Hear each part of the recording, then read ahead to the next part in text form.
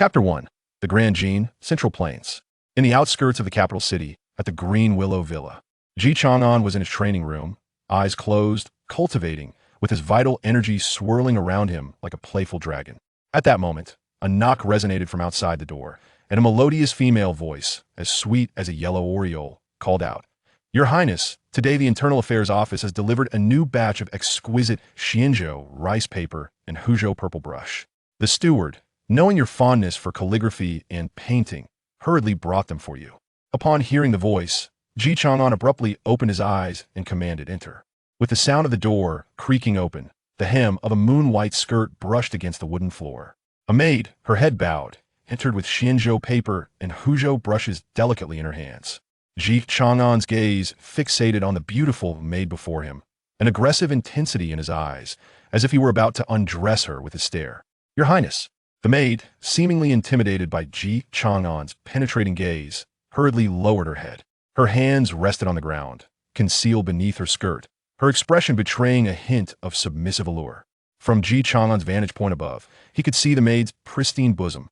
To be a maidservant of the sixth prince of the Grand Jean, her beauty was indisputable. After all, this villa was Chang'an's private property. Whatever he wished to do, none could impede him. "Who sent you?" Observing the scene before him, Chang'an felt no stirrings in his heart.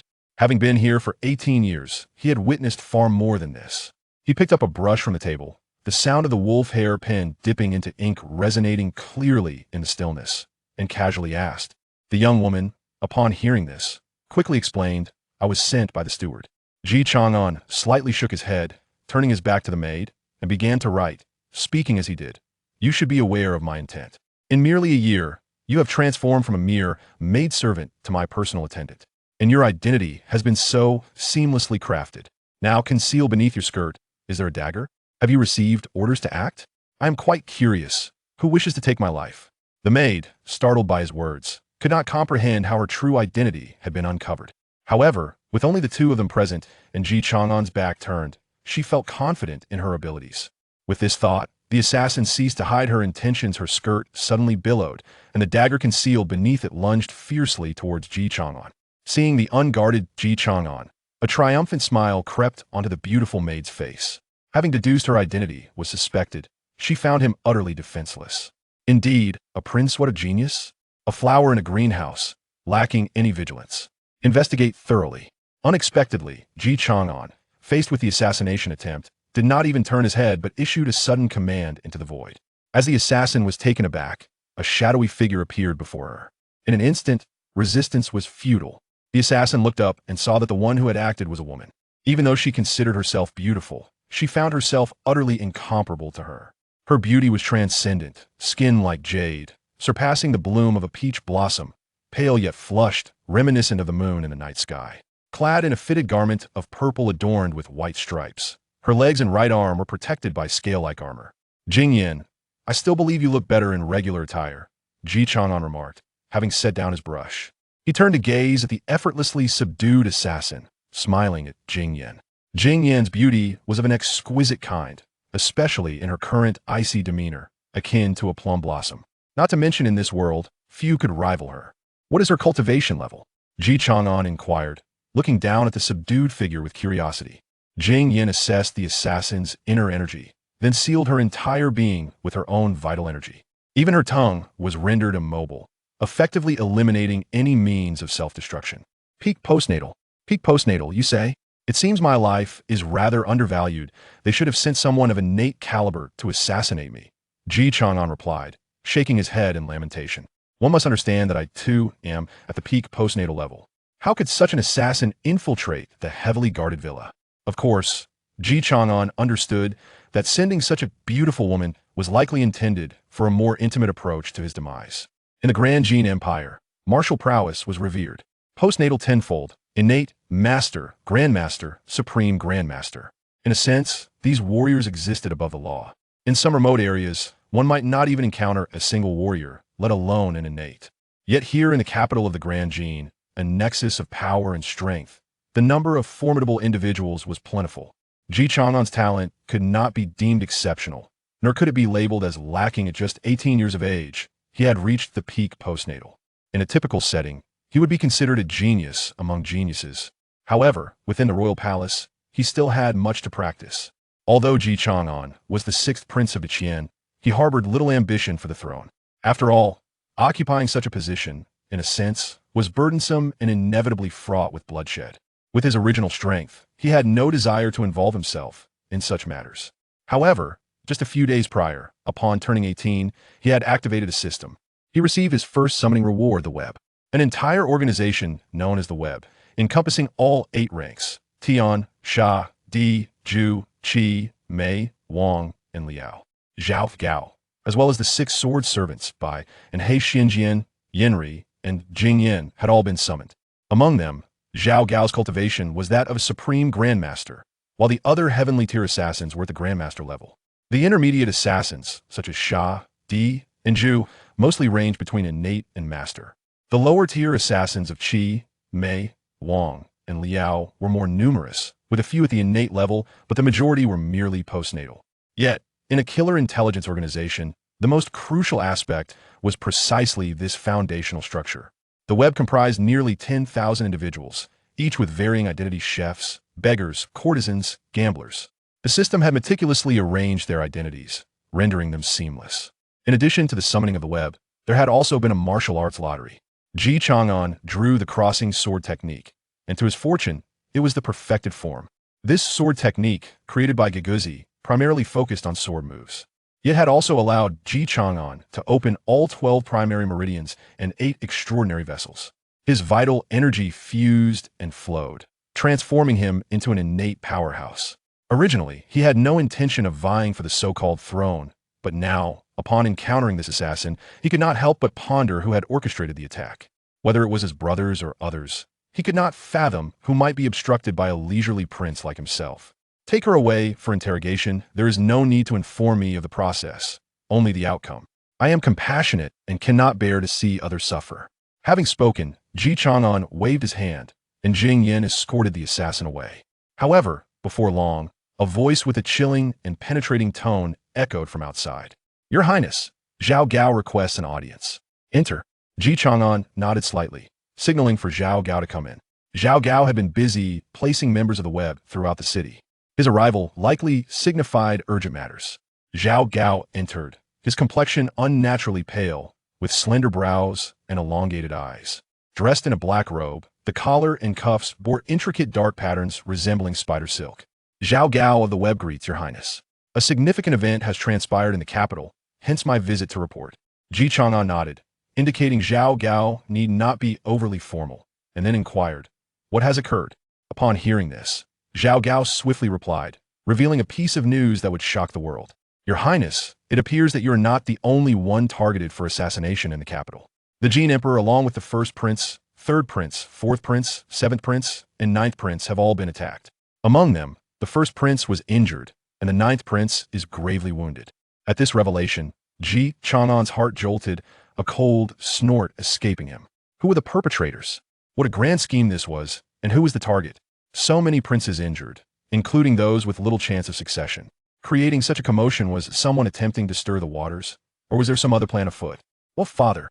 Ji Chang'an inquired, closing his eyes. His mind flickered over the faces of his several good brothers and good younger brothers. He did not attend court today. Zhao Gao's words were succinct, yet conveyed a multitude of meanings. At this, Ji Chang'an's eyes snapped open as the autumn winds howled past. The 2 characters he had just penned were abruptly whisked away by the gust. He watched as the characters Chang'an soared into the sky. To attain peace in Chang'an, how easy could it be? To conceal one's brilliance and hide one's talents, was this the way of Chang'an? Nay, to suppress the world and be invincible, this is the true way of Chang'an. Before long, Jing Yin also received the information divulged by the assassin.as for how to compel the assassin to divulge information. That is no longer a concern for Ji Chang'an. How? Jing and I shook her head, her beautiful eyes narrowing slightly as she explained, "Your Highness, the assassin is unaware of who orchestrated the deed. Even the organization behind them is ignorant. They have been confined in a secluded manner since childhood for training. They are imbued with poison, and their sole mission is to eliminate Your Highness." Ji Chang'an did not elaborate further. "It is of no consequence. It is only natural that we cannot uncover anything. An innate level 10 practitioner, after all, cannot provide valuable intelligence. Zhao Gao sent someone to investigate the location of the manor mentioned by the assassin. Who was the master there? Who constructed it? If they dared to act, they must have left some traces. He understood that the attempt on his life by a mere level 10 assassin was merely a distraction. The true orchestrators of the assassination should be his father, elder brother, and third brother, those who are already emperors or candidates for the throne. Of course, this is merely the superficial aspect of the assassination. The real intent behind it likely lies with his second brother. After all, while other princes have faced assassination attempts, the second prince has remained unscathed, which raises questions. Was it the assassinated princes who sought to create chaos, or was the second prince playing in the shadows? Your Highness, this maneuver is likely orchestrated by the blood-killing hall. The movements from the Jinyui seem to indicate they are searching for martial artists in the capital. Zhao Gao responded, even with just 3 days having passed. Yet, the net is already cast across the capital, and even the Jinyui's intelligence can be uncovered. Blood-killing hall? Chang'an had heard of this assassin organization. It is said to be established by the discarded disciples of various martial arts sections. Ordinary individuals lack even the means to place an order, not to mention that even princes cannot trace its origins. Clearly, it is evident to even a fool that these are mere puppets for certain martial arts sections. However, there remains a distinction between the overt and the covert. It is difficult to ascertain which martial arts sects are the true masterminds. In the Great Jin, and indeed throughout the Seven Kingdoms, martial arts sects and noble families are exceedingly troublesome powers. Heroes disrupt the peace with their martial prowess, resorting to murder and plunder without hesitation. As a saying from the rivers and lakes goes, the Ji family and martial prowess sharing the world. The martial arts forces are formidable. Those powerful sects and noble families have entrenched themselves in various places, unperturbed even in the face of the great Jin imperial family. To tug on one thread is to affect the whole tapestry. Even imperial authority must tread carefully. Ding! The system has been activated. This system is for conquest and destruction. The host may obtain a summoning opportunity each time they destroy or conquer a significant faction or noble family that impacts the world. The stronger the destroyed or conquered faction, the stronger the summoned faction will be. Currently, the host has a beginner's task. Simply destroy any faction or noble family of any size to receive a summoning opportunity. Listening to the voice of the system, Chang'an did not anticipate that the system, which had been silent for 3 days, would finally speak. There are no special requirements, merely a request for conquest and destruction of factions. This world is rife with factions, with the most powerful being the dynasties, followed by the martial arts sections. To annihilate them without facing a combined assault is a challenge. Thus, he requires an appropriate identity, one that can attract allies. For now, Chang'an still needs such an opportunity. Coupled with this assassination attempt, it sparked an idea in Chang'an's mind. With this thought, Chang'an turned to the 2 individuals beside him and said, "Jing and I, prepare my formal attire and a steed. I must go to see my father. Also, spread the news of my assassination attempt. And Zhao Gao, ensure that the traitors within my household are thoroughly eradicated. They are of no further use." Initially, he intended to keep a watch on the assassin to see if she had any accomplices, but he did not expect her to act so swiftly. It appears her timing was meticulously planned, coinciding with the same day. Thus, all those who assisted her must be investigated thoroughly. "Yes, Your Highness," Zhao Gao and Jing and I responded in unison. After a while, outside the manor, a luxurious carriage drawn by 4 white horses was ready. The coachman shielded the sun, and outside the carriage stood 48 guards, disguised as members of the net, mounted on horseback, surrounding the area. Given the recent assassination, precautions for safety were paramount. At this moment, Jing and I was inside the carriage, providing close protection. Dressed in maid attire, Jing and I concealed much of her sharp aura, exuding an added softness. The fitted clothing, while flattering, accentuated her curves, but the maid's pale blue gown presented a unique charm. After all, in the original world, one would seldom have the opportunity to share a space with such a beauty. Moreover, Jing and I was not merely a personal maid and protector at times. She could also serve as a strategist. For she is indeed a person of relentless ambition until her goals are achieved.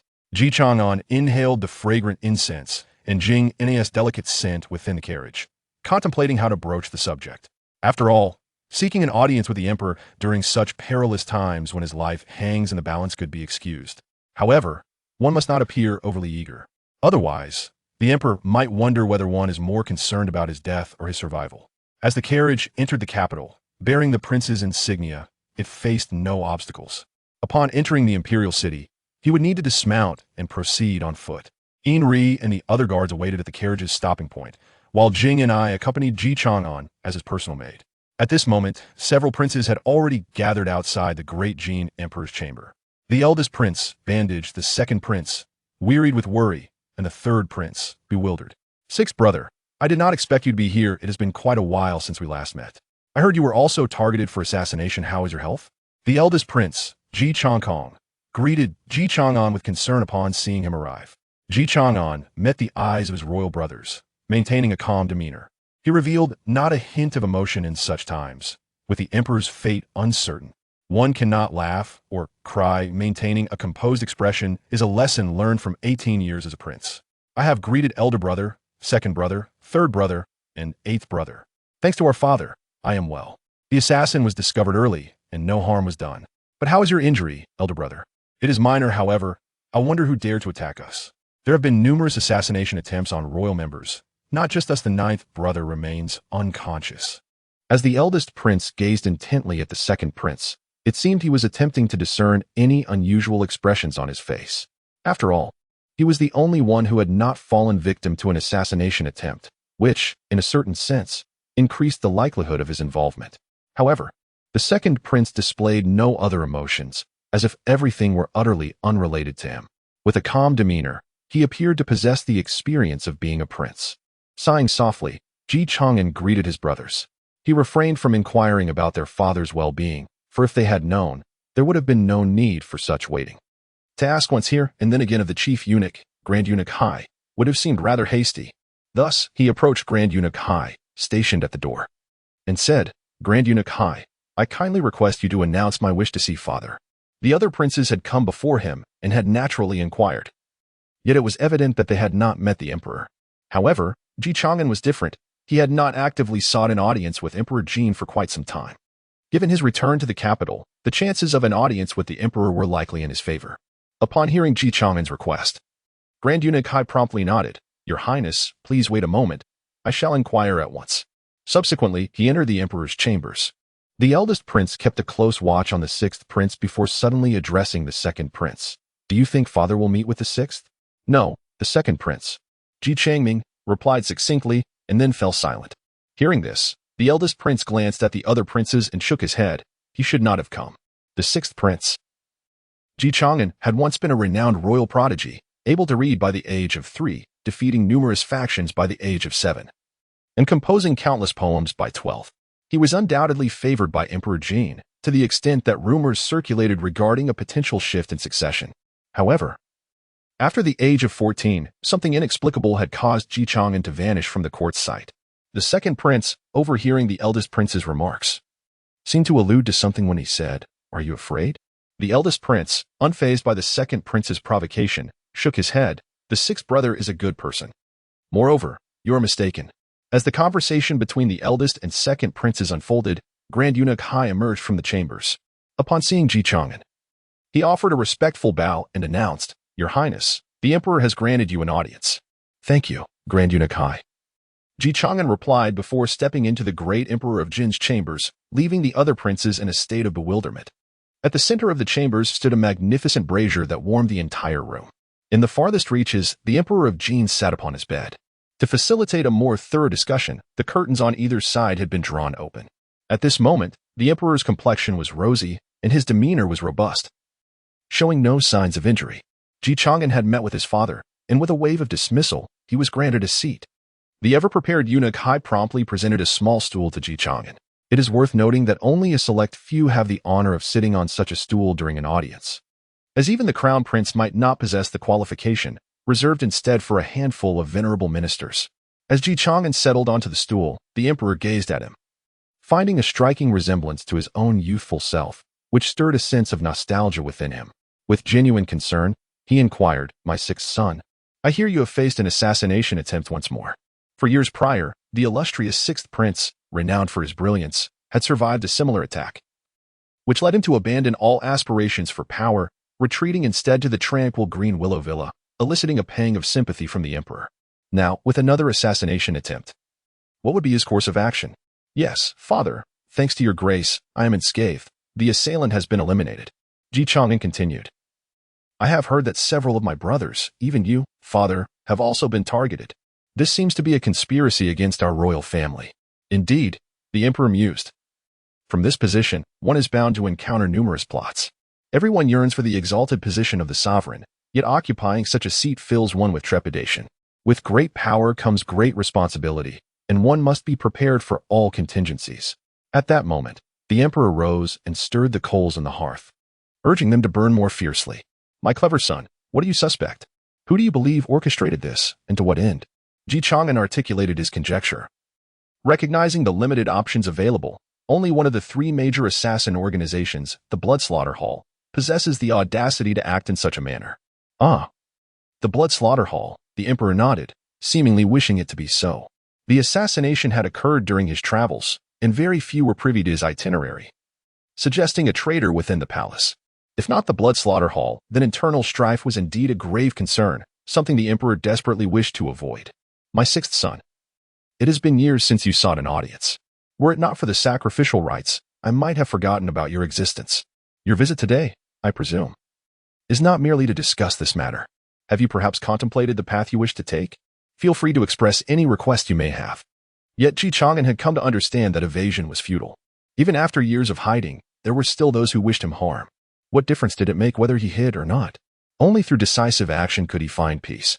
Father, I believe the various martial factions have grown increasingly disdainful of the law. The assassination from the Blood Slaughter Hall likely stems from their dissatisfaction with your tax policies, incited by certain sections. Therefore, I propose establishing a Bureau of Martial Governance to manage these factions, ensuring they comprehend who truly holds dominion over this realm. Upon hearing Chang'an's bold proposal, the emperor was taken aback, having not anticipated such a demand from his son. He had thought he could easily manage Chang'an.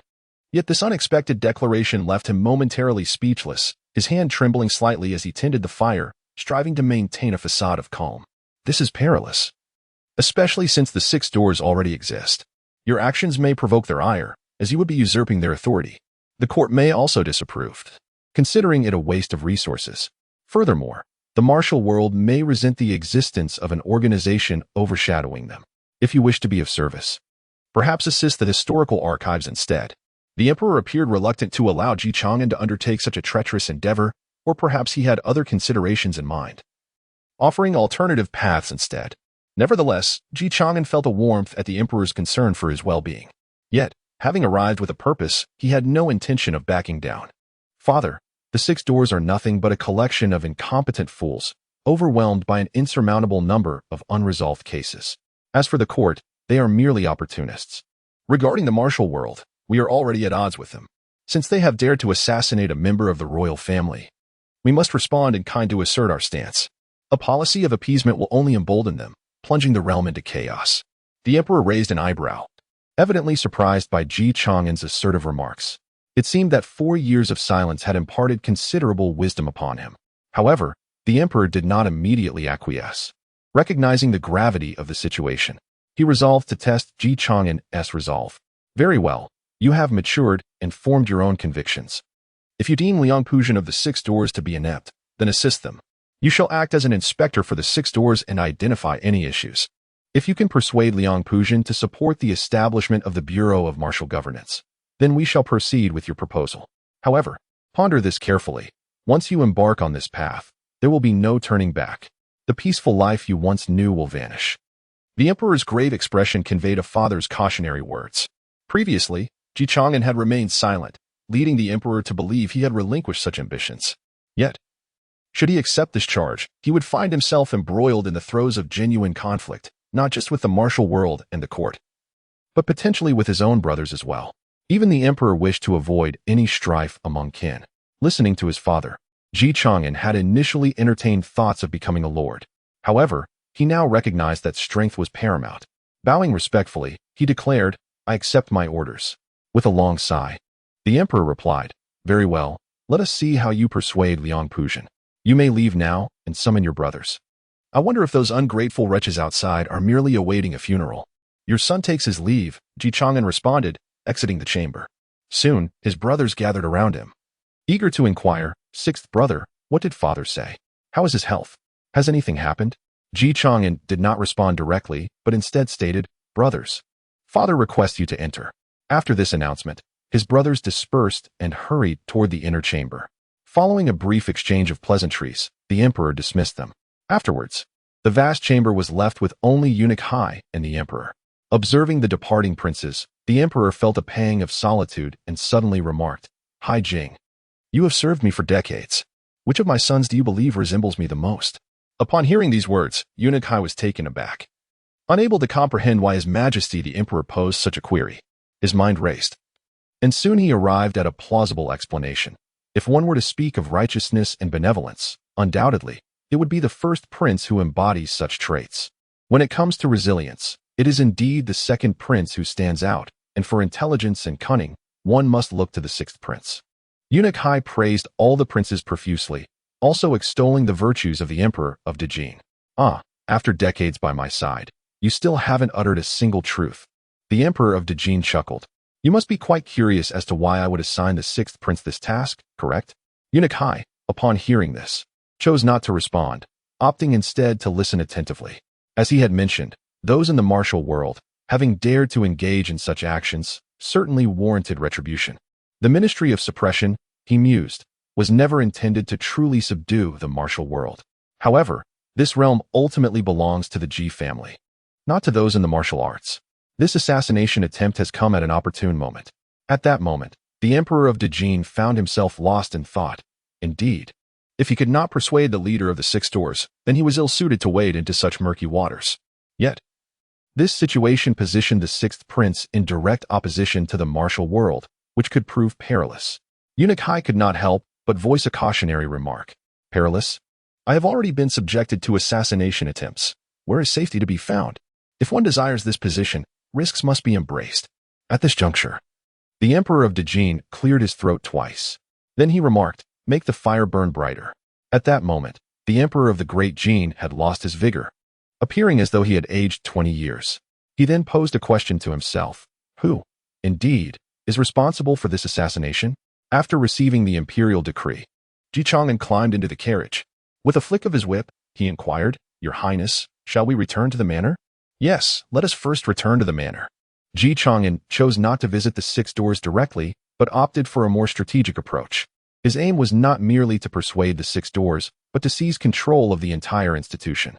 Upon returning to the manor, Chang'an summoned Zhao Gao and asked, "What cases are currently under the purview of the Six Doors?" There is no need for overly detailed documentation. Have the personnel from the Luo network provide me with the list of defendants and the reasons for their charges. Certainly, Your Highness. Zhao Gao nodded and proceeded to make the necessary arrangements. Soon, the table was laden with a mountain of recent cases from the Six Doors, a mere fraction of what the Luo network had gathered, with the Six Doors undoubtedly holding even more. This was the reality of the Great Jin dynasty during its founding. A thorough cleansing had not been undertaken. Now, ridding the system of corruption proved exceedingly challenging. Jing and I, come and take a look to see if there is anything verifiable. Chang'an said to Jing and I, and the two began to sift through the documents. Before long, Chang'an had selected the information he sought, instructing a detailed investigation into a specific case. The next day, Chang'an rose unusually early and set off in a carriage towards the Six Doors. However, he had received word that his father had once again not attended court. From his prior encounters, he was unsure whether his father had sustained any injuries, but it was certain he was capable of attending court. The reasons for his absence invoked a suspicion in Chang'an's mind. The Six Doors served as the judicial authority over martial affairs in the Great Jin dynasty, compared to the Jinyue, which managed government officials. The Six Doors exuded a distinct air of the martial world, with many of its members being disciples from various sections. Notably, the chief of the Six Doors, the renowned Liang But-Ian, was a master of great skill, famously known for having lost one eye, earning him the moniker Blind Eye. Under orders, Yenri drove the carriage directly towards the headquarters of the Six Doors in the capital. Although the capital was vast, the Six Doors were not far away, and Chang'an soon arrived. There, he beheld the red walls and green tiles, with flying eaves and braced rafters, flanked by a pair of stone lions at the entrance. A large plaque above the entrance boldly inscribed Six Doors in prominent characters. The area was heavily guarded. Even the two sentinels at the entrance appeared to possess martial prowess exceeding the 7th level. "Yenri, you shall remain here. Jing and I, come with me inside." With that, Chang'an presented the royal insignia and entered, only to find the 6 doors bustling with activity. The officers were moving briskly, clutching an array of dense documentation. Given the assassination attempt on the emperor and his son, it was only natural that the 6 doors found themselves in a state of disarray. However, Chang'an was not there to assist with their investigations. He had come to stir trouble. Convincing the 6 doors to agree to the establishment of the Jinwu division was an endeavor that would inevitably diminish their power. He hastened forward and arrived at the entrance of the grand hall, where the words a bright mirror hung high were inscribed, seemingly pinned by his own father. Above, Captain Liang was leisurely sipping hot tea, seemingly less occupied than his fellow constables. Upon noticing Chang'an, he promptly rose from his chair and bowed, saying, "This official greets His Highness the 6th Prince. May I inquire what brings you to this place? The malevolence here is quite potent. Your Highness's golden body should not venture into such a realm." Chang'an let out a cold snort upon hearing the words of the one-eyed captain, shaking his head. Is it possible that the renowned Captain Liang cannot suppress this malevolence? Does the plaque bestowed upon you by my father, the emperor, not hold any power against it? Realizing the gravity of the situation, Captain Liang thought to himself that he had underestimated the 6th Prince's astuteness. He hastily replied, "Certainly not. But for one of such esteemed stature, I merely express my concern. Please, take a seat. What brings you here?" Without hesitation, Chang'an occupied Liang's chair, signaling for Jingyu to pour him a cup of tea. After savoring a sip, he remarked, "This tea is quite exquisite. Huangshan Maofeng, a royal tribute. You should share some with me, as it was gifted to you in the first place." Captain Liang felt a pang of regret, cursing internally as he considered his loss. "This will cost me 2 taels." Observing Liang's expression, Chang'an directly stated, "Captain Liang, you must be aware of my purpose for visiting. My tea is not without recompense. Your head may soon be in jeopardy. I am saving you. And consider this tea as my payment." Though Chang'an spoke lightly, his words were laden with an undercurrent of lethal intent. Captain Liang was taken aback, realizing the gravity of the 6th Prince's accusations. This was no trivial crime. It could warrant the annihilation of entire clans. He was bewildered by Chang'an's unconventional approach. If the 6th Prince sought to establish the Jinwu division, they should have discussed its merits and addressed potential drawbacks to persuade him. What was his intent now? Feeling a sense of dread, Captain Liang pondered his own status, knowing that the 6th Prince had no reason to offend him without cause. Did he truly possess incriminating evidence? If so, he might be in serious trouble. "Your Highness, I understand you are relentless. Let us see this evidence." Chang'an wasted no time, instructing Jingyu to present the intelligence gathered by the net. Captain Liang quickly examined the documents. In the autumn of the 378th year of the Great Jin, 34 children had gone missing in the capital, with 9 cases unsolved. The culprits of the resolved cases were destitute gamblers and beggars, with 0 children recovered. The following summer, 73 children disappeared, 12 of which remained unresolved. The offenders were again gamblers and beggars. All these gambling establishments were linked to an organization called the Red Knife Gang. And the beggars had dined lavishly prior to their deaths. Where do you suppose their money originated? I have more cases, Captain Liang. Would you like to know? Chang'an rubbed his hands together, feeling the chill of autumn, but the captain was likely feeling a deeper cold. These cases were profoundly suspicious. And the fact that the 6 gates had not recovered any of these children, especially under the emperor's gaze, raised questions about the efficacy of the 6 gates. At that moment, Chang'an violently slammed his teacup down, causing the fine tea to splatter. "You sit here, donned in royal attire, enjoying the fruits of the people's labor while partaking in others' tributes.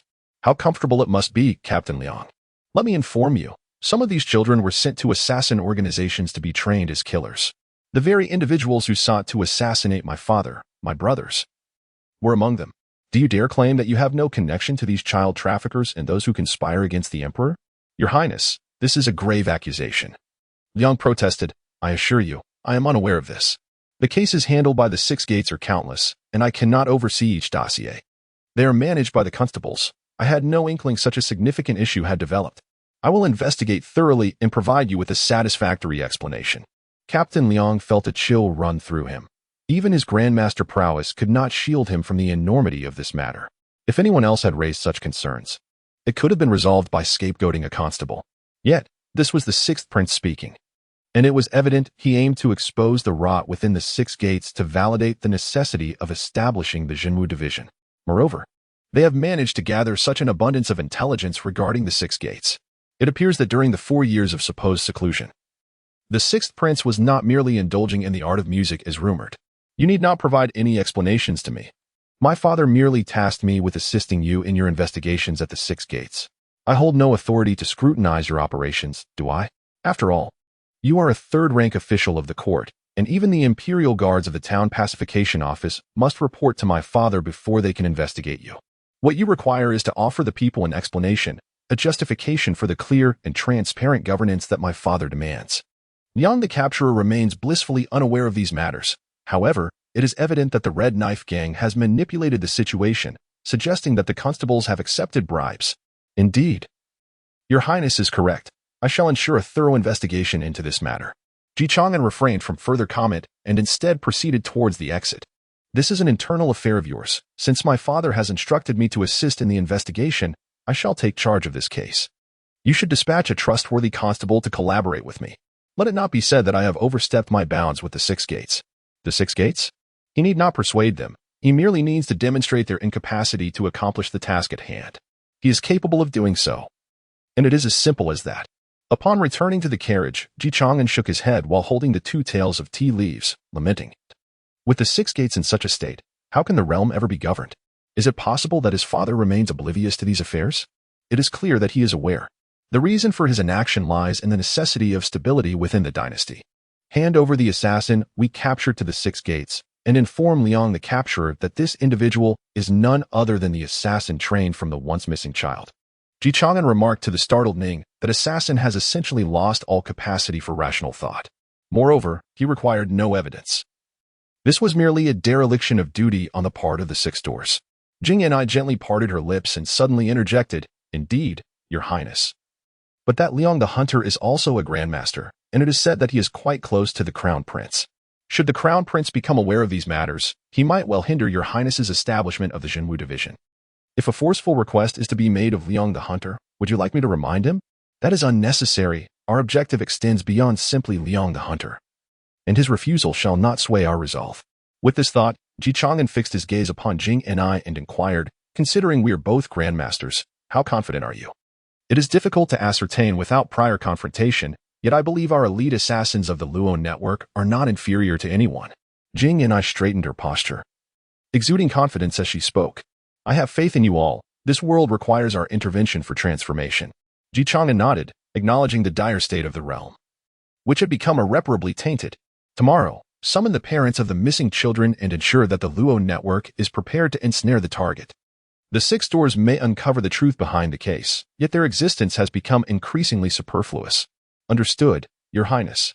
Jing and I nodded and returned to the mountain residence to make the necessary arrangements. Most significant affairs of the Luo network were handled by Zhao Gao, including infiltrations into the residences of officials and various martial arts sects for intelligence gathering, as well as keeping tabs on the activities of their comrades. As for the words of the astonishing salamander, they pertain to addressing matters that require meticulous attention in one's vicinity. Simultaneously, it involves devising strategies for oneself, which could be likened to the role of a personal secretary.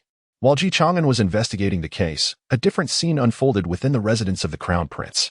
Currently, the Great Jin dynasty boasts 4 princes who have been conferred titles, with the Crown Prince being one of them, holding the title of Wei Wang. He possesses the privilege of establishing his own court and assembling his advisors.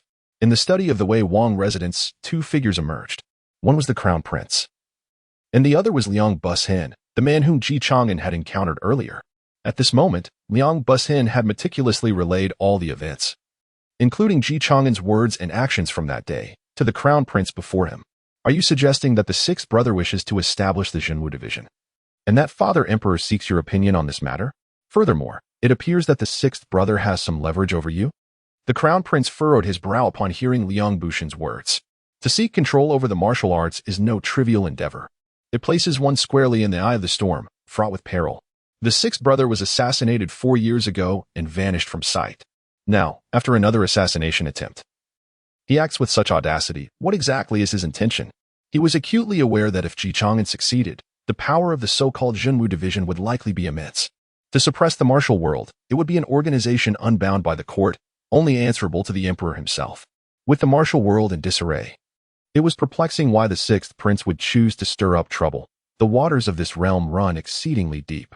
Although the 6th prince is astute, Without the requisite strength, how could he maintain control? Liang Bussen sighed. In that moment, he appeared far less anxious than when he had faced Ji Chang'an earlier. As though the fear he had just displayed was merely a fade. Instead, he began to evaluate Ji Chang'an. Your Highness, what should I do now? Before him stood the Prince of Wei, who, although the Emperor had yet to designate an heir, was undoubtedly a prime candidate for the throne. Just as there cannot be two suns in the sky, this individual was destined to rise as the next sovereign. It was imperative to curry favor with him. The sixth brother possessed little influence within the court. Your transgressions, though regrettable, were merely minor oversights and would not warrant the execution of a grandmaster like yourself by our father. All you need to do is firmly oppose the establishment of the Zhenwu division. I shall handle the rest. The sixth brother must not be allowed to establish this so-called Zhenwu division. Liang Bussen, upon hearing these words, was taken aback. He had not anticipated that the Prince of Wei would disregard all fraternal bonds. To compel him to speak against his own interests would likely mark the end of his own career as a divine catcher. The Crown Prince suddenly cast a glance at Liang Bussen, seemingly discerning his thoughts. The sixth brother is my flesh and blood. For years ago, he was assassinated, and I have felt somewhat guilty ever since. Establishing the Green Willow Villa to indulge in leisure is preferable to anything else. If you were to establish the town guard, tranquility would be disrupted daily. As the eldest son, it is my duty to shield my younger brother from the storms of life. Upon hearing the Crown Prince's words, Liang Bussen nodded in agreement, refraining from saying more. He feared that even a few compliments might be misconstrued as mockery by the Crown Prince, and in such circumstances, silence was indeed the best option. Who do you intend to assign to assist him in the investigation? The Crown Prince inquired suddenly. If we dispatch a disciple from the Six Gates, it may lead to complications with the Sixth Prince.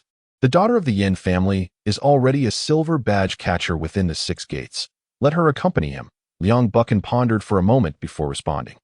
The entire organization of the Six Gates is divided into 4 ranks: Bronze Badge Catcher, Silver Badge Catcher, Gold Badge Catcher, and the Catcher God. The daughter of the Yin family would undoubtedly pose a significant challenge for him.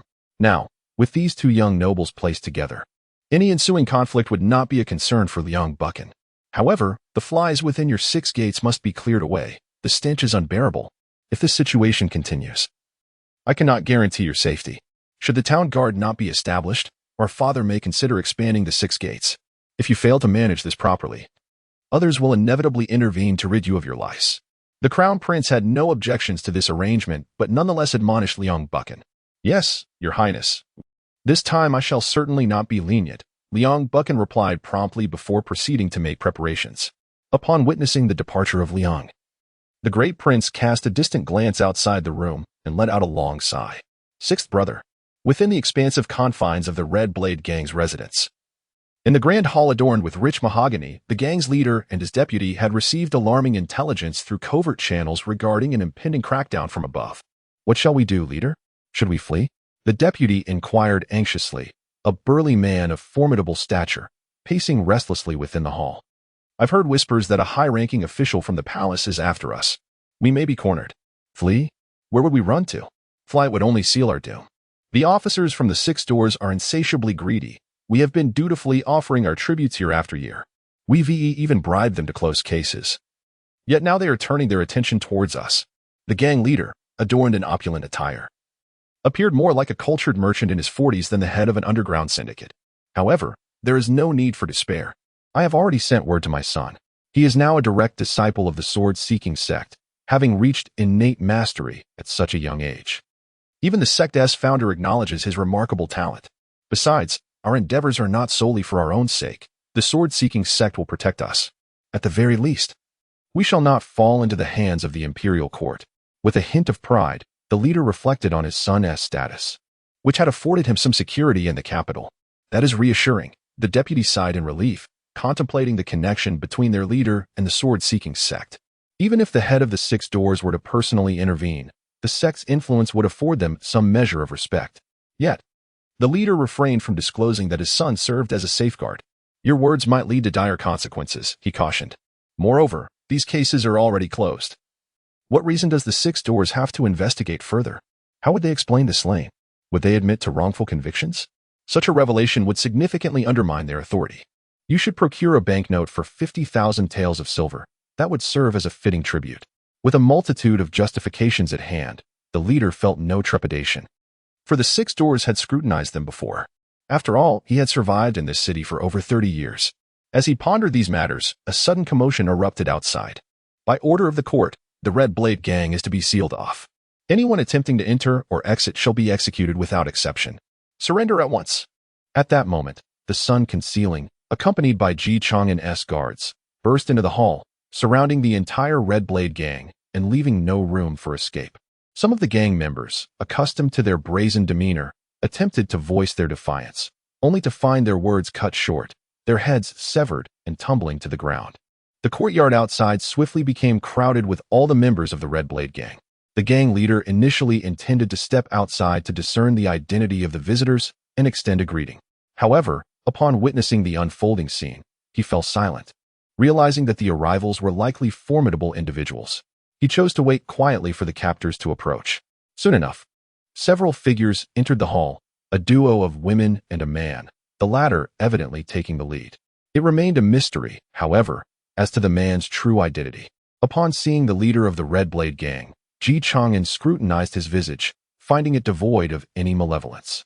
Alas, this seemed to embody the adage of knowing a person's face, but not their heart.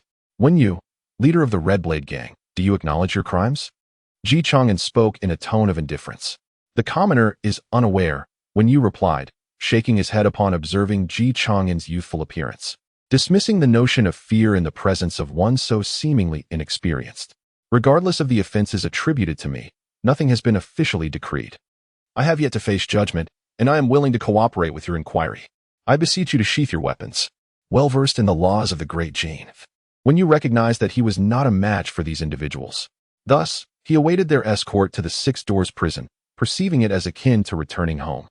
Fear was absent.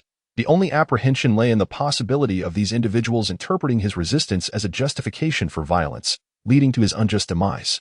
Hence, he promptly surrendered. Is there a need for preliminary questioning at the Six Doors? Chang'an suddenly inquired of Yanjichi. Yanjichi nodded, somewhat at a loss for words regarding Chang'an's inquiry. The only ones who could act with such decisiveness were likely the Imperial Guards, though even their authority was bound by conditions. The laws of the Great Jin indeed documented such protocols. Sir, we ought to apprehend him and confine him within the Six Doors prison, following which we can conduct a trial. Only after he confesses and affixes his signature will the process be deemed complete. Yanjichi responded meticulously, her familiarity with criminal law evident.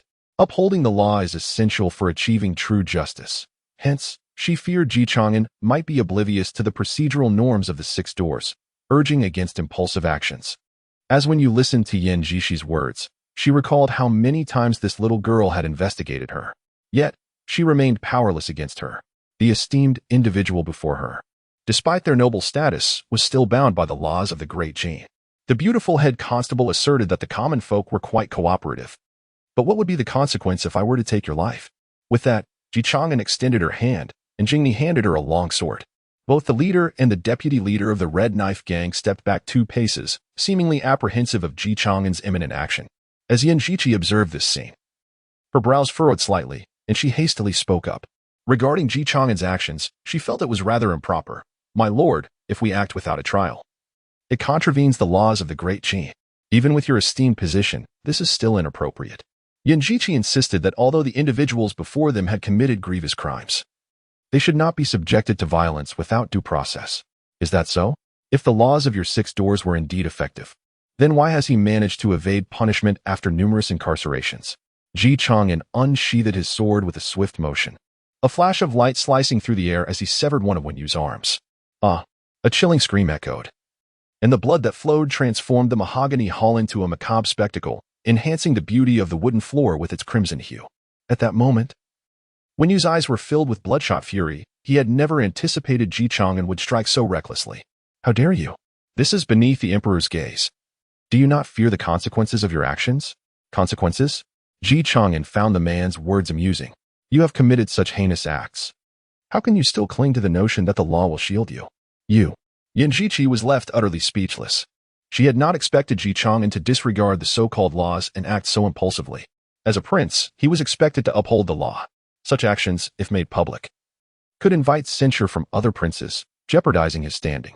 This reckless behavior could very well lead to a complete loss of the emperor's favor.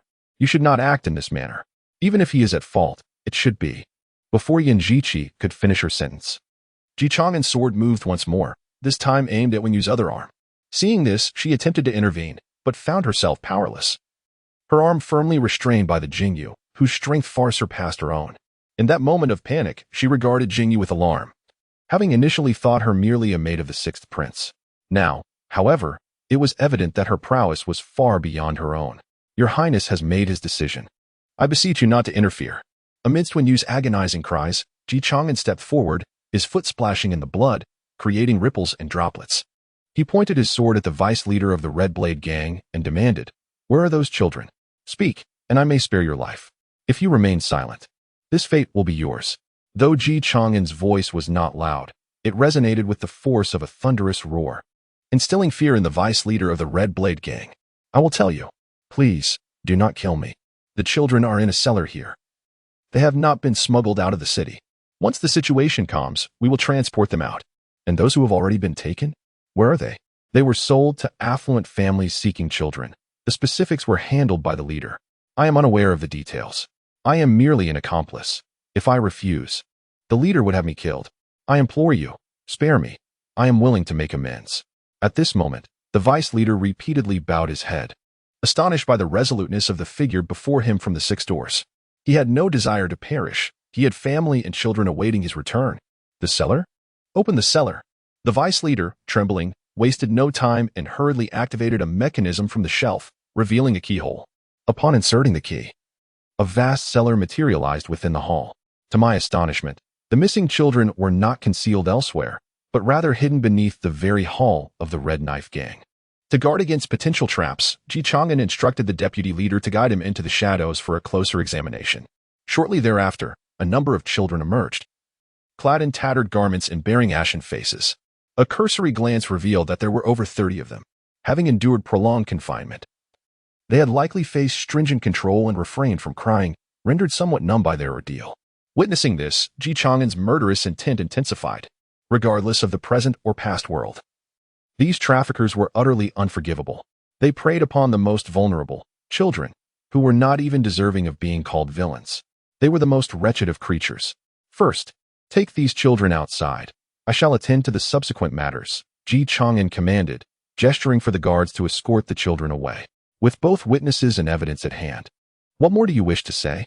He pressed the bloodied sword against the whimpering Wenyu, yet no response came. With a swift stroke, the blade gleamed like a flash, and in her incredulous gaze, it cleaved her form in two.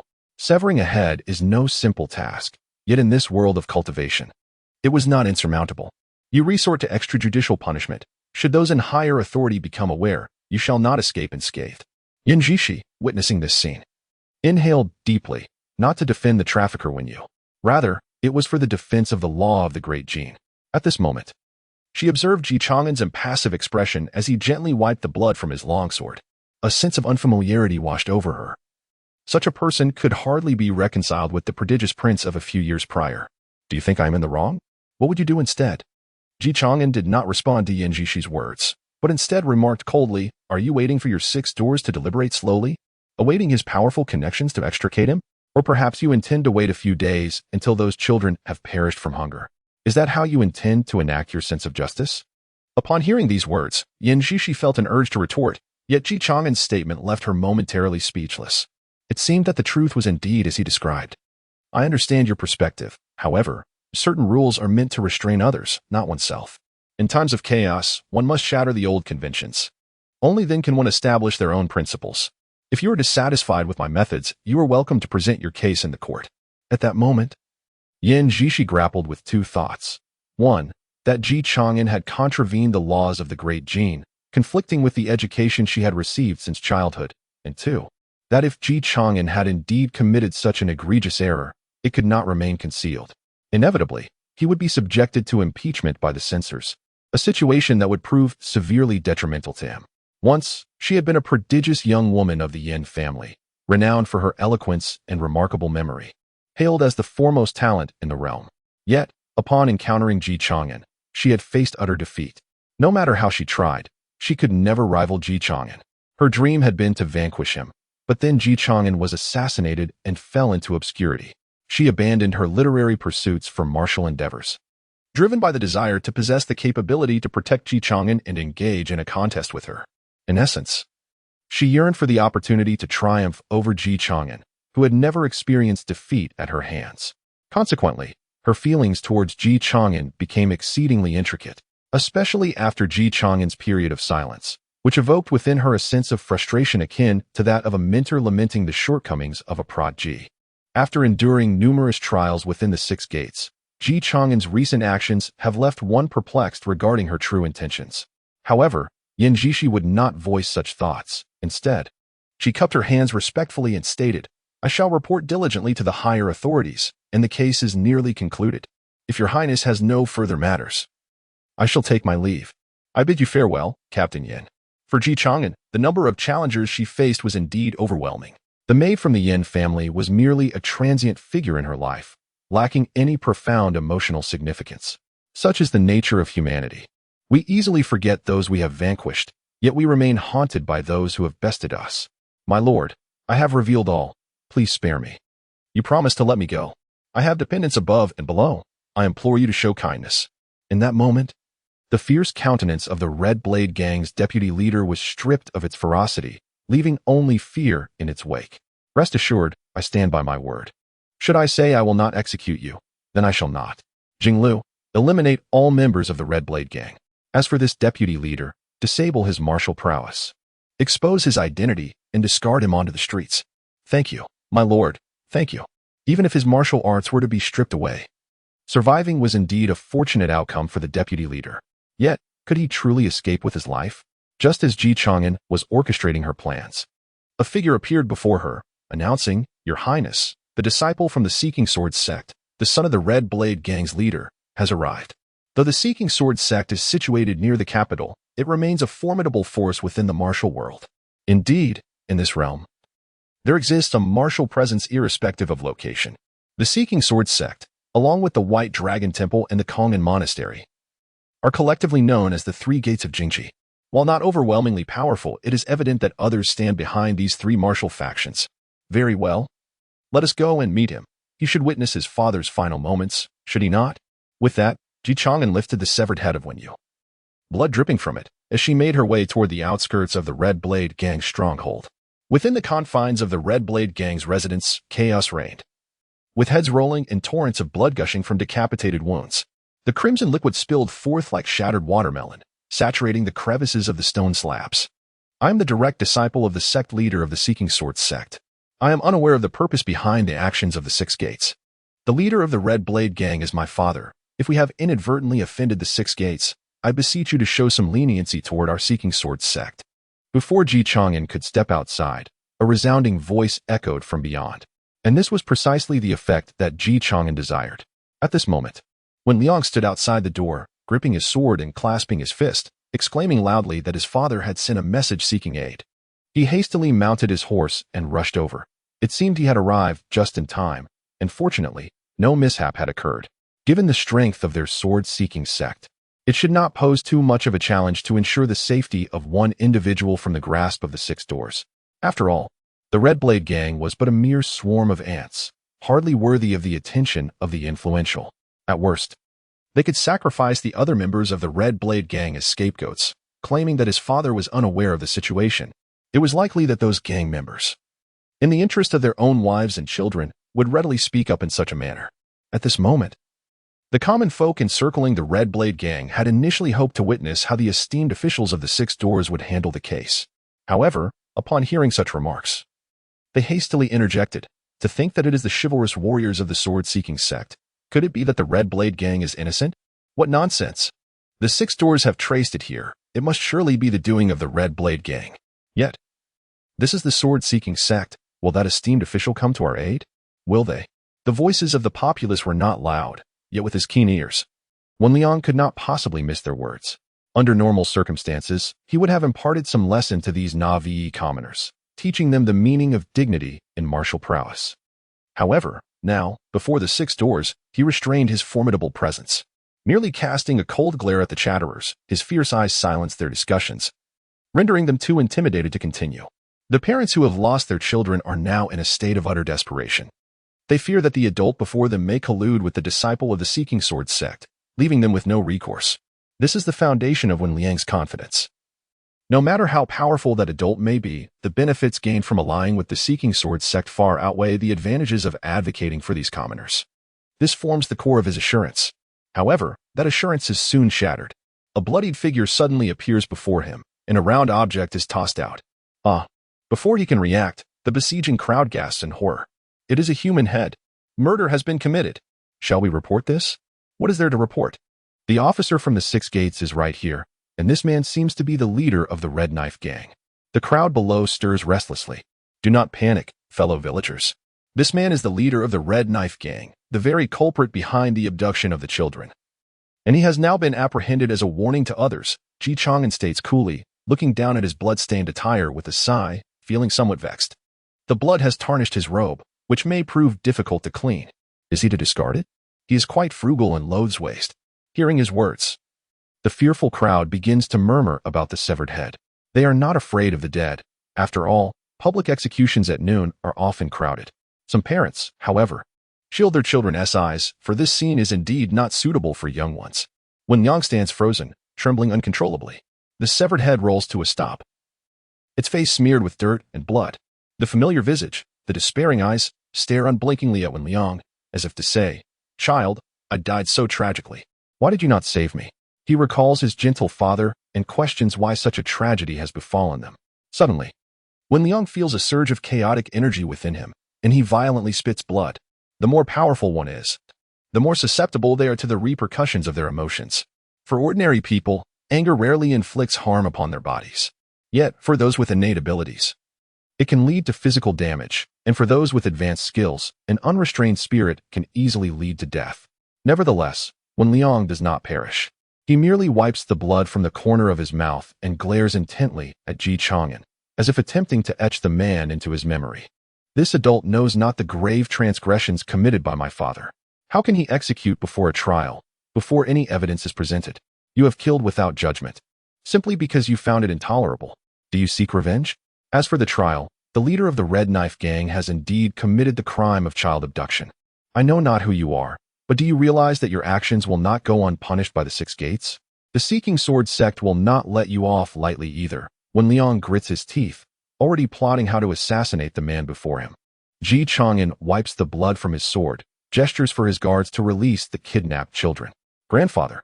Yes, little one. Joyous reunions echo through the crowd. They had never dared to hope they would find their children, feeling as though they were searching for a needle in a haystack. Yet now someone has helped them pull their loved ones from the depths of despair.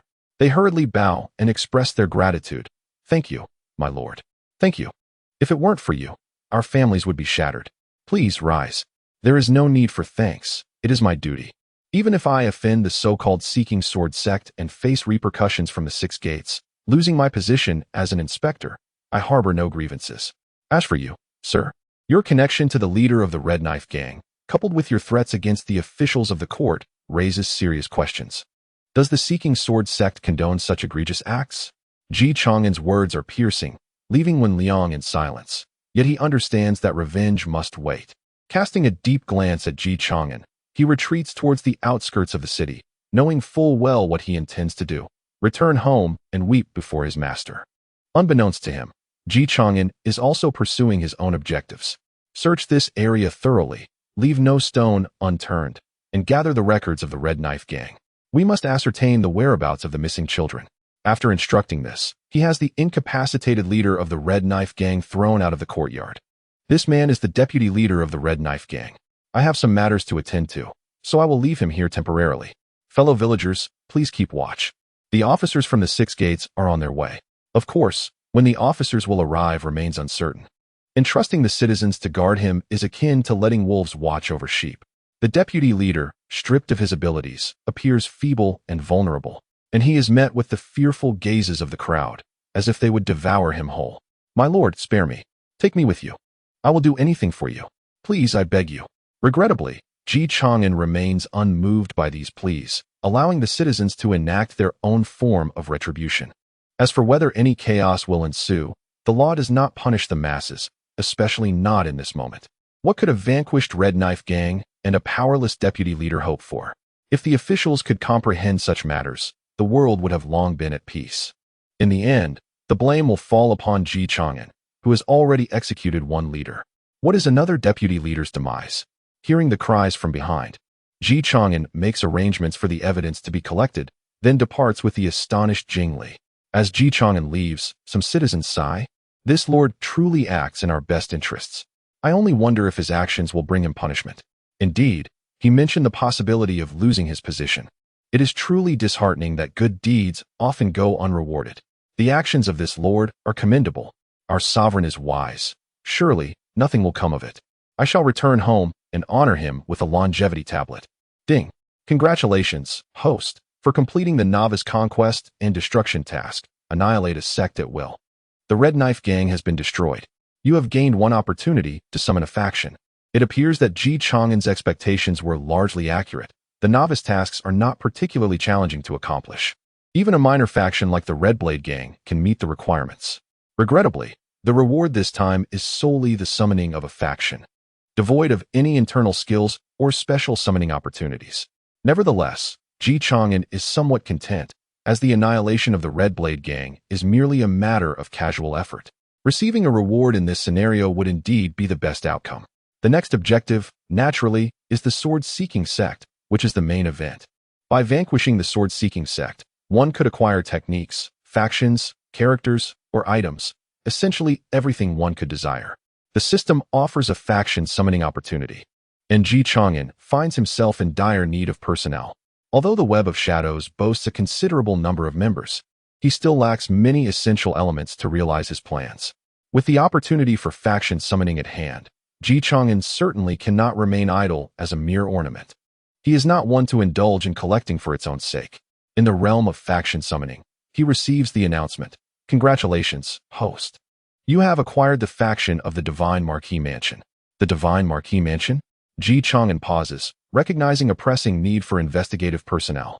The Divine Marquis Mansion is derived from the 4 great detectives, among which lies the 6 doors. Should a case arise that 6 doors cannot handle, it is then referred to the Divine Marquis Mansion. Leading the charge is Zhuge Zhenghua, also known as the Divine Marquis Zhuge, accompanied by the 4 great detectives, Wu Qing, Zhue Ming, Tai Shou, and Leng Shui. Aside from the principal figures, the Divine Marquis Mansion is also supported by intelligence sources and constables affiliated with it. However, their numbers are rather modest, totaling perhaps only 10 to 20,000, a rather scant figure for an organization that spans the entire nation. After all, the Divine Marquis Mansion primarily addresses issues that are beyond the purview of the 6 doors. How fortuitous, Ji Chang'an muses for a moment, contemplating a crucial point.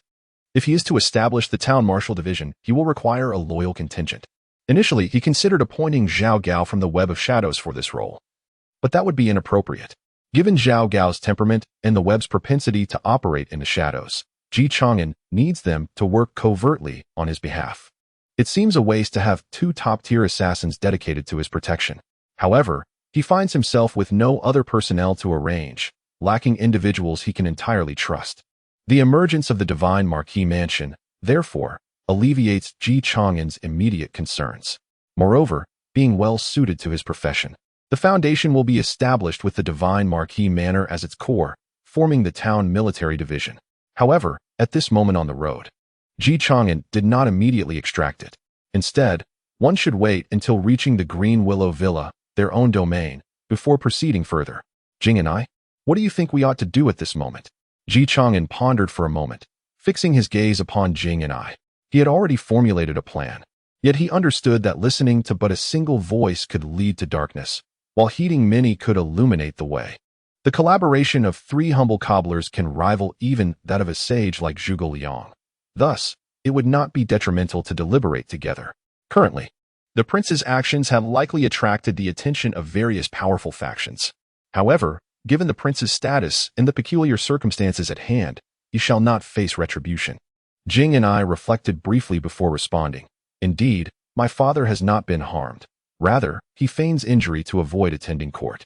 This indicates his disapproval of the excessive actions taken by those in the martial arts community. I have merely eliminated a few human traffickers and offended a minor faction, the sword-seeking gang. In such a time, those truly discerning within the martial arts world will certainly refrain from taking action. At this moment, Chang'an comprehended his father's intentions. It was to provide himself with a justification for not attending court. This would instill fear amongst all martial factions. Apprehensive that should his majesty truly be in peril, he might forsake all retribution. The officials within the court would also hesitate to support the martial world with a word, lest they face the grave consequence of extermination of their clans. To establish the town military commission or to expand the 6 doors, a pretext is necessary. His father, the emperor, awaits the outcome. Should he succeed, the town military commission shall be established. Should he fail, the 6 doors shall be enlarged. Regardless of the result, he must address the rebellious factions within the martial world. Therefore, until a conclusion is reached, his father shall not appear in court. He has obstructed my elder brother, Chang'an remarked, shaking his head. The 6 doors are under the control of the eldest prince. However, this position is perilous, and his elder brother has always been benevolent. While one might call it benevolence, a less flattering term would be weakness, an excess of compassion. This matter of killing is beyond him. It is better that I assist him in this regard. Your Majesty, these are the actions taken by the 6th prince during this period. The 6 doors are in discontent, and the censors have submitted their impeachment memorials. At this moment, within the imperial palace of the great Jin Emperor, the furnace blazes with warmth, as if it were spring despite the autumn chill. The emperor's absence from court does not imply negligence. These are 2 distinct concepts. Even if the members of the cabinet are aware of the emperor's displeasure, they are powerless to act. The emperor has faced assassination, and several princes have also been attacked, with one grievously injured. The emperor's fury is entirely justified. His absence from court pales in comparison to the gravity of recent events. For the censors, impeachment is their duty. This is the role of the officials, merely to voice their grievances. If the 6th prince abuses his power in front of the populace, failing to impeach him would render their positions meaningless. The great Jin Emperor perused Chang'an's transgressions within the 6 doors, a smile gracing his lips. Well done. It seems these 4 years have led him to clarity. For years prior, while Chang'an was intelligent and astute, he exhibited a certain hesitation. Such a character may thrive as a genius, yet ascending to the throne demands more than mere cleverness. Throughout history, how many prodigies have ultimately met a favorable end? Oh, truly, he is my son. He has surprised me. We presumed he would rely solely on his eloquence to sway the 6 doors. Yet he realizes that mere words hold little weight. The great Jin Emperor laughed heartily. As for his minor transgressions, well, one can only say that when the emperor wishes to overlook them, such trifles are indeed pitifully trivial. The saying that princes are equal to commoners in punishment has been uttered for countless years, yet which dynasty has genuinely upheld it? Even those martial sects that pride themselves on chivalry cannot be merciless when their core disciples err. Everyone is but a common crow. Who among them possesses feathers less dark than the others? The great Jin Emperor scrutinized the intelligence in his hands, his gaze suddenly sharpening as he discerned an inconsistency. Where exactly does this wretched boy's intelligence originate? Has he placed his pieces within the 6 doors? To navigate through such numerous cases and identify suitable ones and candidates to resolve these matters is no small feat. Clearly, apart from luck, this requires considerable skill. Haidong, the eunuch, listened intently, maintaining a contemplative silence. For years ago, the 6th prince secluded himself in the Green Willow Manor, and few were privy to this information. In the following years, it was impractical to deploy many personnel to oversee a seemingly forsaken prince. It appears that during these 4 years, he has not been idle, but rather has been accumulating strength for a significant emergence. Let us not intervene. The divine captor of the 6 doors has yet to arrive, indicating alternative intentions. We shall observe. The great Jin Emperor reclined against his bed, this assassination attempt granting him a brief respite. In the ensuing conflict, he remains alive, thereby managing to maintain a semblance of control over the situation. Yes, Your Majesty, replied the eunuch, having received his orders. However, the Sun Jian sect may take action against the 6th prince. Should we not issue a word of caution? No need. An assassination has already transpired, and the Sun Jian sect would not dare to lay a hand on the 6th prince. As his father, I have bestowed upon him a protective charm. If he were to provoke the Sun Jian sect without any assurance, it would simply reflect his lack of foresight. The Emperor of Dejin had just praised his son, yet his next words were chillingly cold. Such is the nature of royalty, especially as the current emperor seeks an heir. He wishes to ascertain how far the sixth prince can go. Of course, he possesses information unknown even to the eunuch, namely, that there appears to be a formidable guardian by the sixth prince's side. The Sun Jian sect cannot touch him. The eunuch nodded, intending to carry out the arrangements, but was halted by the emperor's command. Go, burn these worthless papers. Though these memorials from the censors hold little value, they can at least warm the room for a brief moment. The eunuch complied, casting the censors' memorials against Chang'an into the fire within the palace chamber. Instantly, the flames surged high, aligning with the emperor's words. They would provide warmth for a fleeting moment before turning to ash. After the eunuch departed, the emperor rapped his fingers on the table and instructed the shadowy guard lurking in the darkness. Investigate the identity and intentions of the powerful individual appearing beside the sixth prince. The Emperor of Dajin possesses not only the six doors to oversee the martial world and the Jinyui to monitor the officials, but also the true assassins dwelling in the shadows, whose sole purpose is to serve the imperial family through lethal means. They are far more terrifying than the renowned Jinyui. As for Liang Buchan, the chief of the six doors, he has already discerned the truth of the matter from Yan Jishi's account. The constable, who had accepted bribes from the Red Knife gang, was apprehended by her own hand. Yet, the winds of chaos had already begun to stir. The death of this constable would only escalate the turmoil. What fate awaits the god of capture and the sixth prince after such deeds? Yan Jishi pondered, grappling with her conflicting emotions. On one hand, she was steadfast in her commitment to the law, while on the other, reality had begun to sway her convictions. Furthermore, concerns for Ji Chang'an's safety weighed heavily on her mind, not out of genuine worry for him, but rather a fear that he might be crushed by the repercussions of his actions. Defeating a fallen version of him would serve no purpose, she mused. Listening to Yan Jishi's words, Liang, the god of capture, fell into silence. Had it been anyone else posing such a question, he would have expelled them without hesitation. Yet, regrettably, this young lady before him was akin to a revered Buddha, one he could not dismiss. He responded, ultimately, it is the emperor who will decide. Moreover, do not conduct internal inquiries to avoid gossip. You should transfer those constables bribed by the Red Knife gang to the Ministry of Justice. Given the circumstances, it is clear that I cannot protect these constables any longer. The ministry will come for them regardless. By sending them now, we can spare ourselves further complications. Understood, Yan Jishi replied, proceeding to take care of the matter. Though those constables were her colleagues, there was no emotional bond between them. After all, differing paths do not lead to collaboration.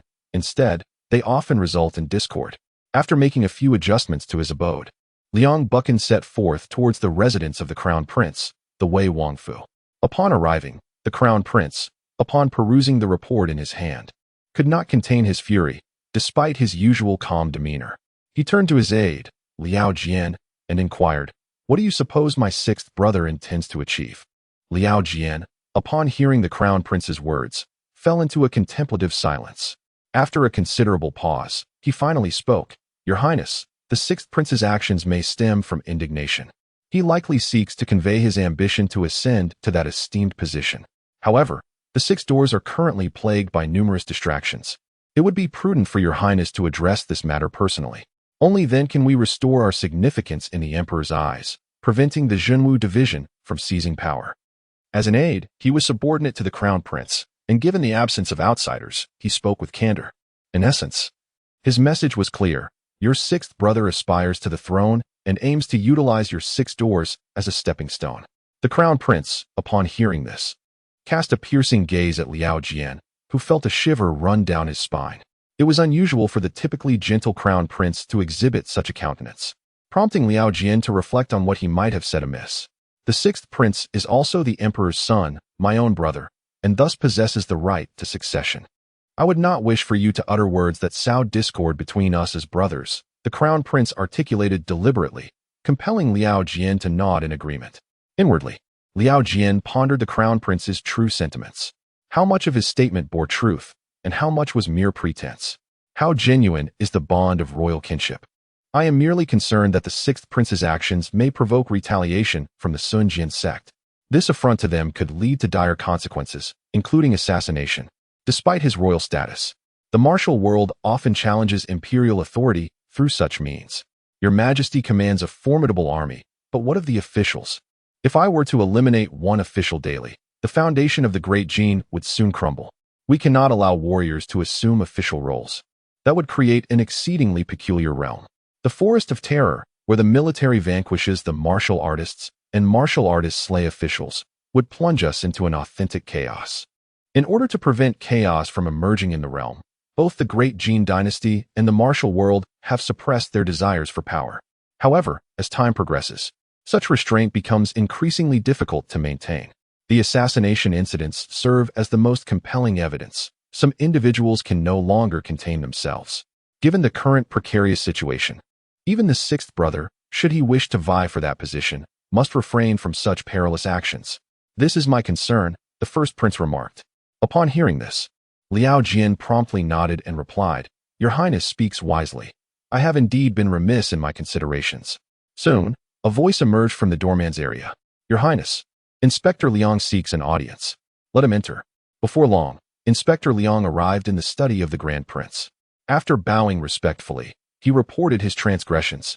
Your Highness, I have already sent those constables who violated the regulations to the Ministry of Punishment. Upon hearing this, the Grand Prince sighed, Alas, I had already turned a blind eye and warned them multiple times. Yet, such events have transpired. Let the Ministry conduct its normal investigations. By the way, ensure that the 6 doors also conduct a self-examination. Any found guilty should be sent to the Ministry of Punishment. Inspector Liang fell silent for a moment, pondering that the prince was perhaps too merciful. The constables connected to the Red Blade gang had already surfaced, and they could not be executed.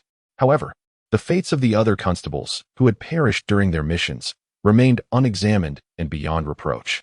Of course, Inspector Liang was not there to instruct the Grand Prince on matters of execution, nor would he voice such thoughts. Instead, he inquired, What of His Majesty? What he sought was clarity on how to respond should the Emperor question him regarding the establishment of the town guard. Refuse. The Grand Prince spoke with unwavering certainty, leaving no room for negotiation. I know not how my 6th brother acquired information about the 6 doors. There may be those aiding him. However, the martial world is fraught with peril. He cannot grasp its depths. Should the town guard be established, it would render him an enemy of the realm, far too dangerous. Additionally, investigate how my 6th brother came by this information and ensure he is not deceived. Yes, Your Highness. Should His Majesty inquire, I will respond truthfully. Inspector Liang promptly replied. He was indifferent to the sincerity of the prince's words. Whether they were genuine or feigned, it mattered not. His sole focus was to fulfill his mission, for with only one eye remaining, seeing nothing was perhaps the best course of action. Chang'an, accompanied by the likes of Jingyu, returned to the Green Willow Villa. Standing in the pavilion outside the villa, he gazed at the golden koi swimming gracefully in the pond. Despite the autumn season, the courtyard was suffused with the fragrance of blooming flowers, evidently a testament to considerable expenditure. System, summon the esteemed Zhuge Jinhua from the Divine Marquis's residence, Chang'an instructed. He opted to summon but one individual, for too many guests would render the courtyard too crowded. Soon, an elderly gentleman clad in a moon-white robe, cinched with a pale blue ribbon, materialized before Chang'an. Though the elder's face bore some wrinkles, he retained a youthful visage, exuding an air of boyish charm, devoid of any signs of aging. Upon witnessing this, the creature of astonishment subtly leaned towards Chang'an. Should this individual pose a threat to the esteemed prince, it would not hesitate to intervene, if only for a fleeting moment. However, Chang'an harbored no concerns, for those summoned were unequivocally loyal. Zhuge Jinhua, having met the prince, respectfully bowed and clasped his fists in greeting. I have the honor of meeting the Divine Marquis. Please take a seat, esteemed Marquis. We may still need to rely on your esteemed presence. The realm is currently beset by suffering and chaos, rendering even the imperial authority incapable of effective governance. Chang'an gestured for him to sit, and the two took their places within the cool pavilion. Chang'an accepted the teapot from the creature's grasp and poured steaming tea for Zhuge Jinhua. He then poured himself a cup and savored it. Indeed, the tea from the esteemed Liang Shenbu was far more delightful. It possessed a certain sweetness that was simply unrivaled. Surely, the esteemed Lord Shenho is aware of my current predicament, yet I wonder what insights he may offer. The evidence from the Luo network has already demonstrated that these individuals will acquire fundamental information about this world. After articulating the present circumstances, Chang'an turned to inquire of Zhuge Jinhua. Zhuge Jinhua promptly accepted the teacup, bowing respectfully as he spoke. Thank you, Your Highness. I have a modest understanding of the current situation. If your highness wishes to establish the Jinwu division and eradicate the Sunjian sect, it is imperative to strike with legitimacy. In the face of absolute power, acting with legitimacy holds great significance. Imperial authority wields the most formidable apparatus of violence. However, this power resides solely in the hands of the emperor. Even a casual misuse of such power could invite dire repercussions. However, Chang'an sought to utilize this force with a sense of legitimacy. To command the respect of the martial world, one must be above reproach. Yet, once one possesses sufficient strength, such concerns become trivial. We have procured the ledger of the Red Knife Gang. Nevertheless, Chang'an exhibited no anxiety regarding this matter. There is no sect free from greed, just as there is no one who does not covet wealth. Their protection of the Red Knife Gang cannot solely be attributed to the fact that a disciple is the son of its leader. There must be deeper motives at play. Initially, it was our task to investigate this, but given the expertise of the Divine Marquis, we may require his assistance. As you command, Your Highness. The Divine Marquis promptly replied, bowing deeply as he accepted the task. Following his words, Chang'an summoned the renowned four great captains. Wu Qing, a limping figure, was famed for his acrobatics and stealthy weapons. Tai Shou, known for his internal energy. Zhue Ming, celebrated for his leg techniques. And Leng Shui, distinguished for his swordsmanship. Each of the four possessed unique characteristics, yet they all shared a profound disdain for evil. Furthermore, they were all grandmasters, while Zhuge Jing stood as a supreme grandmaster. Their prowess far exceeded that of the Six Doors, thus establishing the town of martial authority posed no immediate challenge. Your Highness. The four great captains greeted Chang'an with a bow upon their arrival. Come, let us examine the records and ledgers of the Red Knife Gang together with your master. Chang'an instructed that all materials belonging to the Red Knife Gang be handed over to the four great captains and Zhuge Jing for scrutiny in a side room. These individuals possessed sharp intellects, and he trusted they would uncover the truth. Once arrangements were complete, Chang'an reclined leisurely in his chair, watching as Jingyu poured him a cup of hot tea. I find that killing can be rather exhausting. Jingyu, would you kindly massage my shoulders? Certainly, Your Highness. Jingyu responded, positioning herself behind Chang'an and employing her slender fingers to apply pressure. Assassins possess a profound understanding of the body's acupoints and meridians. Thus, their skills in both killing and massage are equally effective. Have we gathered any information regarding the assassin who attempted to take my life? Has the training estate been identified? Chang'an inquired as he savored Jingyu's ministrations. We have traced it to an underground estate, and notably, its layout mirrors that of our Green Willow Manor. The intent appears to be to familiarize the assassin with the terrain for their nefarious purposes. To acquire the architectural plans of our manor would require, Jingyu elucidated, her meaning clear. While martial artists might glean some minor details about the manor's design, replicating it precisely would be virtually impossible. It is likely that the architect's blueprints contained flaws, and those responsible for the construction were artisans under royal control. I understand. Continue your investigation. Even if we eliminate the original builders, the material supply chain will surely yield clues. Chang'an shook his head, sensing an anomaly. Why? He pondered. Would the enemy construct so many edifices yet only send a single assassin? Could this assassination attempt have been instigated by my father? Chang'an squinted, a sudden realization striking him. Perhaps his father's aim was to convey that even seclusion would not offer safety. Of course, this remained merely a hypothesis, adding yet another suspect to the list. However, Chang'an felt no trepidation. He now commanded the web and the Divine Marquis, ensuring a degree of safety. The truth of these events would become clear once he held dominion over the world. As the sun began its descent, Zhuge Jing emerged with evidence linking the Seeking Sword sect and the Red Knife Gang. Your Highness, the Red Knife Gang maintains a clandestine ledger. Our decryption has revealed that a portion of the children they abducted was sold. These transactions were meticulously recorded. However, the majority of the children were delivered to certain factions without any exchange of money. Zhuge Jing continued, upon verification with the web, it appears that the leader of the Red Knife Gang visits his son at regular intervals, coinciding precisely with the times of the children's disappearances. Yet, there is a lack of definitive evidence. Chang'an nodded, taking over the conversation. These divine captains were indeed formidable. It was challenging for anyone to decipher the encrypted ledger. It was entirely reasonable for the Red Knife Gang to leave no tangible evidence. In truth, even if evidence existed, it may not suffice. Having enjoyed Jingyu's massage, Ji Chang'an rose and stretched. Sometimes, possessing evidence does not guarantee accountability for the Seeking Sword sect. Conversely, a lack of evidence can also be inconsequential. What need is there for pretexts when one wishes to impose guilt? Furthermore, all these actions are theirs to bear. At this point, Ji Chang'an gestured for Jingyu to present a letter. This is a forgery crafted by the leader of the Red Knife Gang, who feared retribution from the Seeking Sword sect. We discovered it. In this letter, the leader unequivocally states the culpability of the Seeking Sword sect. Tomorrow, the web will disseminate this letter throughout the capital, and I shall personally ascend Seeking Sword Mountain to demand an explanation for those children. Ji Chang'an paused before adding, "This matter requires no consultation with anyone. They possess no authority to impede me. Once public opinion sways, the Seeking Sword sect shall face inevitable doom." Zhuge Jinhua accepted the letter from Ji Chang'an, which read, "I am Wen Liang, leader of the Red Knife Gang. To prevent the Seeking Sword sect's leader from silencing me, I pen this letter to expose their vile deeds, so that I may die with my eyes closed.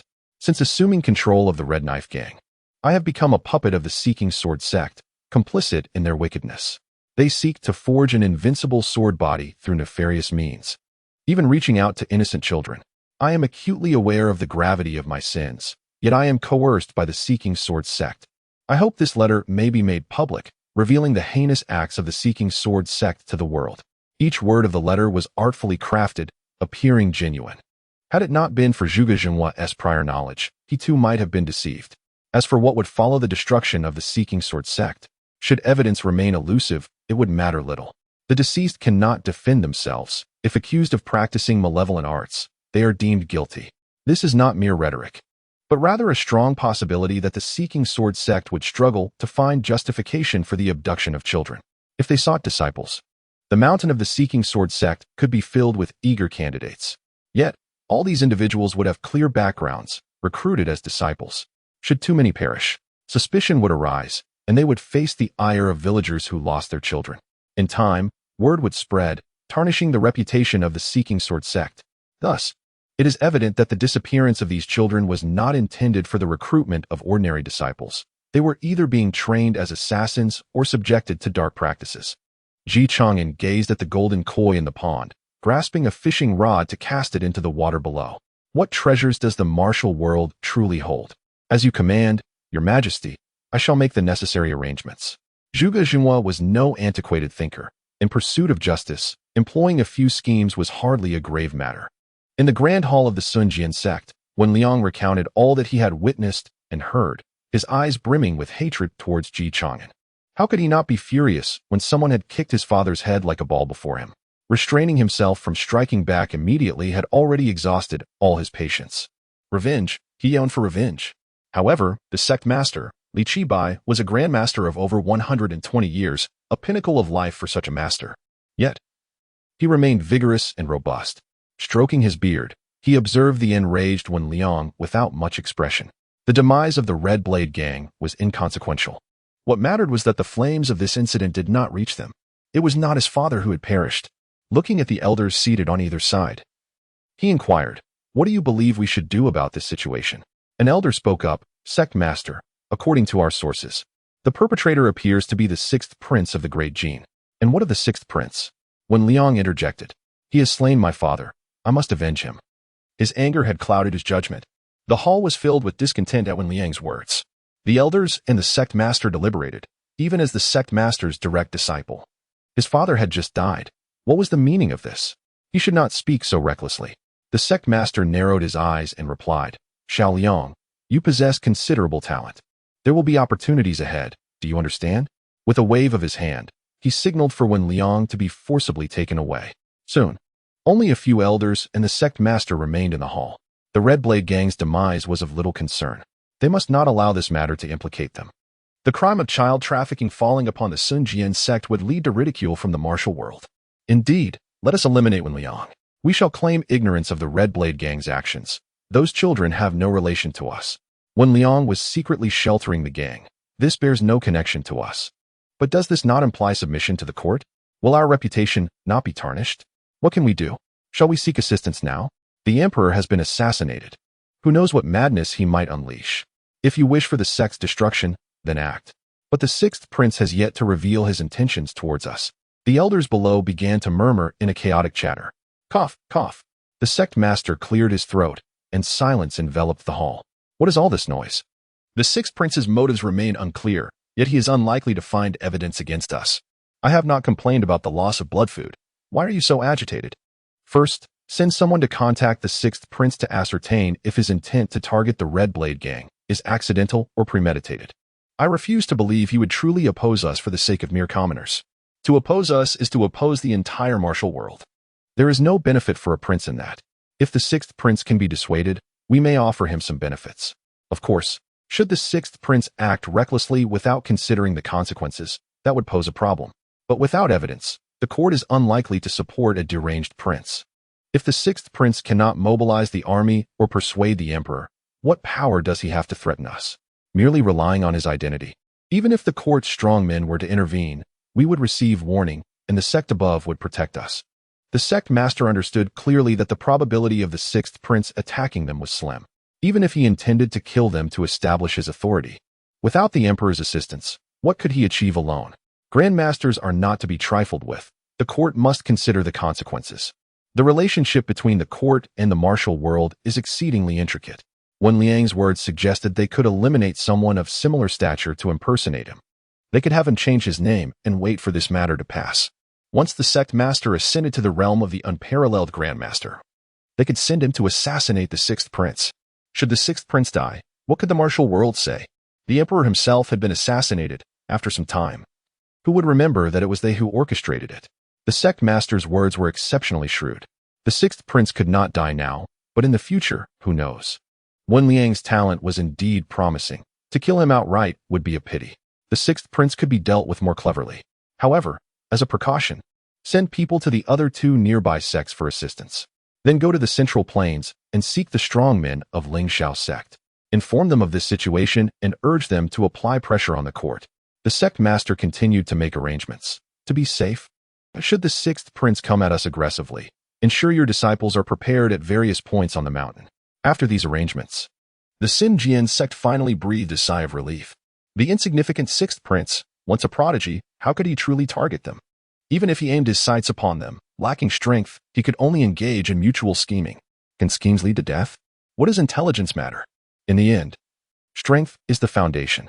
If a peaceful resolution can be achieved, that would be best. Yet, should the sixth prince truly wish to use the Xinjiang sect as a stepping stone for his ascent, they must be cautious not to suffer grievous consequences. The formation of the Xinjiang sect could easily claim even a grandmaster's life. As for the unparalleled grandmaster, how could someone without power like a mere prince ever hope to recruit such a being?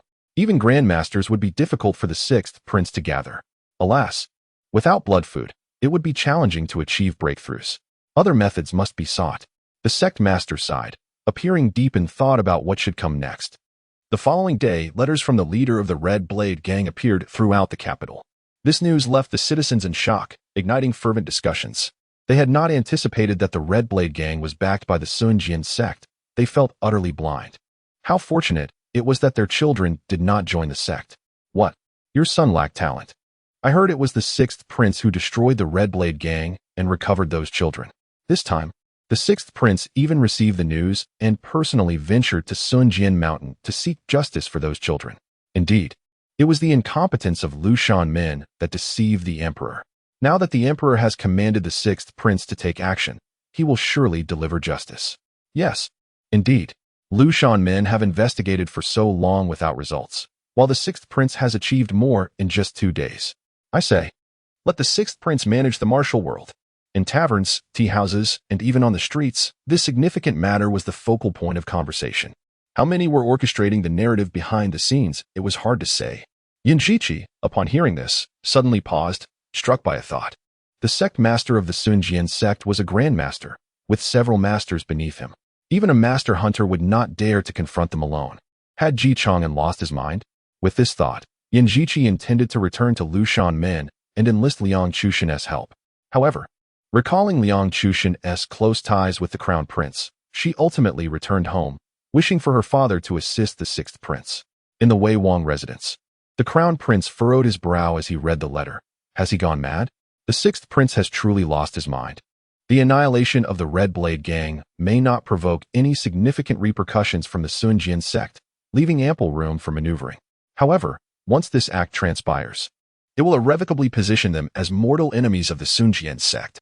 Even if one were to eradicate the sect, should its leader manage to escape, one would inevitably face relentless assassination attempts day and night.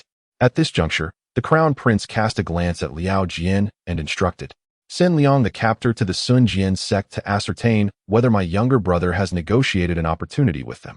If not, let Liang the captor lead all the constables to obliterate the Sun Jian sect without leaving a single soul alive."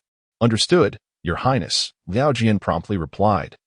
Observing the Crown Prince, who seemed to have shed his usual gentleness in the face of such a daunting command. What does the Crown Prince mean by this? Is he seeking to claim credit or genuinely concerned for his brother? It is difficult to discern. Chang'an's actions have undeniably stirred a tempest in the capital. After all, the eradication of a mere gang is trivial, even if the sixth prince acted outside the bounds of propriety. Yet, such matters hardly concern them. Mere words suffice. To suggest that the Red Blade Gang is a martial arts sect would be a grave insult to true sections. Even if the gang is potentially backed by the Sun Jian sect, that remains only a possibility. It is essential to recognize that there has not been a significant confrontation between the imperial court and the martial world in an exceedingly long time. No one could have anticipated that the sixth prince would suddenly take action against the Sun Jian sect. The emergence of such news within the capital effectively constitutes a declaration of war. Even the Sun Jian sect, the very party involved, could not have foreseen such swift developments. Naturally, the sixth prince's actions have left those who were previously on the fence due to the absence of the great Jin Emperor in attendance still in a state of contemplation. Observing from the sidelines is their forte. They must ponder whether the sixth prince's bold maneuver was sanctioned by His Majesty or if it was merely a fit of impulsiveness, a fleeting whim, or even a moment of madness that prompted such reckless behavior. At this moment, within the confines of the Yin family estate, as the chief minister of the cabinet and the minister of personnel, the most powerful figure in the outer court, Yin Fuqing, who governs the promotion channels of all officials in the Grand Jin dynasty, is also awaiting this opportunity. His very name, Fuqing, signifies a life devoted to the pursuit of officialdom. This embodies his parents' aspirations for him, as he stands as the most ruthless and efficient cog in the political machinery of the Jin dynasty. Thus, even when his most cherished daughter, the late-born Yen Jishi, appears before him, he remains unyielding. "Father, I heard the sixth prince is seeking the sword sect. Bring the young lady away," he commands, "and make sure she does not step outside if this matter remains unresolved." Before Yen Jishi could finish her words, Yen Fuqing impatiently waved his hand. Immediately, two elderly women of considerable prowess advanced swiftly, firmly seizing Yen Jishi. Despite her desperate struggles and resistance, she was forcibly escorted back to her chamber. He was well aware of the sixth prince's intentions, yet he remained uncertain of the emperor's motives. Therefore, he could not allow Yen Jishi to interfere, nor could he assist the sixth prince in seeking the sword sect. To do so would signify a clear allegiance, and the implications of a high-ranking official taking sides were self-evident. As Yen Fuqing pondered in his armchair, a maid hurriedly approached and softly said, "Sir, Inspector Liang is here. He is waiting at the door and has not entered," stating that this time it concerns a task from the 6 doors, and all constables must participate. The young lady is unsurprised. "Inspector Liang?" Yen Fuqing furrowed his brow, only to relax moments later, inwardly sighing at the cunning of the old fox. With the Grand Prince at the helm of the 6 doors, Inspector Liang could indeed command them without needing the Emperor's approval. However, his reasons for doing so remained a mystery. Was it to protect the 6th Prince? Or perhaps to mediate? Or might he plan to capitalize on the 6th Prince's potential failure and reap the rewards? Release the young lady, then, since she is a constable. She must fulfill her duties, and ensure someone is assigned to protect her. Yes, sir. Indeed, the words of officials often bear little weight, and Yen Fuqing's decision to allow her freedom stemmed from the fact that Yen Jishi was a constable of the 6 doors.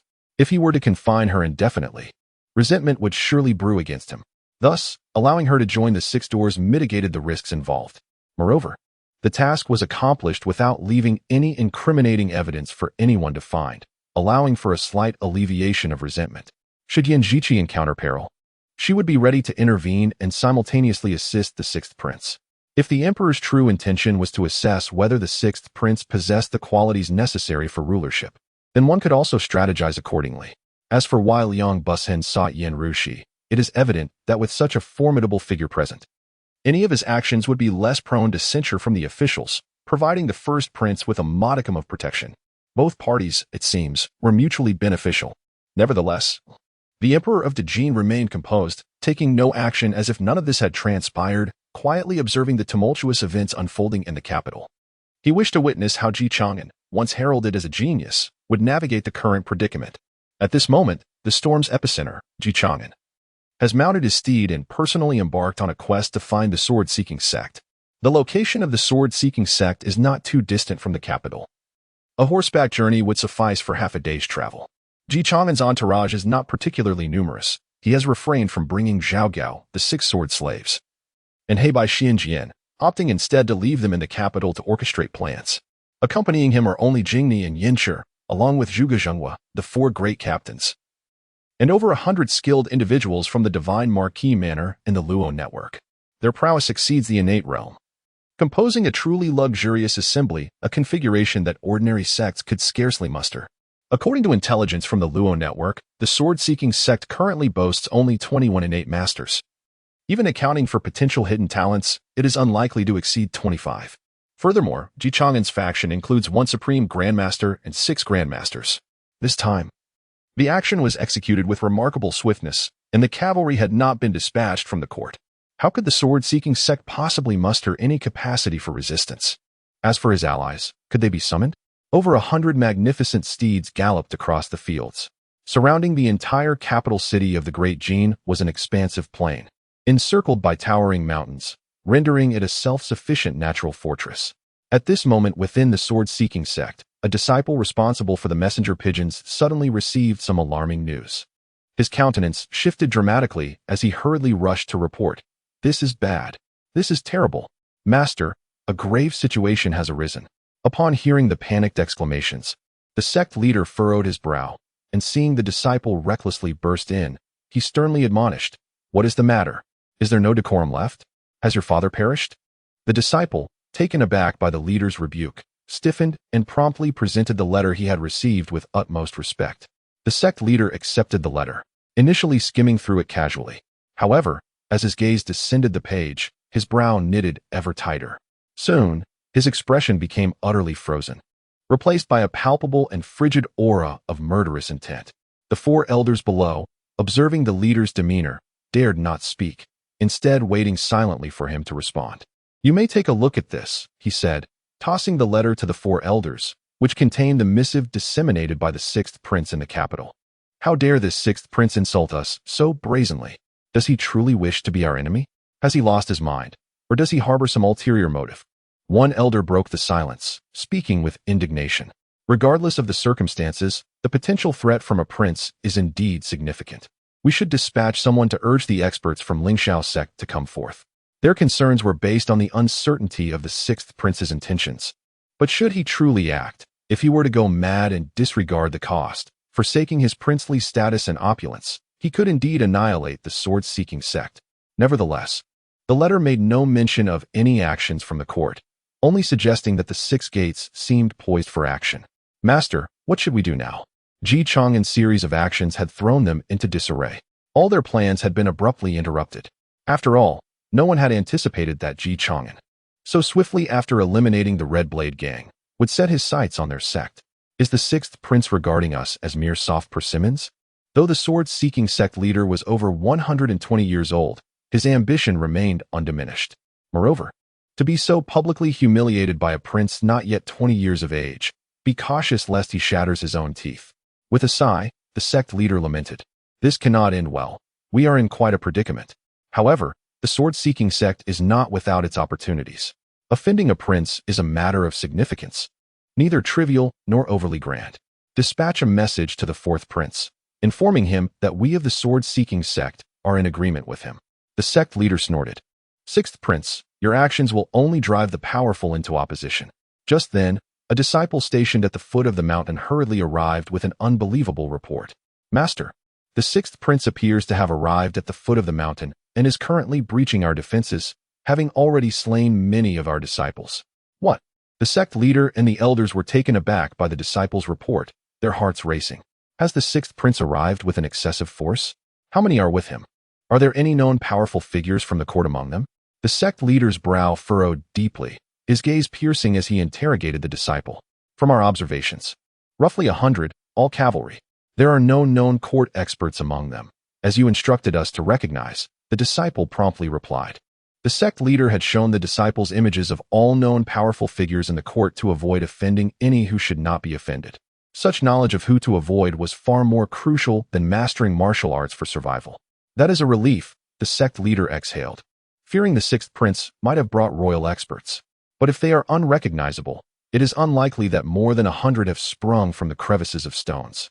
True experts are not as common as cabbages. They must have their own agendas and thus would be detected. Therefore, while some hidden masters may exist, it is improbable that a multitude would appear. Come, you four, accompany me down the mountain to meet this prodigious sixth prince, the sect leader commanded with authority. Let us ascertain his intentions.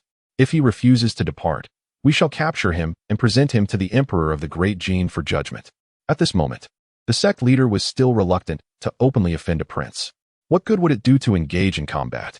Who would dare openly slay a prince? No one would. Not even the esteemed Lingxiao sect would dare attempt such an assassination, as that would be the wisest course of action. The threat of assassination serves as the sharp sword hanging over the court from the martial world. They captured the sixth prince and subsequently returned him to the emperor of Dejin. Thus, the sixth prince's prospects of succession became utterly unattainable. There is no need for the esteemed sect leader to exert himself by descending the mountain. The path to Sun Jian sect spans nearly 3,000 meters, and the elderly should be cautious of their knees while navigating the stairs. As a prince, I hold a deep respect for both the elderly and the young, and have personally ascended the mountain to seek you. However, before the leader of Sun Jian sect could make his descent, anguished cries echoed from the stone steps leading upwards. Subsequently, Chang'an ascended the mountain, surrounded by dozens of formidable individuals clad in diverse attire. At the foot of the mountain, some powerful figures lurked in the distance, observing whether any members of the Seeking Sword sect might escape. The stairway ascending the mountain was drenched in blood, with corpses strewn about. Master Ancestor, save me. A disciple of the Seeking Sword sect, desperate to flee, gazed upon the sect leader as if he were a beacon of hope. He cried out loudly, yearning for the intervention of his revered master. Little did he know, he was swiftly kicked to the ground by the figure known as Capping Sun, who then severed his head with a single stroke of the sword. In the moments preceding his demise, his eyes brimmed with despair and loathing directed at the sect leader, who had failed to act. Prince Six, the sect leader murmured, a glimmer of murderous intent flashing in his eyes at the sight. Yet, he quickly regained his composure. He had genuinely considered intervening, but the speed of the assailant was astonishingly swift. He had barely comprehended the situation, suggesting that the attacker was indeed a master of great prowess. He was taken aback, realizing that Prince Six had somehow procured a formidable master. Was this the source of his reckless confidence? In the realm of martial arts, discerning an individual's level of cultivation is not easily accomplished through mere observation. However, subtle details can often reveal much, provided there are no extraordinary disguises in play. One can glean insights from the rhythm of their breathing and the cadence of their steps. Yet, to truly ascertain the opponent's realm, the most telling indicator lies in observing their actions, particularly the speed at which they strike. It is evident that the actions of the individual before him are predominantly those of a grandmaster. As for who is superior between them, it remains indiscernible until a confrontation occurs. Consequently, upon learning of the presence of a grandmaster, the leader of the Seeking Sword sect abandoned his previous plans, including the capture of the sixth prince. The only feasible course of action now is negotiation. Opposing such a madman would yield nothing but harm. When the time comes for assassination, he does not believe a grandmaster could remain by his side as a personal bodyguard for eternity. A moment's inattention could cost him his life. Having lived for over 120 years, the leader of the Seeking Sword sect has cultivated an exceptionally thick skin. Even when Chang'an killed his disciple in front of him, he maintained his composure and remarked, I wonder why His Highness has ascended the mountain. Have we, the Seeking Sword sect, offended His Highness in any way? If there has been any disrespect, I offer my sincerest apologies. As for the letter from the leader of the Red Blade gang, it is likely a fabrication born out of resentment toward me. I implore your highness to see through this matter. I know nothing of the missing children. Nonetheless, this reflects our lax discipline and oversight. and we cannot evade responsibility for such a distressing incident. Those traffickers deserve to be punished, and we are willing to compensate the families affected by this tragedy, ensuring their satisfaction. What say you, Your Highness? In doing so, you could garner a commendable reputation, and I would speak highly of you in the martial world. Is this not a splendid collaboration? The leader of the Seeking Sword sect refrained from asserting that the letter was forged by the sixth prince, thereby preserving face. Resentment? Why would the Red Blade gang harbor animosity toward him, considering he had taken the leader's son as a disciple? They should be grateful, if anything. Remaining unflustered, the leader of the Seeking Sword sect calmly explained. Perhaps the leader of the Red Blade gang has learned that Wen Liang is not his biological son and seeks revenge out of jealousy for his rise. He then commanded, "Bring Wen Liang to me at once. Do not play any tricks." At this juncture, the leader of the Seeking Sword sect had fully capitulated, even as the plan for Wen Liang's feigned death had failed. Now, they could only allow the real Wen Liang to perish. As for whether Wen Liang is indeed Wen Yu's son, he spoke casually. Who could truly know? Fabricating justifications is a mere meal for those of their stature. Soon, a battered Wen Liang was brought forth, his mouth gagged. These injuries were freshly inflicted to demonstrate their stance, and to prevent him from uttering anything reckless that might offend the sixth prince before him. Chang'an found the scene somewhat amusing. The Seeking Sword sect truly feared the strong and bullied the weak. It was rather pathetic that they could still act like a turtle withdrawing into its shell, yet unfortunately, what he desired was not a turtle's shell. Instead, it is the flesh of turtles, concealed away, which is then shattered with a hammer to be brewed into a broth. Oh, esteemed leader, I have heard that you too have a daughter. If she were to be abducted by another, how would your heart fare? What would be your emotional state? The parents of those children you have taken endure a lifetime of self-reproach. This matter is not of my doing, and I have already provided compensation. Is that not sufficient? The leader of the Seeking Sword sect found the words of the sixth prince utterly incomprehensible, reflecting a stubbornness that was beyond reason. Some commoners have already received compensation, enough to ensure their comfort for a lifetime. What more could he desire? Compensation? Preposterous. Chang'an burst into laughter. Very well. Speaking further is merely playing the lute to a cow. Once I slay you, I shall return your remains to the capital as a form of compensation for those parents. I believe this compensation may win the hearts of the people even more effectively. Yen Sun, proceed. Understood, Your Highness, Yen Sun replied, his face expressionless behind his mask. As the formidable allies behind him stepped forward, Jing Yan'ai and Zhuge Zheng will remain by Chang'an's side. How brazen, sixth prince. Do not presume that merely recruiting a grandmaster and gathering a few capable individuals grants you the authority to dictate terms to our Seeking Sword sect. Allow us to demonstrate what constitutes a true martial arts faction. Come forth, set the formation. The Seeking Sword sect, a well-known establishment within the martial world, boasted a considerable number of disciples, despite having lost some upon ascending the mountain. Currently, there remained over 1,000 disciples of both inner and outer doors, their abilities varying, with the majority at the mid to late stages of postnatal cultivation.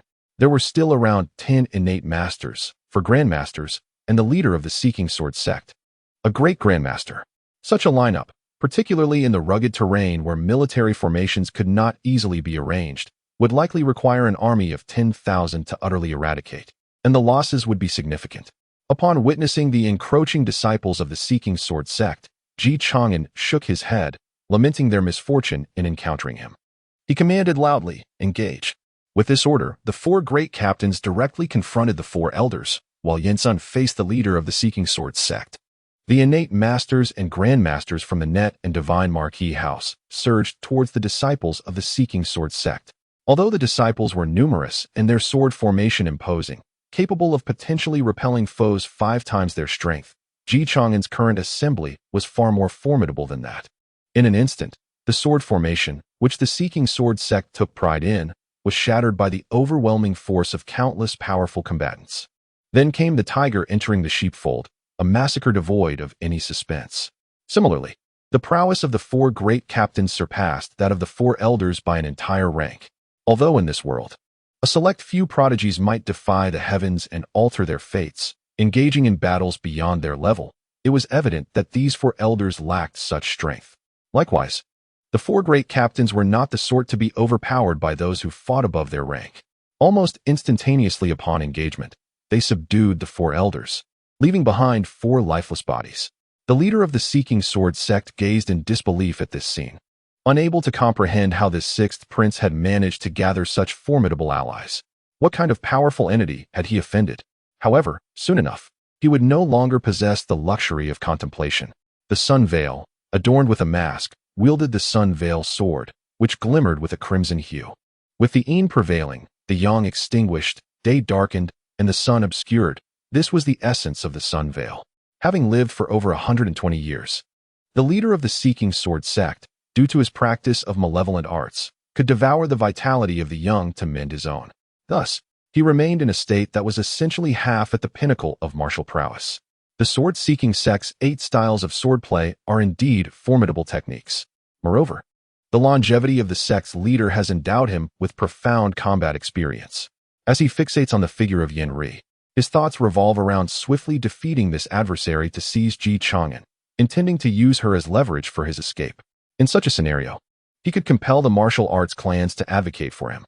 However, unexpectedly, Yen Ri took the initiative, wielding his sword with a sudden flourish, unleashing a brilliant flash of red light. The leader of the sword-seeking sect felt a piercing pain in his eyes, and a wave of dizziness washed over him.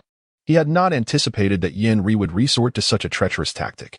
Hastily, he swung his sword, conjuring a dense net of sword energy that enveloped him, seeking to defend against the onslaught. Unfortunately, Yen Ri's sword danced once more, and the sky appeared to dim in the leader's eyes. Was it an eclipse or an illusion? What manner of technique was this? The leader of the sword-seeking sect found himself engulfed in darkness, desperately trying to discern Yen Ri's movements within it. Little did he know, from the shadows, Yen Ri struck, leaving the leader with no avenue of escape. By the time he sensed the impending sword intent, Yen Ri's blade had already swept past his head.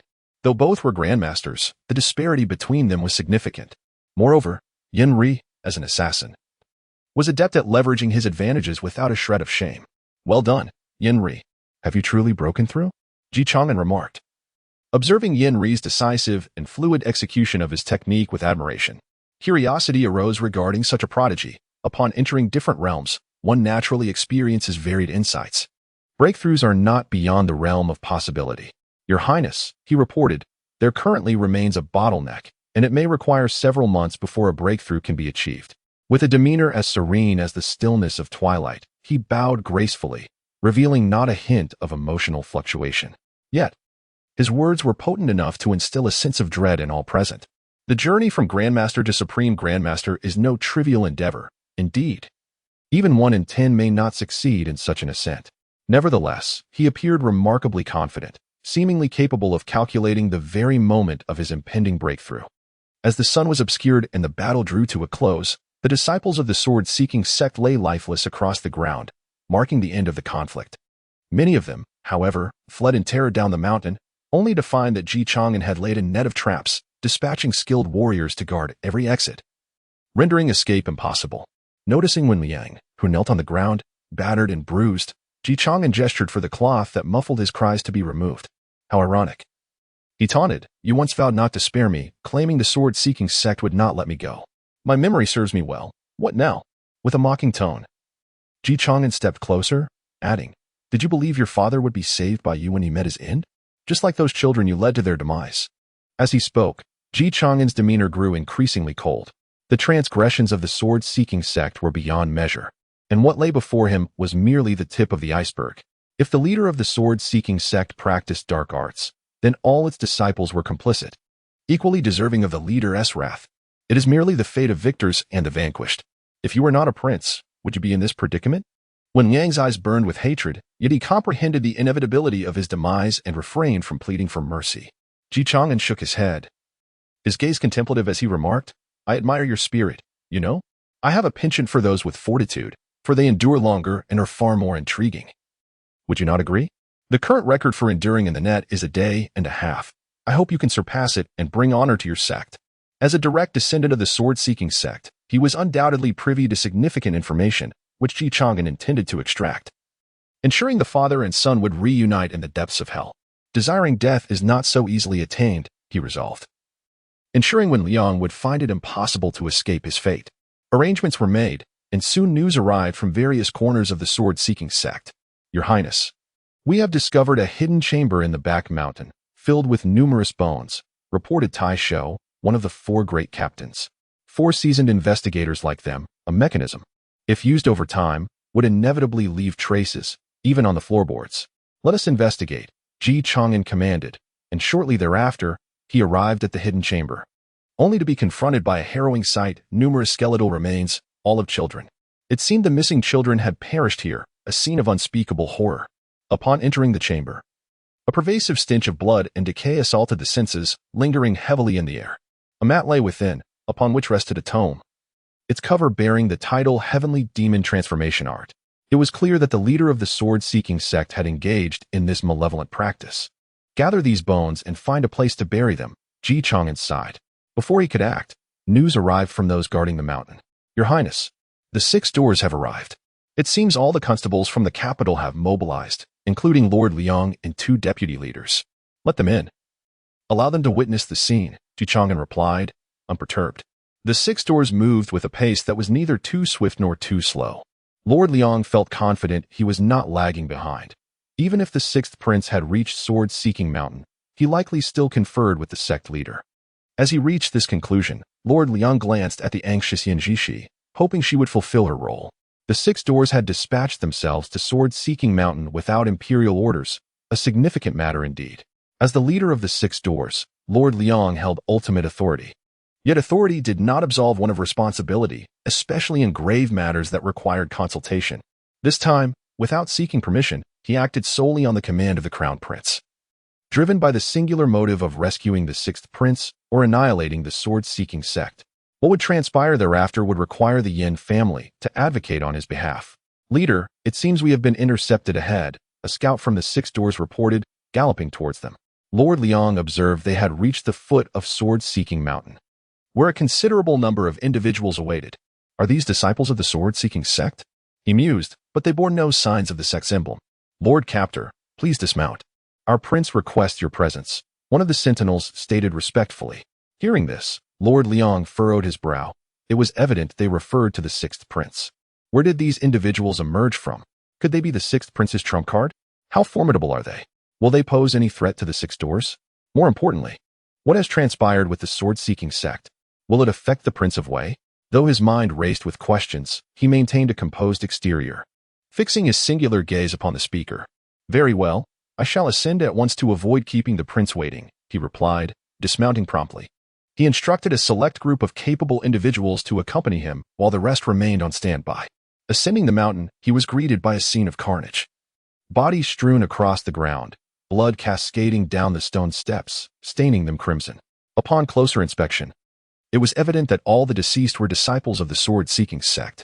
What calamity had befallen this place to transform it into such a hellish battlefield? Lord Liang and his fellow constables from the 6 doors felt a chill creep up their spines at the gruesome sight. Occasionally, they recognized familiar faces among the fallen, providing a grim reminder of their past encounters. Fortunately, Lord Liang, seasoned from countless battles, remained composed amidst the chaos. However, before they could collect their thoughts, a more shocking sight captured their attention. Instinctively, Lord Liang rubbed his solitary eye, fixated on the entrance of the sword-seeking sect. The imposing gate, adorned with the bold characters sword-seeking sect, remained prominent, a testament to its 2,000-year legacy. Yet beneath the sign, 5 bamboo poles stood erect, each bearing a lifeless body. The faces of these 5 individuals were all too familiar to Lord Liang and the surrounding constables. They were renowned figures, the sect leader and the 4 elders. Now, they hung like tattered dolls from their own sect's sign, blood dripping down, further staining the inscription sword-seeking sect in a vivid crimson. Seemingly sensing the astonishment of the onlookers, the individual accompanying the 6 doors spoke in a monotone voice. The prince has decreed that these 5 bodies must be returned to the capital. However, due to the excessive bloodshed, they shall remain here to dry for a while. Let their ancestors witness that these men have shed their last drop of blood for the sect. This mirthless jest made the crowd swallow hard, finding the 6th prince now utterly unrecognizable. Though the young lord had always been prodigious and unrelenting when justified, never had he displayed such ruthless cruelty as the 6th prince before them now. Liang Buzhan understood that the sword-seeking sect was likely doomed. The forces controlled by the 6th prince were formidable, and his intentions were unmistakably directed towards that coveted position. The speed with which the sword-seeking sect was dealt with was astonishing. Yet, having offended the martial world, Could one truly ascend to that position? Your Highness, what shall we do? The detectives were not afforded much time for contemplation, as they soon arrived at the entrance of the secret chamber. There, they encountered the impassive Chang'an amidst a gruesome scene littered with the remains of missing children. Greetings, Your Highness. The group hastily bowed in respect. You've arrived, Liang Bujin. Chang'an coldly remarked, casting a disdainful glance at him. Come, behold this. This is the sword-seeking sect beneath your very noses. Such a heinous atrocity transpired under the emperor's feet. How do you justify this? Liang Bujin fell silent, grappling with the sight before him. An estimated 1,000 corpses strewn about. The sheer number of vanished children indicated that even if the 6 doors had not been complicit, they had failed in their duty. If the sword-seeking sect had perished by their hands, they might have redeemed themselves. However, with the dust now settled, the 6 doors faced their demise. Your Highness, the sword-seeking sect is backed by the entire martial world. A single action reverberates throughout. Liang Bujin inhaled deeply, attempting to reason. We must consider the greater picture. To hell with that. It is not your son who lies dead, is it? Chang'an interrupted mercilessly, his voice icy. You may concern yourself with the greater picture. But I shall not. I will alter these rules. Since you cannot manage the martial world, it is best you step aside rather than linger ineffectively. Your so-called investigations only skim the surface. What purpose do they serve? So many have perished, and you remain oblivious? You are merely guests at a feast of corpses. Examine your own consciences and see if they remain untainted. Prepare yourselves for the scrutiny upon your return. Should any truths emerge, your fate will be similarly grim. With that, Chang'an turned away, adding with a languid air, the world is already in chaos. In these times, only the ruthless shall survive. Yes, Your Highness, Liang Bujin responded, as if aged decades in an instant, bowing his head in quiet submission. He grasped the implications of Chang'an's words, implying that the eldest prince lacked decisiveness. Yanjishi, standing behind, wished to voice her thoughts but remained silent, her eyes betraying a flicker of uncertainty. Chang'an had disregarded all conventions yet had eradicated the sword-seeking sect, restoring justice for the bereaved. Was everything she upheld at the 6 doors in error? Yanjishi found herself lost in contemplation. The contemplative individuals were not solely Yanjishi.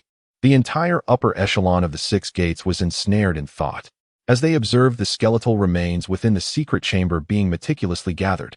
Alongside the numerous corpses strewn across the ground from the sword-seeking sect, their minds were clouded with uncertainty. Some felt a profound sense of failure. For these constables adhered to a philosophy of turning a blind eye whenever possible, preferring to resolve matters quietly rather than offend the martial factions and incite conflict. Yet, confronted with the harrowing sight of so many innocent lives lost, the brutal reality shattered their beliefs. Additionally, those with ulterior motives were understandably filled with trepidation. Chang'an's actions represented not merely an act of murder, but a profound assault on the very essence of the 6 gates. The existence of the 6 gates had become obsolete. Likewise, the obliteration of the sword-seeking sect by the 6th Prince of Dajin sent shockwaves throughout the realm. Your Majesty, we have a situation. At this moment, within the Emperor's chamber, the warmth of the charcoal fire enveloped the room. The Emperor lounged, basking in its glow, when he was suddenly roused by the sound of hurried footsteps. The serene atmosphere was pierced by the slightly anxious voice of Eunuch Hai. Having served the Emperor for many years, Eunuch Hai had cultivated a demeanor of unflappable calm. Ordinarily, he would maintain decorum and composure. However, the Dajin Emperor could discern the turbulence that lay beneath Eunuch Hai's exterior. Speak, the Emperor commanded, not lifting his gaze, uttering the word with a detached calmness. Upon hearing this, Eunuch Hai promptly knelt, full of deference, and reported, Your Majesty, according to urgent news from the Jinyui, His Highness the 6th Prince has led forces to annihilate the sword-seeking sect. By the time we conduct our investigation, it is feared that not a single soul from the sect remains alive. Moreover, His Highness has ordered the remains of the sect's leader to be displayed publicly, and it is likely that the citizens of the city have already consumed the remnants. A glimmer of excitement flickered in the Emperor's eyes as he inhaled deeply, urgently inquiring, What do you make of the 6th Prince's actions? Eunuch Hai, bowing his head, hastily replied, His Highness's actions are bold and resolute, truly beyond the capacity of ordinary individuals. However, such conduct may provoke the martial arts community and create numerous enemies. Even if the sword-seeking sect was indeed deserving of its fate, The various sects may not overtly retaliate, but will certainly send assassins to exact vengeance in the shadows. In Eunuch High's perception, these so-called righteous sects are unpredictable variables, leaving only assassination as a viable method of retaliation. The Sixth Prince's decisive actions seem somewhat hasty. Humph, a mere seeking sword sect. I have faced assassination myself. If I remain silent and endure, will those ruffians of the martial world not consider me a soft target? A trivial sect poses no threat. Nevertheless, since I am still alive and can shield the great Jin for a few more years, a bit of commotion is welcome. The Emperor's lips curled slightly, a hint of satisfaction evident in his expression. The Sixth's actions align with my intentions. It appears he has gained considerable insight over these past 4 years. In light of this, there is no reason to refuse the establishment of the Zhenwu Division. Originally, I intended for Liang, the constable of the Six Doors, to assess the feasibility of the Zhenwu Division. Now, however, the Six Doors are nearly dismantled due to his tumultuous actions. Look at what this rebellious son has done. Though he berates him, the Emperor of Great Jin is quite pleased with Chang'an's maneuvers. After all, among the princes, few possess such audacity. While the first prince has maintained close ties with the Six Doors, the management effectiveness of the Six Doors has become apparent. However, one must wonder where the formidable individuals capable of dismantling the Seeking Sword sect emerge from. To so effortlessly obliterate a sect is no trivial matter. Eunuch Hai, upon hearing this, remarked, "It is likely that His Highness the Sixth has recruited them over these 4 years. His intelligence and capability have earned him the moniker of the Star of Literature. It is conceivable that some powerful figures have pledged their allegiance." Is that so? The Emperor of Great Jin mused, though he could not delve deeper. After all, everyone harbors their own secrets, and as Emperor, he cannot press his son too closely. Enough of this matter. After it concludes, the number of memorials seeking to impeach the Sixth Prince will surely pile up like mountains. Bring them to me for incineration. Additionally, prepare to circulate the news that my health has significantly improved, and I shall attend court in 3 days. As you command, Your Majesty. Eunuch Hai bowed and hurried away. The Emperor lightly tapped his fingers on the table, and after a moment, a shadow appeared like a specter. It was the Dark Guard. Have you discovered the origins of those individuals? What is their strength? The Emperor's gaze was cold and piercing. The Dark Guard knelt on one knee, replying softly, Your Majesty. Through my investigation, it appears that they are disciples of a reclusive sect known as the Divine Captors. Their leader is named Zhuge Jinghua, possessing strength at least at the Grandmaster level. Divine Captors? What kind of sect is that? A martial arts faction or a training ground for captains? Does it belong to the martial world or the imperial court? The Emperor of Great Jin, intrigued by this response and the name itself, pondered how there could be a sect dedicated to captains. Wasn't that akin to capturing oneself? Your Majesty, according to my inquiries, the Divine Captors seem to have originated from the Tianzhou dynasty. It was a place specifically for training constables under Tianzhou. After the fall of Tianzhou, the Divine Captors went into seclusion, which is why they remain unknown. Their disciples are often benevolent and covertly travel through the martial world to investigate cases.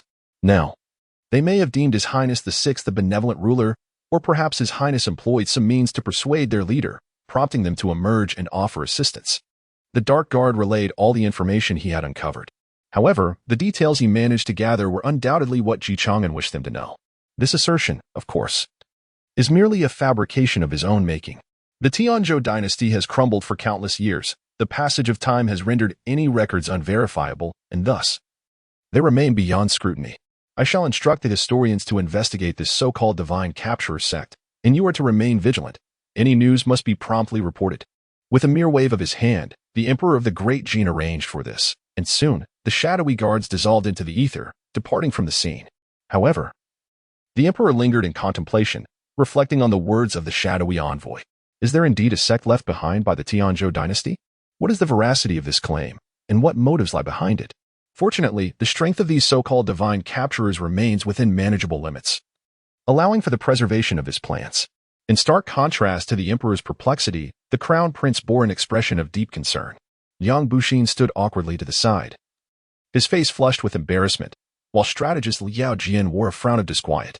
After a lengthy silence, Yang Buxin finally spoke. Your Highness, our 6 doors have lost all semblance of trust.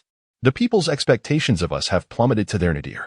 More critically, the incident involving the Seeking Sword sect has sown seeds of doubt in the hearts of many constables, leaving them in a state of trepidation.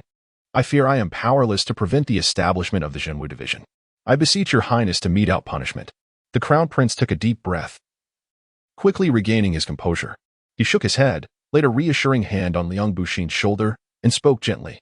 "There is no need for concern. You have done your utmost.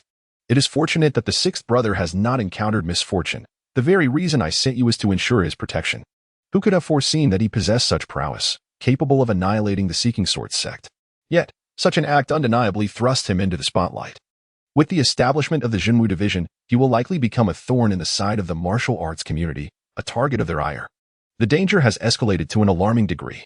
Your Highness, should we not compel Liang Buxin to adamantly oppose the establishment of the Jinwu division?" Liao Jian suddenly proposed, his anxiety palpable. If the sixth prince were to establish the Jinwu division, would it not signify that His Majesty truly considers the possibility of him ascending to the throne? Enough of this nonsense. In the current situation, who could possibly thwart the sixth brother's creation of the Jinwu division? It is said that he now has the backing of the Tianzhou hidden sect's divine capturers, and that is precisely for this purpose. Very well, prepare the palanquin. I shall pay a visit to the sixth brother and discern his thoughts. Time advanced slightly. Chang'an paid no heed to the contemplative members of the six doors. Accompanied by his subordinates, he escorted the corpses of the Seeking Sword sect's leader and 4 elders towards the capital. In the capital, under the deliberate and inadvertent instigation of the web of intrigue, a throng of eager commoners had gathered. They clustered outside the city walls, whispering among themselves, seemingly awaiting something momentous. "Do you think His Highness, the sixth prince, will succeed in seeking justice from the sword sect?" An elderly man inquired with evident concern. "Is that even a question?" A young man interjected, his face alight with conviction. "Surely you have heard? The sixth prince was once the most renowned genius in the capital. Moreover, as a royal, he harbors the welfare of the people in his heart.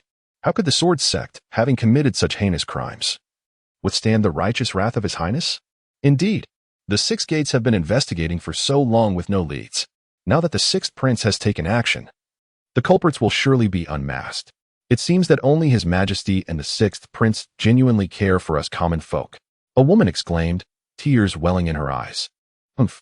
I suspect the six gates have long been aware of the sword sect's vile deeds, but they are too cowardly to pursue the matter thoroughly. They might even be accepting bribes." A burly man fumed, his eyes blazing with indignation. "If that is the case, they truly deserve the harshest punishment." The crowd erupted in agreement, their voices rising in a chorus of anger. Amidst the clamor of discontent, the sound of urgent, crisp hoofbeats suddenly echoed from the distance, growing louder like thunder. "Look, they are back. The sixth prince has returned," someone shouted, and in an instant, the crowd knelt in unison, proclaiming, "We pay our respects to the sixth prince." Chang'an reined in his horse, his gaze steely as he surveyed the crowd. He spoke with a firm voice. "Today, the leader of the sword sect has acted in defiance, practicing dark arts and cruelly feasting upon flesh and blood, resulting in countless shattered families and displaced souls. I intended to confront him on the mountain, but this scoundrel, oblivious to his fate, dared to launch a direct assault against me. I have now executed him on the spot. Here lies his corpse, and those missing children were all slaughtered by his hand. Furthermore, these elders, who aided him in his tyranny, have all met their end." As he spoke, he gestured grandly, and 5 corpses thudded to the ground. The commoners, upon hearing these words, were overtaken by tears that cascaded down their faces. They were astounded, never expecting that this long-standing case, which had caused them such anguish, would be resolved so decisively by the sixth prince. He had indeed kept his promise, sincerely advocating for their cause. "Everyone, please rise. This is merely my duty as a prince. I have arrived a bit later than intended, causing you all unnecessary suffering," Chang'an said, bowing respectfully. He then methodically organized the necessary arrangements for the aftermath before returning directly to the Green Willow Villa. He soon received the news that the Emperor of the Great Jin would convene court in 3 days. It was evident that the establishment of the Jinwu division was likely to occur within that time frame. After annihilating the sword-seeking sect, the system rewards were bestowed upon him. This included an opportunity for faction summoning, a chance to summon martial arts, and a possibility to call forth unique individuals and items. Although the sword-seeking sect was not particularly formidable, it did not preclude the potential to summon valuable treasures. After all, the odds were merely slightly diminished. Who knew? Perhaps fortune would smile upon him? After a moment of contemplation, Chang'an decided to first summon an item or a character. In the special summoning, he was greeted with the message, "Congratulations, host, you have obtained the heavenly sword." A long sword, indeed? He wondered if the heavenly sword contained the intricacies of the 9 manual and the essence of the 18 dragon-subduing palms. With this thought in mind, Chang'an drew forth the heavenly sword, discovering it to be as sharp as a razor, effortlessly slicing through iron. Clearly, it was a divine weapon. It suited him well, as he lacked a suitable sword until now. However, his curiosity regarding the presence of martial arts manuals within it lingered. He glanced at the swords of Jing Ni and Yin Ri, pondering which weapon was more resilient. After a brief contemplation, Chang'an ultimately chose to forego the idea. Although the 9 manual and the essence of the 18 dragon-subduing palms were enticing, sacrificing one or even two divine weapons for their contents seemed unwise. At least until he summoned a swordsmith, he would not entertain such notions. However, should he summon the existence of the 9 manual and the 18 dragon-subduing palms, the need for the manuals would diminish. Furthermore, both the Web of Assassins and the Divine Marquis Manor possess their own cultivation techniques. While the 9 manual might enhance his comprehension of martial arts, the two contrasting worldviews might not prove particularly beneficial. After some reflection, Chang'an resolved to temporarily wield the heavenly sword. Next, he would summon martial arts. The martial arts summoned by the system were typically presented in their perfected forms. Ding! Martial arts extraction in progress. Congratulations, host, you have acquired the Taiji sword technique. In an instant, the essence and applications of the Taiji sword technique flooded into Chang'an's consciousness. Afterward, Chang'an grasped the heavenly sword as though he had wielded the Tai Chi sword technique for 60 years. More importantly, the sword techniques of the school of Ghost Valley and the Tai Chi sword technique naturally shared commonalities. The former's approach was characterized by horizontal and vertical movements, while the latter embraced the duality of yin and yang. These two techniques complemented each other. Although Chang'an was still at the innate level, an influx of innate energy surged into his inner sea in a remarkably brief span of time. Clarity enveloped his mind, allowing him to perceive the world with newfound lucidity. Is this the realm of a master? Chang'an pondered. If the hallmark of the innate level is the ability to project energy outward, forming sword and blade chi that can harm others, then the chi of a master is continuous and capable of sustaining a protective barrier for an extended duration. As he sensed his rapidly burgeoning strength, Chang'an initially sought a sparring partner to practice with. However, pressing matters awaited him, particularly a significant force that had yet to be confronted. At this moment, Chang'an speculated that the techniques he acquired during his summoning of the net were also derived from the world of Qin Shi Mingyu. Whether it be the heavenly sword or the Tai Chi sword technique, both were elements from heavenly sword and dragon-slaying saber. It was plausible that his summoning invoked a certain sect from that narrative. The number of such sects was abundant, aside from the Ming cult. There were the 6 major sections. Among these, the weightiest was undoubtedly Wudong, given the presence of a venerable master within its ranks. As for the Ming cult, it was somewhat less formidable. At the very least, summoning a lesser master would be considered a modest success. Shaolin, too, held promise, particularly with the emergence of the Sandu combination. Regarding the other 6 major sects, they appeared less impressive, with the likes of Amei and Kongdong falling short of expectations. Nonetheless, the Sun Jian sect that he had recently vanquished was not particularly strong, leaving uncertainty about whether he could summon anything noteworthy from it. During the summoning of forces, a voice announced, "Congratulations, host, you have acquired the Wudong sect." Success. Chang'an's heart swelled with joy upon hearing this, pleasantly surprised that he had indeed summoned Wudong. However, to avoid excessive elation leading to misfortune, he decided to first examine the candidates available for summoning. After all, Wudong also appeared in the smiling, proud wanderer, where although Master Chongxi was not weak, the circumstances remained to be seen. At this moment, a series of names lay quietly on the system's summoning panel. Above Song Yuanxiao's name, 3 resplendent characters were displayed: Zhang Sanfeng. The name of Zhang Sanfeng needs no elaboration. It resonates through the ages as a master of martial arts and the founder of Wudong.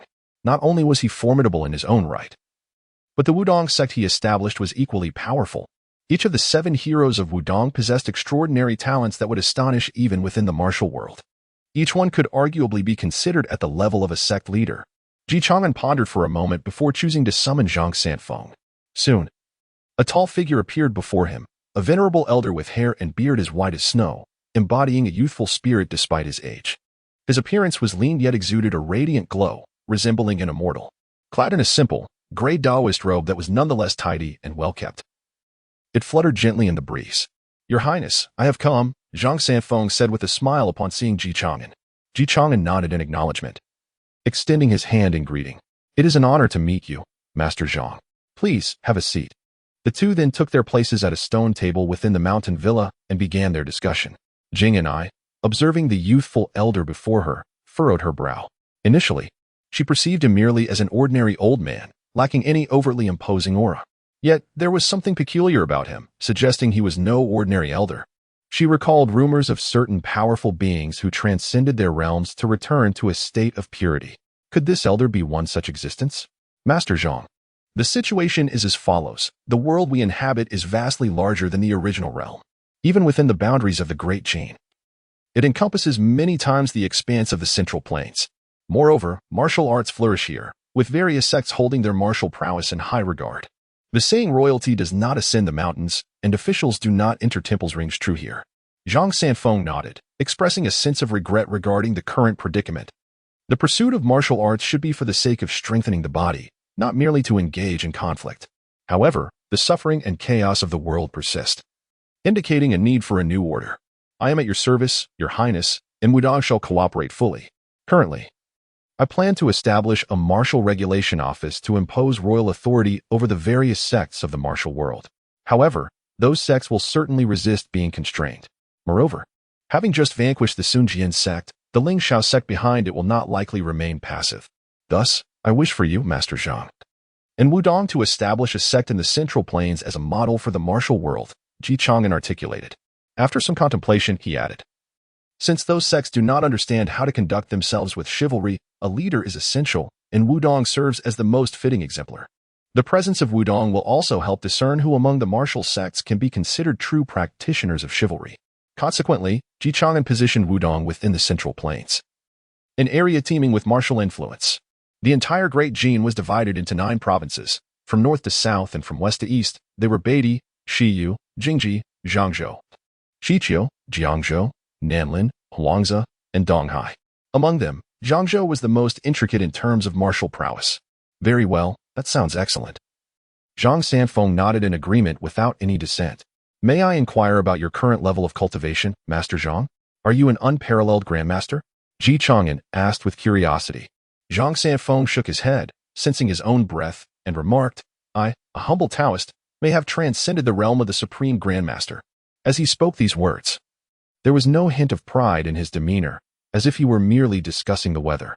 Beyond the Supreme Grandmaster lies the realm of the terrestrial immortals. Ji Chang'an was immensely pleased. Such formidable beings undoubtedly existed within the Great Jin, albeit only whispered of in tales. Even the most powerful figures from the various sects were publicly acknowledged only as Supreme Grandmasters. This was similarly true for the Lingshao sect, the foremost sect in the Central Plains. It seemed that Zhang Jinren had not seen a few of his disciples for quite some time. Ji Chang'an perused the roster of Wudong's members. Neither Zhang Wuji nor Song Qinshu was listed. However, the number of the 7 heroes of Wudong was complete. With a wave of his hand, he summoned them all forth. We greet your highness. The 7 heroes of Wudong promptly appeared in the courtyard, bowing respectfully to Ji Chang'an.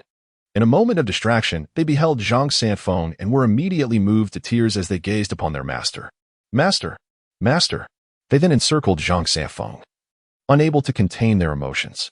The 7 heroes of Wudong, all orphans, shared a bond akin to that of brothers, and Zhang Sanfeng was, without a doubt, their master and father figure.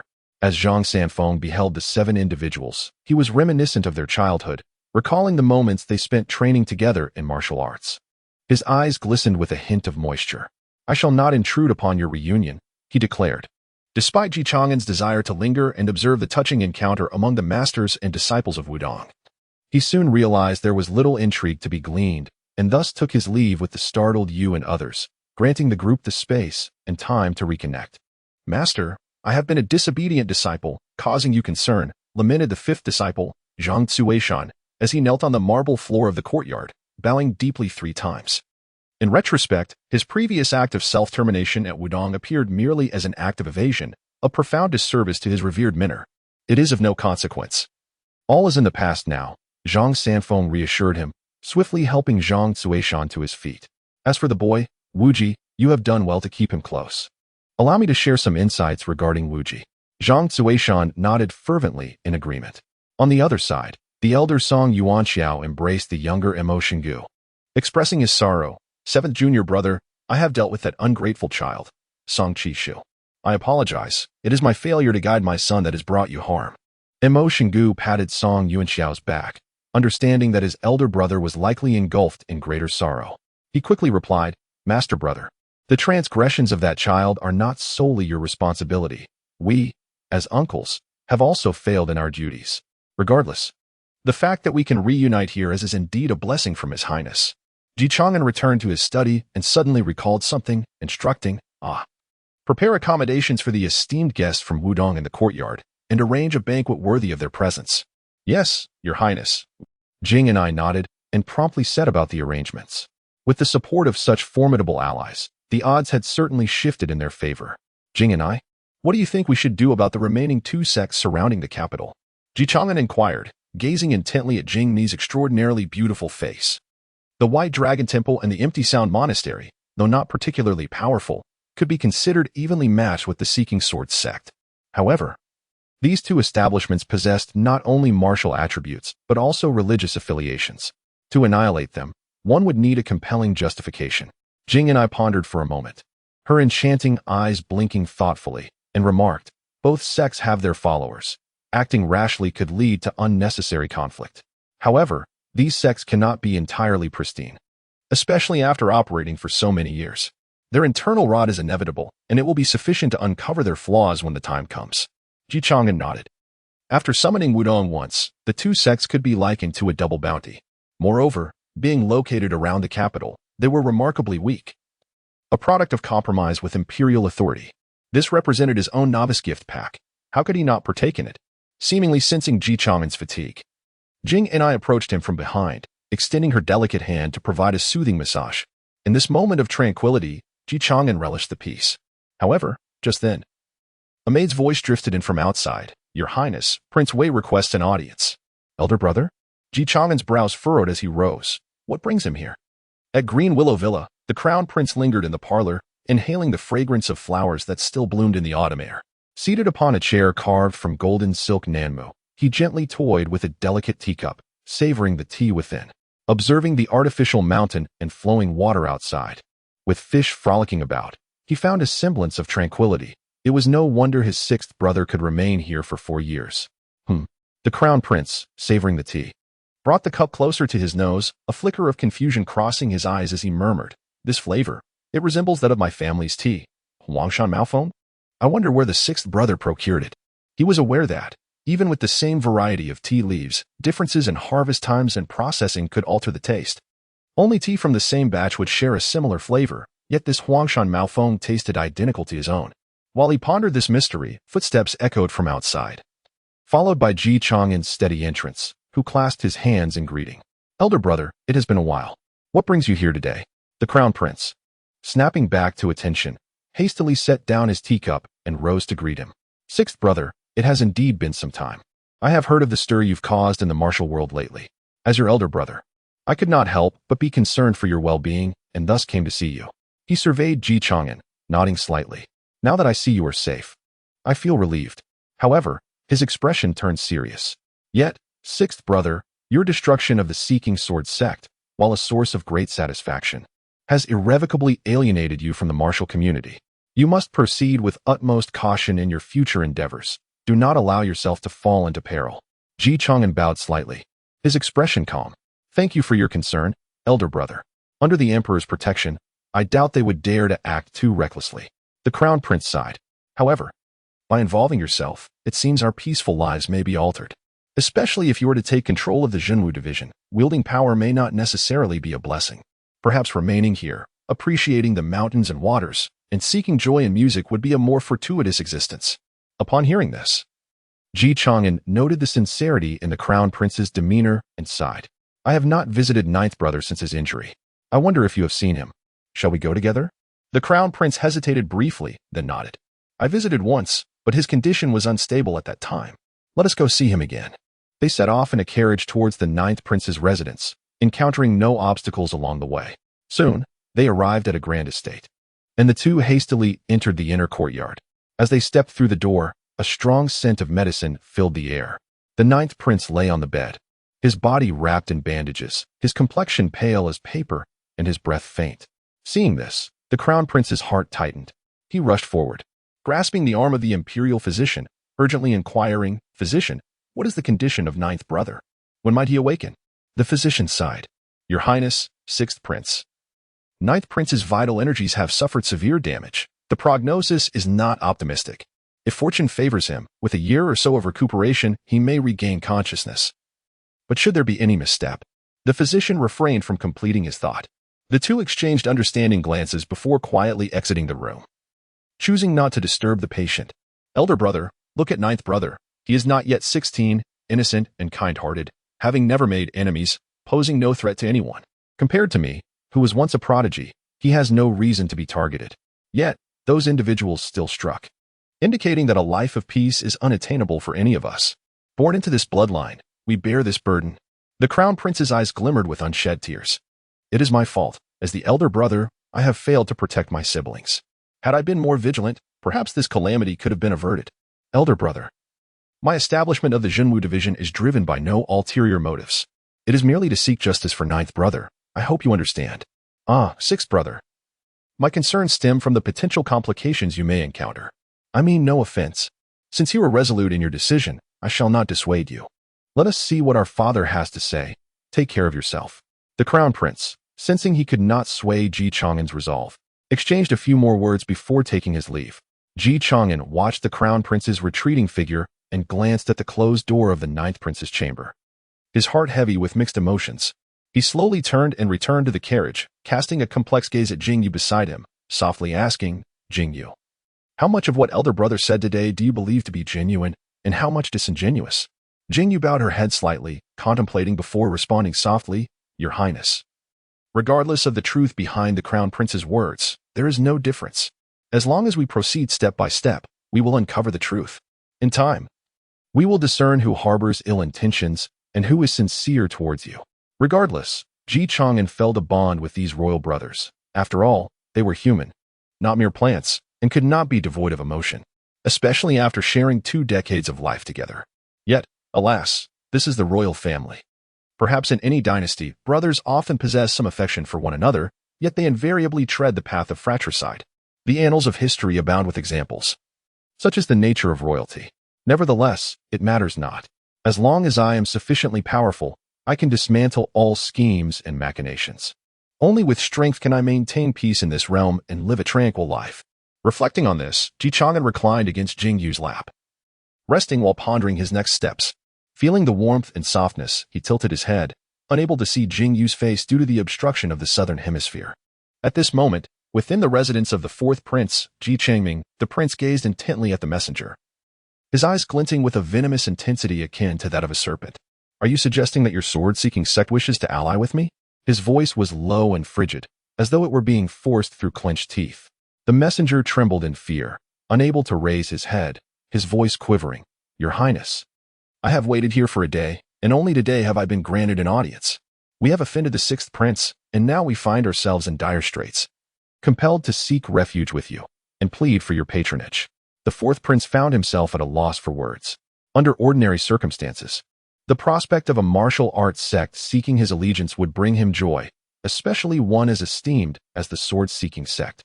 However, presently, he replied, "Are you not aware that your sword-seeking sect has been annihilated? That cannot be. Our sect leader is unparalleled, and our formations are as solid as iron. How could we possibly be destroyed in but a single day?" exclaimed the incredulous disciple of the sword-seeking sect. A flicker of annoyance crossed the fourth prince's gaze as he coldly retorted, "Regrettably, that is indeed the case. Even a child of 3 in the city is aware of it. If you venture to the western part of the city, you might still catch a glimpse of your invincible leader's corpse. Perhaps you could even procure a bone for your broth. The flesh, I fear, is long gone." With that, the fourth prince waved his hand dismissively. "Dispose of this individual. Keeping him around is a liability." As his words fell, a towering figure emerged from behind him. Standing over 9 feet tall, the man was a veritable colossus, his physique rife with muscles, unmistakably a master of body refinement. He approached the disciple of the sword-seeking sect, and without uttering a word, extended his enormous hand. With a gentle grip, a sharp crack resonated through the air as the disciple's neck was crushed, leading to his immediate demise. Your Highness, shall we send this one as a gift to the sixth prince, given that he was a disciple of the sword-seeking sect? The giant inquired with a deep, rumbling voice. There's no need for that. Bury him beneath my peach tree to nourish the soil. Sending him to my sixth brother would only raise his suspicions regarding the presence of a sword-seeking sect disciple here, and I would prefer to avoid attracting unwanted trouble. The fourth prince replied nonchalantly. The giant nodded in acknowledgement, hoisting the body and retreating. As the fourth prince leaned back in his chair, closing his eyes to rest, a servant hurried into the hall, presenting 2 letters. I initially thought the sword-seeking sect's fate was sealed, yet now, fortune smiles upon us with 2 more sects arriving at our doorstep. Sixth brother, they say you are astute, yet your display of power has inadvertently benefited me. As the events unfolded, the 3-day period had arrived. It was the day for the great Jin Emperor to attend court following the assassination attempt. Attending court is not a pleasant undertaking, particularly when it necessitates daily participation in such assemblies. For some ministers, it serves as a form of torment. After all, one must rise at the crack of dawn, prepare oneself, and don the ceremonial attire and crown befitting one's rank, all while ensuring their appearance is impeccably presentable.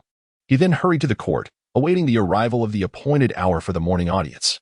Most officials, in anticipation of unforeseen events, would arrive half an hour early. Those who lived further away might have no choice but to catch a few extra moments of sleep in their carriages.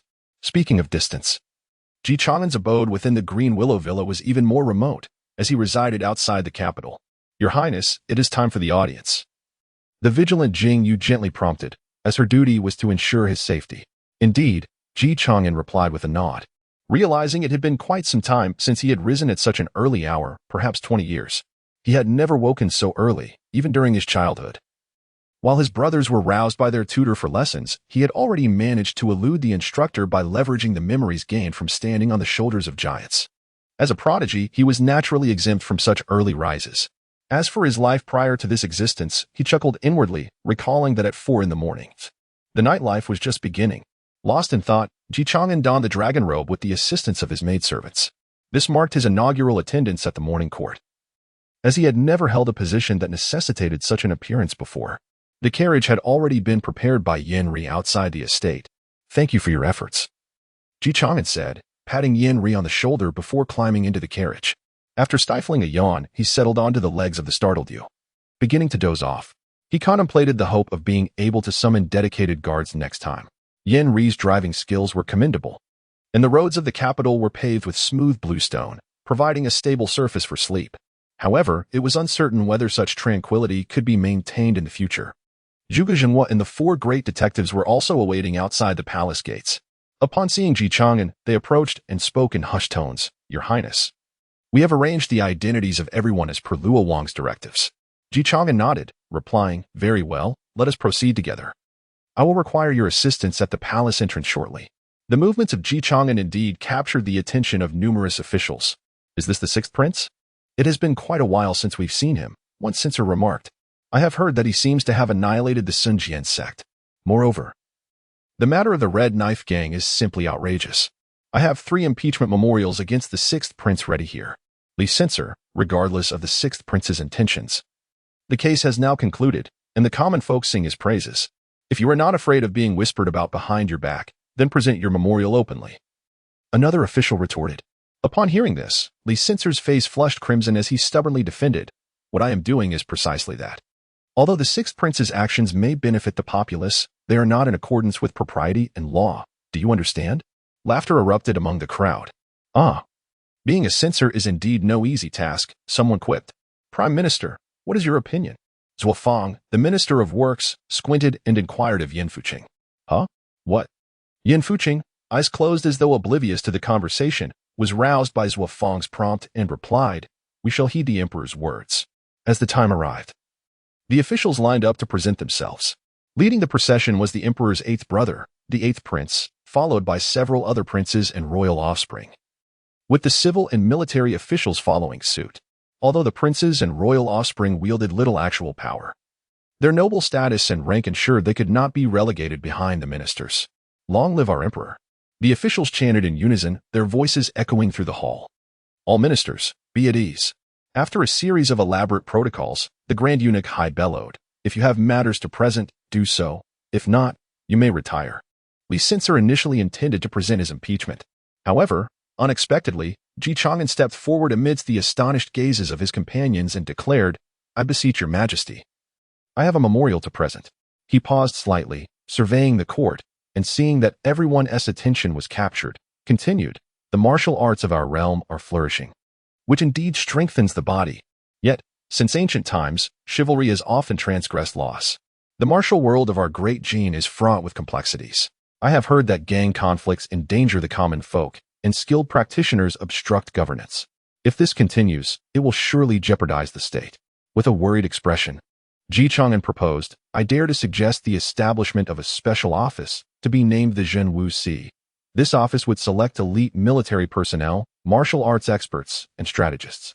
Firstly, it would deploy a network of informants to investigate the martial world and monitor the dynamics of various factions. Secondly, it would be endowed with law enforcement powers to impose severe penalties on any unlawful or malevolent forces. Thirdly, it would facilitate cooperation with local governments and the martial community to ensure stability in both realms and the peace of the populace.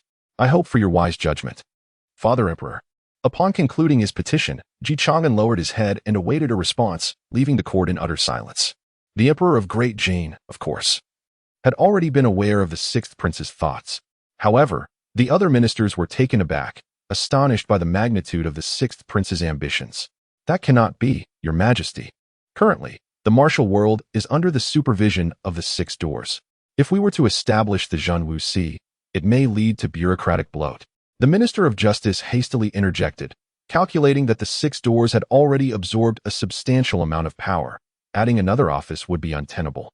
"Indeed, your majesty." The Minister of Revenue quickly concurred. "If a new department is to be established, from where will the funding come? Will it be sourced from the Ministry of Revenue? Or will there be another provision?" The Minister of Personnel, overseeing official promotions, remained vigilant.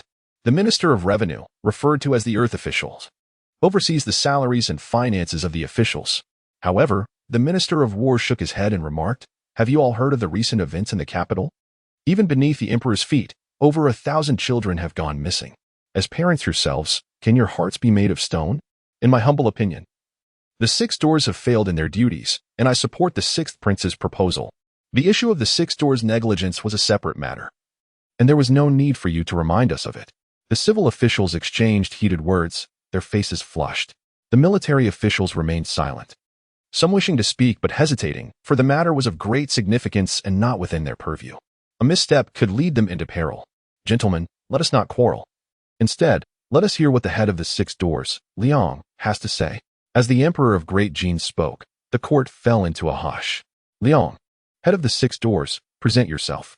Although the head of the six doors held a third-rank position, he was not a court official and thus required the Emperor's summons to attend. Liang appeared weary, his face tinged with a pallid hue, evidently exhausted from recent events. Following protocol, he respectfully knelt and bowed.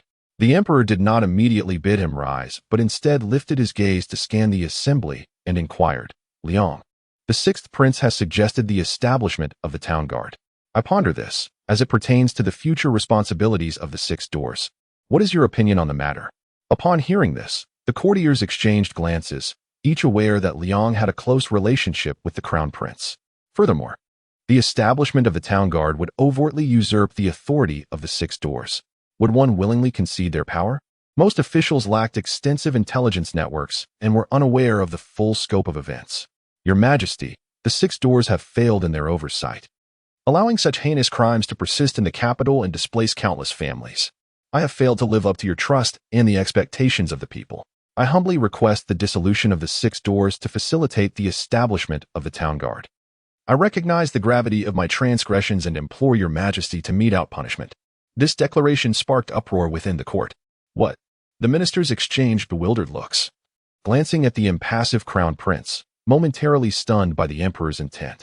If such a measure were taken, the most pressing issues of bureaucratic redundancy and funding would be resolved. The prospect of dissolving the six doors left some officials feeling uneasy, questioning the methods at play. "Eighth Prince, what are your thoughts?" The emperor turned his gaze to his eighth brother. The eighth prince, half-lidded and seemingly on the verge of slumber, roused himself at the emperor's inquiry and responded languidly, "Your majesty's wisdom is unparalleled. In light of this, the martial factions have indeed become excessively brazen. Thus, the town guard should be established immediately. The head of the town guard would hold a second-rank position and would answer directly to me. The ministries of war, personnel, justice, revenue, and the 6 doors must cooperate fully without error.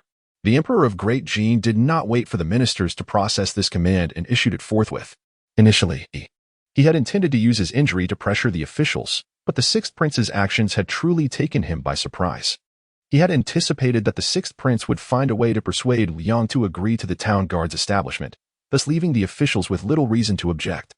However, the 6 doors were now to be disbanded entirely.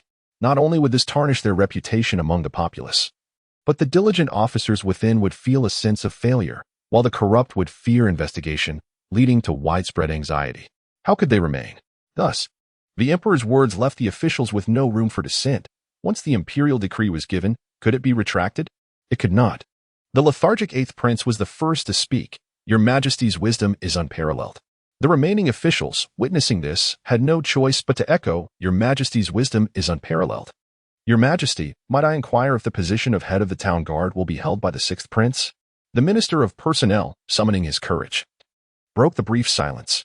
The emperor's gaze turned to Chang'an, eager to discern what he would say.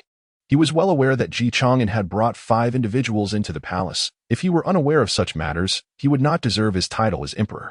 Congratulations, Father. Congratulations, Chang'an exclaimed, seemingly oblivious, his face alight with smiles and repeated expressions of joy. The officials frowned. They felt the situation slipping from their grasp. Today, the head of the divine captors, Zhuge Zhenghua, has come with 4 disciples to seek refuge. My son was able to uncover the plot of the sword-seeking sect thanks to their guidance. They are indeed remarkable individuals. The divine captors are a remnant sect of the Tianzhou dynasty, reclusive for millennia. Now, in this era of your reign, where the world is at peace, they emerge to serve. This is all due to your destiny, your majesty, and the hope of the people. Tianzhou, the divine captors? The officials murmured among themselves, questioning the 6th prince's intentions in bringing unknown individuals to power. Oh, I am curious to see what this divine captor sect is to warrant such admiration from you. 6th prince. The emperor's interest was piqued, and he waved his hand. Announced Zhuge Zhenghua and his disciples. The eunuch's sharp voice echoed through the court. Soon, Zhuge Zhenghua entered with his 4 disciples, bowing deeply. We, the commoners, pay our respects to your majesty. Long live the emperor. Rise. I have heard that you wish to enter the court as officials, but I am curious. What can you offer? Zhuge Zhenghua replied with poise, Your Majesty, we, the divine captors, have managed the martial faction since the time of the Tianzhou dynasty, overseeing the sects and maintaining order. The Tianzhou dynasty existed a millennium ago before fracturing into numerous nations, each claiming to be the rightful heir of Tianzhou. Your Majesty, no. The Minister of Rights interjected, alarmed. Such a crucial position as the town guard cannot be entrusted to these individuals of dubious origin. Chang'an narrowed his eyes, his gaze sharp as he scrutinized the Minister of Rights, committing his visage to memory, before retorting, Oh, then, pray tell, how did you, Minister of Rights, ascend to your position? Naturally, through the imperial examinations, thanks to your great grace, I was able to attain this esteemed position. The Minister of Rights replied with a hint of pride, recalling he was the top scholar of his cohort. What I mean to convey is that such a high-ranking position should be earned step by step, rather than through sudden elevation. Humph. Chang'an chuckled lightly. Were you not also an unknown individual before entering public service? What merit did you possess to partake in the imperial examinations? In this land of Great Jin, all citizens are subjects of the emperor. Thus, how can one be deemed of dubious origin? Minister of Rights, your statement is rather biased. As for sudden elevation, as he spoke, Chang'an seemed to recall something and a smile graced his lips as a second-rank official of Great Jin. Are you aware of the laws that state that those entering the court as innate talents are entitled to 7th-rank status, while masters are accorded 5th rank, grandmasters 3rd rank, and supreme grandmasters 2nd rank? Zhuge, as a supreme grandmaster, joining the court should naturally grant him a 2nd-rank status. This is merely a reassignment. How can you call it a sudden elevation? If you doubt Zhuge's abilities and wish to inquire further, feel free to speak. Certainly. The 2nd-rank official mentioned here is merely a nominal position, one that entails a salary but lacks any real authority, rendering it quite inconsequential. The Supreme Grandmaster, regardless of this nominal title, remains untouchable. The very mention of the Supreme Grandmaster elicited a collective gasp from the assembly, their gazes fixated upon Zhuge Zhenghua in sheer astonishment. Even the emperor had initially believed that Zhuge Zhenghua was merely a grandmaster, never anticipating that he was, in fact, the Supreme Grandmaster. Could it be that the tales of the divine capture sect, as recounted by the sixth prince, hold truth? How else could one explain the origins of such a formidable figure? If that were the case, might it be that I am indeed the chosen one, destined to have the divine capture sect at my side?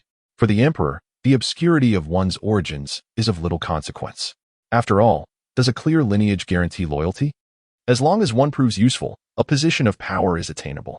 It is evident that Zhuge Zhenghua possesses immense utility. Esteemed ministers, do any of you have further objections? The Ministry of Rights does present some valid reasoning. Since it was the sixth prince who recommended him, I shall acquiesce. I hereby appoint Prince Ji Chang'an as the master of the Zhenwu division, with Zhuge Zhenghua as his deputy. After a year, should you, esteemed Zhuge, prove your competence, you shall be elevated to master. Is there any other matter to discuss?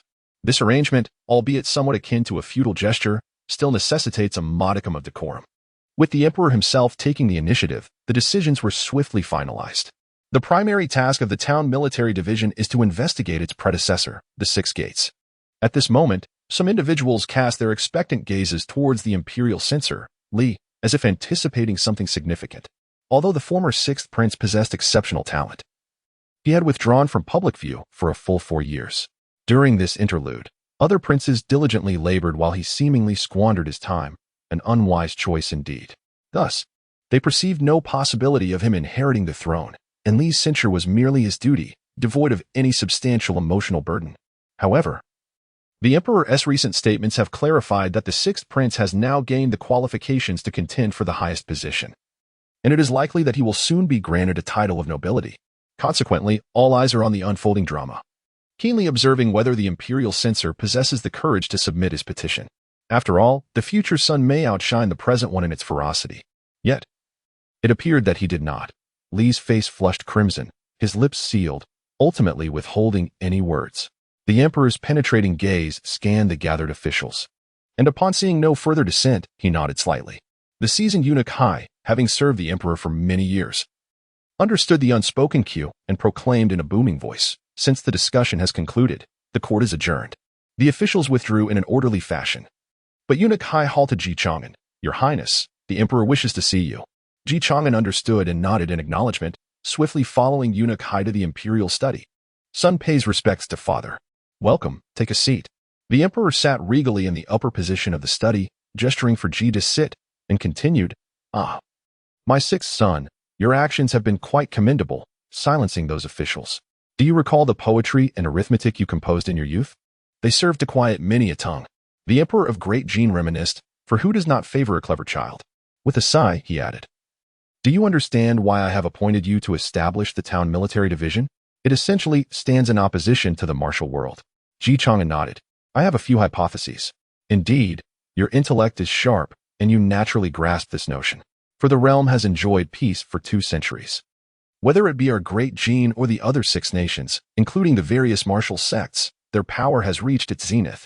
Internal resources have dwindled. Thus war is the only course ahead. Regardless of the outcome, victory will yield external resources, while defeat will leave behind the resources of the fallen, sufficient for those who remain." The emperor of Great Jin shook his head, acknowledging that this was a war destined to unfold, impervious to individual will. No one could halt its progress.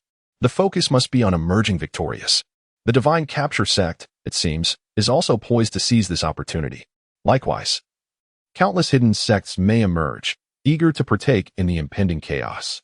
The emperor continued, "I have appointed you as the head of the division to ensure that Zhuge Zhang can protect you. Otherwise, you share no connection with him. Although you aided in establishing the town military division, he may not remember your contributions." "I understand," Ji Chang'an replied with a nod, pondering the emperor's thoughts. "Given this, you may leave. I am somewhat fatigued."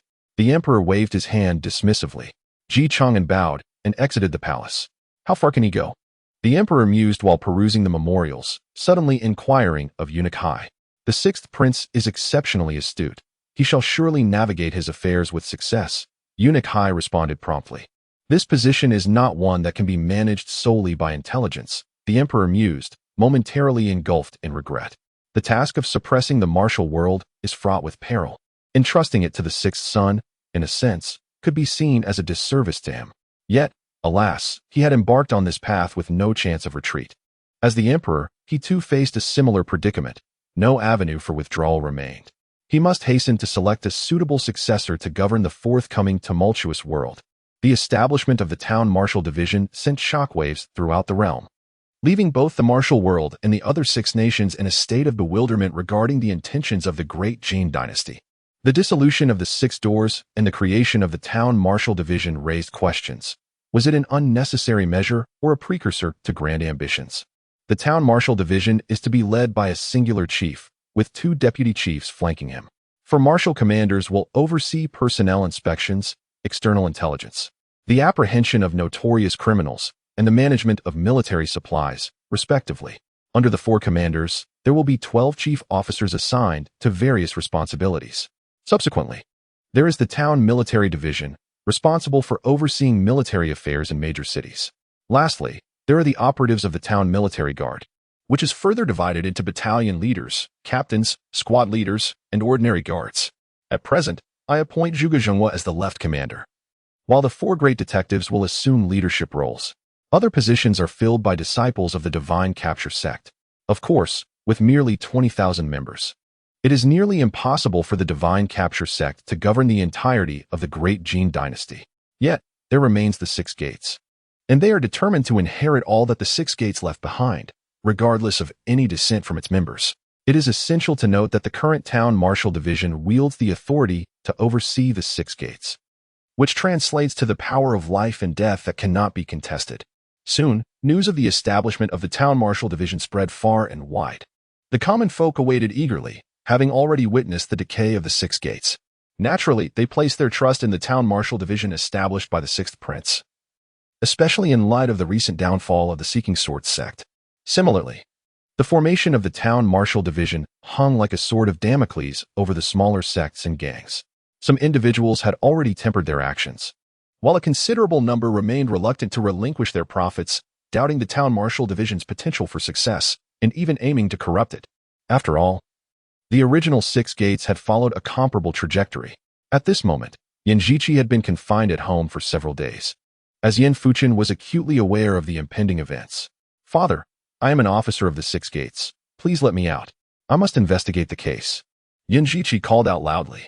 Yan Fuchen, devoid of any emotional response, replied, "You are no longer an officer. The Six Gates have been disbanded, and you need not concern yourself with that. However, now that His Highness the Sixth Prince has established the town martial division, they are currently investigating the dereliction of duty within the Six Gates, and your cooperation is required." "What?" Yan Zhiqi was momentarily taken aback, unable to comprehend that the Six Gates had indeed been disbanded. Moreover, it has been re-established by Ji Chang'an's Zhenwu division. At this moment, she finally comprehended Ji Chang'an's intentions. A tree with roots that have already decayed can no longer be salvaged, no matter the attempts to eradicate the pests. It is far more prudent to set it ablaze, transforming it into nourishment for a new sapling. At this juncture, Yan Zhiqi felt somewhat bewildered. Had Ji Chang'an truly returned after those 4 years? At this moment, within the grandest sect of the Central Plains, Lingxiao sect, the sect leader and 2 esteemed elders convened to deliberate. The emperor of the Great Jin had established the Zhenwu division, likely as a means of vengeance for the assassination attempt. Alas, fate seems blind, allowing him to escape disaster. A temple and a monastery on the outskirts of the capital have sought our assistance. This matter is intricate, and how ought we to respond? The Zhenwu division is led by that Sixth Prince, who undoubtedly aspires to ascend the throne. If our Lingxiao sect aims to conquer the martial arts world of the Central Plains, we cannot afford to tarnish our reputation. Likewise, prior to any direct confrontation with the imperial dynasty, we must avoid a head-on clash with the Great Jin, for it would be perilously unwise. Thus, in my view, we might consider dispatching envoys to the 2 major sects, conveying our Lingxiao sect's position to the Zhenwu division.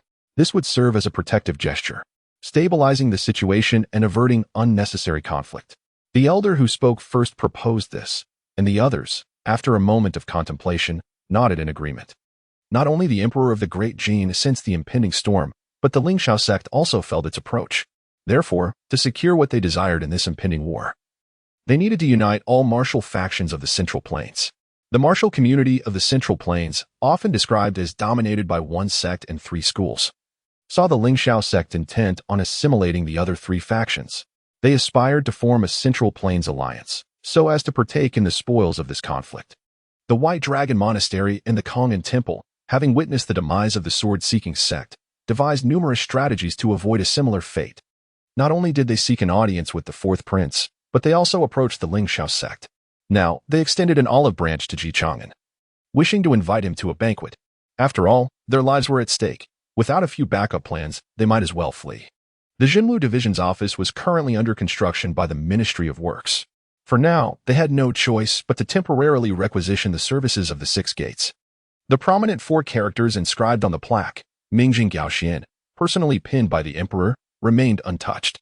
Beneath the glaring mirror, a throng of 6 doors stood with the constables.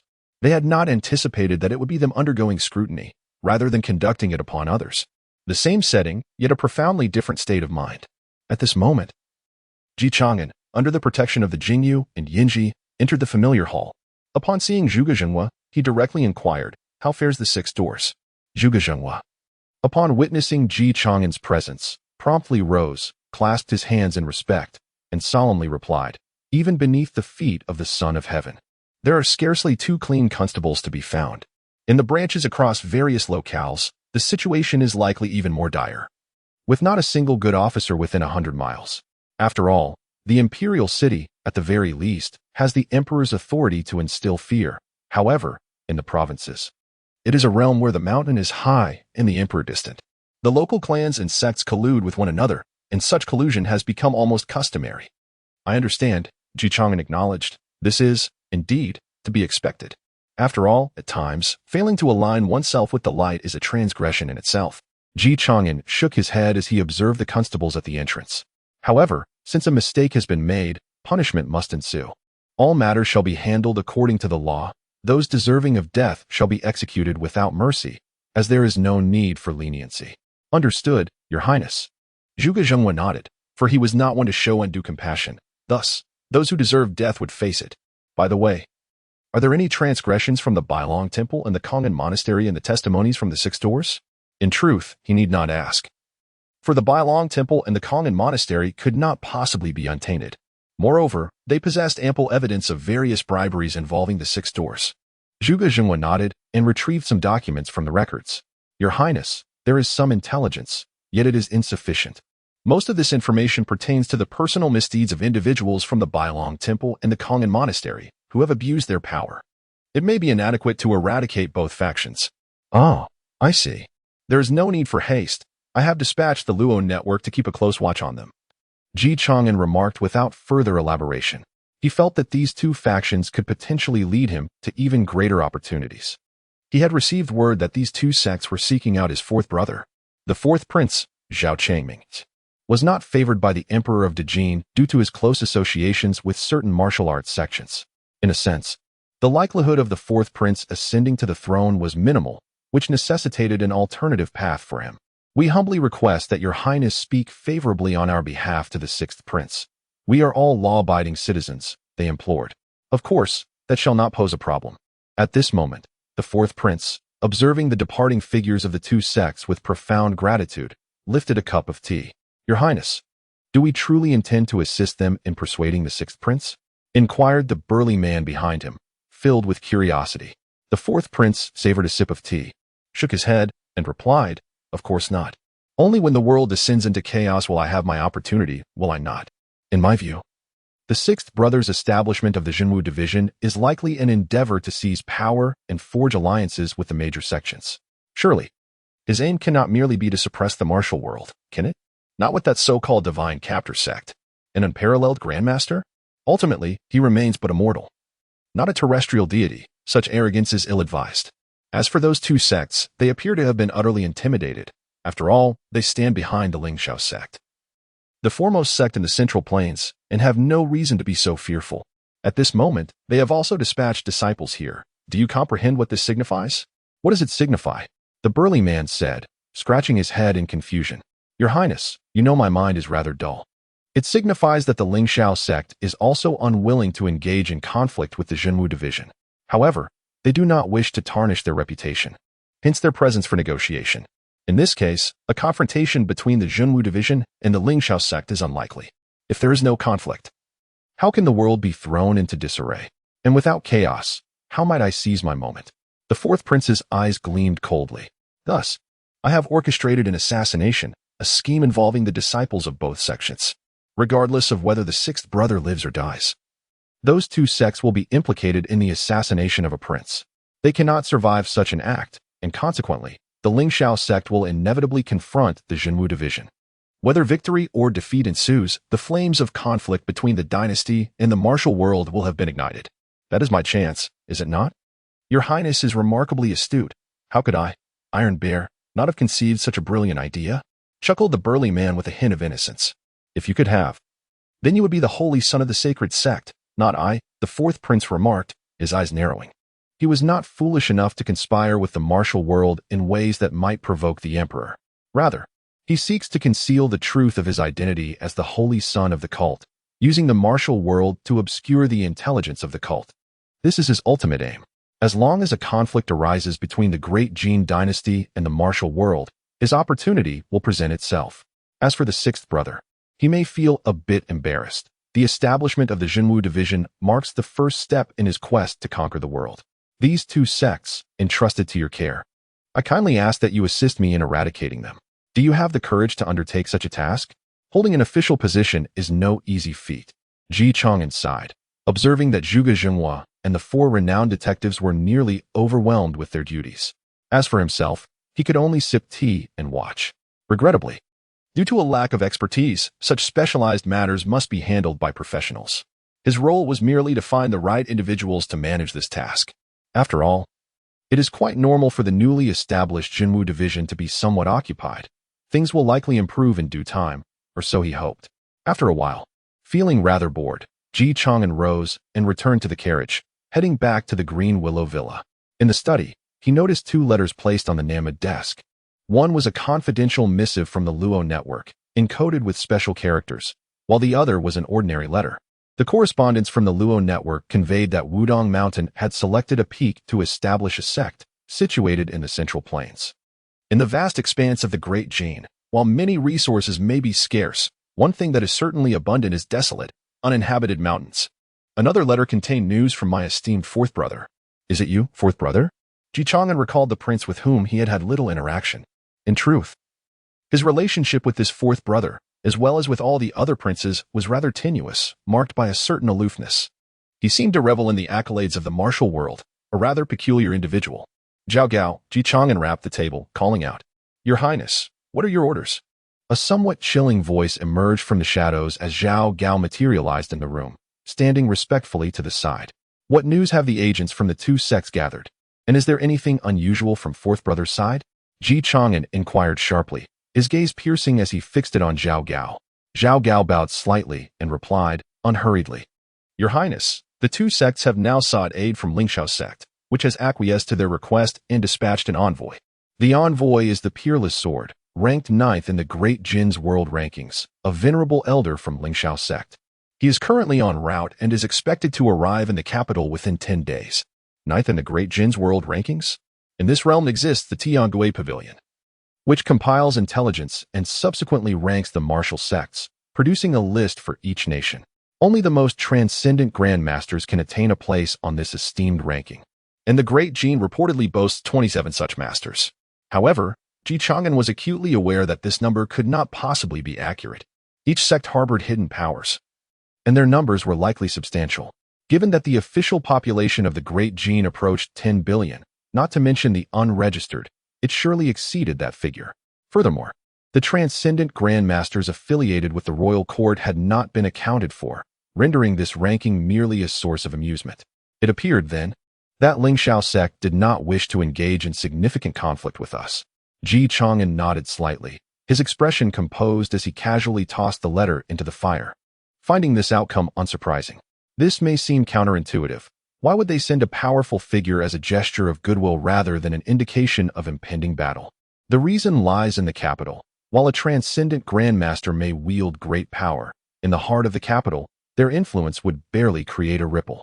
Should Lingxiao sect desire a grand confrontation, The most prudent course would be to await the annihilation of the two sects, subsequently allying with other martial factions to exert pressure on the court. Should the court capitulate, the Jinwu division would naturally cease to exist. Conversely, if the court refused to yield, an all-encompassing war might be hastened. Now, the dispatch of a supreme grandmaster of such stature for discussions is evidently an overture for peace and mediation. At the very least, it indicates a reluctance to engage in conflict with the Jinwu division, coupled with a significant gesture of goodwill. As for the Sunjian sect, no one seems to lament its demise, as its transgressions have incited universal outrage. No sect dares to exploit the downfall of the Sunjian sect. Instead, they collectively maintain silence, as if they have forgotten its obliteration. Indeed, the Lingxiao sect may be aiming for the entirety of the Central Plains martial world. Ji Chang'an perused the intelligence relayed from the Central Plains, forming a rough conjecture in his mind. No matter, such matters can be left to Wudong. Zhao Gao nodded, then addressed another inquiry from Ji Chang'an. Regarding the fourth prince, many of the individuals he associates with belong to minor sects seeking refuge. The major sects would not openly collude with the court. The fourth prince? This correspondence raises suspicion. Those two sects, facing life and death, naturally seek any remedy in desperation. Yet, it is implausible that the fourth prince could be oblivious to this. Is he inviting me merely to extend a courtesy to the two sects? But with the Lingxiao sect's intervention, what courtesy could he possibly offer? It is crucial to recognize that the Jinwu division was just established by the emperor. As a prince, he ought not to meddle in such affairs. His actions and the benefits he reaps do not align, suggesting he harbors ulterior motives. The martial sects he associates with, do they exhibit any peculiarities? Upon hearing this, Zhao Gao paused momentarily before continuing. However, most of the sects the fourth prince meets are predominantly located in the southern regions. According to our investigations, if these sects share any commonality, it is their rapid rise. Equally, their demise is swift, with some being annihilated by the demonic cult. We compared the probability of nearby minor sects being destroyed by the cult, which stands at less than 1%. However, the probability of the fourth princess-affiliated minor sects being obliterated by the cult reaches 5%. This disparity in probability is hardly coincidental. Yet, to acquire definitive information may require some time. Although the intelligence network is formidable, it has only recently established its presence in this realm. Achieving such insights is almost beyond belief. This is merely the allure of statistics. The demonic cult? Ji Chang'an opened the fourth prince's letter, narrowing his eyes, a chill evident in his gaze. Although the fourth prince appears reclusive, he is astute. Intelligent individuals do not engage in futile endeavors. He has distanced himself from His Majesty's favor and the court's allure for the sake of minor sects, which is not the action of a fool. The likelihood of courting minor sects is merely a facade. He wishes to conceal something deeper, thus stepping away from the mainstream limelight. Were it not for this letter he provided, these would remain mere conjectures. Yet, his correspondence, combined with your information, raises the probability of his entanglement with the demonic cult to fivefold. Bai Luo smiled, as he seemed to comprehend his elder brother's intentions. Does he wish to sow chaos in the realm? With the Jinwu division freshly established and the sixth prince, the emperor's son, recently assassinated, could it be that you, fourth brother, were behind the earlier assassination attempts on me, father, and my brothers? As for why those minor sects have a higher probability of annihilation, it is naturally due to being silenced. If it were due to enmity with the demonic cult, the persona of the fame-seeking fourth brother would certainly have disclosed that. Concealing it only invites speculation. Jing and I notify Yinshi to prepare the carriage. Since fourth brother wishes to meet me, how could I, as his younger brother, refuse? Also, have the intelligence network ready some insignia and attire of the demonic cult. Yes, Your Highness. Jing and I nodded and set about the arrangements. Zhao Fu Ling, I fear I must trouble you to provide close protection this time. Ji Chang'an meticulously folded the fourth brother's letter and exited the study. Zhao Gao promptly approached and followed closely behind Ji Chang'an, subsequently summoning the 6 sword servants of the intelligence network, except for Heibai Xianjian, who was on a special mission. Nearly all the experts of the intelligence network gathered around Zhao Gao. At the Zuihua Tower, the vermilion doors, intricately carved and adorned, swayed lanterns that danced in the breeze, illuminating the stone path in front.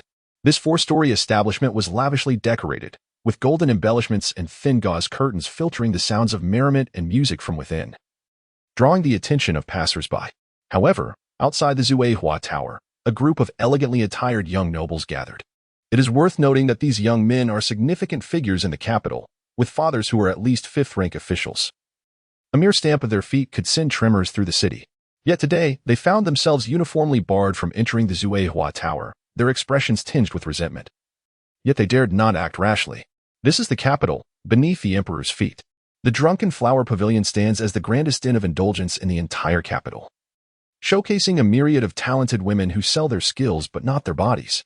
Even the affluent young masters outside must lavishly spend to obtain a coveted entry ticket, after which the ladies within will select the suitors they wish to converse with. It follows that in this realm, wealth alone cannot guarantee the affection of a beautiful woman. Lacking charm or talent makes success elusive. Perhaps the allure of the unattainable stirs restlessness, or it could be a clever strategy of scarcity. Regardless, the place is a veritable goldmine. The ladies of the Drunken Flower Pavilion have been elevated to the status of unattainable stars. However, a significant breach of decorum has occurred, as the entire establishment has been booked by a single patron, a clear indication of immense power. Thus, even those young masters accustomed to indulgence can only gaze enviously, speculating about the esteemed guest present today. At this moment, on the highest floor of the pavilion, the fourth prince and Chang'an listen to the melodious tunes wafting up from below, where all the ladies are orchestrating a grand performance of music and dance. Those who typically remain hidden in their chambers have gathered en masse, showcasing their grace and talent in an enchanting display, transforming the space into a celestial realm. It is evident that social hierarchy exists even among these young masters. The established rules dictate that those of considerable power are above such constraints. Chang'an gently twirls his teacup, his gaze lazily sweeping over the diverse array of ladies below. He feigns nonchalance, offering polite words. "I must express my gratitude to you, fourth brother. It has been quite some time since my last visit to the Drunken Flower Pavilion during my stay at Green Willow Villa. You have truly anticipated my wishes. After all, the remarkable Jingni exceeds these so-called ladies in every regard." The fourth prince, adorned with a veneer of flattering smiles, hastily raises his glass to Chang'an, saying, "Not at all. It has been far too long since we brothers have met. I merely wish to congratulate you on your new position as master of the town guard. It is no small role. Should you require anything from me, I would gladly traverse fire and water to assist you." He pauses momentarily before adding, "You must understand, I have some connections with various martial arts sections. My primary concern is to prevent any trouble from them, and I hope you can be lenient should they misstep." Chang'an shakes his head, narrowing his eyes with a hint of a smile as he regards the fourth prince, leisurely responding, "Brother, you ought to exercise more restraint. The town guard has only just been established, and you have witnessed the downfall of the six gates. Do you wish for me to suffer a similar fate?" He is aware of the fourth prince's intentions, eagerly awaiting the next words to escape his lips. The fourth prince, caught off guard by Chang'an's refusal, momentarily betrays a flicker of malice in his eyes, though he quickly masks it, continuing, "I trust you are already aware that two sects have approached me, inquiring about any taboos regarding the town guard. They wish to invite you to their banquet. I do not expect any promises from you, merely your presence at the event. After all, I have already accepted gifts on your behalf, and failing to attend could tarnish our reputations in the martial world. It would benefit both parties, wouldn't it?" The fourth prince's true intentions are finally revealed. He seeks to orchestrate an invitation for Chang'an to attend the banquet. Should Chang'an face an assassination attempt there, the two sects would undoubtedly be implicated. Though this would cast suspicion upon the fourth prince, it would merely be conjecture. At present, he lacks the trust of the Emperor of Jin, and chaos in the realm would allow their demonic cult to rise. In such a scenario, suspicions would be inconsequential, and the evidence of their misdeeds would be carefully concealed. Such martial ruffians hold no allure for him. He has no desire to engage with them. Chang'an rises, letting out a cold snort, eliciting a frown from the fourth prince. He had not anticipated that even with his subservient overtures, Chang'an would remain impervious to persuasion. Sensing the fourth prince's displeasure, Chang'an shifts his tone, teasing, "However, since it is an invitation from my esteemed brother, I cannot refuse. After all, we share the same bloodline. Moreover, I imagine you have spent a considerable sum to reserve the Drunken Flower Pavilion. Should I decline? I fear you might hold it against me, and I am currently rather impoverished." Chang'an continues, and with the fourth prince's renewed invitation, his standing is solidified. He ponders the fourth prince's connections with the demonic cult and the nature of their alliance. "Not at all, dear brother. You know I am fond of a good reputation. Thus, in consolidating so many minor sects, I am merely seeking to enhance my renown. Since you have agreed, Let us meet here in 3 days' time, shall we? 3 days later, before the arrival of the powerful figures from Ling Xiao's sect, are they apprehensive of being discovered? Or are they concerned that he may survive the banquet? Nevertheless, Chang'an does not refuse, nodding in agreement. That is certainly acceptable, though I suspect he will incur further expenses. He will not turn down the invitation, for he is still seeking a means to eliminate the two sections. If his good brother presents an opportunity, it would be unwise to dismiss it. Excellent. Then, enjoy your time, and I shall notify the two sections. The payment has already been made, so worry not. The fourth prince appears somewhat agitated, though it is unclear whether it is genuine excitement or mere pretense. Very well, do proceed, Chang'an replies with a smile, and both achieve their respective aims. However, Chang'an does not linger long, soon departing. Yet upon his return to Green Willow Villa, he encounters an unforeseen incident, an assassination attempt. Fortunately, no harm comes to him, as the assailants never even laid eyes upon him, thwarted by the skilled protectors surrounding him. This was a futile endeavor from the outset. Nonetheless, Chang'an recognizes the underlying message. This incident was likely orchestrated by the fourth prince. What was the intention? To signal to the world that the identity of the town guard was a source of public outrage, and being targeted for assassination was a mere consequence of that. Unrelated to his invitation, in the grand palace of Jin, within the emperor's sleeping quarters, flickering candlelight casts shadows upon the walls. The emperor of Jin furrows his brow, his gaze fixed intently upon the confidential report just submitted by his dark guards. The invitations from the White Dragon Temple and the Empty Sound Temple for the sixth prince to attend their banquet do not seem particularly alarming. Naturally, upon becoming the master of the town guard, many would seek to curry favor, and as long as he performs his duties well. Such flattery holds no significance in the emperor's eyes. However, the timing is troubling. It is too soon. Since the White Dragon Temple and the Empty Sound Temple have sought assistance from Ling Xiao sect, the discussions could have easily awaited the arrival of their representative. As emperor, he possesses a heightened sensitivity to conspiracies. Otherwise, he would not have survived this long. Hai Jing, the emperor of Jin bellows, his voice resonating like a dragon's roar. Yes, your majesty. Outside the chamber stood the esteemed eunuch Hai, his heart tightening upon hearing the call.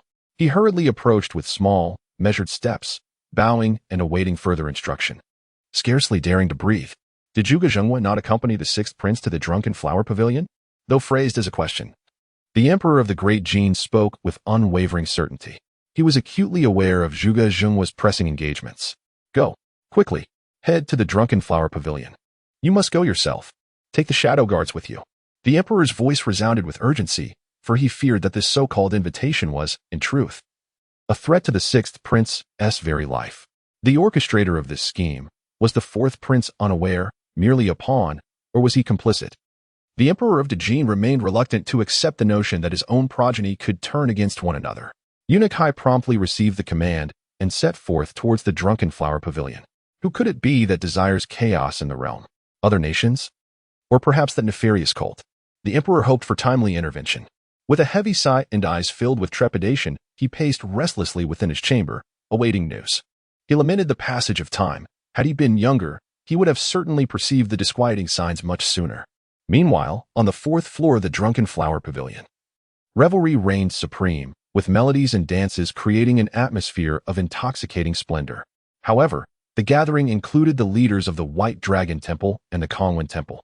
Though they appeared to represent religious affiliations, in truth, they were merely martial sects cloaked in the guise of spirituality. Their so-called preaching was merely a means to recruit disciples and cultivate martial prowess, indistinguishable from any other sect. Commoners pay their respects to the fourth and sixth princes, proclaimed the leader of the White Dragon Temple, who rose first with a beaming smile, stepping forward to ingratiate himself. It is indeed a privilege for our two sects that your highness has graced us with your presence today. Should you have any commands for us? We humbly await your esteemed guidance.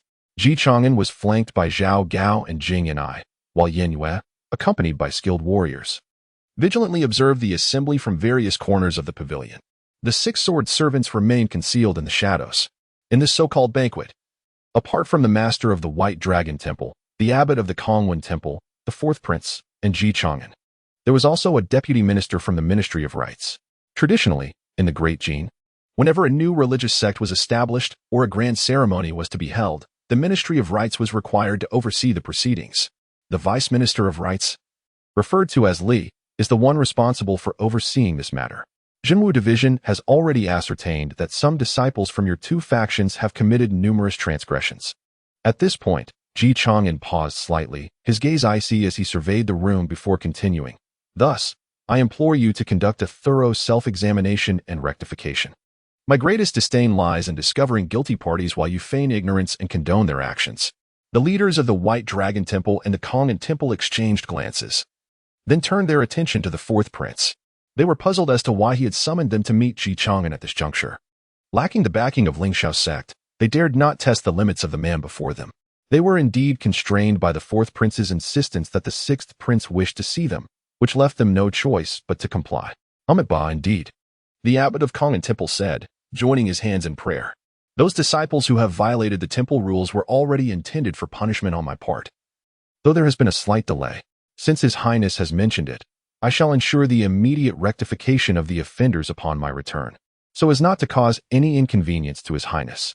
The situation was dire, and he understood that if he did not humble himself, angering Ji Chang'an could lead to catastrophic consequences. Even in the face of chaos, their demise would be inevitable. Ji Chang'an nodded slightly, seemingly satisfied with the response. Yet suddenly, his gaze sharpened, piercing directly toward the silent fourth prince. Why has the main course not yet been served? This idle chatter is devoid of interest. The fourth prince, caught off guard by this sudden scrutiny, stammered a nervous laugh before exclaiming, "Congratulations, sixth brother, and to both of you, for resolving the matter at hand so amicably. Truly commendable."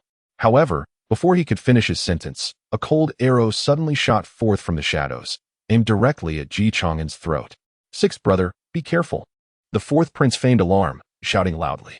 Instantly, the banquet erupted into chaos, a frenzy of movement as countless hidden assassins emerged like phantoms, converging upon Ji Chang'an. Among the disciples from the White Dragon Temple and Chang'an Temple, one disciple with an unusual expression surged forward, his palms flying with a formidable inner strength aimed squarely at Ji Chang'an. "For the martial world, for Chang'an Temple, kill him, Grandmaster." "Why?" The abbot of Chang'an Temple's eyes widened in disbelief, recognizing the momentum of the attack. It was evidently a Grandmaster-level strike. When had such a figure emerged from his sect? Why would he seek to assassinate the sixth prince? The abbot was frantic, wishing to intervene, but it was too late. The assailant seemed to have employed some secret technique, his eyes gleaming red, and that strike was imbued with a bloodthirsty aura. It was a desperate blow from a Grandmaster, and without the presence of a Supreme Grandmaster, Ji Chang'an's demise was all but assured. Behind Ji Chang'an stood two guards, clearly indicating that he was not in the presence of an unparalleled Grandmaster. After all, such formidable individuals were rare, and Ji Chang'an had only managed to find Zhuge Zhenghua, a recluse from a hidden sect. Could he possibly locate another? The fourth prince feigned panic, yet a flicker of concealed triumph gleamed in his eyes as he squinted, seemingly savoring a captivating performance. He harbored little animosity towards his prodigious sixth brother, nor did he possess any profound familial affection. The distinction mattered little. Even if there was a hint of disdain directed at him, it was inconsequential. However, the obstruction to his ambitions was intolerable. Observing the chaotic scene, the fourth prince felt assured of his victory. Yet, it was regrettable that a master from the divine sect had to be sacrificed for the sake of an insignificant sixth brother. Such a loss felt extravagant. Should the sixth brother perish, he would most likely have to feign injury to allay the emperor's suspicions. At that moment, a masterful strike was unleashed, emanating an aura akin to a furious dragon's roar. The force swept through the banquet, reducing tables and sumptuous delicacies to mere dust, while shattered glass and plates filled the air. Even Ji Chang'an could sense the overwhelming energy, yet he chose neither to resist nor flee. Instead, he calmly lifted a cup and took a sip, unperturbed by his safety. Just then, Zhao Gao, who had remained silent behind Ji Chang'an, stepped forward. His garments billowed as he executed a seemingly casual strike. The would-be assassin, witnessing Zhao Gao's nonchalant gesture, curled his lips into a sneer. Convinced that his desperate attack could not be easily thwarted, even by an unparalleled Grandmaster, let alone the individual before him. Yet, in an instant, his smirk froze on his face. The gust of wind from Zhao Gao's strike materialized an invisible net that enveloped the assassin's blood-red energy with an unstoppable force. "Who are you?" The would-be assassin gasped in terror, his eyes wide with disbelief. He attempted to voice his thoughts, but an unseen hand seemed to constrict his throat, rendering him mute. After dissipating his crimson energy, Zhao Gao's residual power surged forth like a thunderclap, relentless in its advance. With a thunderous crash, akin to a bolt of lightning striking the earth, the assassin was transformed into a mist of blood, vanishing into thin air. Zhao Gao completed this feat with an air of indifference, as if it were merely a trivial task. He stepped back, resuming his position behind Ji Chang'an. Upon witnessing this, Ji Chang'an's eyes glimmered with appreciation, contemplating Zhao Gao's effortless display of prowess, which indicated a significant enhancement in his cultivation. How could this be? An unparalleled grandmaster? The fourth prince fixed his gaze on the scene, disbelief etched on his features. Where had the sixth brother found such formidable grandmasters? It must be noted that as the holy son of the divine sect, even he could not summon unparalleled grandmasters at will. As the fourth prince grappled with shock and confusion, 6 ghostly figures suddenly emerged from the shadows. In an instant, 6 chilling sword lights blazed forth like forks of lightning, all aimed at the fourth prince, the work of the 6 sword servants. Ji Chang'an, unfazed, sidestepped, quietly observing the unfolding drama. If the fourth prince relished a spectacle, then so did he. In such turmoil, there was no reason why he could not retaliate against the fourth prince. Be careful, a towering figure behind the fourth prince shouted, immediately encasing him in protective energy. To harm his highness, you must step over the corpse of Iron Tiger. Although this formidable man was a grandmaster, his dual mastery of energy placed him in a unique tier among grandmasters. However, ultimately, a grandmaster was still merely a grandmaster. He could not contend with the combined might of the 6 sword servants. It was known that even an unparalleled grandmaster would perish under the 6 sword servants' coordinated assault. Their unity and understanding unparalleled. In the blink of an eye, Iron Tiger fell under the relentless onslaught of the sword formation, blood gushing forth and staining the ground crimson. No, the fourth prince, in a fit of madness, stared wide-eyed at the 6 sword servants. He could not comprehend where these assassins had emerged from or their connection to Ji Chang'an. Yet, the sight of Iron Tiger, who had shielded him from countless blades and assassinations, falling before him ignited a seething hatred within his eyes. Someone's coming, retreat. The leader of the 6 sword servants, Chang'an, urged in a low voice. No sooner had he spoken than the 6 vanished as if they had never existed, seemingly merging into the shadows. Ji Chang'an refrained from killing the fourth prince, for doing so would yield him nothing. He could strike whenever he wished. However, if he could leverage the fourth prince to uncover the whereabouts of the so-called headquarters of the divine sect, that would be of paramount importance. His true adversaries were never the fourth prince, but rather the forces behind him. Rather, it is the malevolent sect behind him, or perhaps the entire martial world, along with the other 6 nations. The current fourth prince, having lost everything, undoubtedly seeks vengeance. In the end, he will merely be a puppet under his own control. At this moment, the battle below has concluded. For him, who is on the verge of breaking through to the supreme Grandmaster realm, slaying the heads of the White Dragon Temple and the Chang'an Temple is but a trifling task. With a flicker of his form, akin to a wraith, amidst the crimson light extinguishing, 2 swords cleaved through the air, and 2 heads tumbled down, blood gushing forth. The fourth prince collapsed onto the ground. Witnessing the departure of the 6 individuals, he exhaled in relief, abandoning his thoughts of awakening the divine blood. No, he had not yet lost. Even though Ji Chang'an remained alive, the leaders of the 2 major sects were dead. Moreover, he had attempted to assassinate both himself and Ji Chang'an. This was a grave sin. Would Lingxiao sect protect him? How could they? As long as he exerted a little more control, there remained a chance to incite chaos throughout the realm. Yes, he had not yet lost. The fourth prince's gaze fixed upon the distant Ji Chang'an. His teeth clenched in determination. My lords, are you unharmed?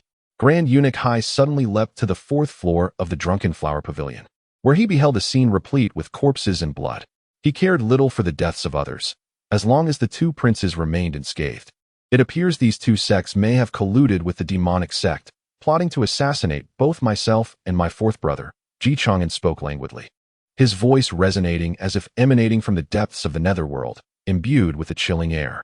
Their intent was to turn us against the Lingxiao sect, thereby sowing discord throughout the realm. Thankfully, my 4th brother's guards fought valiantly, repelling those demonic experts and saving our lives. Although Ji Chang'an addressed Grand Eunuch Hai, his gaze seemed to linger upon his dear 4th brother, a subtle smile gracing his lips. Demonic sect? Grand Eunuch Hai appeared as if struck by a jolt of electricity. Startled and aghast, evidently unprepared for the revelation that this matter entangled the demonic sect. The fourth prince, upon hearing this, was taken aback as well. What did this have to do with the demonic sect? Although it was indeed a demonic sect assassination, it should not have unfolded in this manner. This diverged entirely from his meticulously crafted plan. No. Eunuch, we discovered a small quantity of undestroyed demonic sect attire and insignias within the Drunken Flower Pavilion. A shadowy guard reported, bowing his head. No, this cannot be. The fourth prince, akin to an ant on a hot griddle, was eager to argue. Yet, as the words hovered on the tip of his tongue, they became lodged within him, leaving him at a loss for how to begin. Observing this, Chang'an shook his head slightly, a faint smile appearing as he regarded the fourth prince, who seemed at a loss for words, and softly inquired, "Could it be that you know who orchestrated the assassination? Or perhaps, are you familiar with the demonic sect?" The fourth prince felt as though he had been choked. Momentarily rendered speechless, his face flushing crimson, yet unable to utter a single word. Grand Eunuch Hai, oblivious to these subtleties, clasped his hands and stated, "As long as you two princes are unharmed, we shall take care of this matter for now. I appreciate your assistance." Eunuch Chang'an nodded, maintaining his composure. However, the two factions colluding with the demonic sect should be left to the Town Marshal Division to handle. Of course, it is indeed the responsibility of the Town Marshal Division. Grand Eunuch Hai quickly affirmed. "Fourth brother, do you require my escort to your residence?" Chang'an inquired, observing the fourth prince as he rose. A hint of regret on his face. After all, your guards fought valiantly and paid the ultimate price. The fourth prince met Chang'an's gaze. Feeling a chill creep up his spine, he instinctively shuddered, an inexplicable sense of panic rising within him. Even in the presence of the emperor, he could conceal himself. Yet he felt unprotected before this individual. He could not fathom why the traces of the demonic sect had been uncovered. Was it the sixth brother? No, that was impossible. The fourth prince swiftly dismissed this conjecture. It was merely a baseless notion. Even if the sixth brother had anticipated an assassination and had prepared experts, he would never suspect that the demonic sect was under his command. He could not fathom that he had orchestrated the demonic sect's assault. After all, he had always acted with meticulous care, never revealing even the slightest flaw. Even if the sixth brother had somehow summoned a Grandmaster-level powerhouse for support, he should not have been able to uncover his identity as the son of the demonic sect. After all, should the sixth brother have known, he would undoubtedly report it to the emperor, and his life would be forfeit. Since the sixth brother had yet to disclose anything to the emperor, and he himself was still alive, it suggested that the sixth brother's suspicions were likely minimal. After all, he had lost his most crucial guard during this attack. The appearance of the demonic sect's items likely indicated that an enemy had emerged within their ranks, someone who sought to use a knife to kill him, aiming to place him in peril. The 6 individuals who took action were likely formidable figures from other factions within the Divine Sect. It is important to note that the Divine Sect is not a monolith. Power struggles and factional infighting are commonplace. Even being the Holy Son merely grants one the right of succession. With this thought, the fourth prince finally clarified his mind, realizing that he had not yet been exposed and still had a chance. Upon hearing the sixth prince's suggestion, he slightly shook his head, suppressing the tumult within his heart, and spoke. "Sixth brother, this matter ultimately stems from my negligence. In pursuit of some reputation, I failed to anticipate the collusion between those two sects and the demon sect, nor could I foresee such unexpected complications. I apologize for my shortcomings, and I hope you will not hold it against me. Let us not trouble you further. I shall await the return to the manor with the assistance of Grand Eunuch Hai." As he spoke, the fourth prince raised his gaze to see not only the shadow guards emerging, but also the imperial guards mobilizing, meticulously inspecting the residences surrounding the Drunken Flower Pavilion. In no time, numerous garments and emblems of the demon sect were uncovered. Witnessing this, the fourth prince felt an even stronger sense of being outmaneuvered by traitors within the sect. A swarm of insects, on the brink of chaos, had managed to thwart him. Upon seeing the fourth prince's refusal, Chang'an said nothing further. Instead, his subordinates prepared a movable step for the carriage, placing it at the door. Jing Yu gently assisted Chang'an as he stepped onto the stairs, ensuring he boarded the carriage steadily. The group, in grand procession, soon returned to the villa. Zhao Gao immediately dispatched the 6 sword servants to keep a close watch on the fourth prince. Now that his guards were lost, and he faced such a significant event, he would undoubtedly come into contact with the demon sect, whether through punishment or seeking assistance. We need only wait for the right moment to trace the threads back to their source. Chang'an contemplated that his fourth brother was likely feeling somewhat isolated and helpless. Thus he felt compelled to offer assistance. After all, influence within the so-called demon sect was paramount, although he was uncertain of his fourth brother's true identity. Such an incident would surely necessitate allies. Moreover, he commanded Zhuge Zhenghua to act immediately with the town marshal division. The collusion between those two sects and the demon sect, daring to attempt the assassination of two princes, constituted a grave crime beyond forgiveness. As for other minor offenses, they need not be elaborated upon. The evidence was irrefutable, and even Lingxiao's sect, should they wish to shield their own, would find it impossible to do so. Indeed, this marked the inaugural operation of the town marshal division since its establishment. It was imperative to execute it with precision and efficiency, allowing the net to assist discreetly, ensuring no traces were left behind. Understood, Your Highness, Zhao Gao nodded, expressing no dissent regarding Ji Chang'an's decision. Alas, Ji Chang'an shook his head slightly, a look of nostalgia crossing his face, lamenting the burden of being born into royalty. Your Highness is a dragon among men, the finest ruler in this realm. Only you can ascend to the throne and bring order to this world, uniting the people of the 7 nations. It is through such measures that peace can be restored and the populace can live in tranquility. Hence, the actions of Your Highness are solely for the welfare of the common folk. Zhao Gao, indeed a master of flattery, deserved commendation. Though Ji Chang'an was aware of Zhao Gao's sycophantic tendencies, he still found solace in the praise. He now understood why ancient emperors, despite recognizing that honest words often sting, still preferred to indulge in flattering discourse. It was undeniably gratifying to hear. With this thought, Ji Chang'an reclined languidly in his chair, basking in the sun. As if suddenly recollecting something, he casually inquired, Zhao Gao, have you broken through to the Earth Immortal realm? Not yet, Your Highness, Zhao Gao replied, bowing slightly, his tone tinged with regret. I fear my progress may be slower than that of the sun-blocking breakthrough to the Supreme Grandmaster realm. Slower, you say? That merely amounts to a few dozen days, not too long, Ji Chang'an nodded. Once Zhao Gao did achieve his breakthrough, the security of their side would undoubtedly be enhanced. Next, he would await the results of Zhuge Zhenghua's annihilation of the two sects before determining his subsequent course of actions, eager to see what rewards he might draw from the lottery. Meanwhile, within the town marshal division, the 4 great captains split into 2 groups, leading the town marshal envoys and guards towards the 2 major sects with haste. The White Dragon Temple, named for a pine tree at its entrance that resembles a writhing dragon, typically welcomed a steady stream of worshippers seeking blessings and peace. However, at this moment, a cadre of masters clad in black attire adorned with golden embroidery from the town marshal division surrounded the temple, creating an impenetrable barrier.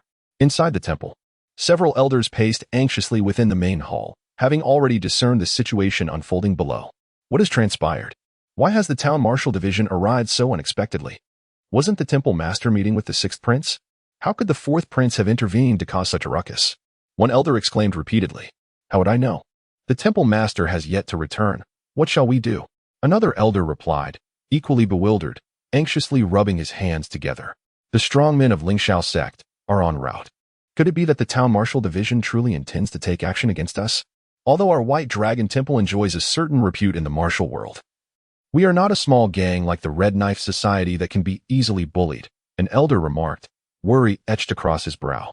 Let us go out and inquire, to discern what charges these town marshal division individuals wish to lay upon us, one elder suggested, gritting his teeth. Agreed, but as a precaution, let us first arrange for some disciples to retreat through the secret passage to Lingxiao's sect in the Central Plains. Even should circumstances change, we might preserve a flicker of hope for our temple. Following a discussion among the elders, they resolved to send some of their core talented disciples into the secret passage.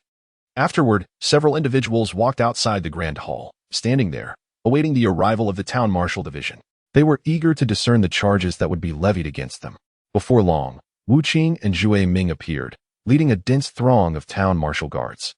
The overwhelming aura they exuded was akin to a mountain crashing down upon the sea, instantly extinguishing any lingering hopes among the elders who had initially considered resisting. The arrogance that had filled their earlier discussions vanished entirely, and they hastily approached, bowing respectfully, their voices laced with humility. Esteemed sirs, our White Dragon Temple Master has yet to return. We are unaware of the purpose of your visit. Should we assist in your investigation? Or would it be prudent to wait for the Master's return to address the matter? The surrounding crowd erupted in murmurs, exchanging speculations. Why has the town marshal division suddenly arrived? Could it be that the White Dragon Temple has committed a grave offense? An elderly man pondered aloud. That's hard to say. A nearby youth chimed in. Do not forget that the Town Martial Division is known for its keen insight. They have eradicated numerous small factions in recent times. Moreover, this division is overseen by the Sixth Prince, who recently uncovered the bizarre disappearance case of the sword-seeking sect with remarkable skill. In my estimation, the White Dragon Temple may have committed a similarly significant crime. After all, with the Six Gates not intervening, who knows what secrets they might harbor. Meanwhile, the devout citizens who had come to the temple to pray for fortune were being scrutinized one by one by the Town Martial Division. It appeared as though the White Dragon Temple was hardly a legitimate establishment, but merely a martial arts sect. The worshippers seeking divine favor were far from genuine believers. They sought merely psychological comfort. Without the White Dragon Temple, there remained the Black Dragon Temple and the White Phoenix Temple, or even the local Earth God Shrine to turn to. Most were casual believers, praying only in times of need, devoid of true faith. Only a few sects, apart from the malevolent and heretical ones, could claim genuine followers, such as the Buddhist sect located in the western regions. The Chang'an Temple had some connection to Buddhism, albeit a tenuous one, akin to a superficial grasp of the teachings while melding with other martial arts to establish a sect. As the elders of the White Dragon Temple inquired, Zhue Ming remained composed, unfazed, and stated, "The White Dragon Temple colluded with the demonic sect, attempting to assassinate the prince. A treacherous act that threatens to undermine the very foundation of our great Qi. We possess irrefutable evidence, and your temple master has already been apprehended. We act under the orders of the Town Martial Division to capture the criminals of the White Dragon Temple. Those who are wise will accompany us willingly for questioning. Any resistance will be met with lethal force." With that, the guards of the Town Martial Division drew their weapons in unison. The metallic clashing echoed throughout the temple, a chilling atmosphere enveloping the scene. Zhue Ming's proclamation left the elders of the White Dragon Temple in stunned silence, their eyes wide with disbelief. Assassinating the prince? Colluding with the demonic sect? This cannot be true. We are completely unaware of such matters. One elder exclaimed in a panic. Unaware? Then you shall return with us for a thorough interrogation.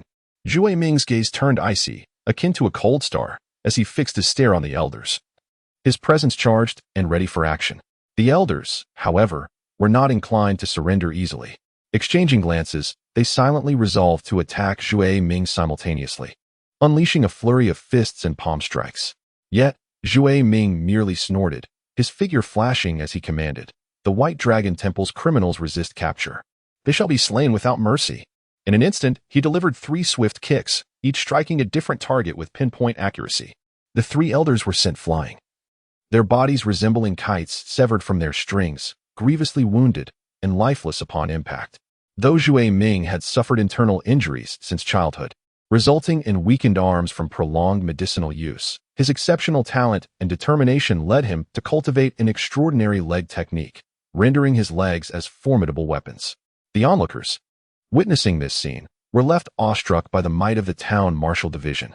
Before long, the White Dragon Temple was thoroughly searched and cleansed by the Town Martial Division. The guards scoured every corner within the temple, leaving no stone unturned. "Third Master, we found something," an excited guard exclaimed. Among the 4 great captains, Zhue Ming ranked third, and everyone respectfully called him Third Master. Zhue Ming approached, observing the array of human skin masks and various demonic sect potions unearthed. His understanding crystallized. The demonic sect had likely employed these items to impersonate disciples of the White Dragon Temple to carry out the assassination of the prince. Excellent. Bring these items back for a report to the division leader, Zhue Ming commanded. The citizens, witnessing this revelation, began to believe that the White Dragon Temple was indeed entangled with the demonic sect. A palpable silence fell upon the crowd, who dared not utter another word. After all, if the allegations were true, then those who sought blessings at the temple might unwittingly find themselves implicated as accomplices. Meanwhile, at a secret exit beneath the mountain of the White Dragon Temple, a dozen disciples emerged, dust-covered and weary, gazing upward at the long-lost sunlight, collectively exhaling in relief. The leader, a young innate master of notable talent, fixed a grave gaze upon the mountain and sighed. "Alas, it seems the temple has met its catastrophic fate. This is all the doing of the Town Martial Division. We have no recourse but to seek vengeance from the Lingxiao sect." At this juncture, the disciples' eyes ignited with flames of hatred. This was the peril of the overwhelming power wielded by such martial sects. The disciples no longer viewed themselves as subjects of the Great Qi. To most sect disciples, the interests of their sect had long eclipsed those of the nation.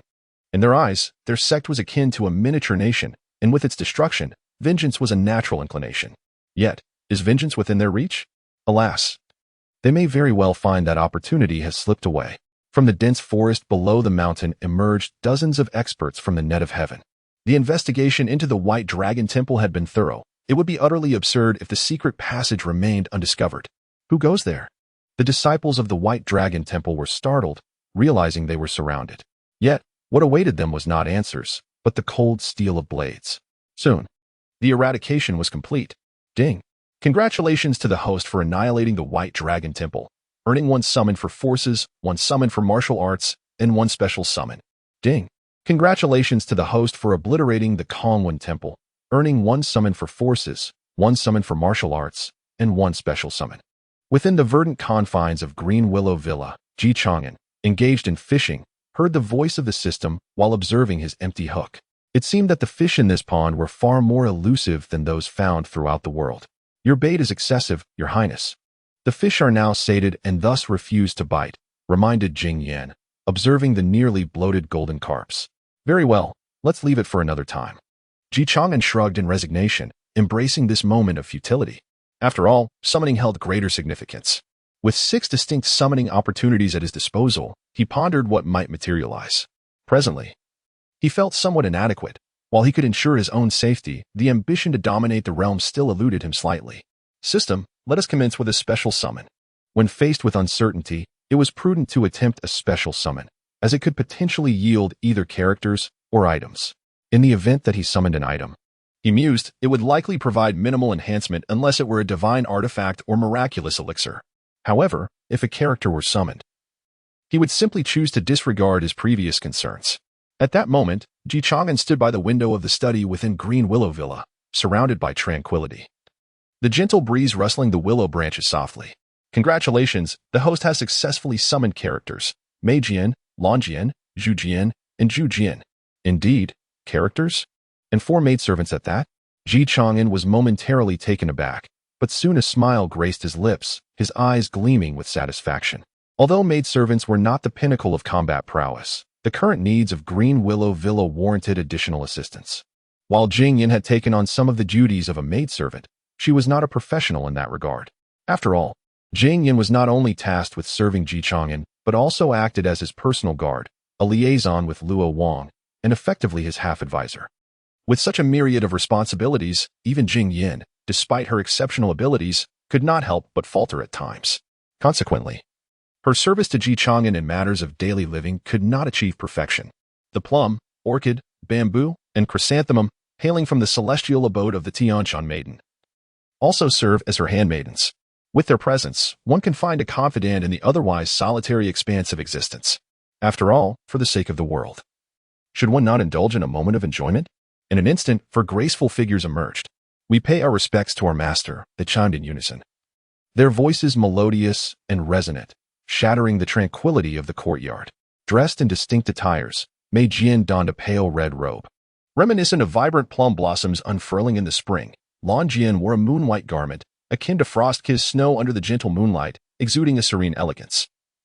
Zhu Jian adorned herself in soft azure, like tender new shoots of bamboo, fresh and natural, while Zhu Jian was clad in a light yellow dress, resembling the cheerful daisies blooming in the golden autumn, radiant and gentle.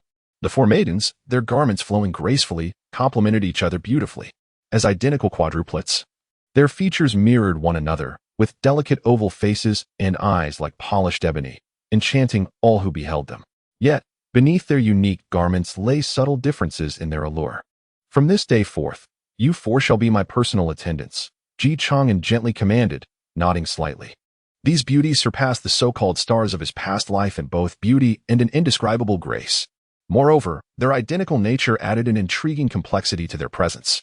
At your service, master, the 4 replied promptly, bowing deeply. Having grown up in the Lingjiu Palace with little knowledge of the outside world, the concept of hierarchy had long been ingrained in them. In their eyes, their master represented the heavens, while they, mere servants, were the earth. Chang'an's commands were not to be disobeyed in the slightest. Master, your study appears somewhat cluttered. May we assist in tidying it? Lan Jian surveyed the room, her brow slightly furrowed as she inquired softly. At her words, Jing Yu's expression shifted, revealing a hint of embarrassment. Although she had previously arranged for maidservants to handle such chores, her own busyness often led to oversight. Ji Chang'an acknowledged, contemplating that while they cleaned, he could retreat to the stone pavilion in the courtyard to continue his summoning. As he rose to depart, Mei Jian, Zhu Jian, and Zhu Jian hurriedly retrieved a fur cloak from the study, gently draping it over him. They then hastened to the stone pavilion, meticulously laying down soft cushions on the stone bench. As Ji Chang'an seated himself, he marveled at their meticulous service. Compared to Jing Yu's assistants, which might score a modest 70, the service of these 4 maidens was nothing short of perfect. With such attentive care, I fear I may become utterly reliant. Ji Chang'an mused, observing Mei Jian peeling grapes from the fruit platter. He chuckled and opened his mouth, allowing her to feed him the prepared grapes. Master, please do not belittle our efforts. Serving you is a blessing we have earned over lifetimes, and we only fear our service may not be thorough enough, Zhu Jian said, her eyes glistening with emotion as she bowed. Very well, Ji Chang'an shrugged, inquiring about the cultivation levels of the 4. None were particularly high, all at the master level, yet as quadruplets sharing the same training, their synchronized skills rendered them formidable as a unit, capable of besting even the most skilled masters in unison. While their individual prowess might not be extraordinary, it sufficed for Ji Chang'an's safety. Then let us proceed with the summoning, he declared, commencing special summoning. Congratulations, host, you have summoned the twin elders of Xianming. Surprised, Ji Chang'an welcomed the arrival of these 2 disciples of the 100 Losses sect, heirs to the Xianming divine palm. Soon, the 2 figures materialized before him, Hebai Wang and Lu Zhangku, both possessing unparalleled mastery, which would aid Ji Chang'an's ambitions. We pay our respects, Your Highness. The twin elders bowed deeply. I have a task for you, Ji Chang'an said, narrowing his eyes as a cunning plan formed in his mind. Please command us. We shall exert our utmost effort, they responded in unison. After assigning duties to the twin elders, Ji Chang'an summoned their martial arts. Ding. Congratulations, host. You have acquired the 6 Meridians sword technique. Ding. Congratulations, host. You have acquired the Lingbo Weibo. The essence of these 2 martial arts flooded into Ji Chang'an's consciousness. Perhaps due to the interconnected nature of martial arts, his understanding of the sword technique and Taiji sword had deepened as well. Extending his pinky finger, he unleashed a powerful sword aura that soared into the sky. He refrained from creating a breach in his courtyard, as it belonged to him and should remain intact. So this is the 6 Meridians sword? Congratulations, master, on mastering the divine skill, the 4 maidens exclaimed, bowing reverently, their eyes filled with admiration. Ji Chang'an then performed the Lingbo Weibo, skimming across the surface of the pond like a dragonfly, effortlessly darting back and forth before returning to his original position. His internal power, while not exceptionally strong, had reached the level of a grand master thanks to the infusion of these 2 martial arts. While he faced little difficulty in employing these techniques, he pondered whether the combination of Lingbo Weibo with the 6 Meridian sword could allow him to triumph over a superior opponent. Eliminating an unparalleled grandmaster could provide an opportunity for practical application. Though he was shielded by formidable protectors, he felt it wise to possess the capability to defend himself. One may not need to engage directly, but one must always be prepared. Such was the principle. As he absorbed the essence of the 2 martial arts, Mei Jian had already approached with a handkerchief, gently wiping the beads of sweat from Ji Chang'an's brow. Next came the summoning of forces, and he wondered what entities might materialize. Initially, he had presumed that all 3 elements would stem from a single realm, but it appeared otherwise. After all, one martial art originated from demigods and semi-devils, while another emerged from Heaven's Sword and Dragon Saber, indicating a significant disparity. Commencing force summoning. Congratulations, host. You have acquired the Gathering and Scattering Sands, Reverse Flow Sands. Ji Chang'an paused at the notification, a subtle smile gracing his lips. A killer organization was precisely what he desired. While the Luo network was powerful, it lacked purity and had too few members. This world was vast, and the capital was the center of the Luo network's influence, the most crucial location. Most of the Luo network's strong were embedded within their surroundings. Gathering intelligence about the capital, to ascertain whether the assassination was indeed orchestrated by the Bloodslaughter Hall, it is essential for these assassin organizations to take action. Similarly, with regard to the 4th prince, suitable candidates have emerged. I hope that the 4th prince will appreciate the gift I have bestowed upon him. The leader of the Sand Flow, known as Wei Zhuang, alongside the 4 heavenly kings, namely, Bai Feng, Qi Lian, Song Gue Wang, and Wu Shuang are notable figures in this context.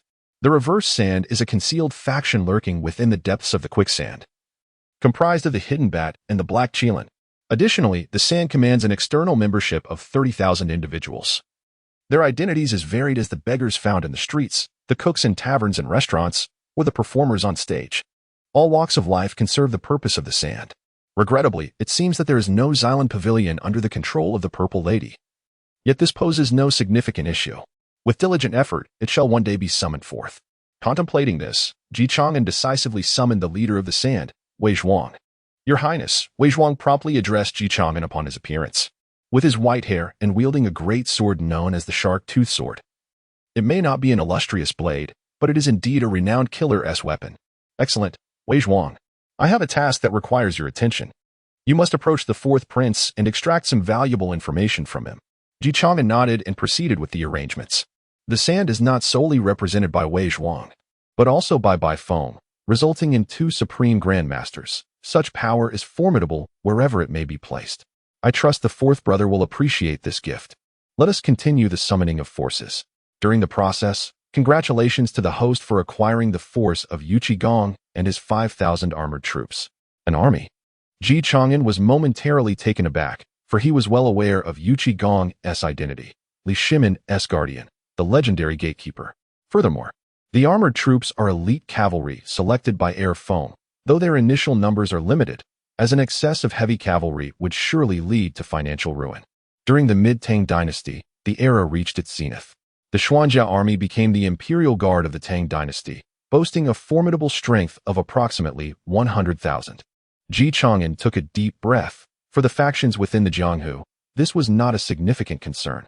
Throughout history, countless forces have sought to bet on a prince. Moreover, as the chaos of the world began, it was not overly problematic for powers to align themselves with him. His father, the emperor, had little to say on the matter. Yet the army was a different story. Particularly the 5,000 heavily armored cavalry soldiers, their combat prowess on the battlefield, if utilized effectively, could rival that of 500,000 troops. Should the emperor discover this, it would pose a considerable risk. The stigma of harboring private soldiers was one that no one could bear, especially a prince.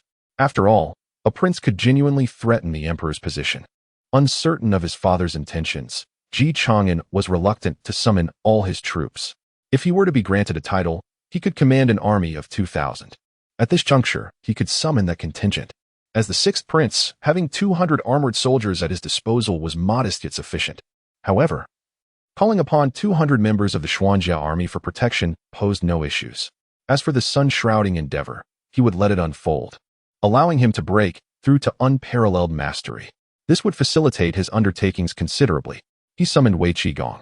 Soon, a towering figure, a full yard in height, emerged, a man with a visage as dark as coal, broom-like eyebrows, a lion-like nose, copper-bell eyes, and a row of tiger whiskers adorning his cheeks.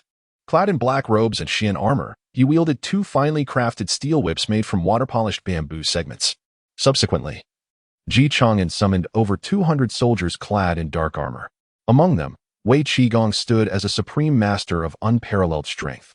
While the dark-armored soldiers hailed from the formidable ranks of the 5,000 dark-armored army, this humble servant, Wei Qigong, pays his respects to your highness. I regret that I am not fully attired to offer the proper courtesies, and I humbly request your highness's forgiveness, he proclaimed, clasping his hands in a gesture of respect. As a legitimate martial general, despite his military background, his etiquette was naturally more refined than that of the other martial artists present. Of course, those martial artists were equally loyal. However, their understanding was different, and they were entirely unaware of such formalities. As Wei Qigong's words echoed, the more than 200 dark-armored soldiers behind him stood in unison, raising their voices in a chorus. We pay our respects to your highness. Chang'an nodded in acknowledgement and assigned them throughout the estate as guardians. Overall, he felt quite satisfied with this summoning, as it had yielded a comprehensive array of forces. With the downfall of the three major martial arts factions surrounding the capital, the reputation of the town military division has indeed reached its zenith in the vicinity of the capital. The individual from Lingxiao's sect, although aware of the situation, could only furrow his brow and express a desire to journey to the imperial city to ascertain the truth of the matter. Within the palace at this moment, The Emperor of the Great Jin wore a somber expression as he listened to the reports from the secret guards and the eunuch Hai. The demon sect, is it? The Emperor of the Great Jin inhaled deeply, a flicker of anger evident in his demeanor. The existence of the demon sect permeated the Seven Kingdoms, having once been vanquished through the united efforts of the courts and martial artists of those realms. He had believed that the demon sect had long ceased to pose any significant threat. However, he was taken aback by the recent assassination attempt on the prince. Moreover, the involvement of the fourth prince was troubling. He had invited the sixth prince to the Drunken Flower Pavilion, only for the latter to be slain afterward. While it seemed that the Jinwu division had gained from this turn of events, the fourth prince had been the one to orchestrate it all. One could only hope he harbored no ulterior motives. After all, even an emperor, despite ascending the throne through dubious means, would find it difficult to bear witness to the fratricidal strife among his own sons. Has the supreme master by the sixth prince's side uncovered the truth? The Emperor of the Great Jin shook his head and posed another question regarding Zhao Gao's origins. It was imperative to recognize that if Zhuge Zhengma were to be regarded as the supreme master aligned with the sixth prince, then the addition of this individual would imply the presence of two supreme masters in his retinue. It was noteworthy that the sixth prince had not been granted many powers of his own. Most of the other princes who had been conferred titles already presided over their own domains, which served as a form of training. Only by wielding power could one attract more formidable allies. The sixth prince's recruitment of these enigmatic and formidable individuals has indeed exceeded the original schemes of the Emperor of the Great Jin. It is reported, Your Highness, that one is named Zhao Gao, a counselor within your esteemed court. Prior to any display of his prowess, we could not have anticipated his extraordinary strength, for we possess scant intelligence on him. It is said that Your Highness has shown favor towards this supreme Grand Master, replied the venerable eunuch Hai with utmost respect, as he presented a towel and gently wiped the beads of perspiration from the brow of the emperor, who warmed himself by the fire. Is that so? Remarked the Emperor of the Great Jin, choosing not to elaborate further. The presence of one or two supreme grandmasters would hardly pose a significant threat to the dominion of the Great Jin. It is no wonder that the sixth prince dares to challenge the martial department without fear of assassination. He must have secured such powerful allies. On the other side, the fourth prince had returned to his residence. At this moment, he could no longer contain his fury as he watched the maidservant timidly present a cup of tea. However, the fourth prince was like a powder keg ignited, suddenly rising to his feet and flinging the teacup violently across the room.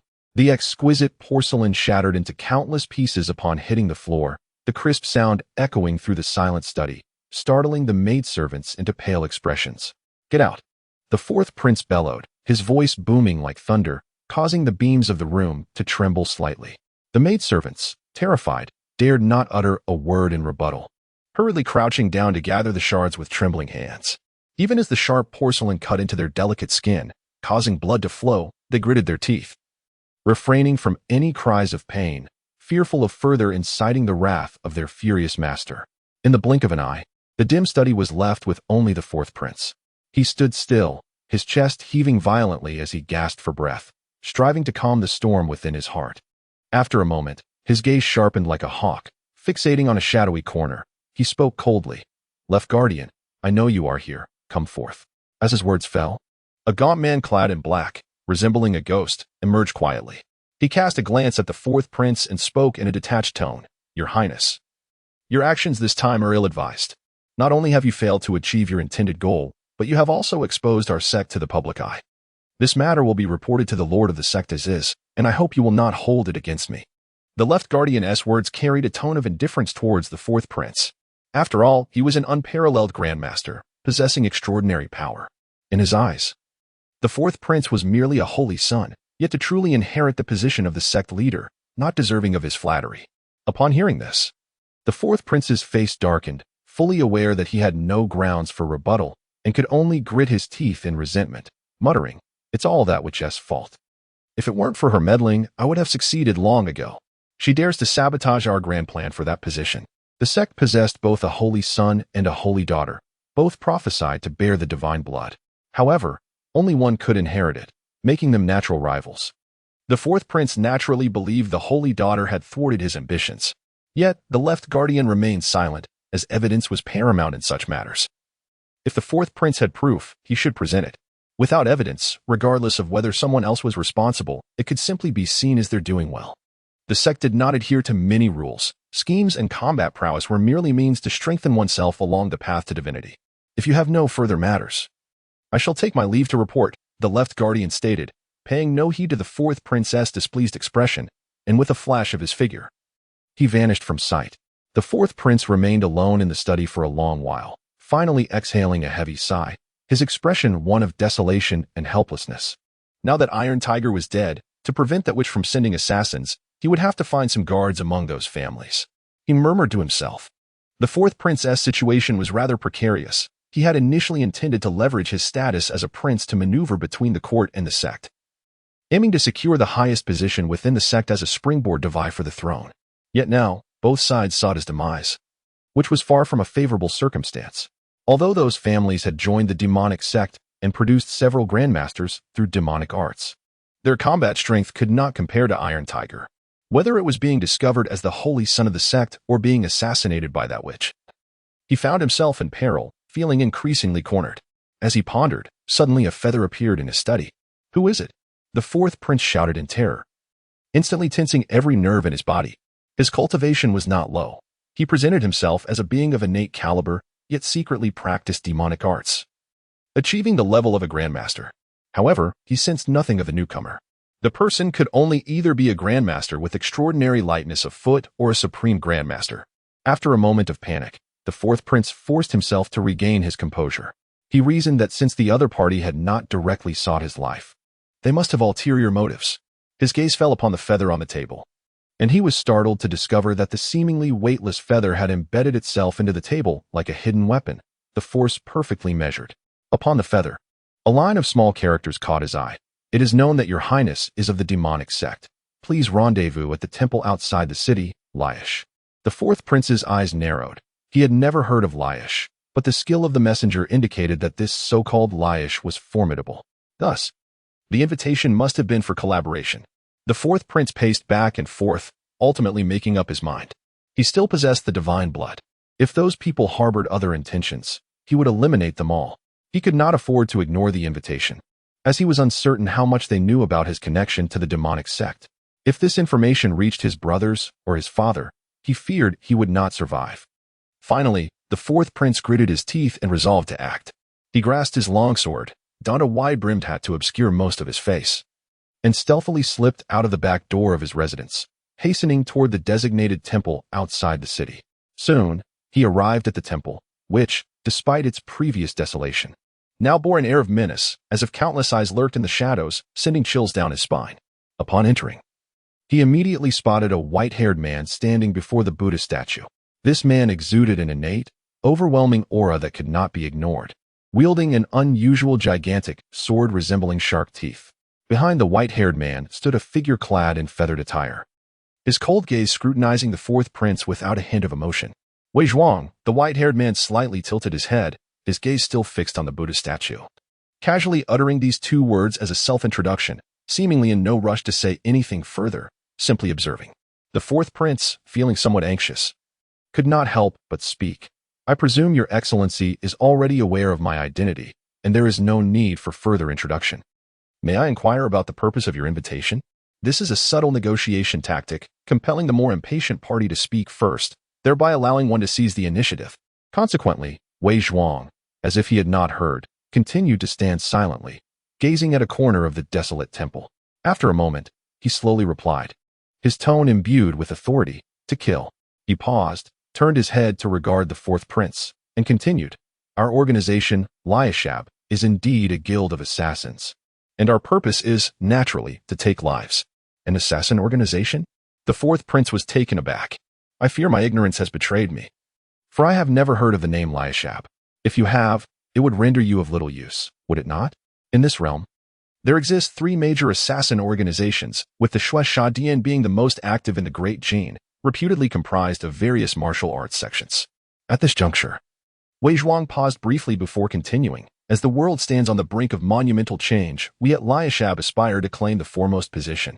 To confront the Shui Sha Dian, it is likely that your own adversaries within the martial world, the demon sect, would be the most suitable allies. Furthermore, as a prince, you possess the ability to offer us considerable assistance. Might I inquire, Your Highness, if you would be amenable to collaborating with us? Upon hearing this, the fourth prince's eyes lit up. It seemed he had caught a glimpse of the feathers belonging to the individual behind Wei Zhuang. This implied that their leader, Wei Zhuang, was likely of greater prowess than the enigmatic figure. After all, this is an assassin organization, not an academy. In such a realm, strength dictates leadership. Thus, it could be inferred that Liashab is home to at least 2 supreme grandmasters. At present, I find myself lacking in combat effectiveness. Pray tell, what is it that you require? The fourth prince murmured, though his thoughts drifted back to the assassination at the Drunken Flower Pavilion, where he was left to fend for himself. Had that supreme master behind the sixth assassin intervened, Iron Tiger would not have perished. In the future, when collaborating with the Flowing Sand, he vowed to exact 1,000 cuts upon the sixth to assuage the resentment in his heart. Your Highness, a missive has arrived from the town guard, a voice announced. As dawn broke, Chrysanthemum Sword assisted Ji Chang'an in dressing, followed by washing and rinsing, all performed seamlessly. Plum Sword gracefully approached, bowing while presenting a letter. Ji Chang'an took the letter, his eyes scanning its contents. Swiftly grasping the message, the Grand Elder of Ling Shao sect had indeed arrived and was currently awaiting the audience of this esteemed leader at the town guard. It had been 7 days since the assassination incident at Drunken Flower Pavilion. Although matters had temporarily settled, the aftershocks continued to reverberate. He instructed that someone inform Zhuge Zhenghua that he would soon convene to discuss this matter, as it was his duty.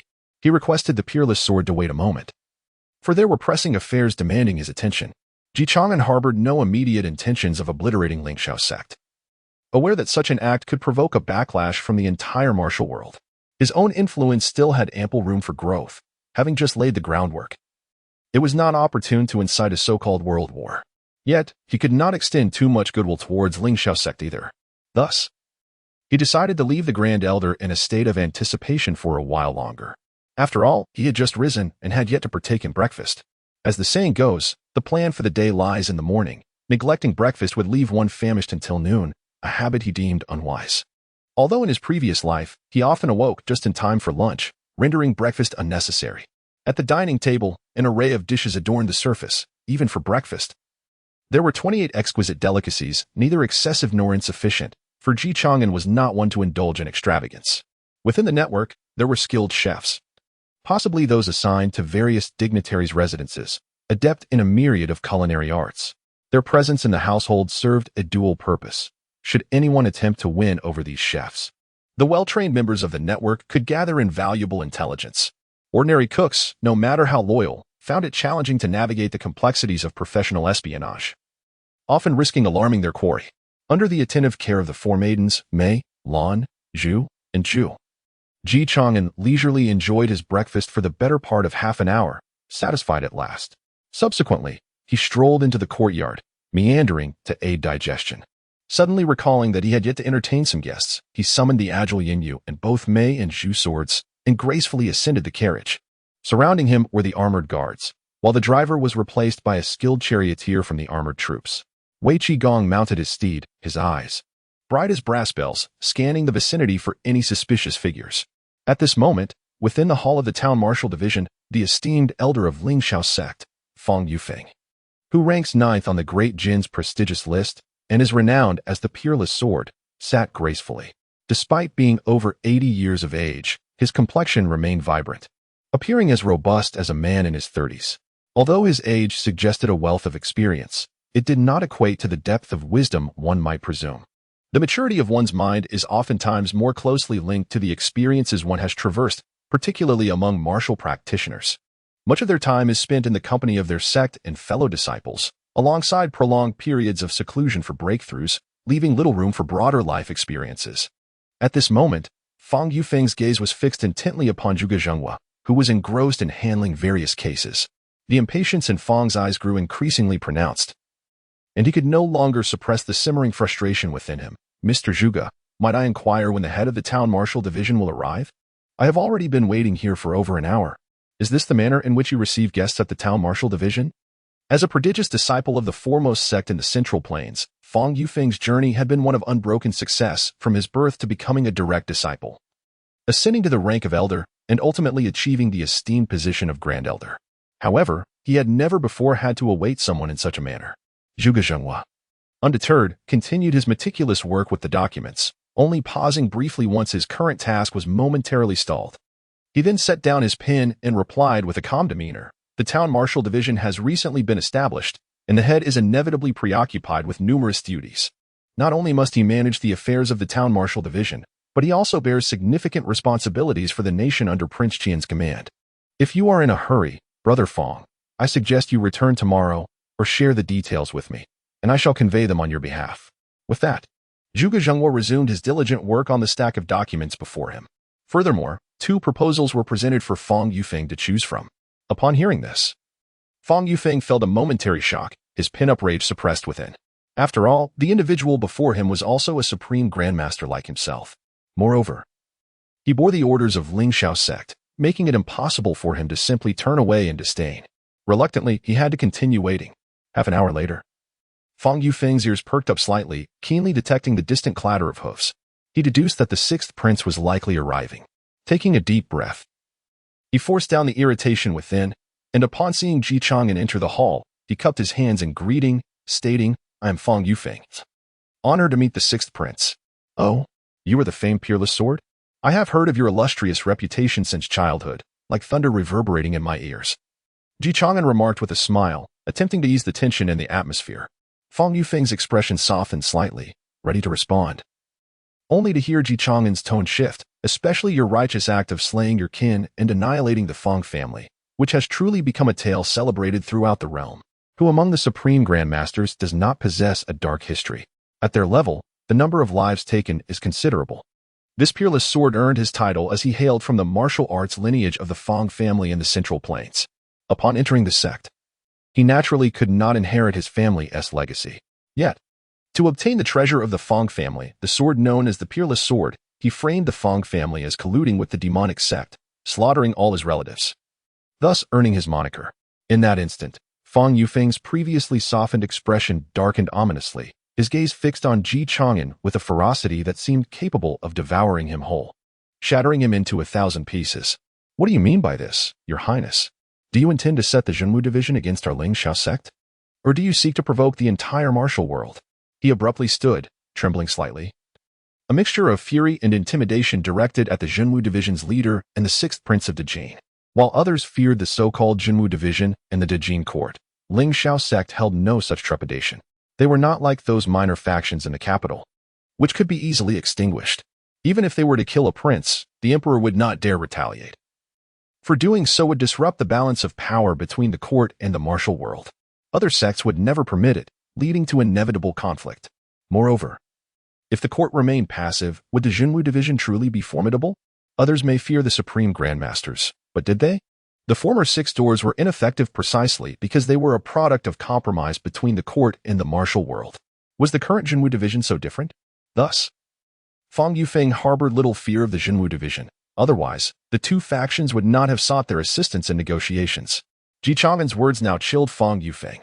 "It seemed you had come here regarding the matter of the 2 factions. Humph. Those 2 factions colluded with the demonic sect and dared to assassinate a prince, which is now common knowledge. Could it be that such despicable conduct is being orchestrated by your Ling Xiao sect?" Ji Chang'an had little interest in probing Fong Yufeng's thoughts. Upon hearing the term demonic sect, Fong Yufeng's icy glare softened slightly, his demeanor calming. While martial sects could afford to disregard the court, they could not afford to ignore their reputation. After all, the internal struggles within the martial world were of no concern to other factions. Currently, Ling Xiao sect was plotting to annex the other 3 factions. At such a critical juncture, any association with the demonic sect would be tantamount to self-sabotage, leading to endless repercussions. As for the White Dragon Temple and Chang'an Temple's collusion with the demonic sect, Ling Xiao sect has no other recourse. However, we hope to cooperate with the Zhenwu division in its operations within the Central Plains, merely offering our modest assistance. You must understand, the current situation in the Central Plains is tumultuous, rife with chaos. If bandits and rogues were to appear frequently, it would surely pose considerable trouble for the Zhenwu division. Would it not? Fong Yufeng spoke with calm deliberation. Since the 2 factions had already been eradicated, Fong Yufeng did not wish to dwell further on this matter. The issue with the demonic sect was too delicate. Even a slight entanglement could bring disaster. At present, Ling Xiao sect sought nothing more than for the Zhenwu division to refrain from recklessly engaging with martial factions, allowing everyone to coexist in peace. His words carried an implicit threat. After all, the Central Plains were vast, with numerous intertwined factions. How many powerful individuals could the Jinwu division deploy to maintain order? In the end, they might meet the same fate as the Six Doors, being hindered by martial factions, ultimately rendered ineffective. Should they refuse, assassination would ensue until those willing to cooperate rose to power. Upon hearing this, Chang'an slowly shook his head. Your Excellency, you are gravely mistaken. The Jinwu division was established precisely to rectify the misdeeds of those martial miscreants. How could we turn a blind eye and harbor treachery? If you have no business here today, you may leave. If you wish to avoid enmity with the Jinwu division, it is quite simple. You and your companions may practice your martial arts peacefully on the mountain, refraining from causing trouble below, and all will be well. Fang Yufeng took a deep breath, his expression growing even colder, as if he could summon frost from the air. Since you have no intention of negotiation, let us cease this dialogue. Further words are futile. Do not presume that by garnering a few supreme grandmasters, you have become invincible in this world. This realm is filled with hidden dragons and crouching tigers, exceptional talents abound. It is not something you can easily control. As a supreme grandmaster, his pride could not be quelled, and with that sharp retort, he turned to leave. Chang'an, unfazed, gazed at his teacup and watched the departing peerless sword with a smile. Your Excellency's words are indeed wise. This world harbors many hidden talents. Likewise, even the capital is not entirely safe, plagued by bandits. I advise you to exercise caution. As the 9th-ranked Supreme Grandmaster of the Dejin realm, how could Fang Yufeng take such words to heart? In his view, few could impede his path or threaten his life. As he departed, Chang'an shook his head and spoke to the startled Yu, informed the two elder Xianming to prepare for action. The grand play in the Central Plains is about to commence. As for Lingxiao sect, I wonder what you can bring to me? Meanwhile, Fang Yufeng, having left the Jinwu division's premises, conveyed their firm stance. Thereafter, he mounted a magnificent steed, preparing to return to the summit of Lingxiao Mountain. Given the unfavorable attitude of the Jinwu division towards their martial arts faction, they could exploit this disposition to their advantage by compelling the various martial sects of the Central Plains to align with their cause. Their aspirations for unifying the martial world of the Central Plains would naturally come to fruition. Exiting the capital's plains, there are 3 essential routes: Luoyan Pass, Chang'an Pass, and Fiki Pass.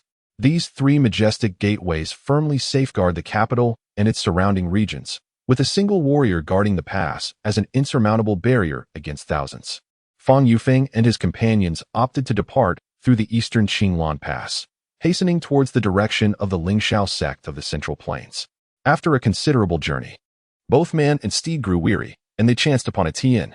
This inn was originally a resting place for travelers and their horses, bustling with activity on ordinary days. Yet, at this moment, it lay shrouded in an eerie silence, with only 2 individuals seated within. One was approximately 50 years of age, possessing high cheekbones and deep-set eyes, bearing features reminiscent of a Westerner. The other was tall and lean, with a dark complexion. Beside them, supported by a short staff adorned with a deer's head and wielding a pair of crane-billed brushes, stood 2 formidable figures. Even if these 2 individuals were merely sipping tea, Fang Yufeng could sense their extraordinary prowess. They were undoubtedly masters, if not grandmasters, or even supreme grandmasters. However, without engaging in combat, it was challenging to ascertain their true strength. Fang Yufeng was reluctant to provoke enemies unnecessarily. But with no other supply points in sight and his disciples' horses already weary and parched, they had no choice but to pause here. After a moment of contemplation, he gestured for a disciple to step forward and inquire, "Might I ask where the owner of this tea station is and what has transpired here?" I let them leave. I have purchased this tea house, the deer staff guest responded with an indifferent tone. The crane brush elder shook his head, muttering, "In my view, it would be better to save that money for my own drinks rather than give it to them. My brother and I await the esteemed presence of your Lingxiao sect," the deer staff guest said as he slowly rose, fixing his gaze on Fang Yufeng with a hint of barely perceptible coldness. At this, Fang Yufeng instinctively grasped the sword at his waist, alarm bells ringing in his mind.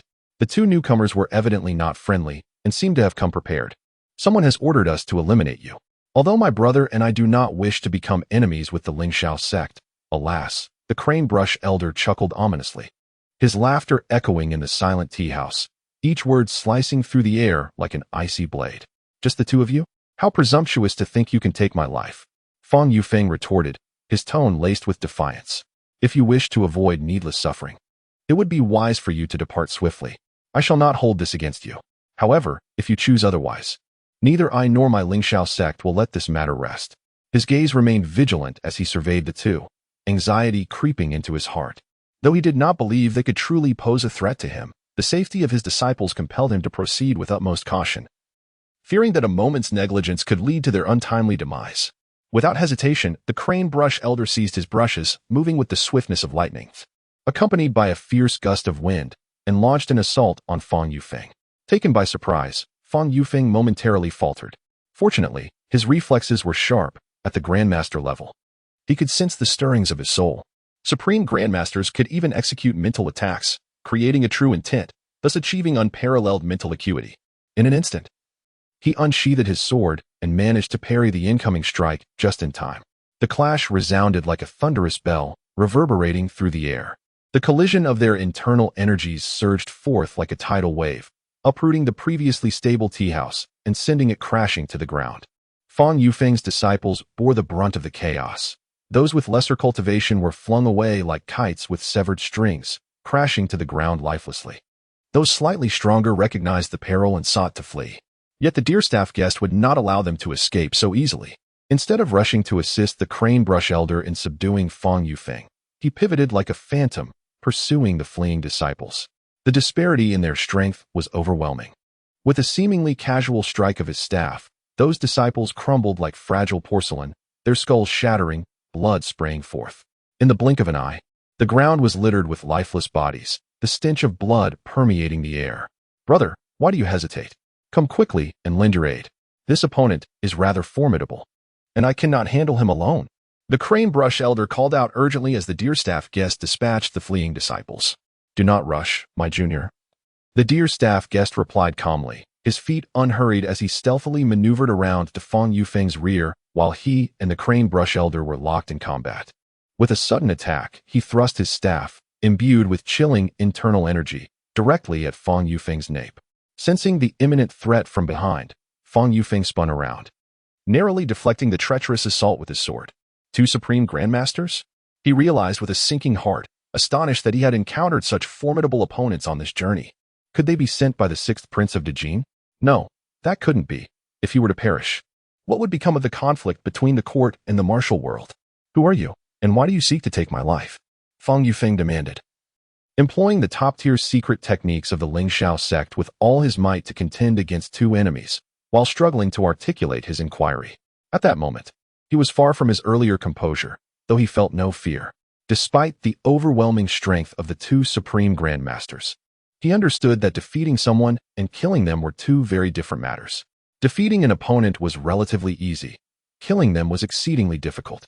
All one needed to do was escape, and without 3 or 4 adversaries of equal rank surrounding them, capturing him would be a daunting task. This was Fang Yufeng's confidence. The crane brush elder smirked coldly, shaking his head. "Since you wish to know, let me enlighten you. Do you recall 47 years ago when you, alongside the Lingxiao sect and those so-called righteous forces of the Central Plains, annihilated the Fang family? Regrettably, the Fang family did not perish entirely.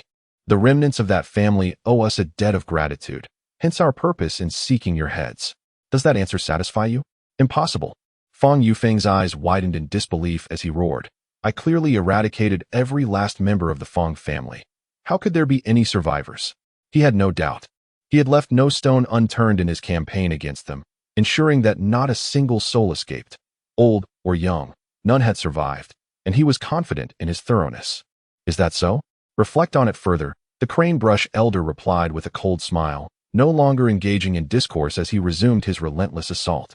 Brushes swirling like a tempest, Fang Yufeng brandished his unparalleled sword, but this time he did not employ the techniques of the Lingxiao sect. Instead, he unleashed the dual sword techniques of the Fang family. As the wind surged beneath his feet, he sought to escape into the dense forest bordering the official road. Once he entered the thicket, even the most formidable Grandmaster would find it exceedingly difficult to locate him. Observing Fang Yufeng's desperate attempt to flee, the two elders of Xianming exchanged a glance and ceased their hesitation. Having collaborated for many years, they were well attuned to each other's intentions. In unison, they unleashed a thunderous shout, their palms striking forth with tremendous force aimed squarely at Fang Yufeng. Sensing the overwhelming onslaught of palm energy approaching from behind, Fang Yufeng found himself with no means of evasion. Reluctantly, he steeled himself and countered with a palm strike of his own, hoping to withstand the assault with his internal energy. However, it soon became evident that the power emanating from his opponents was profound, akin to a tidal wave crashing down upon him. A chilling and frigid internal energy enveloped him in an instant, penetrating to the very marrow of his bones. He found himself staggering, retreating several paces. The Xianming Divine Palm, a technique devised by the 100 Damages Taoist, had been imparted in its true form to his two disciples.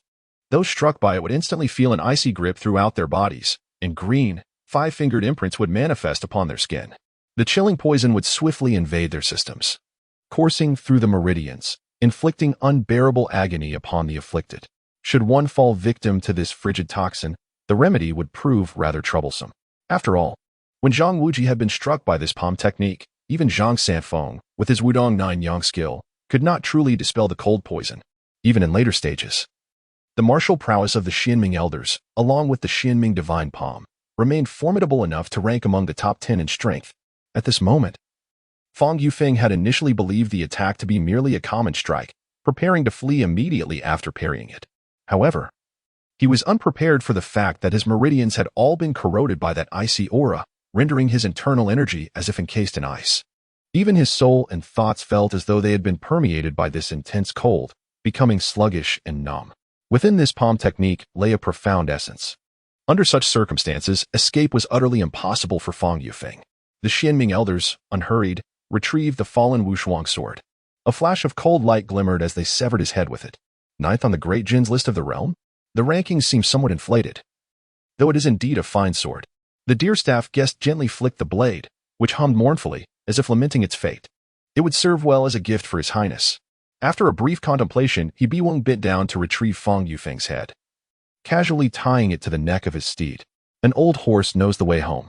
Subsequently, he with fingers stained in blood, inscribed 16 characters upon a piece of white cloth. The vengeful spirit of the Fang family comes to collect a debt from the heights of Lingxiao to the depths. None shall remain. Subsequently, they released the magnificent steed. The horse appeared to sense some ominous presence, letting out a terrified neigh before galloping wildly towards the heart of the Central Plains. Fang Yufeng's visage remained notably recognizable. Any martial artist who beheld his countenance would undoubtedly relay this news to the Lingxiao sect. It is time for us to embark on our journey as well. After completing their tasks, the two elders of Xianming set forth towards the Central Plains. At this moment, within the lofty halls of Lingxiao sect, the sect leader and an esteemed elder shared a weighty silence.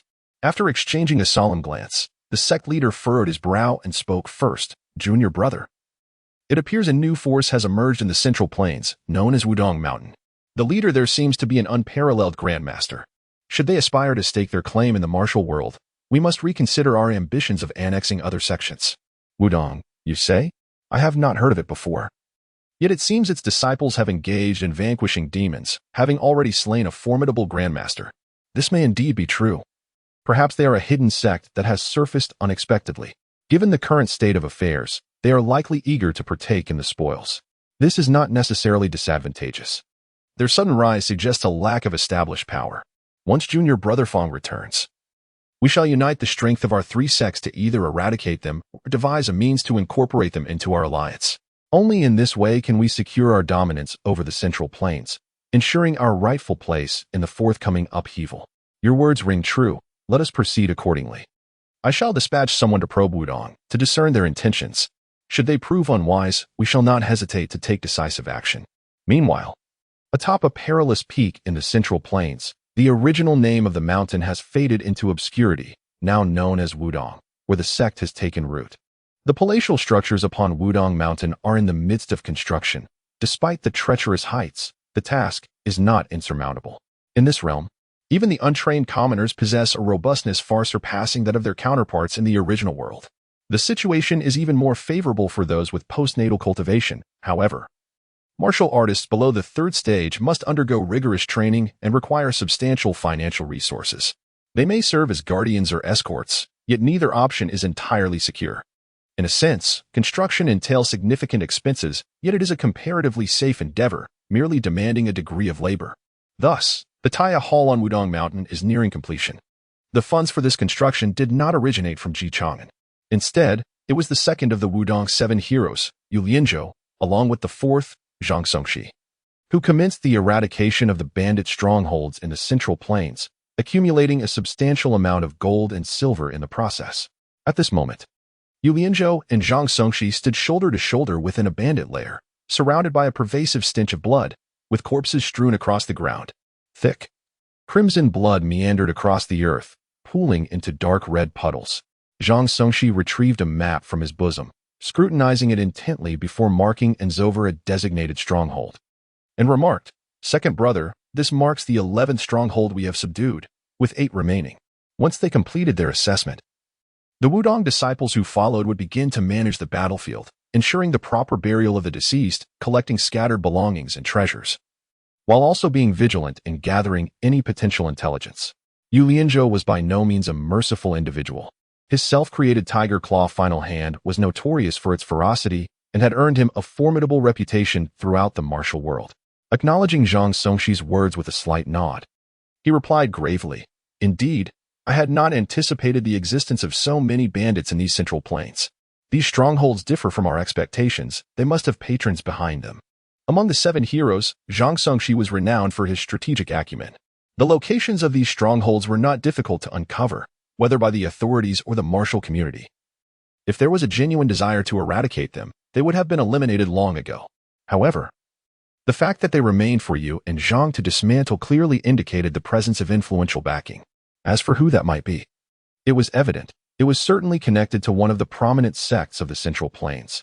Yu Lianzhou, however, remained unfazed. Snorting dismissively, "There is no need to concern ourselves. They are merely cesspools of filth. Today, encountering us is merely a stroke of luck for them. Should our master intervene, those scoundrels would likely not leave behind even complete remains." Before long, the duo had obliterated a total of 19 major strongholds, some of which were defended by formidable adversaries attempting to obstruct or entice them. Nevertheless, given their prowess, these alleged schemes bore no fruit, and they were effortlessly brushed aside. Yu Lianzhou, being the most accomplished among the Wudong 7, had attained the pinnacle of the Grandmaster level, although Zhang Songxi lagged slightly behind. He too stood at the peak of Grandmaster, poised to break through at any moment, unless the leaders of the 3 sects intervened, or the head of the Lingxiao sect took action. The so-called mountain bandits would stand no chance of hindering their progress. The news of Wudong's complete eradication of the bandits in the Central Plains sent shockwaves throughout the realm. After all, those minor sects, various guilds, and escort agencies were acutely aware that these strongholds were merely a means of taxation employed by the 3 unions. As individuals of the martial world, they were mindful of their reputations, thus it was inconceivable for them to directly demand payment. Some smaller sects, lacking understanding, are reluctant to pay protection fees, giving rise to mountain bandits and thieves. Meanwhile, within the Grand Hall of Lingxiao sect, the atmosphere was so tense it felt as if it could drip with moisture. The sect leader and the venerable elder fixated intently on a severed head placed upon the table, their eyes wide with shock. Though the head had become desiccated and decayed from prolonged exposure, its features obscured, they instantly recognized it as that of their junior brother, Fang Yufeng. Where was this discovered? The sect leader suppressed the tumultuous waves of emotion within and turned to the disciple who had come to report, his voice devoid of warmth. The disciple hurriedly replied, "Sect leader, it was discovered by our branch disciples at the foot of the mountain. Initially, they thought it was a mad horse, but upon closer inspection, they realized it was. At this point, the disciple instinctively swallowed hard and fell silent. Taking a deep breath, the sect leader's mind raced with countless thoughts. After a moment of contemplation, he made a decisive command. "Seal the news. This matter must not leak a single word. This is a critical time. If it becomes known that junior brother Fang has been slain and that we have incurred the wrath of other enemies, the 3 sects will undoubtedly refuse to ally with us. We must first bind them to our chariot. This matter is of utmost urgency." Contemplating the ominous phrase, "The Fang family's vengeful spirits come to claim lives. Lingxiao will spare none." He felt a tremor within. It was essential to note that Fang Yufeng's combat prowess was not inferior to his own. His death signified that even he was not invulnerable, and even the supreme grandmasters could perish. This realization rekindled a fear he had not confronted in a long time.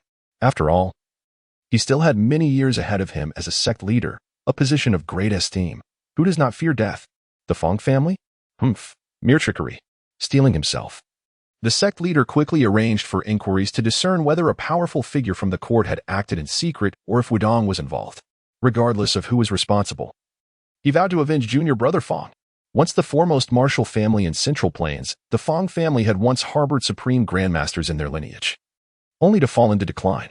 However, their substantial resources had made them a coveted prize for Ling Xiao's sect. It was precisely by assimilating the Fong family that Ling Xiao's sect had built its current foundation, boasting 3 supreme grandmasters. Yet, now, only 2 remained. As the sect leader and the venerable elder hastily concealed the severed head, they summoned their disciples. Go and invite the leaders of the 3 sects. Inform them that Ling Xiao has significant matters to discuss regarding Wudong. The assassination of junior brother Fong must remain concealed from other sections. However, Wudong's annihilation of those mountain strongholds equated to them cutting down their source of wealth. The 3 sects, acting independently, lacked the means to contend with Wudong. Seizing this opportunity to invite them to collaborate would undoubtedly yield a favorable response. Utilizing Wudong as a springboard, they could unify the Central Plains martial world. Perhaps they could even attribute Fong's death to Wudong, despite any lack of direct connection. The so-called 3 sects of Central Plains, Yan'ang sect, Qi Feng sect, and Tai Shui sect, had united early due to Ling Xiao's sect's overwhelming ambition, preventing their own absorption. They were acutely aware of Ling Xiao's aspirations. Yet the turbulence in the martial world had left them in a precarious situation, fearing the court's potential actions against them. Upon receiving Ling Xiao's summons, the 3 sects did not refuse but agreed to convene at Ling Xiao's sect. In the Grand Hall, after exchanging pleasantries, the sect leader of Ling Xiao spoke first. Esteemed leaders, Wudong has emerged with great force, obliterating 19 strongholds and aligning closely with the court. It appears they have no intention of collaborating with us. They are foes, not friends. I wonder what your opinions are. I propose that our sects unite to form an alliance in the Central Plains. The court's martial enforcement is formidable. If we continue to act independently, we will surely be picked off one by one, leading the Central Plains martial world into irreparable ruin. The leaders of the 3 sects exchanged glances, silently communicating a multitude of thoughts. The leader of Tai Shui sect spoke first. Sect leader by, under normal circumstances, we might have agreed. However, it seems that Brother Fong has perished. You appear to have offended an unknown powerful entity. If we were to ally with you, that mysterious figure might retaliate against us as well. A being capable of slaying the peerless sword could undoubtedly eliminate us too, could they not? Listening to the words of the man before him, Bai Tianma's gaze sharpened. The information had leaked. It seemed that the sighting of junior brother Fong's return had been witnessed by a passerby. Indeed, even if no one dared to approach the severed head for fear of retribution from Ling Xiao, the words inscribed upon it had been seen without issue. Bai Tianma took a deep breath and coldly stated, "What do you propose? You understand the implications. The blood slaughter hall's actions against the court signify impending chaos. If we, the sects of the Central Plains, continue to squabble amongst ourselves, there may soon be no Central Plains martial world left. Moreover, Wudong's eradication of 19 strongholds could very well be an attempt to curry favor with the court. Since we are gathered here, let us speak candidly. Do you have other plans? To uproot yourselves and join forces with a more significant sect elsewhere? Furthermore, the assailant against us need not necessarily be the Fong family. The court and Wudong are equally suspect, are they not? The next target could very well be you. In reality, the martial sects of the Central Plains, due to their geographic proximity to the court, often acted with restraint to ensure their survival, rendering their overall strength comparatively feeble against sects from other regions. Moreover, the intricate interconnections among various sects form a labyrinth of relationships, where the slightest disturbance can provoke a cascade of repercussions. Even if Ling Xiao's sect harbors the intention to eradicate the 3 sects and bring them under its dominion, it must navigate a multitude of concerns. Should they recklessly strike against the 3 sects, it would undoubtedly disrupt the delicate balance of power within the Central Plains martial world, inciting the covetous ambitions of factions from other regions. In such a scenario, the Central Plains martial world would inevitably find itself besieged and devoured by the competing forces. Thus, they dare only to allow their subordinates to vie for minor interests, for those who have attained the ranks of Grandmaster and Supreme Grandmaster will refrain from direct involvement. The demise of Master Fong and the unparalleled Grandmaster has not occurred in the Central Plains for quite some time. Such losses typically arise only during confrontations with the demonic sections. The leaders of the 3 sects seem to have long prepared their deliberations and proposed. We are well aware of the ambitious aspirations of your Ling Xiao sect. Should we join this so-called Central Plains Alliance at this juncture? It would not be long before our three sects would find our foundations compromised, ultimately becoming vassals. In the past, we would have had no alternatives. However, now that you have attracted an unknown adversary, and if you suggest it may be Wudong, then demonstrate your prowess, eradicate Wudong or subdue them. If you can achieve this, we three sects are willing to join the Central Plains Alliance, with Lingxiao sect as our leader. Should you fail, allying with you may not offer us safety either. Thus, let us part ways and seek our own paths. If that esteemed individual were still alive, vanquishing Wudong should not pose much difficulty, would it? If not, then what sets Lingxiao sect apart from us? Bai Tianmo listened to these words, fully aware that this was indeed the bottom line for the three sects. Leaving no room for negotiation, he gritted his teeth and resolutely declared, "Then it is settled, a word is a bond." After the leaders of the three sects departed, Bai Tianmo turned to the elder and, with a worried expression, sighed, "It seems we must enlist that esteemed individual. I only wonder how Master S' current condition is." The elder nodded in agreement. It can only be so. If Master intervenes, everything will surely improve. As for Wudong, we have already gathered sufficient intelligence. Their leaders are known as the 7 heroes of Wudong, 2 of whom are grandmasters, while the remaining 5 appear to be great masters. Such a force, in times past, could have shared in the spoils had they not destroyed the 19 villages. Regrettably, at this moment, Master Fang's death compels us to eliminate Wudong to establish our authority. In doing so, we may also absorb the 3 sects and find the culprit behind Master Fang's demise to exact our revenge. Hopefully, Wudong will be wise enough to submit to us. If they do, we might consider their cooperation, for in these critical times, every additional ounce of strength is advantageous. For them, the destruction of the 19 villages is inconsequential. The priority remains the annihilation of Wudong. Otherwise, any attempts at reconstruction would be futile, as they would simply face annihilation again. Indeed, if Master were to take action, all would surely be well. Upon hearing this, Bai Tianmo made his way towards the rear mountain of Lingxiao Mountain. During this period, the 2 ancient beings, Xiaming, were far from idle. They launched a frenzied assault on the branches of Lingxiao sect. Both are supreme grandmasters, unbound by any principles of morality. Exhibiting no discernible pattern as they struck one location and swiftly relocated to another. This resulted in severe devastation to the Lingxiao sect. At this juncture, the Lingxiao sect found itself with limited options and could only extend invitations to the other 3 sects to unite at Wudong. Once they formed the Central Plains Alliance, they could then seek out several unparalleled grandmasters from various regions, gathering a contingent of 7 or 8 such masters to lay ambushes across different locales, thereby encircling the 2 elders of Xianming. The actions of the 2 elders of Xianming served as a catalyst, compelling Lingxiao sect to make a decisive choice. Presently, the Lingxiao sect, in alliance with the 3 gates, is advancing towards Wudong. The 3 gates, naturally, are mere spectators in this unfolding drama. However, they harbor little optimism regarding Wudong's prospects. After all, should that formidable entity intervene, Wudong would possess no capacity for retaliation. The 3 gates' defiance of the Lingxiao sect primarily stems from their connections within the broader martial world of the Great Chain. If the Lingxiao sect were to act shamelessly and summon the ancestor of the land immortals, they would have no choice but to seek refuge with other powers, rendering the Lingxiao sect's efforts futile. Yet, concerning Wudong, they have not heard of any allies. How could the isolated Wudong withstand the onslaught of such a presence? Once a tranquil and serene sanctuary, Wudong Mountain is now teeming with voices. It is not only the sect and the 3 gates that have gathered, even minor sects. Escort agencies and trading guilds have dispatched their representatives to investigate. This impending battle will determine the fate of the Central Plains martial world. Should the sect and the 3 gates emerge victorious, everything will revert to its original state.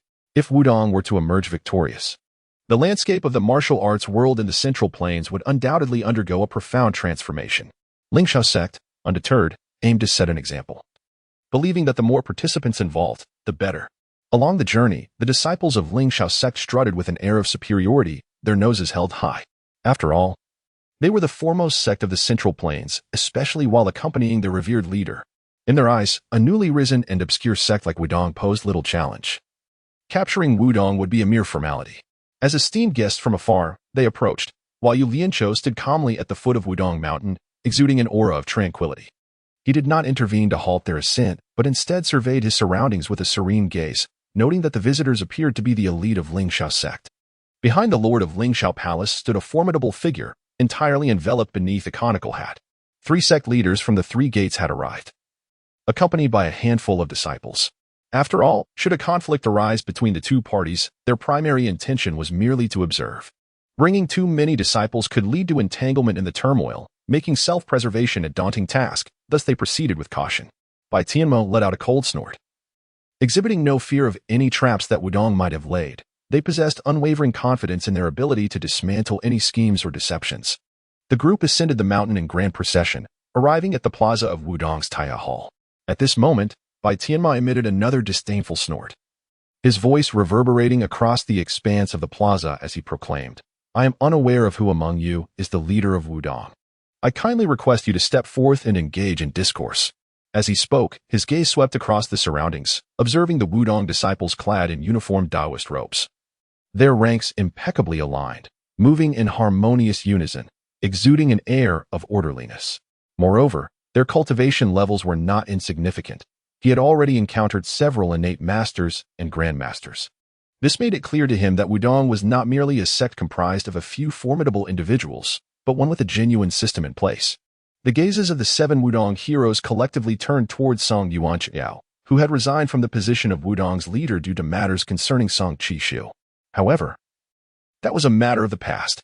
Now, the 7th disciple, Emotiongu, had not perished. Thus, this punishment seemed unnecessary. Moreover, Yu Lianzhou did not particularly desire to assume the role of leader. After all, the mundane affairs were too numerous, leaving little time for cultivation and the pursuit of martial arts. Unable to evade his fate, Song Yuanxiao had no choice but to take on the mantle of Wudong's leader. As for Zhang Sanfeng, he had chosen to retreat into seclusion for cultivation, as the upper limits of this world far exceeded those of the previous one. Consequently, Zhang Sanfeng was currently endeavoring to transcend the realm of terrestrial immortals, striving for further ascension. Given old Zhang's understanding of the Tao, this endeavor was not particularly daunting. Thus, the current leader of Wudong was Song Yuanqiao. Although his cultivation was not as advanced as Yu Lianzhou's, the difference was negligible. He was still a master of unparalleled prowess. I, as the leader of Wudong, Song Yuanqiao, am curious as to why you have gathered such a formidable assembly here today. Wudong has merely recently emerged, having eradicated some local bandits, yet I never anticipated that it would provoke such a reaction. Could it be that you were colluding with those bandits? Upon uttering these words, all eyes turned to Bai Tianma. Particularly those small sects that had been extorted by the bandits were somewhat gleeful, though they dared not voice their thoughts for fear of incurring disaster. However, for Wudong to speak such words was indeed a relief to the heart. It seems that Lingxiao sect is determined to annihilate Wudong. I wonder what rationale they will concoct. Sighing, others remarked that Lingxiao sect was excessively domineering, uncertain if Wudong could withstand such pressure. Indeed, it was rumored that Lingxiao sect boasted 3 masters of unparalleled prowess, along with 3 other sections. What chance did Wudong stand?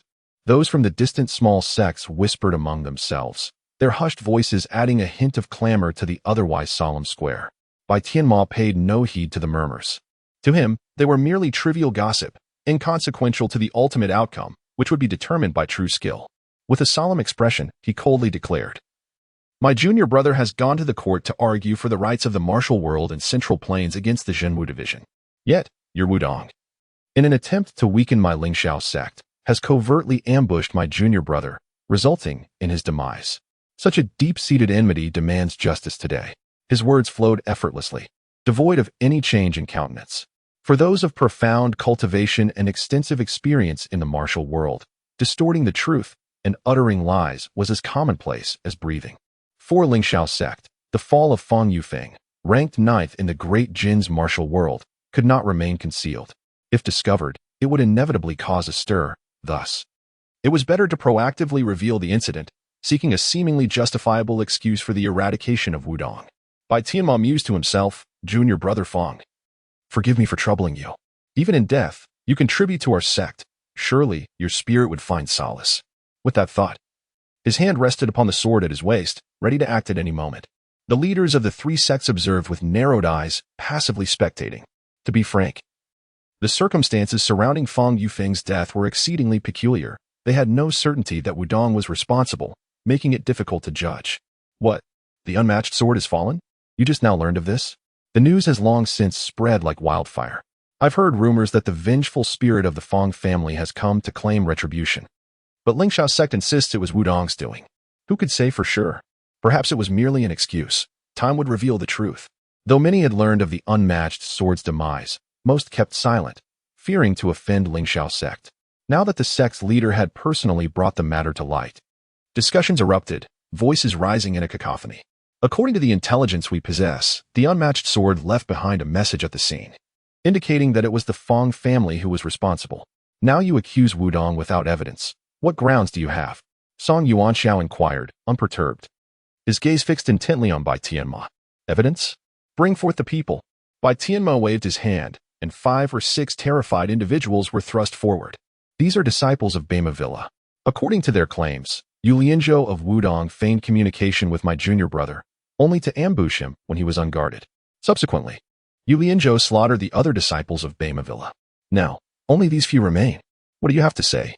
The disciples of Bema Villa were already petrified with fear.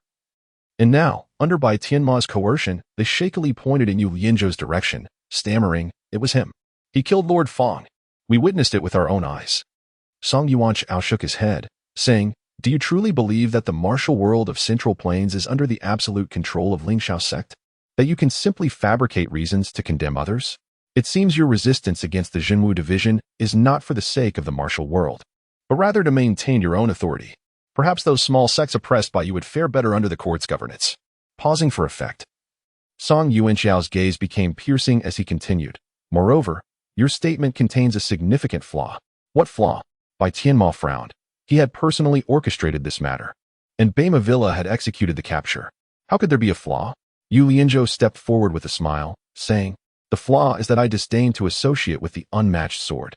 You distort the truth, oppressing the righteous, and Wudong shall eradicate such evildoers. Furthermore, I need not resort to ambush to kill him. The same applies to you. Arrogant words. Bai Tianma's anger flared upon hearing Yu Lianzhou's remarks. The reason Ling Xiao's sect could dominate the Central Plains and amass such wealth was due to their formidable strength.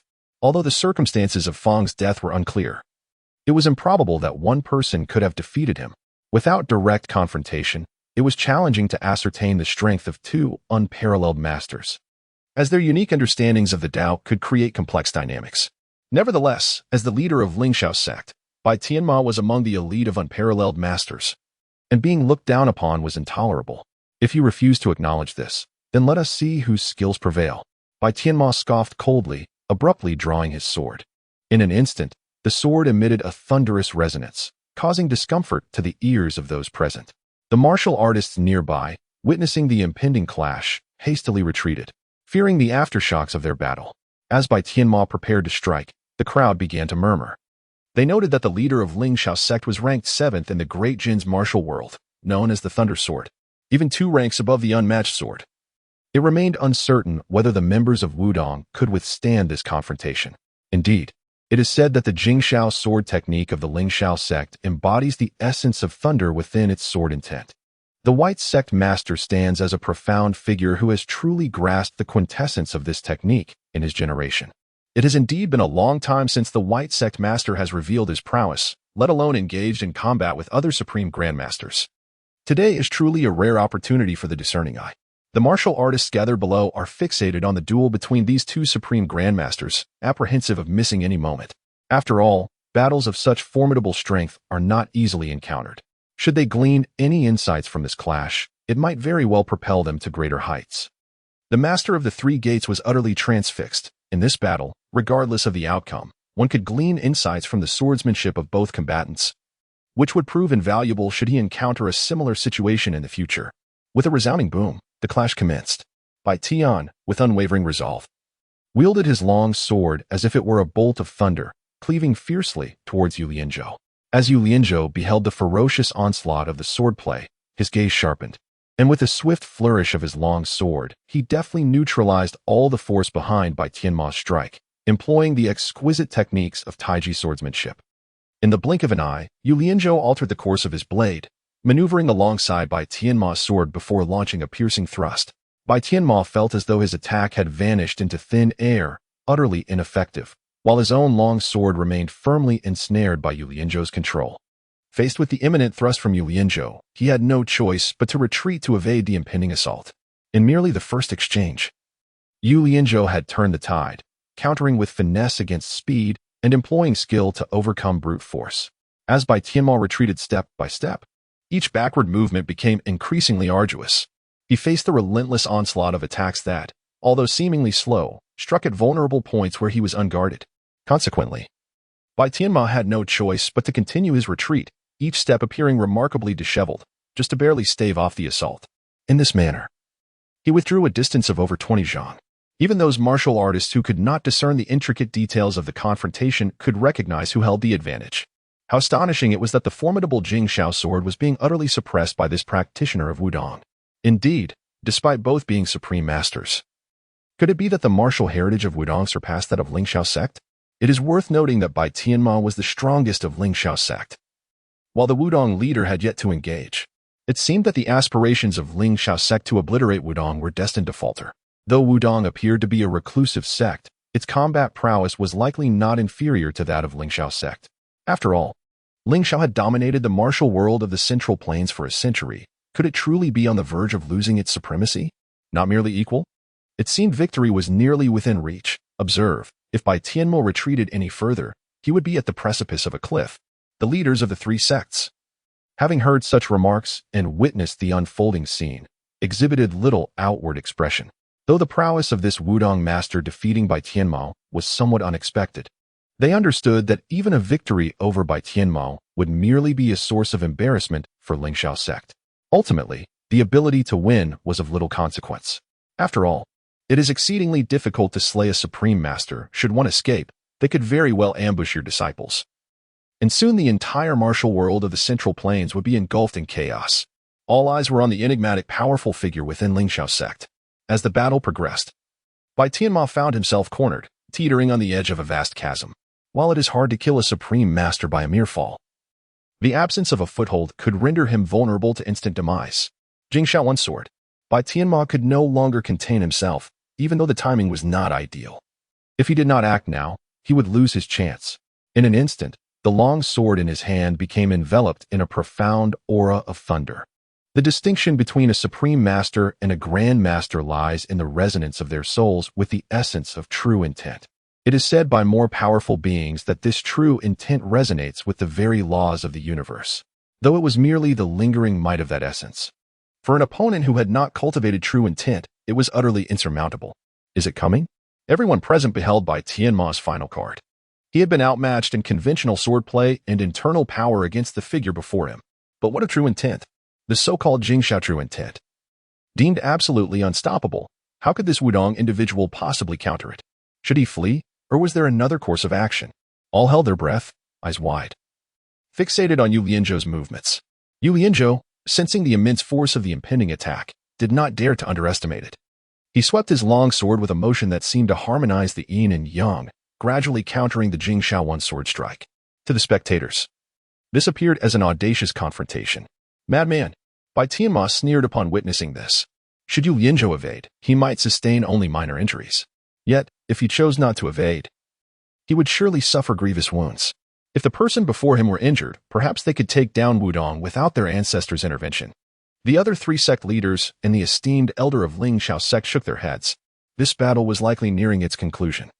Their understanding of the power behind that sword left little room for doubt. Was it over? Indeed, it was already concluded.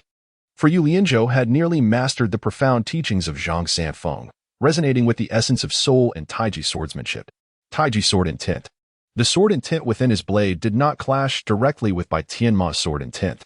Rather, with a remarkable dexterity, he redirected the sword intent of the sky before him. In an instant, what had originally surged toward Yu Lianzhou like a tumultuous tide, along with the howling sword energy, was entirely turned against Bai Tianma. Utilizing the principle of yielding to overcome rigidity and employing strength against strength, this exemplified the essence of Tai Chi almost in a heartbeat. Bai Tianma perceived the uncontrollable nature of the sword intent of the sky. Initially, he merely pondered how this individual had managed to nullify the sword intent. Although somewhat astonished, he found it manageable. Yet, in the blink of an eye, the sword intent of the sky surged toward him with overwhelming force. As he had previously understood, the sword intent of the sky in the hands of an unparalleled grandmaster was utterly insurmountable. Even he, Bai Tianma, could not withstand it. Terror gripped him. Yet there was no opportunity for escape. He was first struck by the ferocious backlash, spitting out a mouthful of blood. Not only his meridians and physical body, but even his very soul was assailed by the sword intent of the sky. In this moment, Bai Tianma seemed to comprehend the formidable power of this sword technique. Lamentably realizing that it had now turned against him. Like a kite severed from its string, he was sent flying several dozen zhang away, severely injured. He could no longer contemplate any means of survival as he plummeted towards the foot of Wudong Mountain. Should he land in such a state, his demise would be all but certain.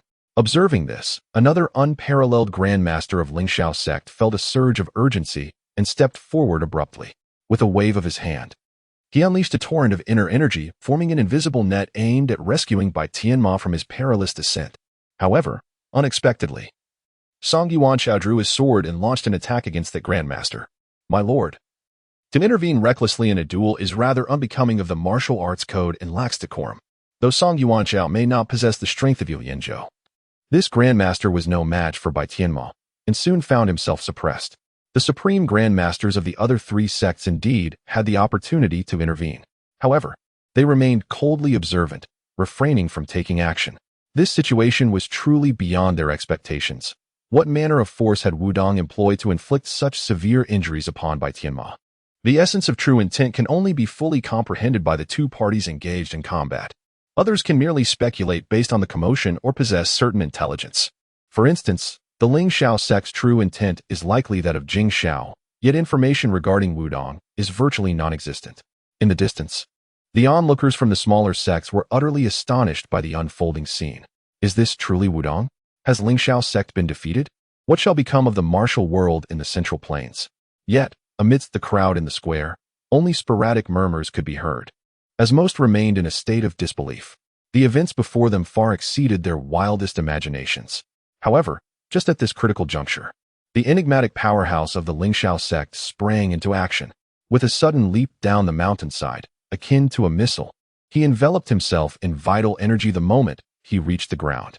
He then seized his collar, took a gentle step, and rushed towards Wudong. Arriving at the heart of Lingxiao sect. Master Ancestor, I apologize for bringing shame to our sect. Bai Tianma, gently set down by Chang'an, felt the formidable inner energy of his master safeguarding his heart, thus preventing him from being completely consumed by the rampant sword intent of the Jing Xiao.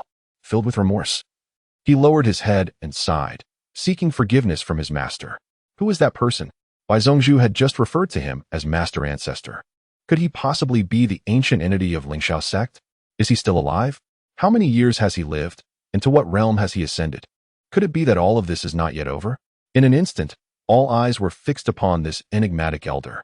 The leaders of the three sects, well aware of the hidden strengths of the Lingxiao sect, let out a sigh. They pondered why the Lingxiao sect maintained such an overwhelming dominance over them, and why the number of supreme grandmasters within their ranks far surpassed their own. Indeed, it was thrice their number, compelling them to unite merely to stand a chance against their formidable adversaries.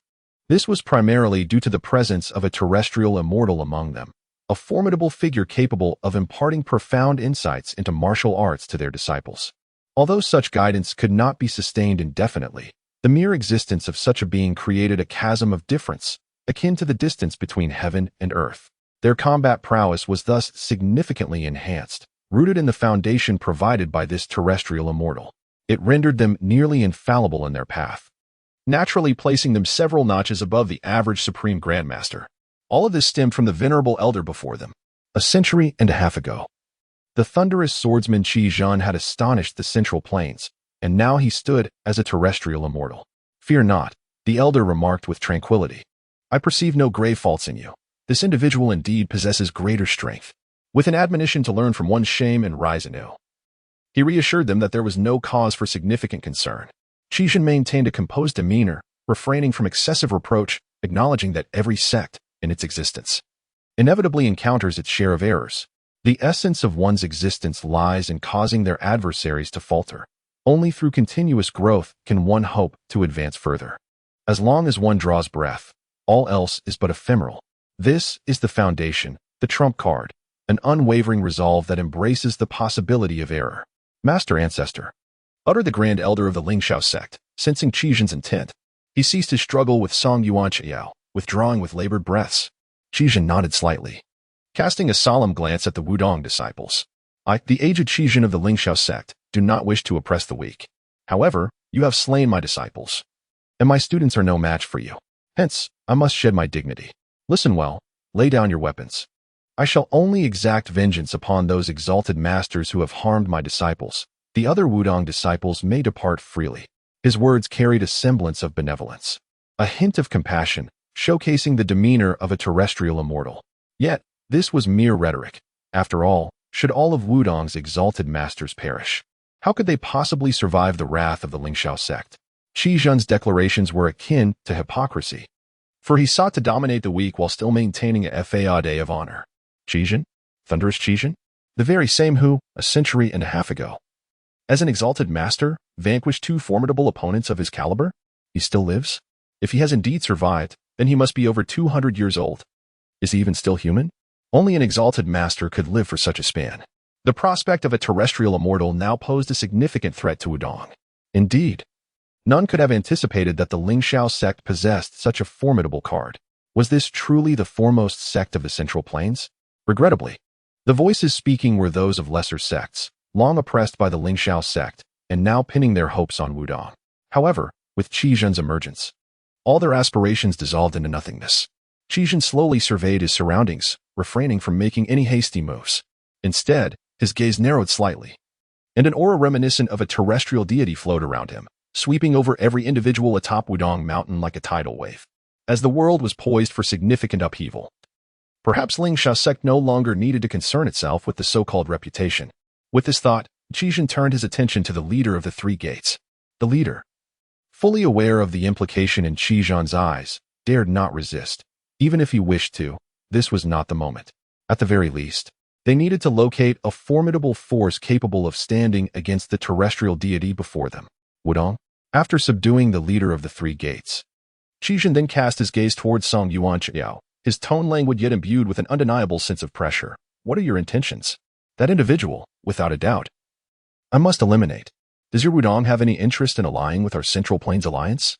The individual he referred to was none other than Yu Lianzhou. For in their eyes, it was Yu Lianzhou who had slain the peerless sword. The members of Bema Villa were at a loss, unsure whether to laugh or cry. It seemed that regardless of who triumphed or faltered, they were destined for calamity. They were coerced into identifying Wudong solely because their kin had fallen into the clutches of Lingxiao sect, becoming hostages. Yet, if Wudong were truly annihilated, how could they possibly survive? It was indeed a deadlock. Song Yuanqiao snorted coldly. I beg your pardon, but as a disciple of Wudong, I have always held contempt for those who wear a facade of virtue. Such courage, Chang'an acknowledged with a slight nod, revealing little anger on his face.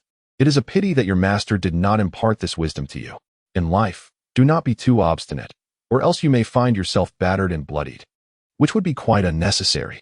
Chang'an seemed to have recently emerged from seclusion, or perhaps he simply found the talents of the Wudong disciples commendable, as he spoke more freely. Indeed, the poor Taoist had never taught them such lessons.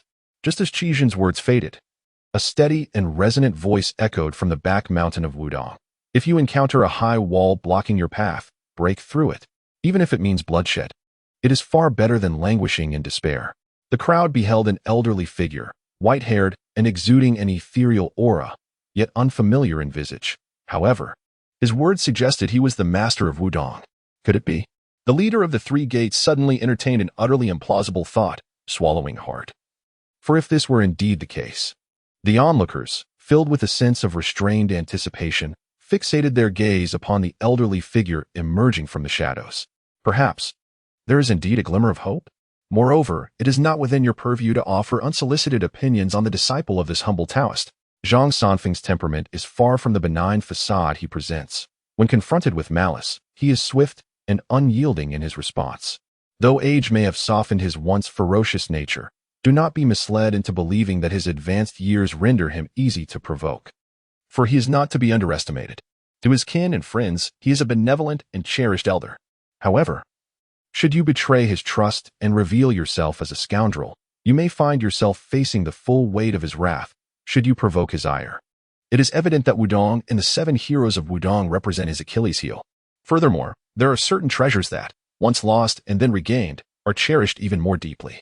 Presently, The 7 heroes of Wudong remain unscathed and uncrippled, making it impossible for Zhang to not hold them in high regard. The emergence of someone like Chang'an, who threatens to annihilate Wudong and slay his disciples, is bound to provoke his ire. Master, Grandmaster. Upon encountering Zhang Sanfeng, the 7 heroes of Wudong and the disciples hastily offered their hands in respect, while those around them recognized the venerable identity of the old Taoist, the Grandmaster of Wudong. It is uncertain what level he has attained. If he is indeed an earthly immortal, how does his strength compare to that of the Grandmaster of Lingxiao sect? Qizhen's expression beneath his cloak was exceedingly grim. He had not anticipated Wudong's profound heritage, which surprisingly boasted a peer of his caliber. I have met a fellow cultivator. This matter may merely be a misunderstanding. Qizhen did not wish to engage in battle with an earthly immortal, setting aside the question of victory. Even if he were to triumph, could he ensure a kill? Should he succeed at the cost of severe injury, it would not be worthwhile, especially amidst the current tumultuous state of affairs. Qizhen's words elicited gasps of astonishment from all present. At this moment, their perception of Wudong transformed from that of a so-called hidden sect to a genuine power capable of standing shoulder to shoulder with Lingxiao sect. Is this the depth of Wudong's heritage? Indeed, it is a hidden sect of immense strength. Lingxiao sect has evidently encountered a formidable opponent and appears to be yielding. Indeed, with Wudong's might, it is a relief that the martial world of Central Plains is no longer dominated by a single faction. The powerful below dared not to openly discuss the matter and resorted to internal communication. The 3 factions were now somewhat conflicted, having not expected Wudong to be so formidable. However, aligning themselves with Wudong was not a prudent choice, considering that their own stronghold could easily be obliterated by Wudong. As for the smaller sects, most of them were inclined to seek refuge with Wudong. Regardless of Wudong's nature, the 3 factions had become utterly disillusioned. Any path they took would lead them upward. Thus, the martial world of Central Plains divided into 2 major factions. As the day progressed, Imosi's injuries had somewhat improved, and he could hardly fathom that Wudong would possess a terrestrial immortal. This oversight weighed heavily on him as the sect leader. Who could have anticipated that a reclusive sect could yield such an ancient being? Fortunately, he had summoned his venerable ancestor. Had the old Taoist not intervened, his life would surely have been in jeopardy.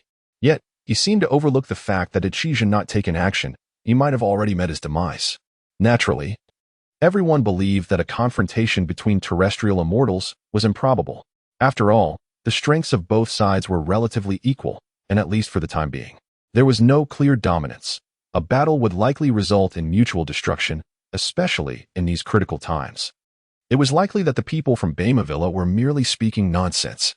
Qizhen slowly raised his hand, the energy within his palm surging, poised to strike down upon the terrified members of Bamavilla, intent on obliterating them in one fell swoop. However, just as his wrist was about to descend, it was firmly grasped by a withered yet powerful hand. Subsequently, Zhang Sanfeng firmly grasped Qizhen's wrist and remarked calmly, "Your method of distorting the truth is quite commendable. Had I not been present today, I fear Wudong would have faced annihilation at your hands. And now you wish to leave unscathed? Moreover, how many sects and families have you extinguished by employing such tactics? Alas, retaining you would only bring calamity to the martial world. It would be better for me to intervene, thus restoring some measure of order to this realm." Feeling the immense pressure on his wrist, Qizhen was taken aback. He then burst into laughter, exclaiming, "You boast with great audacity. Do not presume that just because you have transcended to the realm of earth immortals, you are invincible. Even if I cannot vanquish you today, I am acquainted with several other earth immortals. Should we unite, do you believe you could withstand our combined might? It is best we remain uninvolved with one another. However, should we join forces, we could certainly carve out our share of this grand world. Enough of your chatter." Zhang Sanfeng tightened his grip on Qizhen's wrist with the strength of iron, rendering him immobile. He raised his right hand high, channeling his internal energy into his palm, as if it bore the weight of 1,000 forces, and struck downward towards Qizhen's crown. The spectators were left astounded by Zhang Sanfeng's actions. Everything unfolded with such swiftness that none could react in time, for they were witnessing a confrontation between 2 earth immortals. In the Great Gene, and indeed across the entire realm, such formidable beings were as rare as phoenix feathers, elusive in their presence.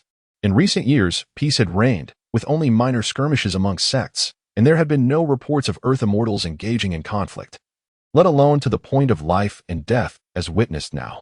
What audacity! Could it be that you truly believe you have me at your mercy? Qi felt the force of Zhang Sanfeng's impending strike aimed at his crown, and his heart surged with indignation. It is well known that those who ascend to the rank of Earth Immortal are the elite among the heavens. Even the most exceptional masters struggle to match the prowess of an Earth Immortal. Qi, having grasped the essence of truth at the master level, found breaking through to the pinnacle of mastery as effortless as eating and drinking. After secluding himself for over a century, his temperament had softened considerably. Though he had tolerated much in the presence of another Earth Immortal, he could bear no more. This was Wudong Mountain. If you seek to turn this place to ruins, I shall not hold back. I am determined to see just how deep your hidden sect's foundation runs. As he spoke, purple lightning crackled around Qi, enveloping him continuously, as his body was tempered to perfection by the lightning. In a sudden motion, he struck upward with a palm, meeting Zhang Sanfeng's seemingly unstoppable blow. If a supreme master can perceive a hint of truth, then an Earth Immortal can fully command that truth, having reached a level akin to the Tao. In such a disparity, to hope to fight beyond one's rank is nearly impossible. The clash of Qi thunderous palm with Zhang Sanfeng's seemingly gentle strike erupted with a thunderous roar. In that instant, Qi felt the oncoming true energy like an endless, boundless ocean, its essence a profound blend of yin and yang, intertwined and unfathomable. How could this be? Qi eyes widened in shock, and before he could comprehend, his body, tempered by the lightning, disintegrated into a mist of blood, exploding violently. The blood of the Earth Immortal splattered across the platform, staining it crimson. Even the onlookers instinctively raised their hands to wipe the blood splattered upon their faces. However, a barrier of energy materialized around Zhang Sanfeng, shielding him from the splattered blood. One strike the gathered martial artists swallowed hard, gazing in disbelief at the scene before them. In just one blow, an Earth Immortal had been slain. It was no mere nobody who had died, but an Earth Immortal who had dominated the Central Plains for a century. Who could achieve such a feat? Many present felt as though they were trapped in a dream. The leaders of the three sects stood frozen, never having anticipated such an occurrence. Even the arrival of Zhang Sanfeng had not been part of their plans, let alone the effortless demise of Qi, the ancestral figure of Lingxiao sect. This event far surpassed their imagination, and they could scarcely consider their next steps as they instinctively retreated a few paces from the elder clad in Taoist robes, pondering the depths of his cultivation that allowed him to dispatch an Earth Immortal with a mere strike. If the three sects were in shock, the sentiment within the Lingxiao sect was one of sheer terror, especially for Bai Tianma, the sect leader, who had received the most guidance from Qi and understood the strength of his master better than anyone. Now, witnessing his powerful ancestor reduced to a mere mist of blood by a single slap left him aghast. Moreover, the individual who vanquished him appeared to be an adversary of their Lingxiao sect. With a sudden puff, Bai Tianma expelled a mouthful of fresh blood, having already been wounded by his own sword intent. Were it not for Qi's vital energy shielding him, his life would have long been forfeit. Now, struck by this grievous blow, his vital energy, which had been safeguarding his heart meridian, became chaotic, surging towards his heart like a wild steed unleashed. With a vigorous push of his legs, he succumbed, expiring on the spot. The disciples of Lingxiao sect, who had been attending to him, awakened from their stupor, their cries echoing through the heavens. The remaining elder of the Lingxiao sect attempted to utter a word, but Zhang Sanfeng offered him no chance, raising his hand to deliver another strike. In the blink of an eye, the world lost yet another supreme grandmaster. The disciples of the Bema Manor, who had previously been coerced by the Lingxiao sect, gazed at this scene in sheer astonishment, hastily kneeling and pleading, "Esteemed elder, we were compelled by Lingxiao sect to slander. They captured our wives and children. We had no other choice." Upon finishing their plea, they bowed their heads fervently. The remaining disciples of Lingxiao sect surveyed their surroundings and, seeing the tide had turned against them, also fell to their knees in supplication. Had they foreseen this day, might they have acted differently? Zhang Sanfeng sighed. Turning towards the back mountain, Yuanxiao, the matter is now in your hands. Yes, master, Song Yuanxiao and others responded with cupped hands in salute. Then turned their gazes to the Lingxiao sect members. They held nothing back as they proceeded to deal with the situation. The other martial artists present raised no objections, nor did they see any fault in Wudong's actions. After all, the enemy had come knocking, and with sufficient strength now, how could they spare their opponents? The leaders of the three sects, witnessing Zhang Sanfeng's departure, exhaled in relief, then turned their eyes to Song Yuanxiao. Even with equal cultivation, they dared not speak carelessly. Master Song. This must be a misunderstanding. We merely believe the rumors spread by the Lingxiao sect, unaware of their treacherous ambitions. Indeed. Now that Wudong has risen to eradicate the malignant Lingxiao sect from the Central Plains martial world, it is indeed a fortune for us all. We pledge our allegiance to Wudong and hope Master Song will not refuse our alliance.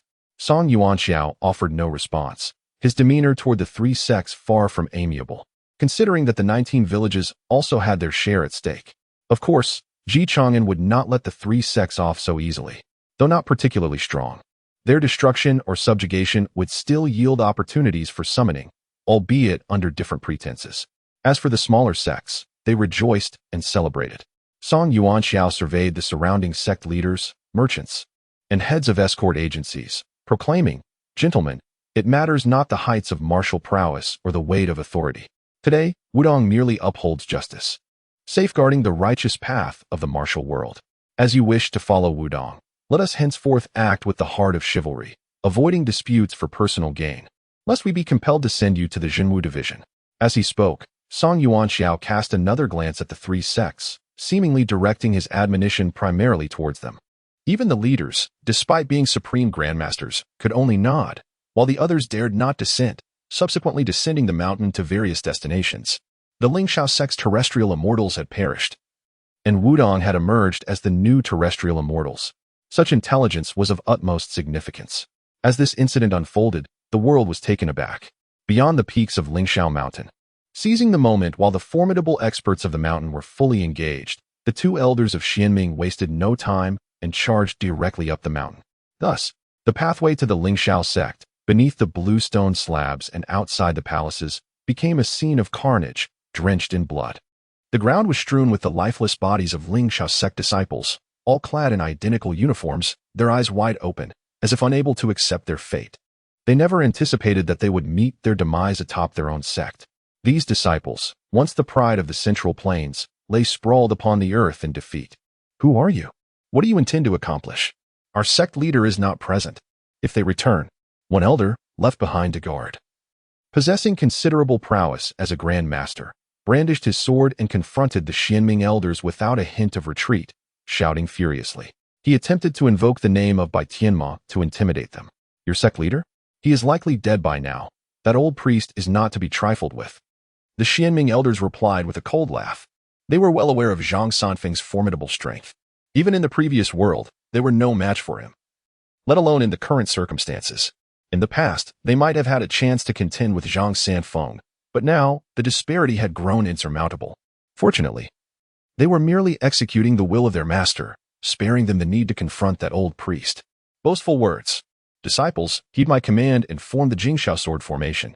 The elder's voice rang out, prompting all the disciples to draw their weapons and encircle the Xianming elders. However, the Xianming elders were formidable even among the supreme grandmasters, and now they faced virtually no opposition. The sword formation devised by the elders of Lingxiao Mountain, while not weak and capable of ensnaring ordinary supreme grandmasters, was utterly incapable of containing the Xianming elders. Moreover, their ascent was not solely a venture of the two elders. They were accompanied by the Sunshadow of the Luo Net and numerous adept members from the Luo Net, their objective aimed squarely at the entirety of the Lingxiao sect. It would be a far-fetched notion to expect the two elders alone to annihilate the Lingxiao sect without a single disciple escaping. Thus, the collaborative effort of the Luo Net and the Xianming elders was orchestrated. The elders of Xianming showed no mercy, with a single palm strike each. They shattered the sword formation of the Lingxiao sect. In an instant, chaos erupted, and the disciples began to flee in all directions. Subsequently, under the leadership of the Eclipse Sun, a massacre ensued, and before long, there was not a single living soul left in the Lingxiao sect atop Lingxiao Mountain. Soon, all the treasures of Lingxiao sect were completely removed by the individuals of the net. Among the two elders of Xianming, Yibiwing left behind some fine wine to savor leisurely. The Deerstaff guest has left behind those familiar large characters throughout the Lingxiao sect. The vengeful spirits of the Fong family have come to claim lives. Not a single creature remains in the Lingxiao, as it has been obliterated, paving the way for the slaughter of the three gates. The two elders of Xianming orchestrate this. Initially, the three gates stood as allies of the Fong family. Yet they could only watch helplessly as the Fong family met its demise. The two elders of Xianming seek to instill greater terror within the hearts of the three gates. Once they have the opportunity to consolidate all the legacies of the Lingxiao sect, the annihilation of the three gates will merely be a matter of convenience. At this moment, Ji Chang'an leaned against the orchid sword, inhaling the fragrant scent of the orchids. The koi in the fishing pond, however, seemed to be rather unfortunate, as they had yet to bite. Perhaps these fish had already feasted. Perhaps a day of hunger would serve them well. Ji Chang'an furrowed his brow slightly, expressing a hint of exasperation as he spoke. "As you command, Your Highness," replied the bamboo sword nearby, taking the words to heart and hastily acquiescing. However, Ji Chang'an was too indifferent to provide an explanation. These fish were as plump as pigs. One could hardly imagine that even after a day of hunger, or perhaps even 10 days to half a month, they would perish. Ding. Congratulations, host. You have annihilated the Lingxiao sect, earning one opportunity for faction summoning, one for martial arts summoning, and one for special summoning. Has the matter been resolved? Ji Chang'an handed the fishing rod in his hand to Lonjian, then rose to his feet and stretched slightly. The annihilation of the Lingxiao sect by Wudong was certainly not an issue. Now, only the three sects remained. Soon, the serving figure of the astonished salamander received the same news from the carrier pigeons designated for the web. It approached to report, "Your Highness, it has been conveyed from Yinri that the Lingxiao sect has been eradicated. We await your further instructions. Let Yinri prepare to breach the unparalleled grandmasters in the Central Plains," he continued. "Furthermore, discreetly assist the Jinwu division in managing those sects that are less compliant. And pay particular attention to the intelligence concerning the three sects. Investigate who may be backing them. It would also be prudent for the two elders of Xianming to pay them a visit, to instill a sense of fear." Ji Chang'an pondered for a moment before issuing the arrangements. The astonished figure presented a long sword, saying, "Your Highness, this is a gift from the two esteemed elders of Xianming, entrusted to us by the Luo Network. It is said to be the sword of the unparalleled swordsman." Ji Chang'an accepted the sword, examining it closely before handing it to Mei Jian. "You should take it. This sword is rather commendable. By the way, let us rename it. For unparalleled sword lacks a certain elegance."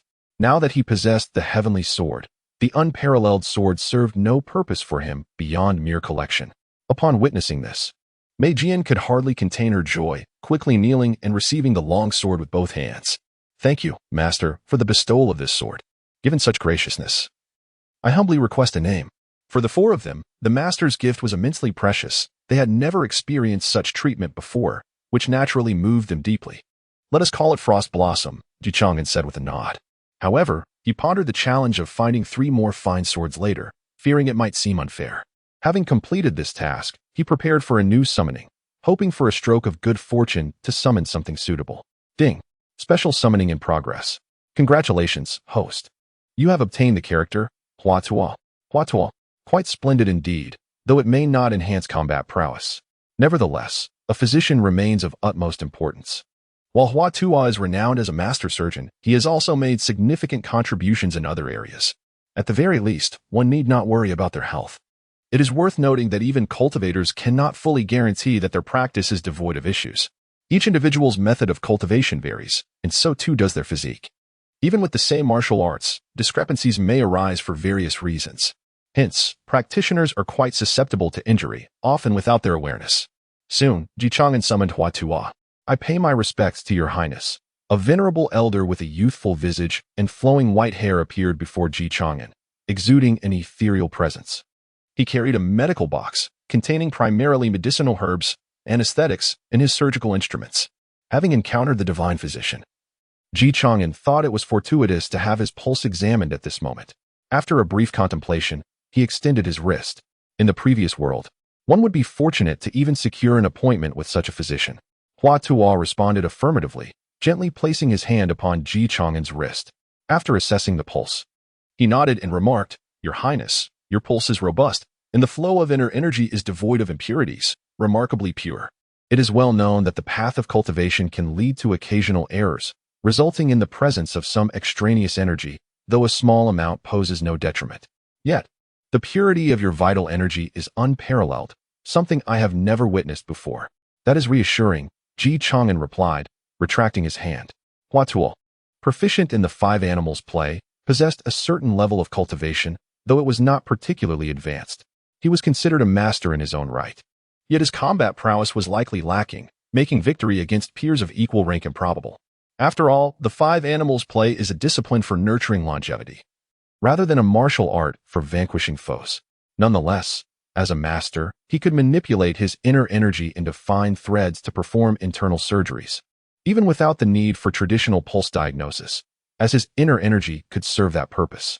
Thus, Chang'an decided to keep Hua Tuo at his residence for the time being, hoping to discern any ailments among the inhabitants of the estate and explore potential remedies. Furthermore, after Hua Tuo completed his examinations, he could also assist in evaluating Chang'an's father, who had been the target of an assassination attempt some time ago, leaving a lingering sense of unease. After arranging for Hua Tuo's presence, Chang'an turned his attention to the summoning of martial skills. During the summoning, he received the formidable 18 dragon-subduing palms. The strength of this technique, famed as the most potent external martial art within Jin Yang's narratives, requires no further elaboration. While Yanggu's soul-devouring palm is undeniably powerful, few can fully comprehend its nuances, and even Yanggu himself sometimes struggles with its intricacies. Regrettably, it seems there are no suitable opponents or venues to test his newfound abilities. Presently, despite the limited number of martial arts Chang'an has acquired, they are all considered supreme techniques. Among his swordsmanship, he possesses the Tai Chi sword, the transverse sword technique, and the distinctive Six Meridians divine sword. In terms of lightness techniques, there exists the Lingbo Weibu, and now the external martial arts have also introduced the 18 dragon-subduing palms. However, I remain uncertain when I might acquire a suitable internal skill. Nevertheless, once the 3 sects are extinguished, I shall have several opportunities for summoning, which is not a matter of great concern. Following this, let us proceed with the summoning of forces. Ding. Summoning forces in progress. Congratulations, host. You have acquired the Money Gang. The Money Gang?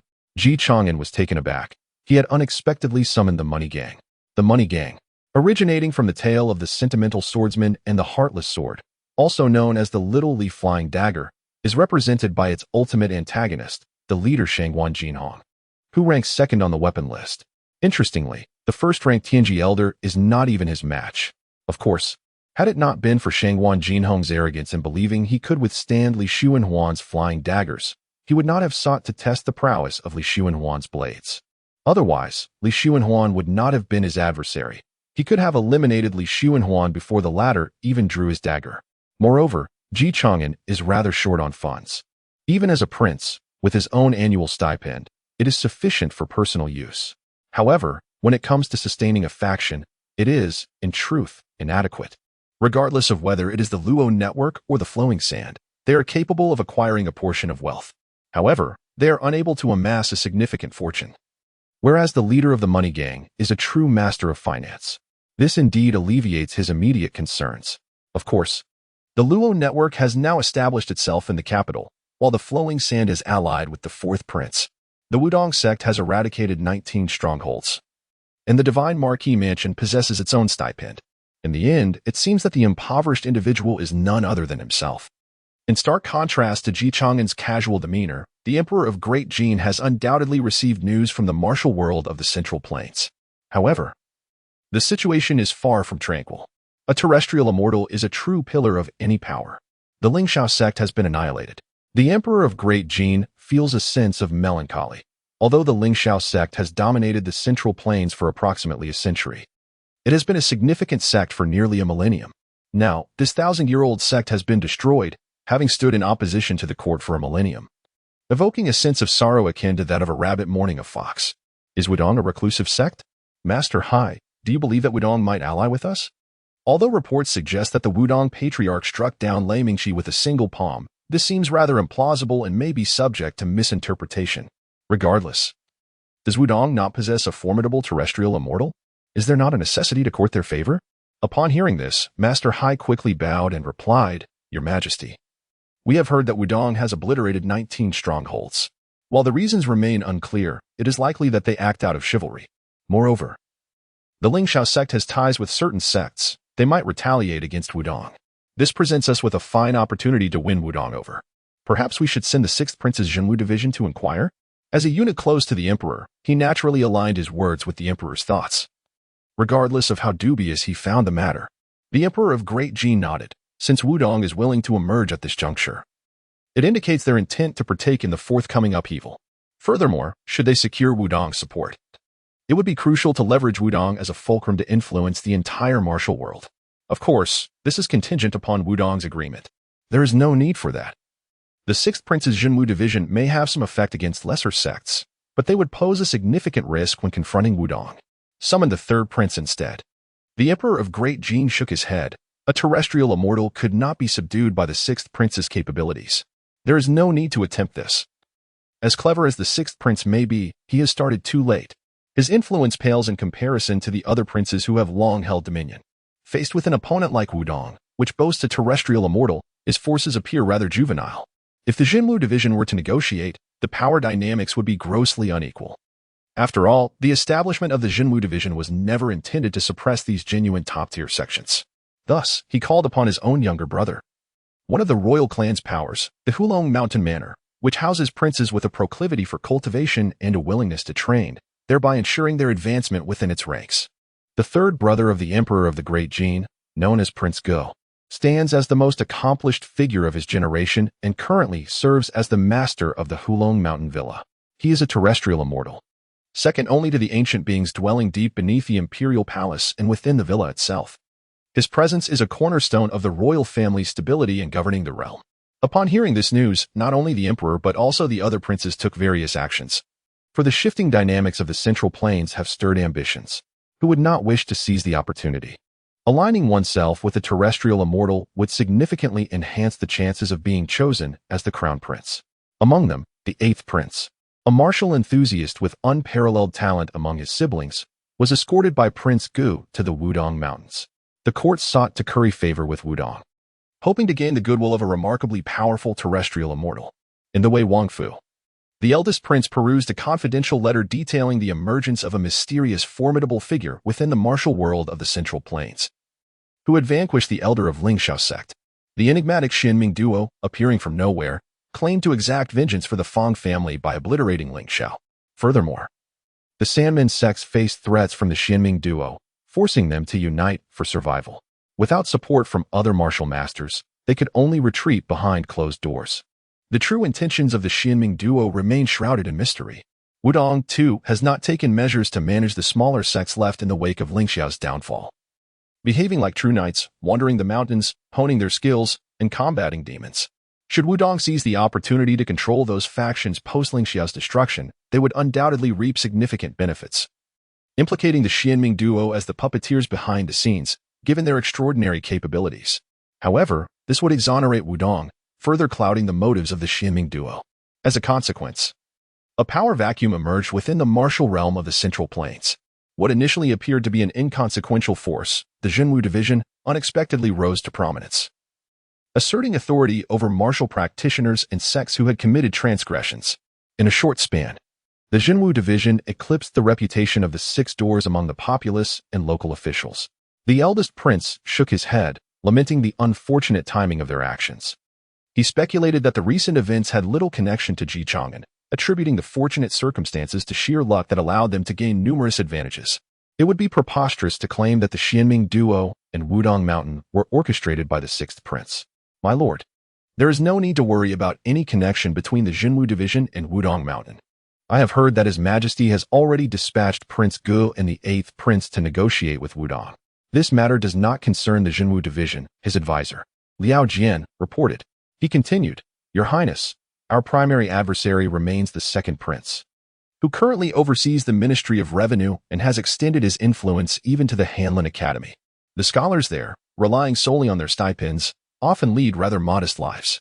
The Emperor of Great Jin refrains from designating an heir, fearing the potential usurpation of his power by the princes, a concern that plagues aging sovereigns. They worry both about the inadequacy of the princes and the threat posed by those too capable. In the realm of Great Jin, no matter how powerful a minister may be, they remain merely a minister. Yet, if a prince wields excessive power, how will the officials respond? Will they align themselves with a waning sun or gravitate towards a rising one? The choice seems rather straightforward. Balancing power is of utmost importance for a sovereign. Subsequently, the eldest prince convened several advisors to discuss strategies, engaging in discussions that persisted through the night until dawn broke. As the advisors departed, Liao Jian suddenly recalled something and spoke up. My lord, we were unable to locate the divine physician from Qianyao Valley whom you instructed us to invite. However, A wandering physician named Hua Tua has emerged in the capital. Our investigations reveal he has successfully treated numerous high-ranking officials' ailments, even alleviating the wounds of General Wei. Shall I summon him? Hua Tua, the eldest prince echoed, nodding thoughtfully. Then send someone to invite him, but be courteous and do not offend this esteemed physician. Understood. Liao Jian acknowledged, well aware of the eldest prince's need for a skilled healer, particularly for the injured ninth prince. Regardless of the sincerity of Prince Wei's concern for his brother, it remains imperative for the legitimate heir to demonstrate care for his siblings. This way, should the eldest prince ascend to the throne, it is unlikely he would implement a purge of the other princes, which, in itself, is a form of competitive advantage. On the other hand, Prince Gu had arrived at Wudong Mountain accompanied by the 8th Prince Ji Changxiu. What a magnificent Wudong Mountain it is! The 8th Prince gazed upward at the perilous heights and the verdant barriers, feeling an overwhelming sense of tranquility and marveling at its beauty. Their party consisted of only a few capable eunuchs to assist them, allowing for an exceptionally swift journey, as there was no need for any guards. This mountain has stood for countless ages, yet remains unrecognizable to many. Such mountains are abundant in the realm of the Great Chang'an. As the saying goes, a mountain need not be lofty. It is renowned for the presence of an immortal. A river need not be deep. It is enchanting for the presence of a dragon. As Prince Gu spoke, he gradually ascended the steps. Were it not for the esteemed Zhang, this peak would remain unknown, and the 8th Prince would not be extolling its beauty. The 8th Prince, with a semblance of understanding, nodded lightly. His martial talent was extraordinarily high, bordering on the prodigious. At merely 17 years of age, he had already attained the realm of a grandmaster. The disparity between him and those so-called geniuses, who are only slightly above the mediocre, is indeed vast. After all, the martial world is a domain that heavily favors innate talent. To truly achieve the status of an earthly immortal, ordinary genius is woefully insufficient. Only those with true prodigious talent can advance further. Those who rely solely on time to become supreme grandmasters are akin to those who merely reach the stage of postnatal perfection. One can never stabilize as an earthly immortal, while the other can never ascend to the innate level. As Song Yuanqiao, the leader, received the news, it was only natural for him to personally welcome the envoy from the court. Your Highness, the 8th Prince, my master awaits you both on the back mountain. Song Yuanqiao extended his hand to gesture. Prince Gu nodded and sighed. Our visit to Wudong this time has indeed caused some inconvenience. Both parties exchanged pleasantries before sending the other servants to the front of Wudong and taking only the 8th Prince onward. After all, the status of a land immortal commands respect, and it is not uncommon for a powerful figure to escort a junior. However, bringing one's own servants into another's territory felt somewhat inappropriate. This is the realm of martial arts, governed by its own rules, where even Prince Gu, despite his noble title, is primarily regarded as a land immortal rather than a prince. Otherwise, securing an audience with Zhang Sanfeng may not even be feasible. Before long, Prince Gu encountered Zhang, who stood beneath the pine tree, exuding an ethereal presence imbued with the essence of Tao. With a respectful gesture, he introduced himself. I am Ji Wuge. Honored to meet you, fellow Taoist. This is my 8th nephew. The 8th Prince momentarily froze, feeling the profound aura of the elder before him. It took a gentle reminder from Prince Gu for him to regain his composure, promptly exclaiming, Greetings, esteemed elder. The princely title, at least in the presence of a land immortal, felt somewhat lacking. Furthermore, this was not the capital but rather Wudong Mountain. Zhang Sanfeng, having met both individuals, inquired about their purpose for traveling such a distance to Wudong. He gestured for them to sit. Prince Gu nodded, recognizing that this Zhang was no ordinary person. The intensity of his presence was palpable, even beginning to influence the surrounding environment, something Prince Gu knew he could not achieve. Zhang, Prince Gu began. We have come primarily to pay our respects, but also to offer a word of caution. Although Wudong does not aspire to dominate the martial world, the various sects within the Great Chang'an are entangled in numerous interests, primarily aimed at opposing the court. Your actions against the Lingxiao sect were indeed a noble endeavor. I trust you have also received invitations from other martial factions to join forces against the court. We, in turn, have learned of Wudong's stance and understand that you will not conspire with them. Thus, we wish to extend an invitation for you and Wudong to ally with the court. In doing so, we can mutually support one another. If you were to unify, I may hold a humble position within the court, but I could secure for you a rank of the highest order. We can also grant identities to Wudong disciples. Should you choose not to participate, that is understandable.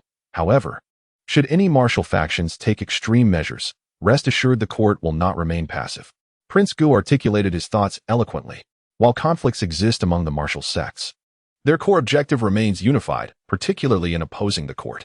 With Wudong having eliminated Lingxiao sect, they have lost an ally. If Wudong were to join forces, it would pose little issue. Conversely, should they decline, the formidable Zhang Zhenren may deter direct confrontation, yet underhanded actions could still arise. Zhang Sanfeng, upon hearing this, smiled warmly. I appreciate your kind intentions, Your Highness. Our practice in Wudong is solely for the purpose of upholding justice and protecting the common people. If the court is corrupt, we shall stand against it. If the martial world is tyrannical, we shall oppose it. This embodies the essence of chivalry, which is the true aspiration of those who practice martial arts, not a pursuit of dominance. As for any threats, the disciples of Wudong harbor no fear of those rogue elements. Prince Gu, taken aback by Zhang Sanfeng's words, stepped back respectfully and bowed. I apologize for my presumptions, esteemed Zhenren. Understanding Wudong's intentions, he then sent the 8th prince to engage with Wudong disciples in a swordsmanship exchange before departing from Wudong. On the other side, the crown prince had already invited Hua Tuo, and after confirming that Hua Tuo had indeed cured numerous high-ranking officials, he requested him to treat the injuries of the 9th prince. After Hua Tuo lingered for a while in the sick room of the 9th prince, he soon emerged. The 1st prince, upon seeing Hua Tuo, appeared anxious and hurriedly inquired, "How's my younger brother?" Hua Tuo nodded in response, stating, "The 9th prince has suffered an assassination attempt, injuring his vital pulse. I have stabilized it, and with some time for recuperation, he should awaken in approximately half a month. Here is the prescription I have written. Please ensure it is administered punctually." "Thank you, esteemed physician," the 1st prince replied, repeatedly nodding as he presented some rewards. This act, of course, did not escape the gaze of the hidden guards. After all, this was the residence of the 9th prince, and security had been heightened following the assassination attempt. In the imperial palace of the Great Jin, Emperor Jin coughed several times, prompting eunuch Hai to rush in. Upon witnessing the emperor cough up blood, he respectfully offered a towel, saying, "Your Majesty, shall I summon the court physicians?" "There's no need for those incompetent fools. They cannot cure my ailment," the Great Jin emperor replied, shaking his head. If the court physicians were capable of healing him, he would have been well by now and would not have to endure this prolonged suffering.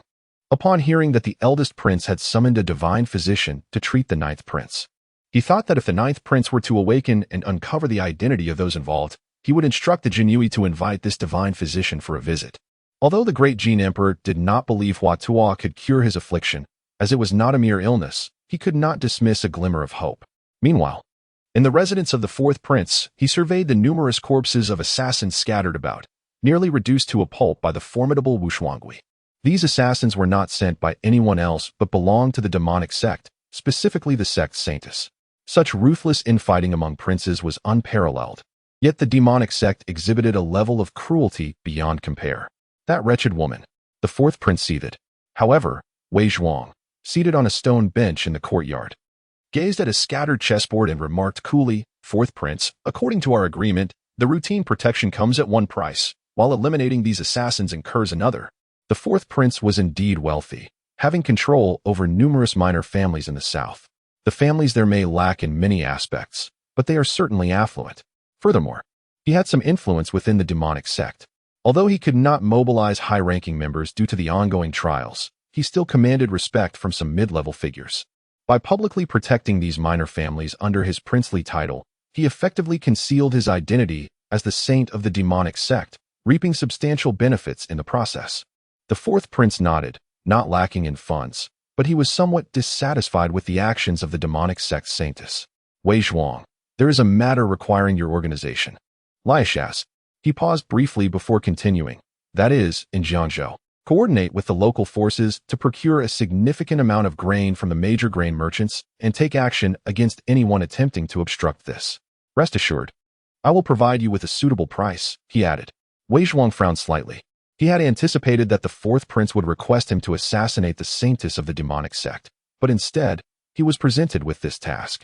Nevertheless, as a professional assassin, he refrained from questioning the 4th prince and simply stated, "Liashas is an assassin organization, not a jack of all trades. The prince understands. I will ensure you receive satisfactory compensation, along with intelligence regarding the Hall of Slaughter," the 4th prince replied. He had indeed hoped Wei Zhuang would directly assassinate the Saintess, but he recognized that it was an impossible task. The Saintess held the status of a direct descendant from a sacred martial arts lineage. Surrounded by formidable experts far surpassing his own capabilities, no one would ever suspect her true identity as the Saintess of the demonic sect. Were it not for the absence of any rules governing their conflict, the only limitation being the concealment of their identities due to the divine blood infused within them, they would have undoubtedly destroyed one another by now. The fourth prince clenched his teeth in frustration. The wretched woman had likely attempted to assassinate him under the pretense of being the fourth prince of Deqian. However, seeing that Wei Zhuang did not inquire about the reason behind his grain procurement plan, the fourth prince nodded in satisfaction. Such was the mark of a true professional assassin. Discreet and undoubtedly capable of maintaining confidentiality. Soon, Ji Chang'an savored the candied hawthorn skewers offered by Zhu Jian, finding these delightful treats quite pleasing, while simultaneously listening to the intelligence relayed by Jing Yu regarding the sand flow. Purchasing grain? Surely, such a matter would not necessitate the involvement of sand flow. That notion is utterly implausible. It appears that the fourth prince requires a substantial quantity of grain, which holds considerable significance and could potentially incite conflict. It is precisely for the security of this grain that Wei Zhuang has been dispatched. This situation seems rather peculiar, given that it is now autumn, and the harvest season is fast approaching. Currently, the price of grain should be at its peak, making procurement an ill-advised endeavor. Once the bountiful harvest is collected, grain prices will inevitably plummet.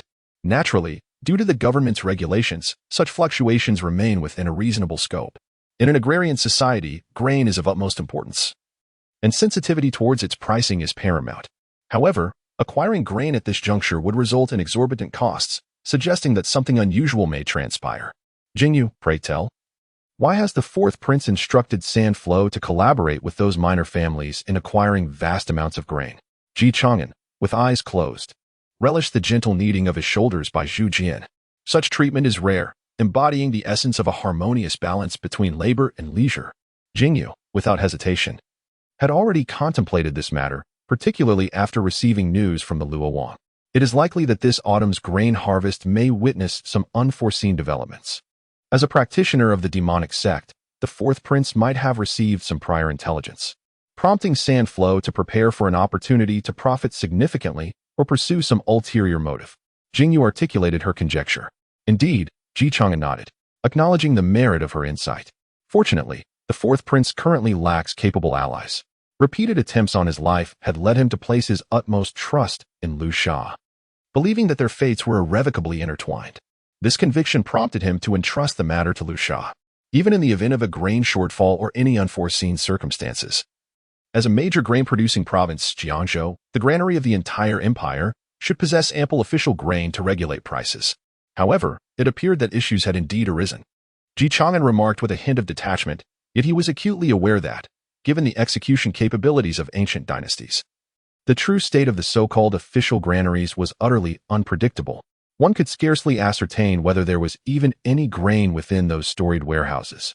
After all, Jiangzhou, renowned as the granary of the realm, was traversed by the Jin River, flanked by fertile plains. It had been centuries since any such predicament had occurred. The last incident stemmed from a breach at the Anlin Dam, which rendered the entirety of Jiangzhou a marshy expanse. Was it conceivable that a madman had set his sights on the Anlin Dam? Wasn't the Shangwan Jinhong and the money gang based in Jiangzhou? He instructed to have the Luo network inform them to keep a vigilant eye on the shifting powers within Jiangzhou and to establish communication between Lu Sha and their operatives.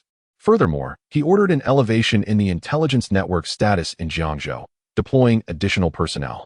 Given Jiangzhou's status as the most prosperous region, Ji Chang'an naturally chose to position the money gang there. The majority of the Luo network's operatives were stationed in the capital, while other provinces possessed intelligence. None could rival the comprehensive awareness of the capital. The personnel were simply too few. Nonetheless, at the very least, Lu Sha's presence in Jiangzhou would ensure access to vital information. Soon, all the answers emerged.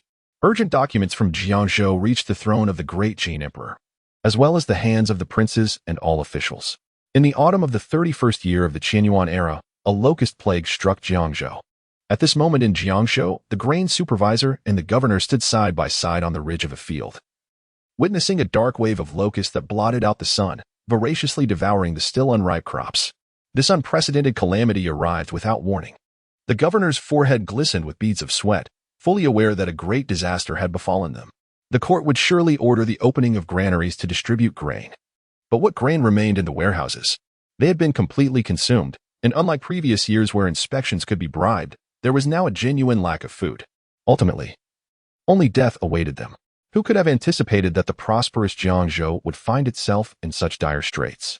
Thus, they hastily summoned the largest merchant guild in Jiangzhou, composed of numerous families, governed by 12 prominent clans that practically monopolized the vast majority of shops in Jiangzhou, akin to local emperors. Their immense wealth allowed many scholars to ascend to official positions. The influence within the court was formidable, belonging to the faction of the second prince. Jiangzhou's grain was under the jurisdiction of the Ministry of Revenue, and even the grain supervisor and the governor were part of the local power structure. After all, in such a dominion of powerful overlords, how could one remain steadfast in governance without aligning with their interests? As the assembly gathered, the grain supervisor broke the silence first. His voice trembling slightly, tinged with dryness. Masters, locusts have invaded Jiangzhou. Although the common folk possess a small amount of grain at home, preventing immediate starvation, the prices in the market have skyrocketed 100-fold. If this continues, it may incite public unrest. The court will undoubtedly demand we open the granaries to stabilize grain prices. However, as you are all aware, the current state of our reserves is dire. If we cannot produce grain, then one of our heads may very well roll. He held a low rank and lacked the authority to decide such matters, as these resources had long been appropriated by those above him. The representatives of the merchant guild exchanged glances. The grain had long since been pocketed. They had transformed it into shiny silver. And this predicament had nothing to do with their guild. After all, it was you who sold the grain to us. Merely a legitimate transaction. How could they be blamed for this? Chao supervisor, one of them interjected, your words are rather inappropriate. We conduct honest business here. The court's affairs are none of our concern. This is a natural disaster, and we are powerless to intervene, as we are but ordinary citizens. Hearing this, the governor frowned and coldly retorted to the representatives, do not feign ignorance. If the court conducts a thorough investigation, you all may find yourselves in hot water. Over the years, you have acquired official grain at low prices, filling your own pockets. When the time comes to settle accounts, how many of you will have enough heads to lose? Though the governor was in charge of civil affairs, he did not oversee military matters. More importantly, this world differed from the original one, where local officials posed a threat to the emperor's power. Here, the emperor had no fear of the governors, as military might ensured that imperial authority wielded the utmost force. Generally, even the most learned and esteemed governor managing a province remained an ordinary individual. Then you must find a way to clean your hands of this. If the repercussions spread too far, none of us will have a favorable outcome. One representative from the guild lowered his voice, indicating he possessed grain. Although many mysterious forces had recently come to purchase grain, he sensed something amiss, foreseeing a significant upheaval. These merchants had a keen instinct, thus retaining a considerable stock, with prices soaring 100-fold. How could he relinquish control or lend to the officials of Jiangzhou to fill their gaps? As for keeping things tidy, he did not explicitly state it, but everyone understood his implication. Perhaps a fire could be set to destroy the evidence, a far better alternative than being accused of selling official grain, which would lead to severe consequences. Yet, the death of 1,000 was still a number. The death of 1,000,000 was a figure too. For the governor of Jiangzhou, the most likely outcome would be negligence, given the immense repercussions which could lead to his demise. However, it was also possible that someone would protect him, though some must inevitably face death. All gazes turned to the grain supervisor, whose authority was the weakest, his voice insignificant. Chao supervisor, rest assured. Should you take your own life out of guilt, we shall look after your wife and daughter. Within the court, the atmosphere was so tense it felt palpable. The chief eunuch of the Office of Ceremonial Affairs stood quietly beside the dragon throne, his expression impassive. Below, the officials, clad in formal robes, stood in neat rows. Heads bowed, silent as the grave, afraid that the great Jin Emperor might direct his wrath upon them. After all, while it was a natural disaster, who wouldn't be angered by such events? The Emperor represented divine will. Could such a calamity imply his inadequacy? After a long pause, the great Jin Emperor finally broke the silence, his voice firm. Chang'an, as the first prince, what do you propose we do? The first prince stepped forward and bowed. Your son believes that, given the disaster in Jiangzhou, immediate relief is necessary. We must open the granaries to stabilize grain prices. Furthermore, we must dispatch personnel to monitor the surroundings to prevent the locust plague from spreading. Additionally, for those merchants who take advantage of the situation to inflate prices, they must be severely punished. In my opinion, decapitation is the appropriate response to maintain order. However, upon hearing this, the second prince appeared to ponder something before speaking. Father, I have something to report. Speak. Throughout history, each dynasty has suffered from natural disasters. Yet, since your ascension, the realm has enjoyed peace and prosperity, allowing the populace to live in comfort. The frequency of disasters has been notably low, a rare blessing not seen in previous eras, a true fortune for the people. The second prince first flattered the great Jin Emperor before continuing. Locust plagues typically occur in the summer. An autumn plague is rare and usually of smaller scale. Given the urgency of the report, the extent and magnitude of this locust disaster seemed dubious. It is likely that subordinates have exaggerated the situation to extract silver from the Ministry of Revenue. I propose that I travel to investigate. If the disaster is genuine, then the ministry can open the granaries to suppress prices. If there are indeed false reports, we can bring those responsible back to the capital for your judgment. The second prince understood the precarious situation in Jiazhou. The grain reserves were likely below one-third. The quantity required for disaster relief and price stabilization might suffice. However, if others, especially those from the first prince's faction, were to investigate, the truth would likely come to light, and his position would be jeopardized.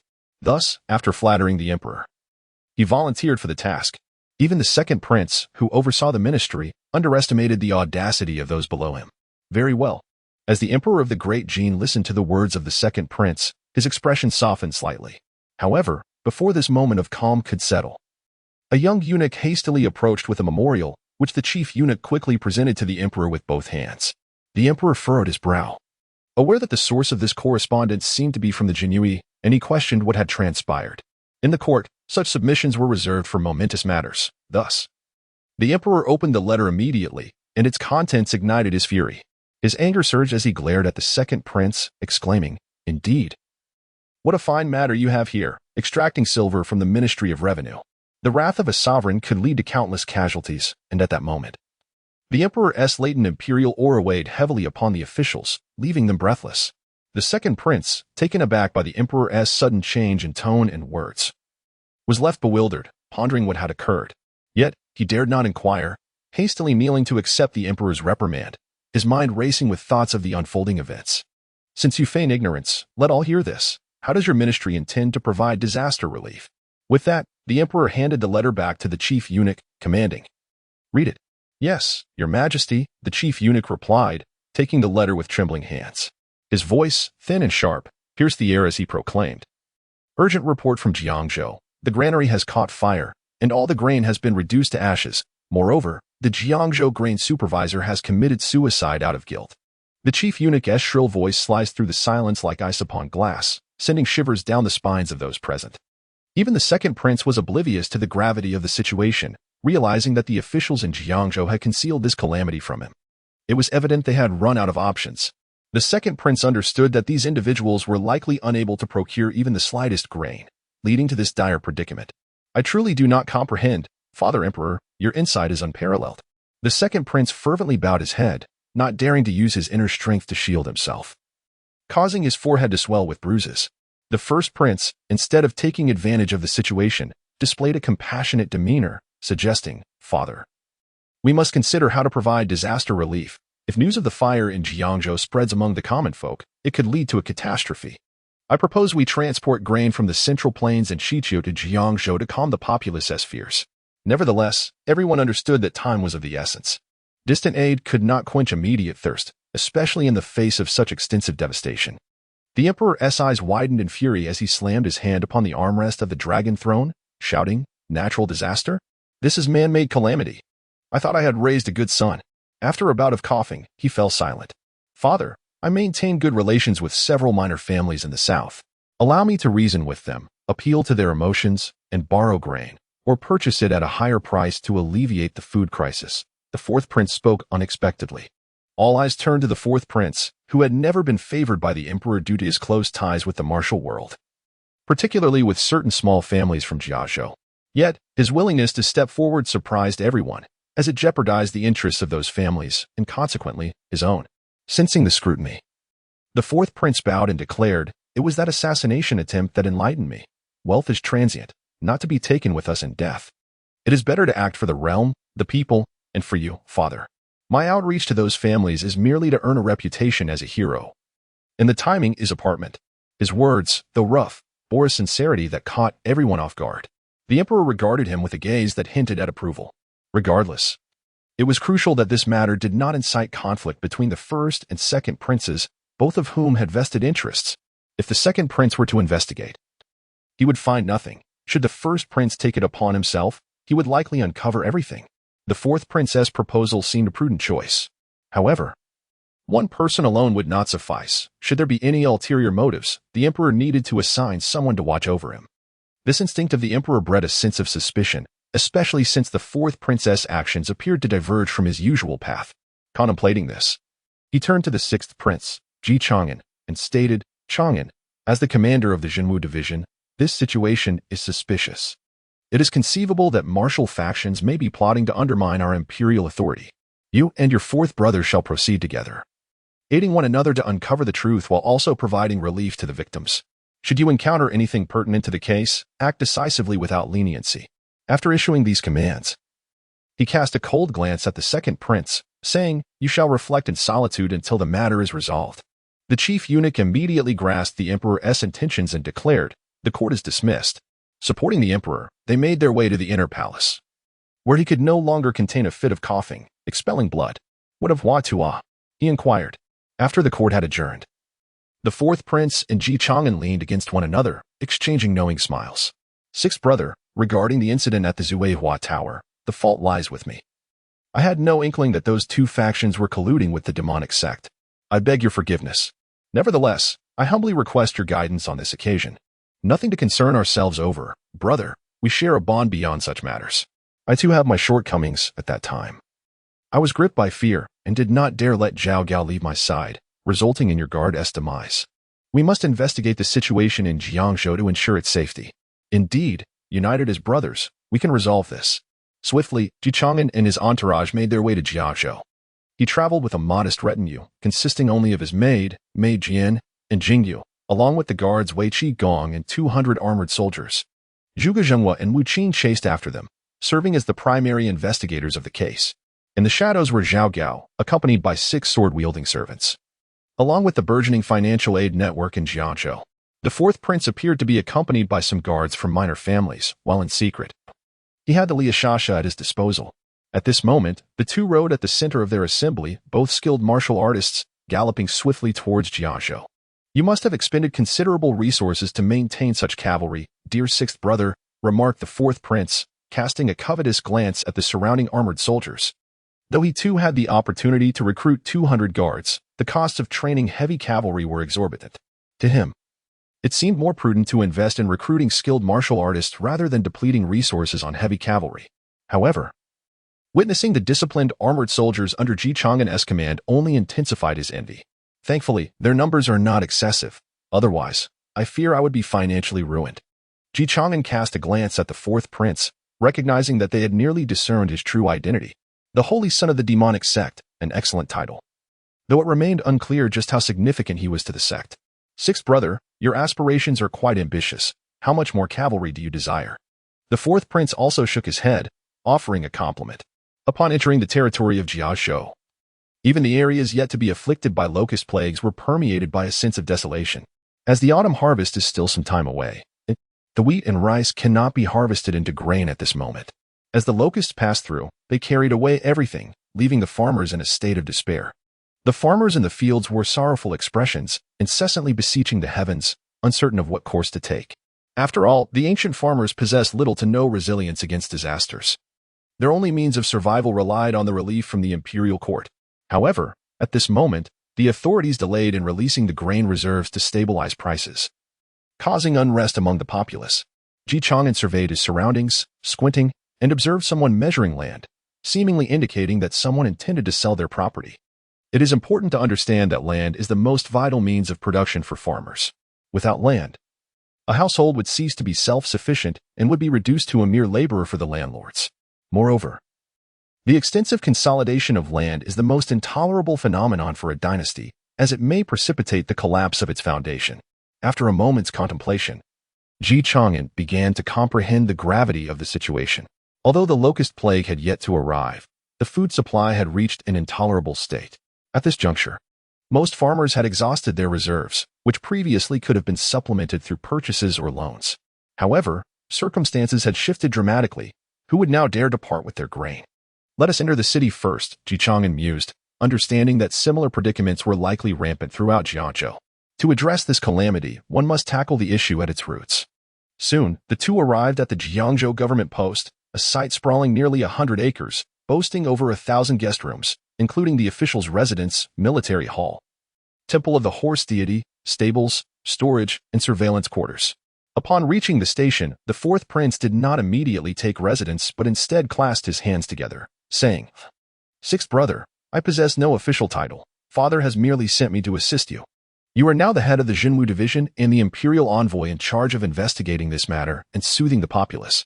I shall not intrude further. It is imperative that I seek grain from the prominent families without delay. Then I shall rely on you." Fourth brother, Chang'an acknowledged. Having grasped the essence of his brother's intentions, this disaster was evidently far from straightforward. The fourth brother's maneuvering would ensure his reputation flourished, and the emperor of the Jin dynasty might alter his perception of this son connected to the martial world. In time, he could emerge unscathed while leveraging the power of the demonic sect to secure his claim to the throne. Chang'an observed the departing figure of the fourth prince, contemplating the merit of his plan while remaining uncertain of its execution. Just then, Wei Qigong spoke in a low tone, "Your Highness. Representatives from the Chang'an Commercial Association seek an audience." "The Chang'an Association, you say?" "Allow them entry," Chang'an replied, noting their apparent interest in him. He had scarcely settled in when they approached. Perhaps these individuals were genuinely apprehensive of his authority? Shortly thereafter, several clan leaders arrived, accompanied by numerous servants carrying an array of exquisite gifts, all seemingly of fine quality. "Commoners pay their respects to your highness," they declared upon reaching Chang'an. "Please rise. May I inquire what brings you esteemed leaders here?" Chang'an surveyed the somewhat portly figures clad in silks and brocades. One leader, Su Huaishi, the president of the Chang'an Association, responded promptly, "Your Highness, as a benevolent envoy, your dedication to the people of Jiangzhou is commendable. As hosts, we shall offer our utmost assistance, along with these modest gifts." With that, Su Huaishi signaled for his servants to bring in box after box of various offerings. Chang'an regarded Su Huaishi with a smile. "In that case, how about the Chang'an Association donate some grain for the victims of the locust plague? Failing to do so might incite civil unrest, which would be detrimental." Su Huaishi hesitated momentarily before declaring, "The Su family is prepared to contribute 100,000 jin of grain. The Li family offers 50,000. Other clan leaders followed suit, with voices rising in agreement. Yet, the total amount barely reached 200,000 jin.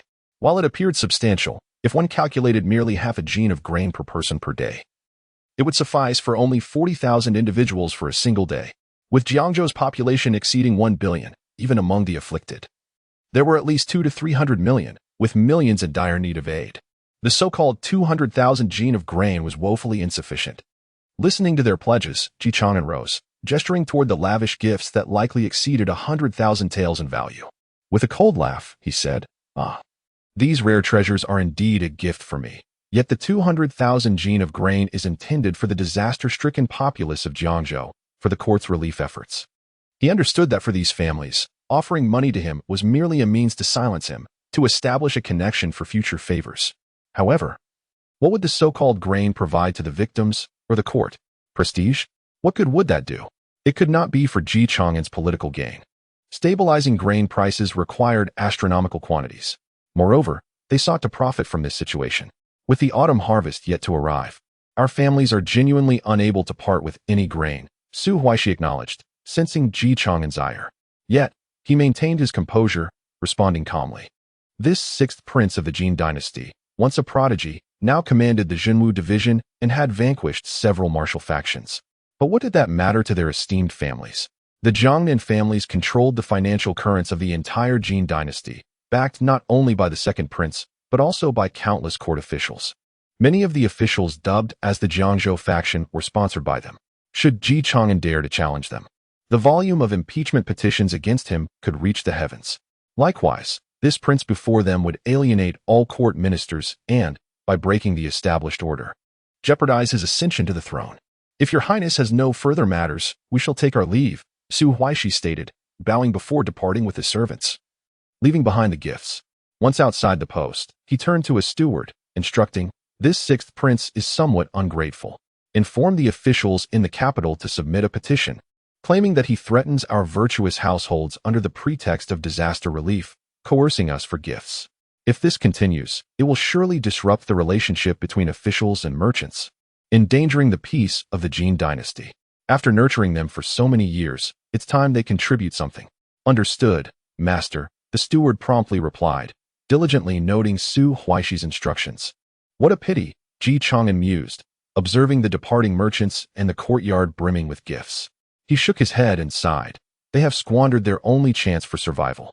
I have always favored granting opportunities to others, yet it is evident that some fail to grasp them. Jing and I inform Shangwan Jinhong to prepare for action. Do not hold back. And you, Mr. Zhuge Zhenhua," Ji Chang'an added, turning to him, "please accompany me to the Jiangzhou Yamen." Zhuge Zhenhua nodded, having analyzed the locust disaster over the past few days and discerned certain clues. "Your Highness, this locust plague may indeed be a man-made calamity. Pray, elaborate," Ji Chang'an urged.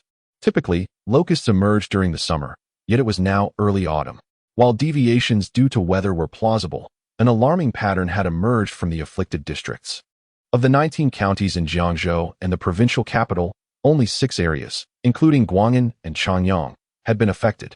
Curiously, reports from the Jinwu division indicated that the locust plague had not originated from any of the unaffected counties. It is essential to understand that the boundaries of counties are artificially delineated, and the demarcation lines often exhibit no significant environmental disparities.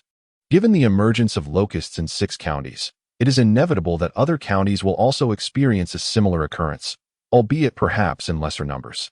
Yet, these swarms of locusts seem to possess an uncanny ability to navigate, initiating their presence solely within those 6 counties. Should they appear in other regions, it would merely be due to their migration from the aforementioned 6. The locusts are incapable of interpreting maps. Only humans possess that ability. At this juncture, Zhuge Zhenhua proposed a notion. The capacity to incite such a widespread and localized locust disaster could only stem from one possibility. Someone has disguised the insect eggs to resemble grain seeds and subsequently distributed them to the populace. This distribution of grain is a regional initiative by the authorities intended to assist the impoverished and those engaging in land reclamation. Thus, the delineation of affected areas is exceedingly clear. Ji Chang'an inhaled deeply, expressing his concurrence with Zhuge Zhenhua's hypothesis. Is it the work of a malevolent sect? It seems that the 4th prince has long been privy to this intelligence. We should first investigate the officials in Jiangzhou. At the Jiangzhou government office, the once authoritative governor, now subdued, knelt in the grand hall, having been apprehended by Ji Chang'an. Surrounding him were the high-ranking officials of the Jiangzhou administration. Although they too had patrons, it was evident they had been abandoned, at least publicly. Moreover, the 2nd prince had already been confined. Li Yaozu, as the governor of Jiangzhou, do you acknowledge your culpability in the recent warehouse fire? I, your humble servant, acknowledge my guilt, Li Yaozu replied, now clad in prison garb, devoid of the former arrogance associated with his position. The roles had indeed reversed. The Chao warehouse had faltered in its duties, leading to the accidental conflagration of the storeroom. And the Jiangzhou officials had shown excessive negligence. Now, the citizens of Jiangzhou languished in suffering, turning their lives into a hellish existence, and I, Li Yaozu, cannot absolve myself of the blame. I can only hope that your highness will provide grain to alleviate the plight of the victims. I am willing to face the consequences and proceed to the capital to accept the emperor's judgment. As he spoke, tears streamed down his face, his sorrow palpable. He appeared genuinely remorseful, displaying an abundance of emotion and concern for the common people, seemingly shouldering the entire burden of guilt. He understood that, akin to the Chao warehouse official who took his own life out of fear, he too must remain resolute.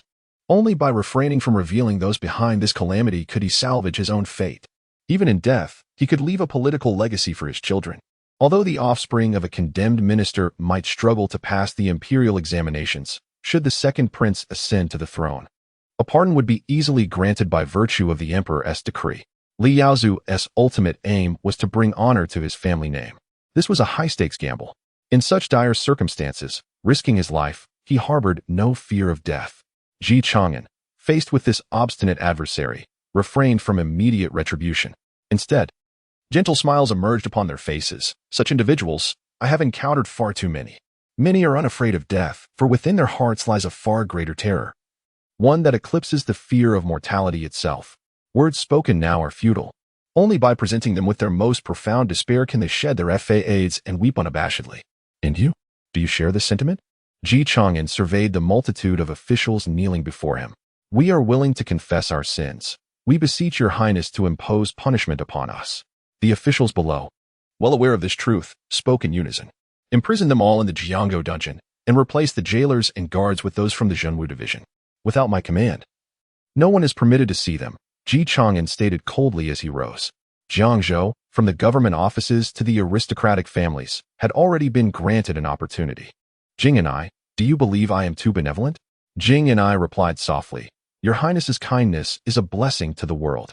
These individuals have squandered your goodwill and thus lack the qualifications to partake in your grace. Indeed, since they appear unafraid of death, let them experience a fate worse than death. I, Chang'an, take great pleasure in such fearless souls. The price of grain in Jiangzhou has already soared. Under normal circumstances, especially in a fertile region like Jiangzhou, grain prices remain low. One could acquire over 200 caddies of unhusked rice for merely 1 or 2 taels of silver, equivalent to over 150 caddies of husked rice along with 50 caddies of rice bran. In terms of rice alone, excluding necessities for life, it is sufficient to sustain a household. However, the current price has skyrocketed to nearly 1 or 2 taels for merely 2 caddies of rice. Though locusts have arrived, we have yet to reach a point of utter destitution. Other regions still possess grain. Within a month's time, supplies could easily be transported. Yet at this juncture, it is evident that some are manipulating the situation, taking advantage of the chaos to inflate prices. The majority of the populace tends to follow suit. When others scramble to purchase, they too join the fray, especially for such essential commodities, leading to a complete loss of control over grain prices. At this moment, Chang'an stood outside the square, witnessing the throngs of people nearly engulfing the entire Jiangzhou government, the clamor rising and falling like waves. Why has the government not initiated disaster relief? The prices of grain in the market are exorbitant. Those despicable merchants only seek to profit from the nation's misfortunes. Indeed, could there be issues within the government? I have heard whispers of a fire at the government offices a few days prior. Could there truly be a crisis in the warehouses? Surely not. I have heard that His Majesty has dispatched 2 princes here. Nothing could possibly go awry. Rumors circulate that the court is devoid of grain, and it seems there are those eager to take advantage of the turmoil. The moment these words are uttered, they are targeted by the hidden net within the crowd.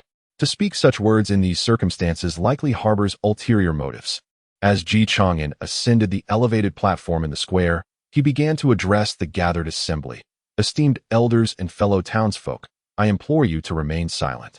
This sudden locust plague has taken us all by surprise. However, the emperor is deeply concerned for the well-being of the populace and has dispatched me to provide aid in this disaster.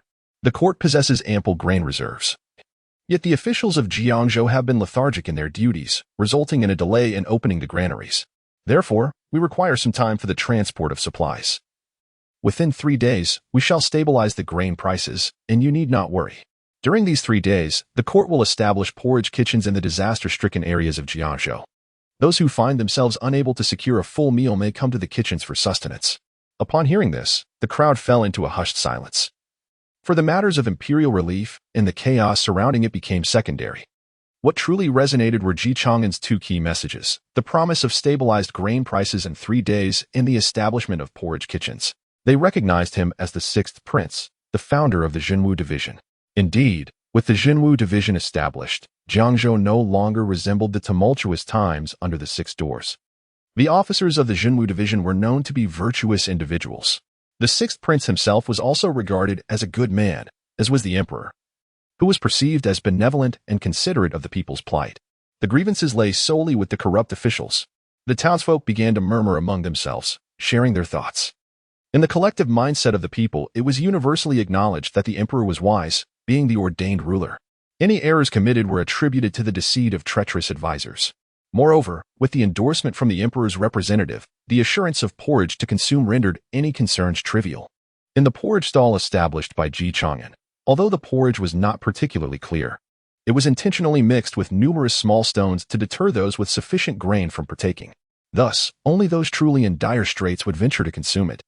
Those who were not in such desperate circumstances would at least be preoccupied with thoughts of securing stable provisions 3 days hence. Of course, if one possessed their own grain yet still wished to partake, it would signify a fear of poverty, and Ji Chang'an would not refuse them. As for Ji Chang'an's own provisions, apart from the grain supplied by various families, he had pawned all the gifts received from them in exchange for food. However, the amount procured was far from adequate.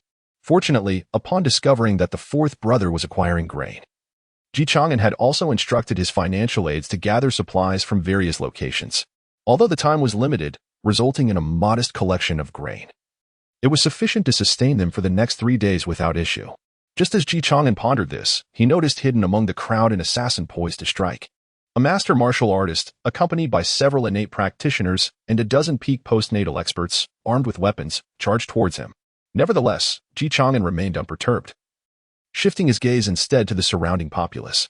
Since this was an assassination attempt, it was clear that there were those observing the attack, and the net could discern their presence. Upon witnessing the imminent threat posed by the assassins, the Xuanjia army stationed beside Wei Qigong and Ji Chang'an reacted with remarkable swiftness. These valiant soldiers, originally the imperial guards of the Tang dynasty, were well versed in the art of vigilance. Even before the assassins could make their move, the warriors of the Xuanjia army had already identified the suspicious behavior of these intruders, their hands poised upon the hilts of their swords. Thus, before the assassins could advance even a few steps, they were swiftly neutralized by the Xuanjia army and Wei Qigong. Furthermore, it is worth noting that even if they had breached the first line of defense, formidable protectors such as Jingyu, the six sword servants, and Zhao Gao awaited them. The sudden appearance of the assassins incited a wave of panic among the populace below, prompting screams and frantic attempts to escape. Fear not, they are merely heretical cultists. Maintain your composure, Ji Chang'an proclaimed loudly. Then, Ji Chang'an whispered instructions to Zhao Gao beside him. Having already noticed those who had quietly slipped away amidst the chaos of the crowd, prepare the 6 sword slaves. Ordinary nets may not suffice. Let them handle it. Zhao Gao nodded in agreement and gestured. The 6 swordsmen concealed within the throng received their orders and commenced tracking those with nefarious intentions. At this moment, within the estate of the Su family, presided over by the president of the Longyuan Chamber of Commerce, Su Huaishi reveled in the enchanting performance of 8 dancers. The recent locust plague had scarcely cast a shadow upon his enjoyment. Rather, he seized the opportunity presented by the calamity to exchange a portion of his grain for gleaming silver coins in the lands of the impoverished. The influence of the Su family did not wane. Instead, it flourished. For those of substantial wealth, such disasters were not misfortunes but rather opportunities to amass greater profits. Little did he anticipate that even the destitute would yield something to be gained. Indeed, this locust plague had arrived with remarkable timing. Afterward, Su Huaishi clasped his hands together, sliding the prayer beads as he uttered, Amitabha. The azure sun has passed, the crimson sun will soon set, and the white day is yet to come. However, it was not long before his son hurriedly approached, exclaiming, Father, Ji Chang'an has declared he will reduce the grain prices within 3 days. The young master of the Su family exhibited no reverence whatsoever for the 6th prince of the Jin dynasty, openly addressing him by name in the confines of his home. Yet, this was of little consequence, as it was indeed within their household. Oh, I recall that the 6th prince exchanged those gifts we presented for grain, Su Huaishi remarked, his eyes half closed, entirely unfazed by Ji Chang'an's obsequious demeanor. Instead, a sense of opulence emanated from him. Initially, I thought it would be a waste to give these items to the 6th prince, yet I never anticipated they would return to us. This is indeed the consequence of the recent locust plague. At this point, Su Huaishi shook his head, stating that there was no grain left in Jiangzhou. Any supplies would need to be transported from elsewhere. To accommodate such a vast quantity would likely take a month. As for the grain within Jiangzhou, it had long been allocated to the major factions, awaiting a favorable market.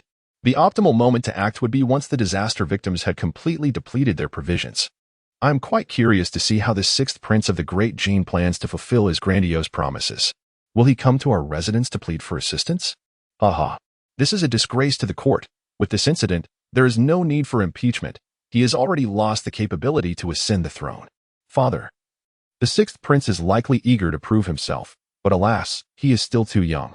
By the way, a new faction has emerged in Jiangzhou's martial arts community, known as the Money Gang.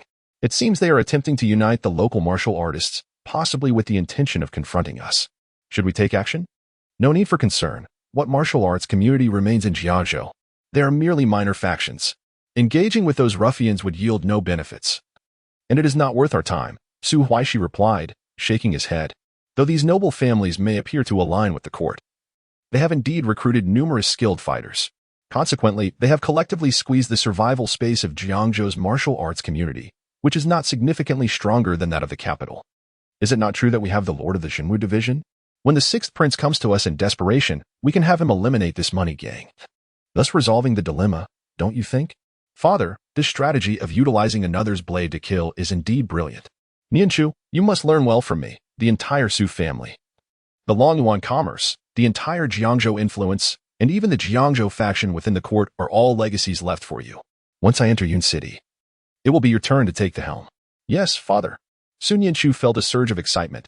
This legacy would soon belong to her. 3 days to restore grain prices to normal? The fourth prince had by now arrived in the hall of a small family, which also served as a branch of the demonic sect. Wei Zhuang sat at the side, his demeanor indifferent, as though these matters were of no concern to him. Upon hearing his subordinate's report, the dark energy that had enveloped him due to his cultivation instantly dissipated, and he burst into laughter. Oh, sixth brother. You are indeed a genius, proficient in mathematics and literature. However, these talents are of no use in disaster relief. As the holy son of the sect, he was aware of certain aspects of the situation, such as how it had come to be. Although it was not orchestrated by their sect, he had nonetheless obtained some information that could potentially yield him benefits. This was originally a conspiracy devised by the White Lotus sect to overthrow the Great Jin's imperial power. While he was not entirely clear on the specifics of its execution, it was evident that the White Lotus sect would not allow the sixth prince to succeed so easily. Moreover, even without the interference of the White Lotus sect, the fourth prince could hardly fathom how the sixth prince would manage to procure such an abundance of grain to stabilize the situation. Your Highness, the people's grain supplies are nearly exhausted. Shall we distribute some of our reserves to the disaster victims? Inquired a chapel leader of the demonic sect beside the fourth prince. Holding on to the grain seemed precarious, as its value was equivalent to silver, and a minor misstep could lead to issues. The news of their grain procurement had become known to many martial factions in Jiangzhou, and everyone was aware of their stockpile, which posed a danger. Not yet. The disaster victims have not yet reached their most desperate state, and distributing grain now would hold little significance. It is only when they are utterly hopeless and realize that the sixth prince cannot procure grain that our supplies will become valuable. It is in their moment of despair that my grain will serve a purpose. The fourth prince was not overly concerned about the safety of the grain. The martial artists of the entire Jiangnan region did not possess many formidable experts. Liu Sha had 2 supreme grandmasters who had ensured the security of their grain. In fact, it was uncertain whether the entirety of Jiangzhou's martial artists and noble families even had 2 supreme grandmasters amongst them. After all, the environment for martial arts here was exceedingly poor. Even if skilled practitioners existed, they had likely flocked to various martial arts sanctuaries. I must express gratitude to the sixth brother. If he had not given the common folk a glimmer of hope, how could they have fallen into deeper despair? The fourth prince understood that engaging in these activities was merely gilding the lily. However, if the sixth prince were to fail, then he would be providing timely assistance in their darkest hour. Once this wave of actions concluded, all negative sentiments from the court towards him would evaporate. With this thought, the fourth prince poured himself a glass of fine wine, savoring it as he addressed Wei Zhuang. My lord Wei Zhuang, would you care for a cup? Let us toast to these events in advance. Once our demonic sect has vanquished the martial artists, your organization shall naturally become the foremost assassins in the world. Even if you desire more, I can provide it. Yet, Wei Zhuang appeared to be oblivious, maintaining his expressionless visage. Meanwhile, at the relay station, Chang'an was attending to the administrative matters stemming from the locust plague. He handed a decree to Zhuge Jinghua, and then turned his gaze to the gathered regional governors.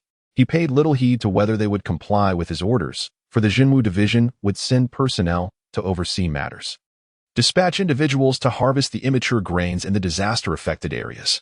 While they are inedible for humans, they can serve as silage for livestock. Thus, even in the face of the locust plague, losses can be minimized.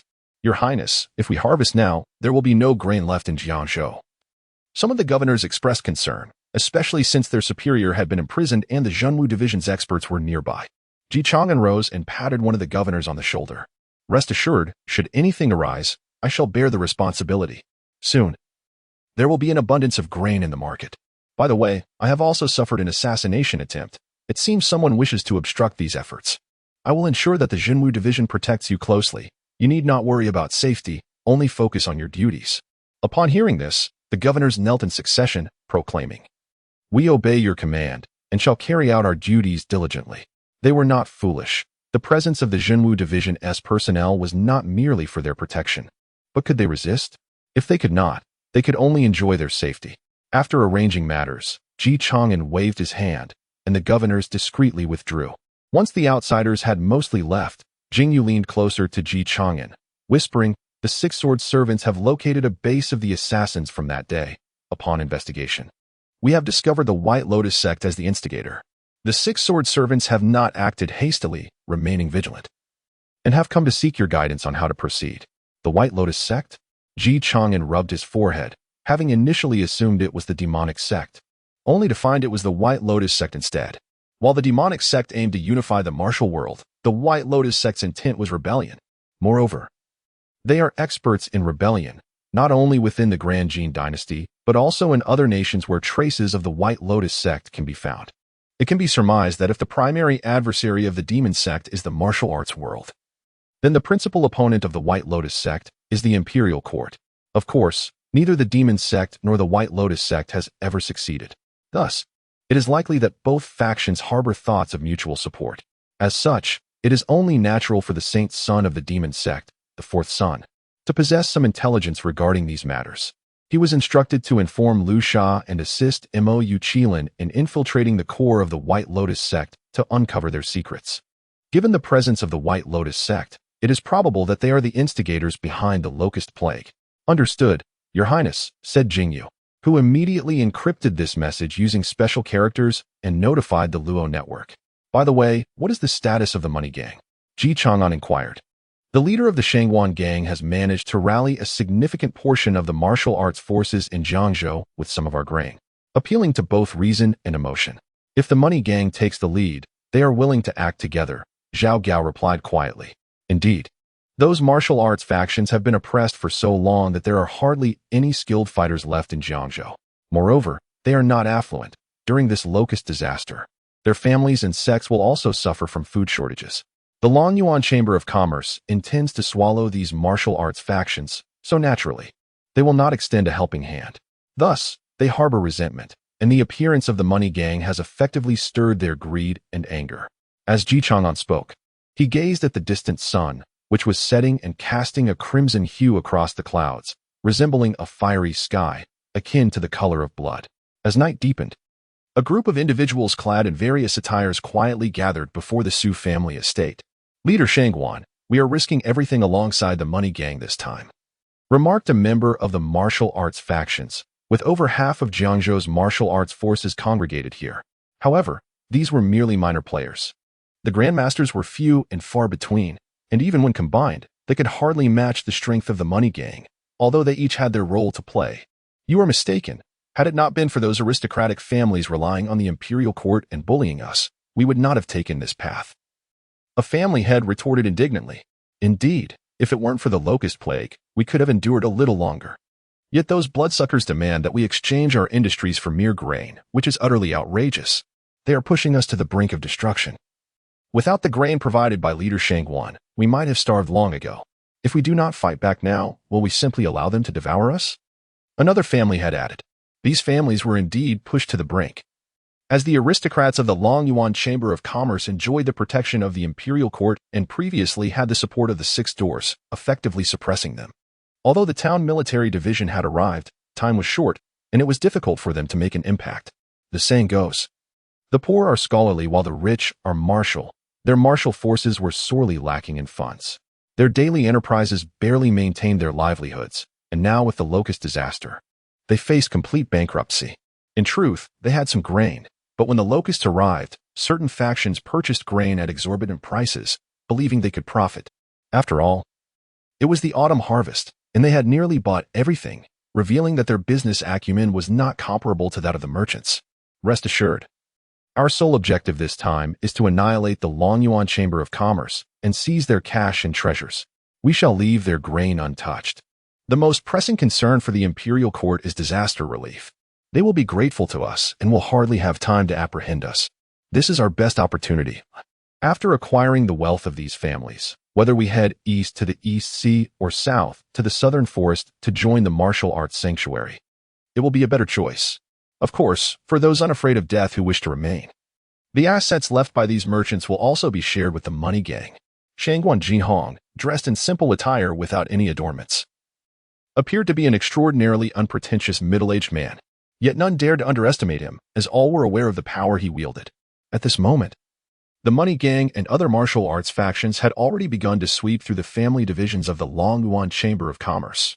They were, after all, the local tyrants here. Although they were not as formidable as those aristocratic families, they were still capable of gathering intelligence, allowing them to mobilize appropriate forces for action. The Su family estate, with its high walls and red tiles, which had been tightly shut during the night, was now quietly opened by hidden scouts from the money gang. A group of them surged in. Su Huaishi was currently in a deep slumber. Although it was early autumn and not particularly cold, he was accompanied by 2 naked maidservants, providing warmth to his bed, living in utmost indulgence. Family head. Something has happened. Those martial forces from Jiangzhou have gone mad and are attacking the families of the Longyuan Chamber of Commerce. They are calling for our help. An anxious scout from the Su family reported at the door. Su Huaishi frowned, dressing hastily with the assistance of the maidservants. Awakened abruptly, his mood was foul as he coldly remarked, "Have those families lost their minds? Do they dare to lay hands on us? Do they not fear the annihilation of their clans? They are indeed desperate. Very well, once we eliminate them, the entirety of Jiangzhou will be ours. Quickly send someone to summon Yang Shoubei and have him dispatch troops to eradicate these bandits." The imperial court's strongest influence in Jiangzhou was undoubtedly the stationed troops. It was precisely their presence that kept all factions from daring to overstep their boundaries. All actions were carried out under the auspices of the imperial court, and none would dare to act against the former 6 doors, now the town military division. This was the imperial court's most brutal weapon of war. Just as Su Huaishi was making arrangements, a guard hurriedly reported, "Family head. Those martial forces have colluded with the money gang and have already stormed in through the front gate. There are numerous skilled fighters. We cannot withstand them. And even Captain Su has been killed. What shall we do, family head?" Su Huaishi frowned again. A pack of lunatics. Could it be that the money gang truly possesses a supreme grandmaster? However, the Su family has operated for many years and cannot lack depth. Some of you go to summon Lord Fong, while others should head to the town military division. Isn't that Zhuge Zhengwa stationed here? Inform the 6th prince that if he is willing to help us eliminate the money gang and these Jiangzhou bandits, we are willing to offer a portion of our grain for disaster relief. Nianchu, you will go personally. As he spoke, Su Huaishi glanced at his son, swiftly organizing his thoughts without displaying excessive panic. Su Nianchu, somewhat puzzled, asked, "Father, have we offended Ji Chang'an? Will he truly assist us? Would it not be better to directly summon the military? Furthermore, if we provide them with some grain, our plans may well be jeopardized." Su Nianchu had aspirations of becoming the master of all factions in Jiangzhou and was reluctant to share the spoils at this juncture. According to protocol, we have no reason or qualification to request military aid. Previously, we needed to go through the inspector, and now that the 6th prince handles the administration here, we must go through him. Regardless, we will incur some losses, but we cannot make things difficult for Yang Shoubei. You still have much to learn. Hurry along. However, if it comes to pass that Yang Shoubei dispatches troops without receiving orders, our officials from Jiangzhou can still speak on his behalf. It is not a major issue. Seeing Su Nianchu inquire about this matter, Su Huaishi shook his head. You are still too young, he thought, and paid him no further heed. Accompanied by retainers, guards, and a few martial arts masters he had recruited, he made his way toward the front courtyard. The Su residence sprawled over an extensive area, resembling more of a manor than a mere estate, encompassing over 100 acres. It boasted various hidden sentinels and fortifications, transforming it into a formidable fortress during times of conflict. Regrettably, the air was now filled with the cacophony of battle cries and the panicked screams of those fleeing. "Master Chang'an, our Su family bears no enmity with you. Why have you intruded upon our grounds to pillage? Do you truly disregard the laws of our great Jin?" Su Huaishi bellowed. "We have summoned Yang Shoubei, and the Jinwu division is en route. Surrender, and you may yet preserve your lives, allowing us to share a cup and camaraderie. However, should you stubbornly resist, annihilation shall be your only fate." Standing beside him was an unparalleled grandmaster, known in the martial world as the Gale Blade, Fang Fei. At times, sufficient financial resources could indeed attract remarkable talents. As Chang'an Jinhong listened to these words, amidst the anguished cries echoing around, he stepped forward, wielding the dual dragon and phoenix rings. Regrettably, I do not indulge in wine. Furthermore, since I have arrived at your Su residence, I shall claim your head. You Su family drain the lifeblood of the common folk, while we shall spill your blood in return. This is but a fair exchange. His words, devoid of any inflection, resonated eerily against the backdrop of countless cries, rendering them profoundly terrifying. Su Huaishi, listening to this proclamation, furrowed his brow, struggling to comprehend why Chang'an Jinhong of the Money Gang dared to assault them. Did he not fear the imperial troops? Yet even if he was unafraid of the court, the Su family and their long-term commerce association were not mere lambs awaiting slaughter. Armed with immense wealth, the Su family had attracted numerous formidable warriors. Even the most exalted grandmasters would bow to the allure of riches. And they possessed their own trump cards. Brother Fang, I fear I must trouble you today. Su Huaishi retreated a step, directing his gaze towards Fang Fei, the esteemed protector employed by their long-term commerce association. Now in the current situation of Jiazhou, such formidable warriors naturally reside within the Su family, originally prepared as a precaution. It was unexpected that they would truly be called upon. Fang Fei gave a slight nod, unhooking the 9-ring broadsword from his back, and declared in a deep voice, Patriarch Su, rest assured. Having accepted your silver, it is only right that I dispel your calamity. With those words, a surge of majestic true chi erupted from Fang Fei's body, sweeping toward the allied forces of the Golden Coin Gang. It's the Gale Blade. Elder Fang has made his move. We are saved. Indeed. You must know, in the past, bandits dared to trespass into our Su family. Yet all were slain by Elder Fang. Upon witnessing this, the Su family guards finally exhaled in relief, for they had been thoroughly terrorized by the slaughter. The martial forces of Jiazhou retreated, their eyes filled with trepidation. After all, this individual had dominated Jiangzhou's martial world for nearly 50 years, suppressing it with an iron fist. It was precisely due to his presence that they found themselves lacking in both intelligence for direct business confrontations and the connections necessary for maneuvering, not to mention their insufficient power for covert attacks. Thus, they were left utterly crushed, devoid of any capital to contend. However, the existence of Chang'an Jinhong somewhat alleviated their fears. One among them whispered a warning. Be cautious, Leader Chang'an. This wind blade has slain supreme masters before. 21 years ago, a genius emerged from our Haisha gang. Even in dire circumstances, he transcended to become a supreme master. We intended to seize some benefits. But just as fortune smiled upon us, this man before us employed unknown means to extinguish his life. Hence, we found ourselves in a state of despair. This was one of the reasons they consented to the monetary alliance plan. The grievances, both new and old, were simply too numerous to ignore. They had never anticipated that the Supreme Master would perish. At most, they considered the possibility of defeat, but never imagined they would be confronted with a corpse. In battles among Supreme Masters, unless it was a fight to the death, it was typically not insurmountable for one party to retreat. If the Windblade, Fang Fei, could vanquish opponents of equal rank, his combat prowess was indeed formidable. Chang'an Jinhong nodded, displaying little concern. Instead, he grasped the twin dragon phoenix ring and calmly stated, You may strike first. Fang Fei furrowed his brow at Chang'an Jinhong's words. I fear that if I strike, you will no longer have the opportunity. I am also curious to witness your martial capabilities. It would be a pity if you were to perish before making a move. Chang'an Jinhong's tone bore no mockery. It was merely a statement of fact. Such audacity. Fang Fei seethed with anger, since ascending to the rank of Supreme Master. No one had ever dared to address him in such a manner. He was determined to ascertain the depth of Chang'an Jinhong's abilities. In an instant, a tempest arose, extinguishing the torches with the force of Fang Fei's energy, causing the leaves in the courtyard to rustle violently. Fang Fei drew his blade, unleashing his full strength. The intent of his sword entwined with the howling winds, as he launched dozens of strikes toward Chang'an Jinhong. Yet, as the blade's intent surged forth, Chang'an Jinhong remained unfazed, gently swaying the twin dragon phoenix ring in his hand. The sound of clashing weapons reverberated through the Su family's courtyard, with the two combatants enveloped in a whirlwind of energy. However, the cacophony of battle soon ceased abruptly. Has it ended? Who has emerged victorious? All eyes turned to the side of their clash as the winds calmed. There stood Chang'an Jinhong, having intercepted Fang Fei's great blade with the twin dragon phoenix ring. Is this your blade's intent? Quite impressive, Chang'an Jinhong remarked coolly. Fang Fei exerted all his might yet could not even disturb the hem of Chang'an Jinhong's garment. Fang Fei felt as though the man's weapon was omnipresent. Every attack he launched was effortlessly deflected. Are you mocking me?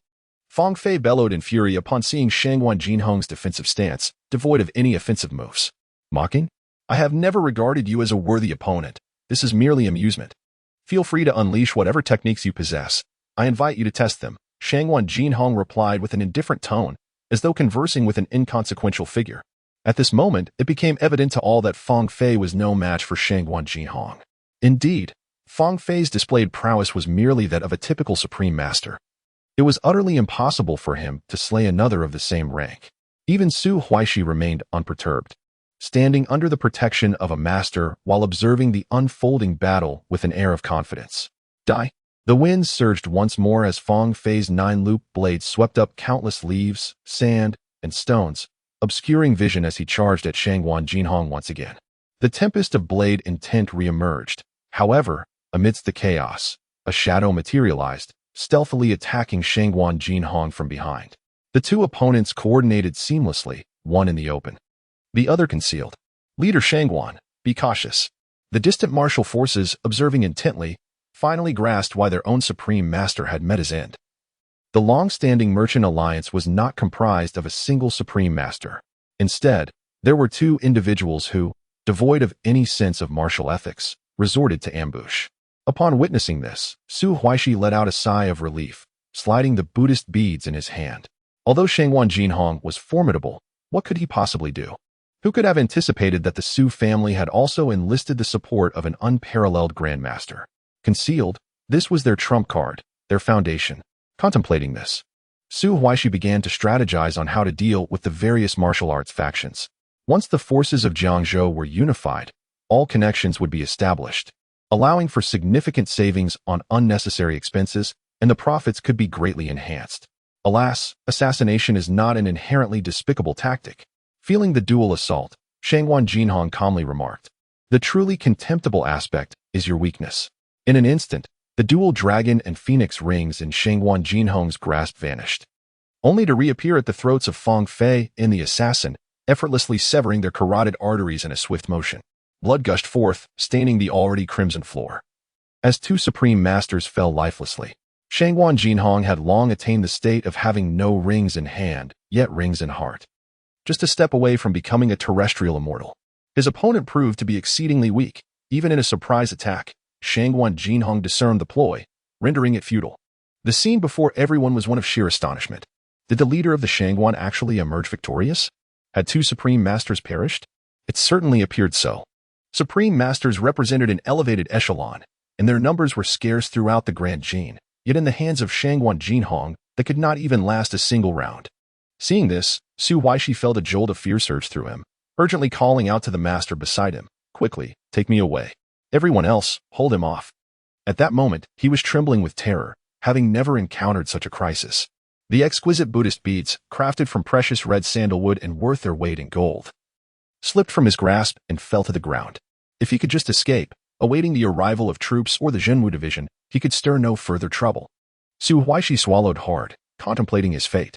However, he soon realized that the master meant to protect him stood frozen, paralyzed in place. In a panic, Su Huaishi pushed him and shouted, "Why aren't you moving? What are you waiting for? To die?" With that shove, blood erupted from the master's throat, and he collapsed lifelessly to the ground. Su Huaishi's guards fell around him like chaff before the scythe. Then, a figure, reeking of blood, approached Su Huaishi.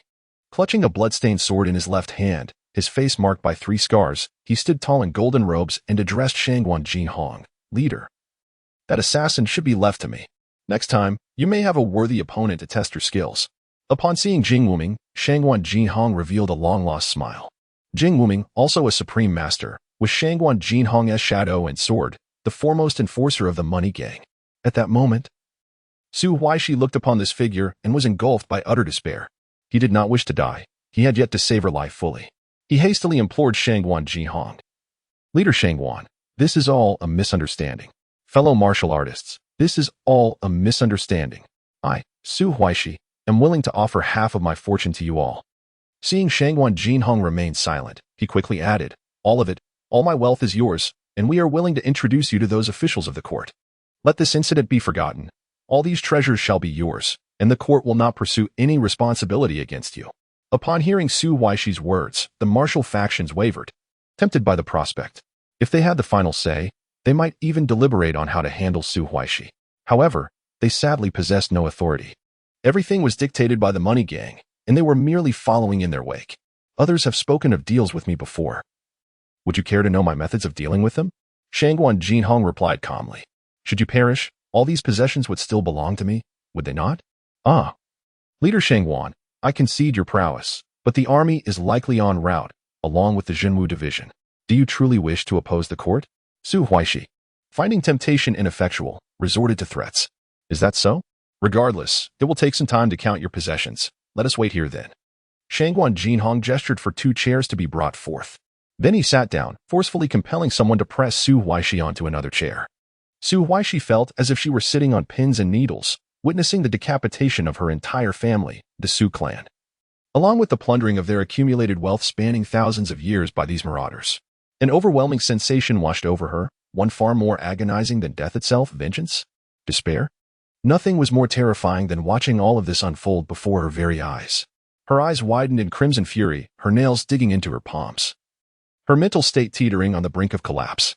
After what felt like 2 hours, the entirety of the Su family's riches had been thoroughly looted, though not yet counted.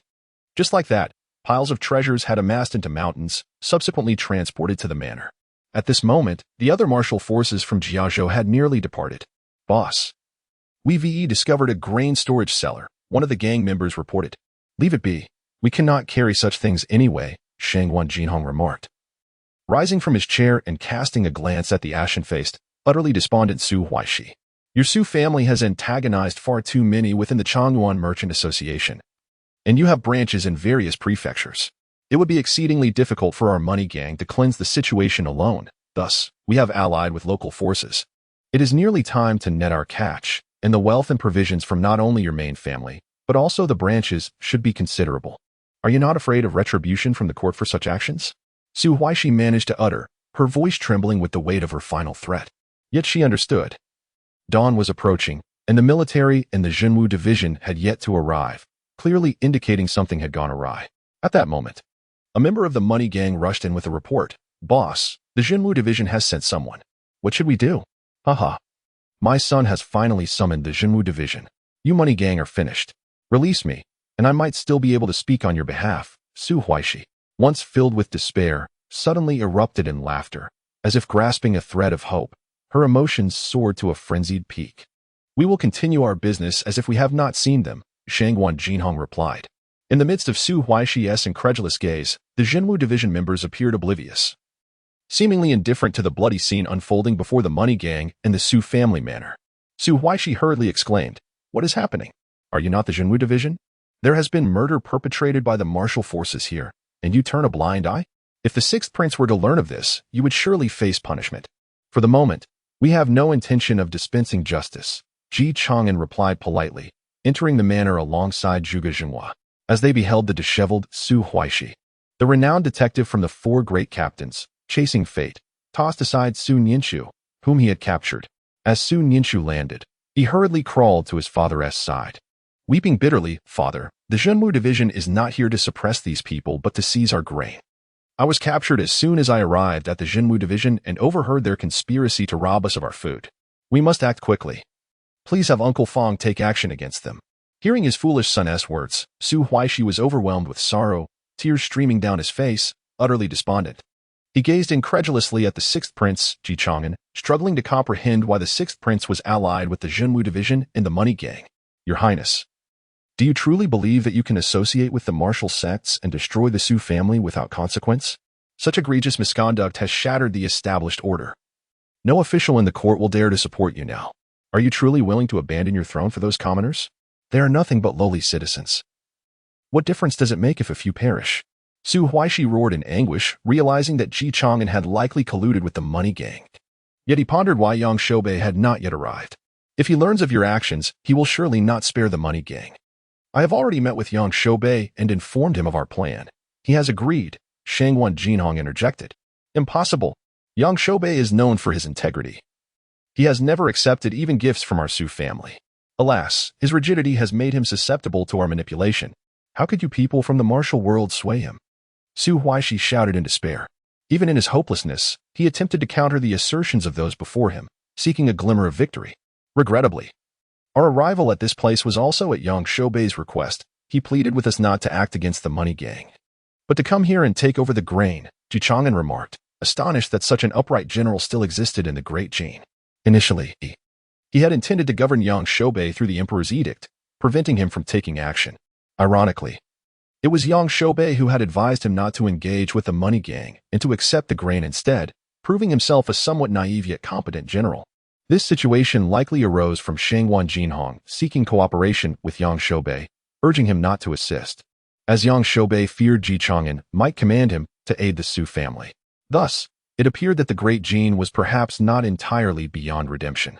It was precisely because he was an upright general that one could imagine the immense courage it took for him to make such a decision. Chang'an reflected. Have you considered his integrity? Yet, have you also thought that he loves his soldiers as if they were his own children? The entire army of Jiangzhou is his kin. With the locust plague ravaging the land, how could he remain indifferent? No. You are deceiving me. Even if you and he have committed such grave errors, surely the outcome will be dismissal and imprisonment. Why must he go to such lengths for those commoners? Su Huaishi remained bewildered by the unfolding events. Though he was not a native of Jiaozhou, his deputy, his soldiers, and their families were all ordinary citizens of Jiaozhou, countless in number. At this juncture, Chang'an coldly addressed Su Huaishi and his son. Rest assured, I shall send you and your allies to the netherworld. You will not be alone on your journey to the Yellow Springs. Please spare us. We are willing to do anything, even to use our influence to smooth over this matter for you, Your Highness. With our assistance, you will surely ascend to your desired position, Su Huaishi pleaded once more. Regrettably, I do not relish begging nor do I enjoy being implored, at least not today, Chang'an replied, extending his hand. Mei Jin understood the cue and handed the Etian sword to Chang'an. I am merciful. I shall not slay a father before his son. For it would be said that the son is unfilial. My great Jin governs the world through filial piety, and such an act would be most unbecoming. Thus, I must trouble you, the white-haired one, to send the black-haired one on his way. Do not.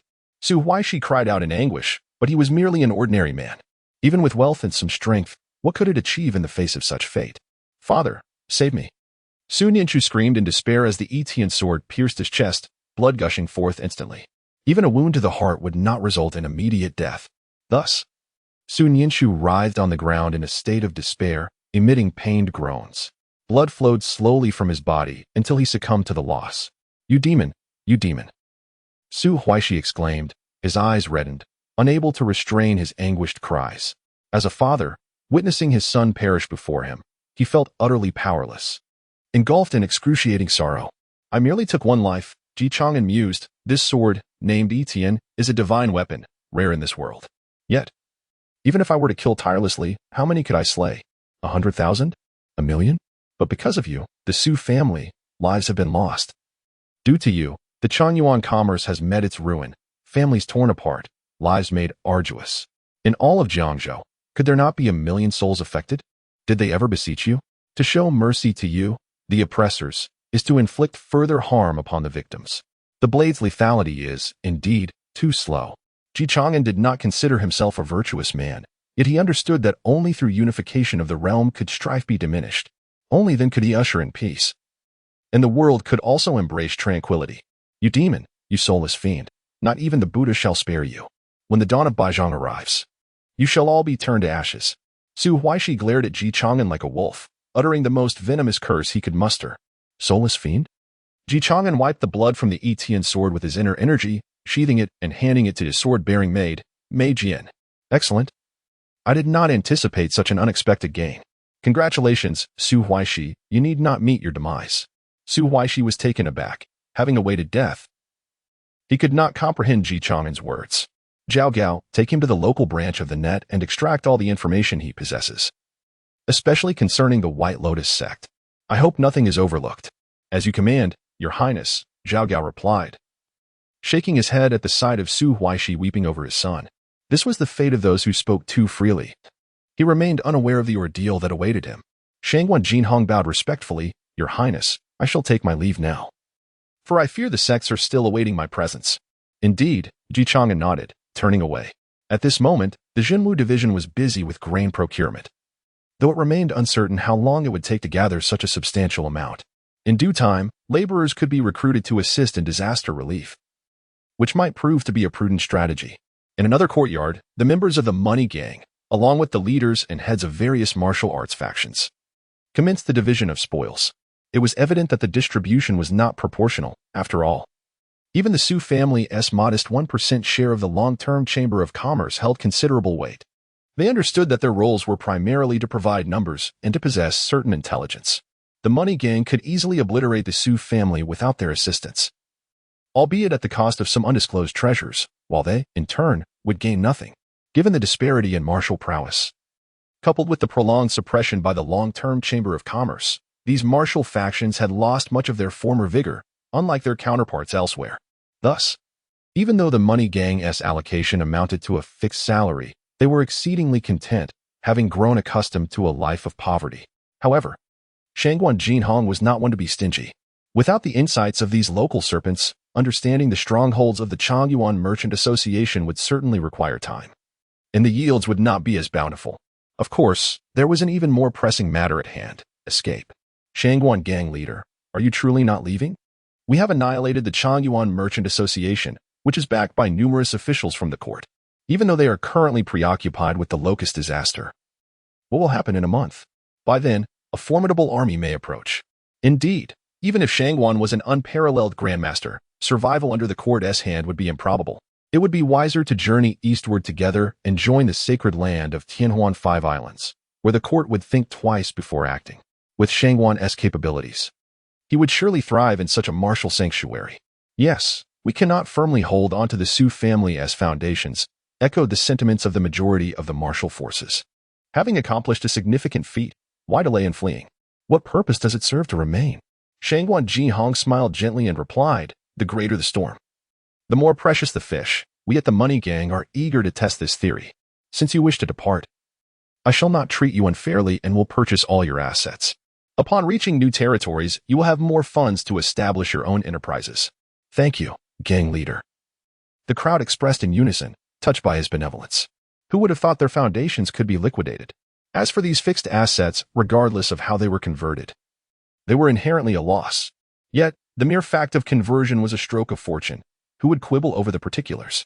Thus, they expressed their gratitude once more to the gang leader and prepared to leave, bidding farewell for future encounters in the martial world.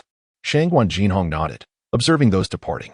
Now, he possessed not only the Su family's supply chain but had also acquired the martial forces that the Su family had failed to subdue, all falling seamlessly into his hands, establishing a complete power in Jiazhou, the largest granary of the Great Jin, as well as Jiangzhou's most substantial treasury, had entirely come under the dominion of the Money Gang, and thus, under Ji Chang'an's control. This was Ji Chang'an's grand design, alleviating any future concerns regarding financial shortages. As for the officials of Jiangzhou within the court, they were merely insignificant insects. Your Highness, the Jinwu division has recruited sufficient laborers to distribute the grains from various regions into the market.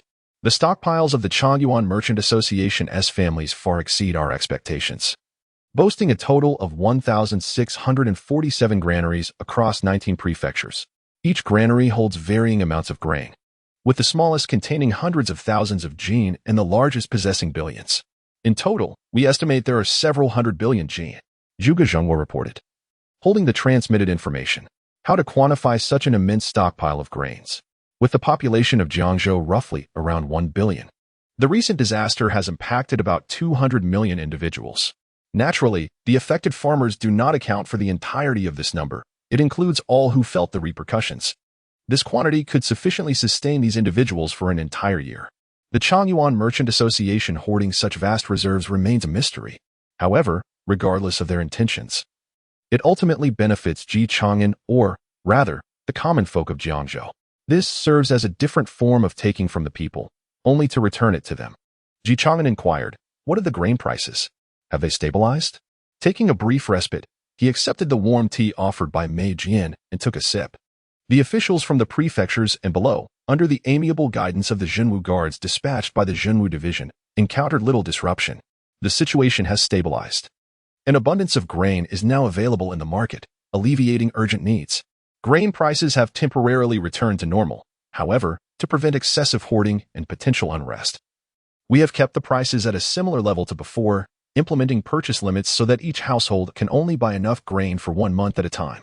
Should any unforeseen circumstances arise, other region supplies will have arrived within the month.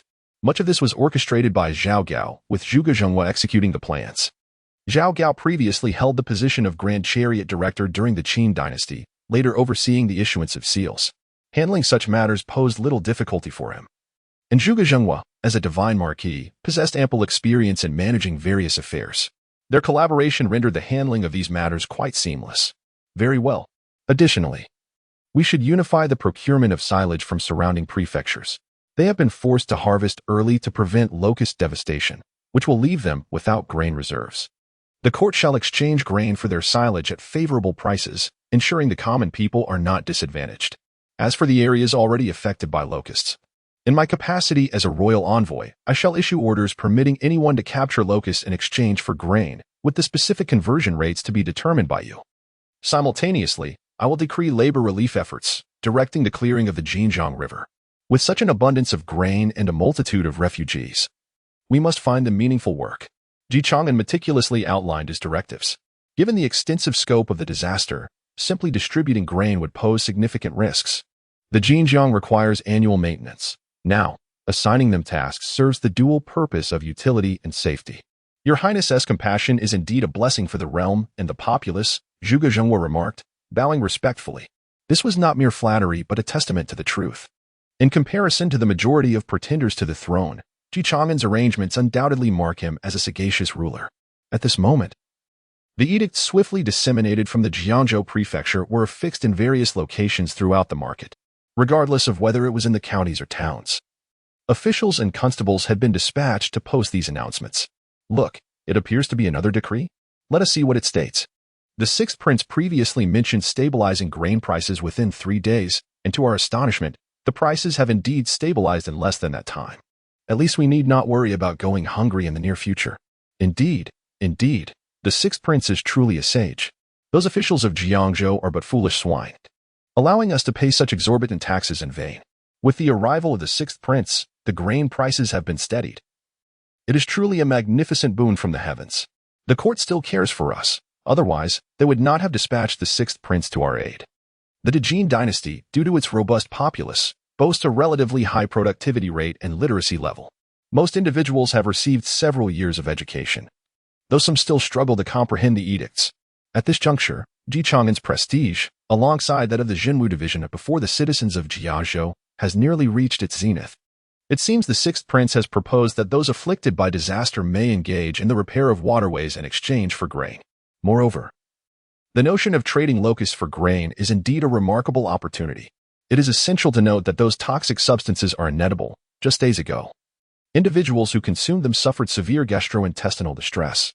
The locusts from the plague are not fit for consumption, as their mass gatherings produce a toxin that can be fatal in excessive amounts. Furthermore, according to research conducted by the Luo Network, these locusts appear to be a specially cultivated variety, more toxic and perilous than ordinary ones. Thus, consumption by humans is virtually impossible. Perhaps collecting a small portion for breeding could prove a prudent direction. Likewise, if locusts can indeed be exchanged for grain, it may incentivize the populace to capture them. After all, while the issue of grain scarcity is nearing resolution, the locust plague remains unaddressed. Encouraging the citizens to catch some locusts, though a temporary fix, may still yield some beneficial effects. Having vanquished the Changyuan Merchant Association, Chang'an has now been granted yet another opportunity for summoning, this time for a formidable ally in the martial arts realm. In the territory of Jiangzhou, it is imperative to call forth individuals of notable strength. At this moment in the inn, surrounded by his own people, Chang'an wasted no time and proceeded directly with the summoning. Ding! During the special summoning, congratulations to the host for acquiring the character of Gainye. The sword Saint Gainye, the heir to the 100 paces flying sword, and renowned as the greatest swordsman in the tale of Qin's Moon. His combat prowess, undoubtedly formidable within that narrative, is well recognized. Although primarily depicted in a state of injury, he later wields a wooden sword. Unexpectedly, just after summoning his disciple, Chang'an also brought forth this eminent figure. Your Highness, I have come, Gagne stated, as a humble swordsman clad in simple white attire materialized before Ji Chang'an. In his grasp lay the renowned Yuan Hong, ranked second in the world. At this moment, he was undeniably in his prime, possessing the unparalleled mastery of a grandmaster. With but a fleeting moment to comprehend this world, he could ascend to the realm of terrestrial immortals. Having long heard the illustrious name of the Sword Saint of Gigu, seeing him in person today truly confirmed his legendary status.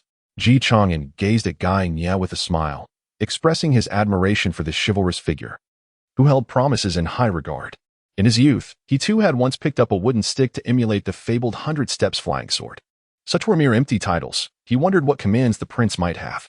Although Gagne sensed the presence of the startling salamander beside Ji Chang'an, he made no further moves.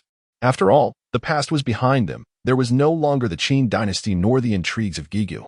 This was a new world. A fresh beginning. There is indeed a matter requiring your attention. Ji Chang'an handed over a letter, continuing, the nefarious cult is flourishing. And I fear that the 6 sword slaves of the Luo network alone cannot vanquish these foes, thus I may require your assistance. Gagne, holding his sword, cupped his hands and replied, to serve the prince and protect the weak is a noble endeavor. Moreover, your command shall be met with my utmost effort. With that, he took his leave. Zhao Gao watched Gagne's departing figure and approached Ji Chang'an, revealing a smile that, despite its sincerity, bore an air of cunning. I never anticipated continuing to work alongside the world's foremost sword saint. As an adversary, he would be a formidable opponent, yet as an ally, he inspires great confidence. With his involvement, the White Lotus sect should pose no issue. Zhao Gao and Gagne represented 2 distinct facets of the Qin dynasty, one as the Grand Minister of the Chariots, the other as the king's personal guard and swordsmanship instructor. Although their paths had seldom crossed, Zhao Gao had kept a keen eye on Gagne during the Qin era, particularly given their numerous encounters with the Luo network. Now, united in purpose, he felt a sense of nostalgia. Previously, they had merely been on opposing sides. Now, as they served the prince, he felt reassured. Ji Chang'an rose and surveyed Jiangzhou, the entirety of the Dajin, and beyond, contemplating the world.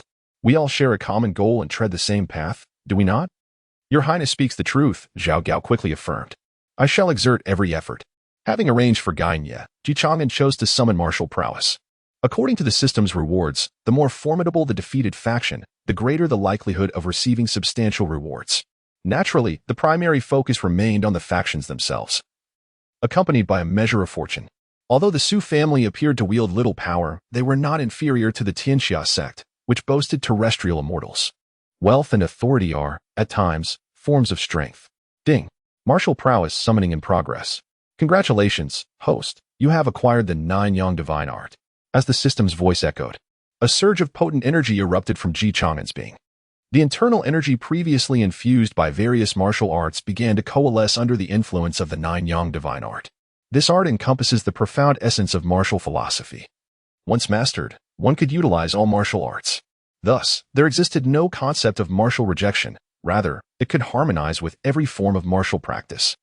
This skill stood on par with the 9-Yin manual, though one could argue that its associated techniques were limited, with only a few applications, akin to wall walking or bone shrinking techniques. Unlike the 9-Yin manual, which provided both internal cultivation methods and corresponding external techniques, mastering the 9-Yang manual alone, even without knowledge of other external skills, would render one a formidable force, thanks to its unparalleled internal energy and an almost indestructible physique. Ji Chang'an sat in meditation, surrounded by the guards of the Luo network and Yu Qigong, finding solace in his training. As he practiced the 9-Yang manual, he felt his body cycle through, as if his meridians were being cleansed, akin to washing sinews and marrow. The true energy in his dantian swirled like wisps of fragrant smoke, embodying the so-called Yin purple qi. Under this nurturing essence, Ji Chang'an sensed his soul becoming increasingly lucid, perhaps due to the enhanced potency of his true energy. At this moment, he perceived a multitude of colorful lines in the world around him, as the 9-Yang true energy melded into his very spirit. White vapor billowed from Ji Chang'an, akin to flames darting around him. What is happening to the master? Mei Jin, standing nearby, expressed concern upon witnessing this scene, hastily inquiring. Zhao Gao surveyed the surroundings, ready to safeguard Ji Chang'an. It would be detrimental to interrupt such an epiphany. Do not worry. The prince is likely on the verge of a breakthrough. No sooner had he spoken than Ji Chang'an suddenly opened his eyes, a glimmer of 9-Yang true intent swirling within his gaze. He then extended his finger, directing a sword strike imbued with the essence of nine yang and sword intent towards the courtyard wall of the post station. With a resounding boom, the towering wall was cleaved in two by the sword energy, leaving behind scorched marks at the cut. Congratulations, Your Highness, on your breakthrough. And with two strands of true intent, Zhao Gao exclaimed, eager to extend his congratulations upon witnessing Ji Chang'an's awakening. Indeed, Ji Chang'an nodded, acknowledging the presence of both nine yang true intent and sword intent. The profound understanding of true meaning naturally signifies a breakthrough to the pinnacle of mastery. In this world, most supreme masters have grasped but a singular true essence. After all, possessing true essence necessitates a means to transcend into the realm of earthly immortals. Nevertheless, there exist a select few prodigies who have comprehended two true essences, thereby enhancing their combat prowess. At the very least, when the foundational attributes of inner strength and martial arts are equivalent, a supreme master with dual true essences undoubtedly surpasses one with merely a single essence. It appears fortune has favored him. Ji Chang'an did not anticipate that he would select internal cultivation. Indeed, internal cultivation has proven to be the most significant enhancement for him. His current combat strength, augmented by various advanced martial arts and sword techniques, coupled with the inexhaustible inner force from the nine-yang divine art, has completely transcended that of a supreme master. Considering the dual true essences, he believes he could contend with 3 or 4 ordinary supreme masters without considerable difficulty. Thus, he resolved to forge ahead and summon a faction. Ding! As the faction summoning commenced, congratulations to the host for acquiring the Qin Shi Ming Yu Confucian faction. This revelation left Ji Chang'an quite exhilarated. He had initially thought he would remain unfazed by whatever might be summoned. Yet he was not prepared for the emergence of the Confucian school from Qin Shi Ming Yu. As one of the two prominent scholarly traditions among the myriad schools of thought, the power of Confucianism is indeed superior to that of the Mahist school. Upon examining the system, he found that the true disciples of Confucianism numbered impressively, with tens of thousands of disciples aggregated from various locales. Of course, this number pertains to the Qin dynasty, a time when 100 schools contended, and Confucianism had yet to attain true development. It was not until the Western Han dynasty, when Dong Zhongshu advised Emperor Wu to dismiss the myriad schools in favor of the sole veneration of Confucianism, that scholars across the realm could proudly declare themselves as disciples of Confucius. Among those summoned were not only Yin Lu, Fu Nian, and Zhang Liang, the three heroes of Qi and Lu, but also an elder, the esteemed Xuanzi, who was the mentor of these three. Contrary to his own claims of being merely a scholar of the literary school and lacking martial prowess, Xuanzi's skills are undoubtedly profound and concealed.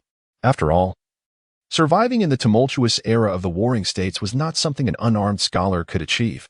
He genuinely practiced the 6 arts of Confucianism: rites, music, archery, charioteering, calligraphy, and mathematics. The art of swordsmanship was a requisite study within Confucianism, and during that era, even the majority of civil officials in the Han dynasty were capable of engaging in combat. Therefore, it is utterly implausible for Xuanzi to lack martial abilities. Ji Chang'an could not summon every Confucian scholar, hence he called forth Xuanzi along with the 3 heroes of Qi and Lu, among whom Zhang Liang was the third. One must recognize the caliber of Zhang Liang as a strategist. He was the mastermind behind Liu Bang's success, and his contributions were indispensable to Liu Bang's triumph. Even though he may not possess martial skills, his presence is of immense significance. Suddenly, a venerable elder with an air of ethereal grace, accompanied by 3 scholars clad in diverse Confucian garb, appeared before Ji Chang'an. Their commonality lay in the ceremonial ribbons tied at their waists. Embodying the Confucian principle, without learning the rites, one cannot establish oneself. To be born into this world with propriety and decorum is the foundation of one's existence. We humbly pay our respects to Your Highness. We wish to alleviate your burdens, assisting you with the teachings of Confucianism to enlighten the populace and collectively forge a prosperous realm. The group performed a respectful bow in accordance with Confucian etiquette. Please, rise quickly. Ji Chang'an responded promptly upon witnessing such formality, and then, filled with curiosity, inquired, "May I ask, Master Xuanzi, what is your current level of cultivation?" Upon hearing these words, Zhang Liang cast a curious glance towards his master, intrigued by the unfolding conversation. The other two, although equally curious, chose not to reveal their intrigue. Originally, Xuanzi had reason to conceal his capabilities during the Qin dynasty, yet in this context, such restraint was no longer necessary. Thus, he declared, "Your Highness, based on the cultivation observed here, it appears to be that of a terrestrial deity." "Excellent," Chang'an responded with a satisfied nod. With this revelation, his plans could advance further. Within the realm of Jiazhou, among the small families that refrained from participating in the downfall of the Jinqian gang and the Changyuan Merchants Association, the fourth prince wore a grim expression. His gaze fixed intently on the messenger below. Was the sixth brother mad? He had tacitly accepted that those martial arts factions had obliterated the Changyuan Merchants Association and distributed all the grain into the market. By this point, the fourth prince had crushed the wine cup in his hand, initially intending to leverage this situation for a complete reversal of fortunes. Yet, the sixth brother's actions had far exceeded his expectations. Did he not fear the consequences? Did he not fear the repercussions? The fourth prince shouted in a fit of hysteria. The sixth brother's maneuvers had completely derailed his plans. He had indiscriminately annihilated those families, even if their father, the emperor, could preserve his life. He would undoubtedly become a target for the court's ire. Was it worth it for the sake of a few commoners? Madman, madman, your highness, what should we do now? Should we distribute the grain to the commoners? Trembled the cult leader, noticing the fourth prince's fury. The mention of grain made the fourth prince grit his teeth. He could have garnered considerable goodwill from the grain. But now, what purpose did the grain serve? To be consumed? Even if it were given away for free to the commoners, it would elicit mere expressions of gratitude, yet it would bear no real significance. It must be noted that, at a time when market prices were evidently inflated, acquiring this grain had already inflicted substantial financial strain on the fourth prince. Now, the situation had escalated beyond his control, and his plans lay in ruins.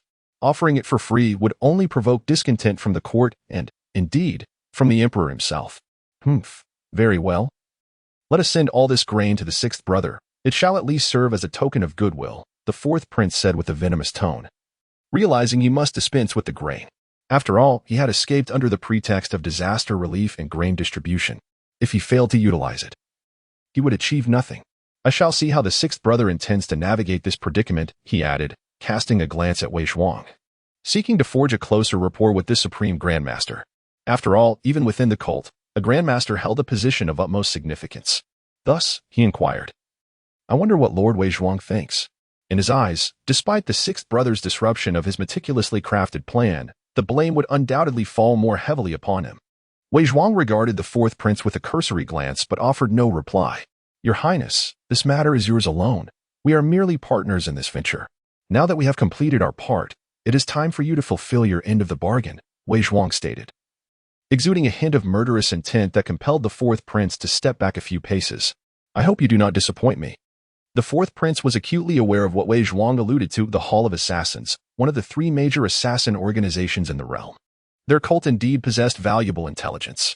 After a moment's contemplation, he replied, in this world, there exist numerous martial arts factions, among which the most formidable are referred to as the sacred grounds, to mitigate the common adversaries of the martial arts community.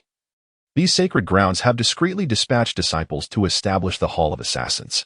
Wei Zhuang appeared somewhat dissatisfied with this response, shaking his head. Your Highness, your words are merely superficial. What we seek to know is who stands behind the Hall of Assassins. According to our cult's information, 2 sacred grounds in the Great Jin have engaged with the Hall, one being the misty immortal palace of Shichio, and the other the 5-ring heavy isle of the East Sea. We are unaware of other sacred grounds involved, but these 2 factions are undoubtedly participants. If Lord Wei Zhuang intends to confront them, then our cult would be your sole and best ally. The fourth prince elaborated further, explaining that the presence of these sacred grounds exacerbated the fraught relationship between the court and the martial arts community. After all, the influence wielded by the sacred grounds often surpassed that of imperial authority. Indeed, Wei Zhuang nodded in understanding, then fell silent. The fourth prince could only sigh. His plans had unraveled due to the sixth brother's interference. Although the sixth brother would not emerge unscathed from this debacle, the locust plague still loomed, leaving him to ponder how to manage the ensuing chaos. Before the emperor, how might I restore my reputation?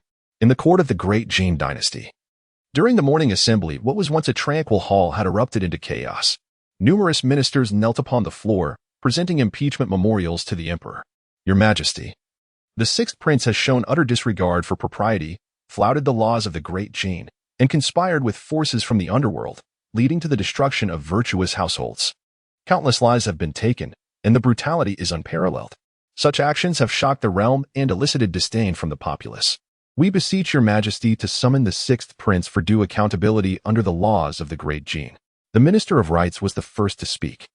Hailing from Jiangzhou, where he had numerous vested interests, the wealth bestowed upon him by the Su family of Jiangzhou was immeasurable. In light of recent events, he felt his foundation was being undermined. Indeed, Your Majesty, the sixth prince's conduct has disheartened scholars across the land. We implore Your Majesty to see clearly and summon the sixth prince for inquiry, allowing other ministers to handle the relief efforts in Jiangzhou. Furthermore, we urge you to command Commander Yang to eradicate that audacious gang, restoring the majesty of heaven. In an instant, a multitude of officials knelt down, predominantly those aligned with the Jiangzhou faction. Other officials, such as the Prime Minister and the Minister of Personnel, regarded the actions of the sixth prince as rather inappropriate. However, they remained silent, recognizing that this matter was not within their purview to address. They belonged to the faction of the capital, distinct from the officials of the Jiangzhou faction. Were it not for the Jiangzhou faction, they would undoubtedly have sought to impeach him. Yet, with their presence, such measures were deemed unnecessary. The Emperor of the Great Chain, seated upon his throne, was certainly aware of the sixth prince's motivations.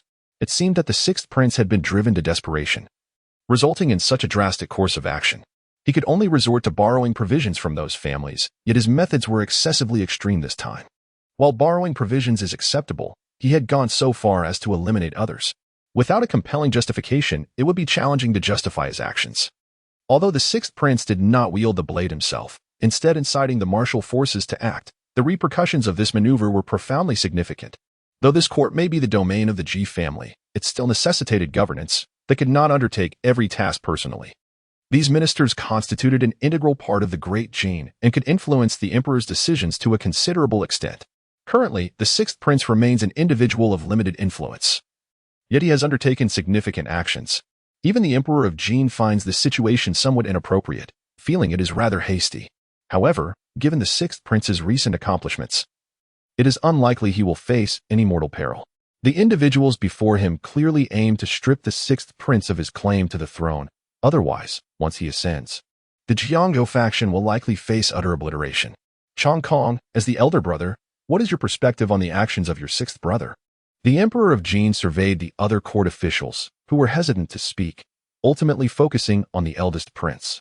The eldest prince, with a sincere expression, promptly bowed and replied, Your Majesty, while my sixth brother's actions may be questionable, they undoubtedly stem from a deeper rationale. The locust plague in Jiangzhou persists, and my sixth brother's relief efforts have shown no flaws. A sudden change in leadership may incite panic among the populace, resulting in even greater calamity. Furthermore, he has genuinely saved countless lives and facilitated the flow of the Yellow River. Thus, it would be prudent to deliberate on this matter once the crisis has abated. The eldest prince's words clearly favored his sixth brother. As the crown prince, though lacking in exceptional abilities, he possesses a kind-hearted disposition. Being of royal blood, he naturally refrains from directly opposing his own sibling in court. Your Highness, the Prince of Wei, your statement is inappropriate. Achievements must be acknowledged. Yet mistakes must also be recognized. If the sixth prince were to annihilate the Chang'an Merchant Association without warning or justification for the sake of Jiangzhou's people, will it not set a dangerous precedent for us? If such actions are tolerated, who among us would dare to engage in commerce? The Minister of Rights, an ally of the second prince, showed no hesitation in challenging the eldest prince, even attempting to drag him into the fray of this dispute. Does the Prince of Wei, then, condone such reckless disregard for human life exhibited by the sixth prince? Unperturbed by the minister's remarks, the eldest prince addressed him calmly. Minister 1.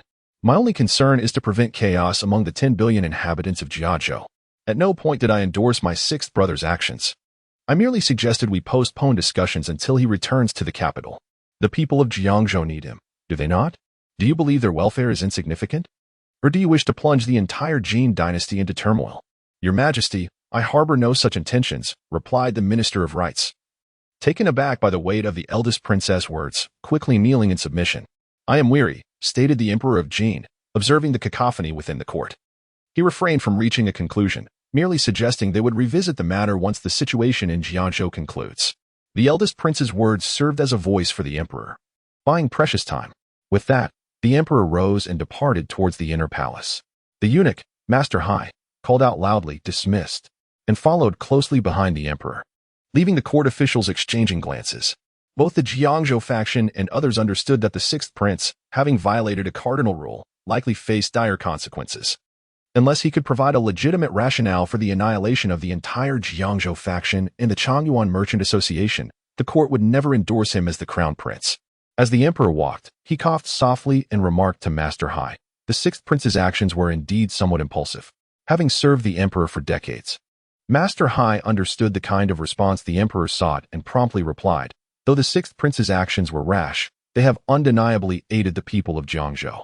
I have heard that the populace now praises your majesty for your discerning eye and great benevolence in dispatching the sixth prince to assist them. Upon hearing Master Hai's flattery, the emperor's coughs eased somewhat, and he responded, of course, he is my son and thus bears some of my traits. I wonder if the sixth prince considered an escape route when undertaking this course of action. If he did not, his prospects appear bleak. Without an alternative, which of my other sons would I choose? With chaos looming over the realm, should it fall into unsuitable hands, I would find it difficult to face my ancestors in the afterlife. Your majesty is blessed with longevity, and thus has ample time to choose wisely. Master Hai quickly assured him. Before long, the effects of the medicine from Hua Tuo began to take hold, and the emperor felt considerably improved. However, the turmoil within the court weighed heavily on his mind. Being an emperor is no simple task. It remains to be seen if the sixth prince possesses the wisdom to navigate this crisis or if he can achieve something substantial. In Jiangzhou, at the headquarters of the White Lotus sect, there exists a remote abode situated in the southwestern outskirts, the epicenter of the locust plague. The landscape stretches endlessly barren, devoid of any greenery. Swarms of locusts darken the skies, consuming every trace of vegetation in sight. Amidst this desolation, a commotion arose within the earthen dwelling. Young sectmaster, the sixth prince of Jin has unexpectedly eradicated the Su clan and seized all their grain, distributing it to the markets. We have made numerous attempts to assassinate him, but all have failed. It seems he is guarded by a formidable master and an army. With our limited forces here, success is unattainable. I hope for your forgiveness. Young sectmaster, a disciple clad in a gray monk's robe reported respectfully, a prominent white lotus tattoo visible on his wrist, beneath which a blazing sun shone. They belong to one of the three branches of the White Lotus sect in Jin, known as the White Sun, alongside the Green Sun and Red Sunday. In a sense, their doctrine can be regarded as a variant of Buddhism. Legends tell that the mother of the White Lotus birthed three Buddhas. The past Buddha, the lamplighting Buddha, is associated with the Green Sun, the present Buddha, Shakyamuni, with the Red Sun, and the future Buddha, Maitreya, with the White Sun naturally. Such claims would never be acknowledged by the Buddhist community, rendering the White Lotus sect a bona fide cult. The sixth prince of Jin? By jamming. The young sect master of the White Lotus White Sun branch appeared frail, emanating an aura of malevolence. Upon hearing this news, Bai Jiaming's expression soured. Evidently unprepared for such a turn of events, did not Yi go to the Su clan as a venerative? With the Su clan now possessing two supreme masters, how could they possibly falter? The Su clan indeed had colluded with the White Lotus sect, having risen to a position of great power, necessitating a change in dynasty to ascend further. Moreover, the White Lotus sect had offered Su Huaishi an irresistible price, the elixir of immortality, along with the means to seize control over Jiangzhou's major factions during this locust plague, thereby concealing the White Lotus sect's involvement more effectively. With no further news of Yi, it seems he has met his demise, the Jiangzhou leader of the White Lotus sect reported respectfully. Suddenly, a financial syndicate emerged in Jiangzhou, dismantling the Su clan and leaving all grain for the court to avoid retribution. A financial syndicate? The sixth prince of Jin? Cursed be they, thwarting my plans. Bai Jiaming seethed, his teeth clenched, knowing his carefully laid plans were on the verge of success. The White Lotus sect had invested immeasurable time cultivating these locusts, subsequently utilizing the Su clan to embed the locust eggs within their grain. This was all orchestrated for the ensuing plague. With the Su clan's assistance, they intended to distribute food to the desperate populace, disseminating their doctrines while simultaneously eradicating the locusts. Thus, the White Lotus sect's standing in Jiangzhou would be solidified beyond measure. Whether it be rebellion or evangelism, both paths are fraught with potential. Otherwise, how could such a catastrophic locust plague have arisen, a calamity orchestrated by the hands of Bai Jiaming? Now, half of what belongs to me has fallen into the hands of others, inciting an undeniable fury within me. Alas, with the absence of sustenance and the locusts still rampant, these pests are not so easily vanquished. Even if the sixth prince of Jin could annihilate the Su family, could he possibly eradicate this plague? If our White Lotus sect can successfully usher in the birth of Maitreya, and dispel the locusts, the populace will naturally come to embrace their faith in us.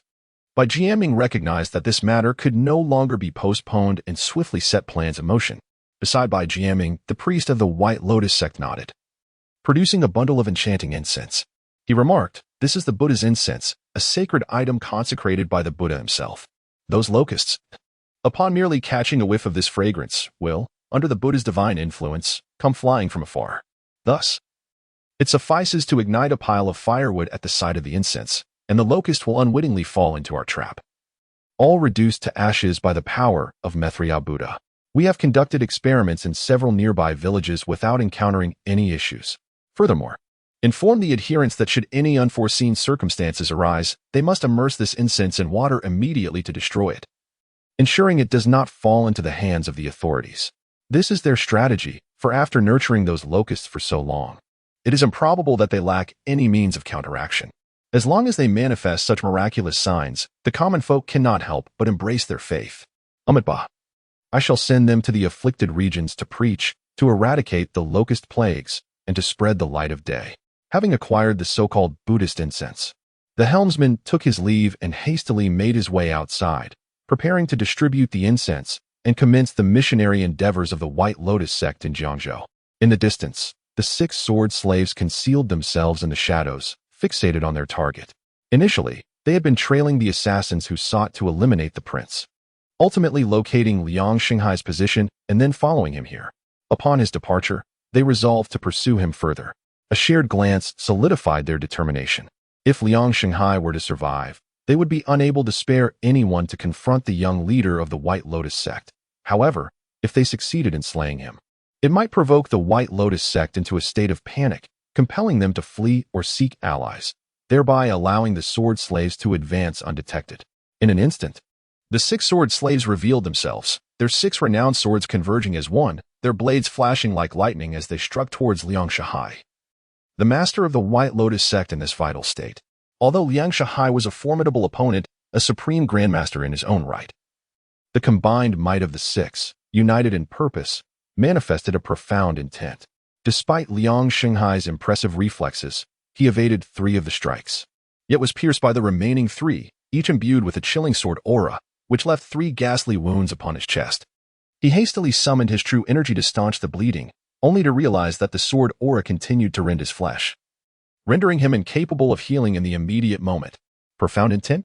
6 supreme grandmasters? Liang Xinghai's disbelief mounted as he confronted the 6 figures surrounding him. Could it be that all 6 were indeed supreme grandmasters? The prospect of being targeted by such formidable opponents was daunting. However, he soon deduced that perhaps these 6 had employed some arcane formation to communicate their profound intent, thus enhancing their collective combat prowess. "What do you seek? Who sent you?" he demanded. Having come to meet the young leader of the White Lotus sect unaccompanied by guards, he found himself besieged. Liang Xinghai sought to buy time, hoping to locate water to extinguish the incense. If he were to destroy it using his true energy, it would merely reduce the incense to powder, which would hold no significance as it would not alter its intrinsic nature.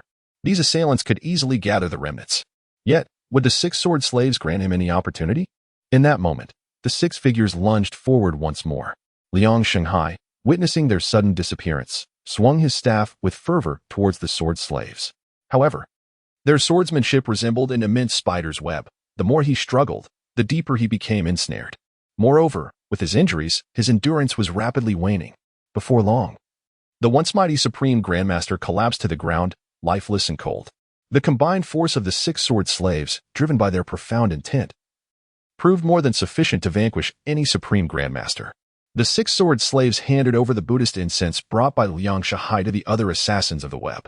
They then returned to their position at the White Lotus sect's holy sun, continuing their vigil. The members of the web swiftly delivered the so-called Buddhist incense into the hands of Chang'an. After examining the incense presented by the web for a moment, Chang'an began to comprehend the intentions of the White Lotus sect. Su Huaishi, the head of the Su family, had indulged in a life of luxury for far too long. He was no mere death warrior. Moreover, even a death warrior would find it nearly impossible to remain tight-lipped under the scrutiny of the web. Su Huaishi lacked such fortitude.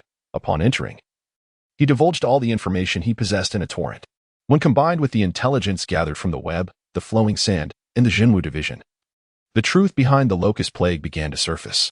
It revealed that the White Lotus sect had conspired with the Su family, who sought to hoard grain to further their ambitions in Jiazhou and beyond, their interests perfectly aligned.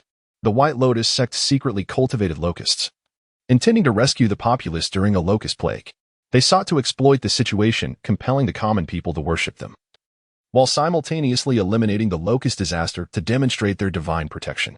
Such miraculous deeds and favors could lead to an overwhelming transformation of the entire Jiangzhou into their territory. However, my arrival has disrupted their initial plan. Let us analyze the components within to see if we can replicate them. Additionally, we should test whether the substance is effective. Chang'an handed a portion of the incense to Zhao Gao. The web is replete with talent, not solely assassins, but also experts in concocting various poisons and pharmacologists who should have little trouble analyzing these components. Another portion was entrusted to Zhuge Zhenghua, instructing him to arrange for the Zhenwu division to find a location for initial testing to assess the impact on the locust for reference. Understood, Your Highness, the two responded, swiftly commencing their arrangements. Zhuge Zhenghua's feedback arrived promptly. Given the current locust infestation, any random location could serve for testing. After hearing his subordinate's report, Zhuge Zhenghua immediately informed Chang'an, Your Highness, as our intelligence and conjecture suggested, when this incense is ignited, it attracts a multitude of locusts. By merely igniting flames around the incense, the locust will willingly fall into the trap, perishing in the inferno. This appears to be the most expedient method for locust eradication. It seems the White Lotus sect had long been scheming, attempting to sway the common people.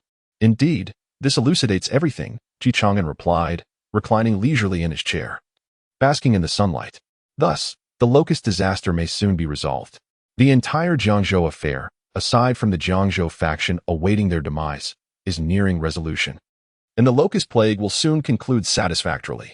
Chang'an pondered whether this could be considered a prelude to celebration. He turned to Zhao Gao and inquired, Zhao Gao, how long will your web require to analyze the components of these substances? Zhao Gao quickly bowed and replied, according to our sources, these are a composite of various spices and medicinal herbs. To fully replicate such concentration may take around a month for purification. However, crafting a lower quality version, perhaps half as effective, could be completed by tomorrow. If the efficacy is further diminished, merely combining the spices without their original composition would still yield a similar fragrance. Zhao Gao was well aware of Chang'an's intentions, thus his inquiry was precise. Completely replicating this concentration seemed futile, as having the effectiveness could simply mean doubling the quantity, achieving the desired result with lesser quality. The essence of the lure does not hinge solely on purity. Possessing the right aroma suffices. Chang'an had essentially commandeered all channels within Jiazhou, and acquiring the necessary materials for production posed no issue. Excellent. Command the provincial government to produce a sufficient quantity of counterfeit incense and simultaneously issue orders to various counties, providing the formula ratios to the Zhenwu division, allowing them to gather materials locally. The unified locust eradication operation will commence the night after tomorrow. Furthermore, dispatch the Zhenwu division to take action against those White Lotus sect followers affected by the locust disaster. Now that we are privy to their secret, they have outlived their usefulness. Chang'an nodded in satisfaction. Since the White Lotus sect had delivered their tools into his hands, it would be remiss not to utilize them. Those disciples of the White Lotus sect, who remain under observation and preach in various locales, are akin to small fish that ought to be cooked in a certain village. During the midday hour, a rudimentary incense altar has been erected in the central clearing. On the altar, 3 incense sticks emit curling wisps of blue smoke, swaying gently in the breeze, releasing an unusual fragrance. Surrounding the incense altar lay a vast accumulation of firewood, ready to be ignited at the arrival of locusts, transforming the area into a sea of flames. The villagers formed a circle, their gaze fixed upon the peculiar monk before them. Although the food crisis had been resolved, the threat posed by the locust plague remained exceedingly perilous. Merely relying on human effort was utterly insufficient to thwart it. It begins, murmured a middle-aged man clad in a gray monk's robe, his voice tinged with an imperceptible tremor and excitement. He was Zhou Yunli, a disciple of the heretical White Lotus sect, here to spread his teachings. His eyes were intensely focused on the flames upon the altar, and he proclaimed, White Lotus sacred radiance, Buddha bless all beings. The primordial mother descends, manifesting divine power. The 3 Buddhas converge, illuminating the sky by day. May the locust plague disperse, and may the Pure Land find peace. Maitreya descends, and all evils are repelled. Om Mani Padme Hum. His cultivation was considerable. Approximately at the 7th level of the acquired realm, thus his voice resonated like thunder. Suddenly, a distant buzzing sound approached, akin to the rumble of impending thunder. The villagers, alarmed by the noise, looked up in terror to behold the sky shrouded in darkness as countless locusts surged forth like a dense cloud. Maitreya has manifested. A flicker of fervor ignited in Zhou Yunli's eyes as he raised his hands high and shouted with all his might. The swarm of locusts drew closer, poised to engulf the entire village. In that moment, the stacks of firewood atop the altar ignited, soaring skyward like a fire dragon. The locusts, heedless of their own lives, hurled themselves toward the flames, and upon contact, were instantly reduced to ash, crackling as they fell to the ground. A thick plume of black smoke billowed forth, filling the air with an unpleasant and distinctly charred aroma, reminiscent of well-cooked protein. The villagers stood in astonishment, their faces etched with shock and disbelief. Witnessing the flames that utterly incinerated the locusts, they hastily knelt and chanted, "May the Buddha bless us. May the Holy Mother protect us." Zhou Yunli understood that if he could convince the villagers that it was the divine power of the White Lotus sect that had dispelled the locust plague, they would obediently follow his commands and become devoted adherents. Ha ha ha. Do you see? This is the divine strength of the White Lotus sect. This is the arrival of Maitreya. Zhou Yunli laughed triumphantly, his arms wide open, a frenzy of enthusiasm enveloping him, as the lower classes around him were mostly fervent believers, genuinely convinced of the Holy Mother's existence. However, at that moment, the tranquility was shattered by the urgent sound of galloping hoofs. Junwu Division is investigating unrelated individuals. Step aside. The clatter of hooves accompanied a commanding shout as a group of Junwu Division warriors, clad in black attire, rode into the village on their majestic steeds. The leader drew a curved blade and placed it directly against Zhou Yunli's throat. Who are you to dare spread falsehoods and mislead the people here?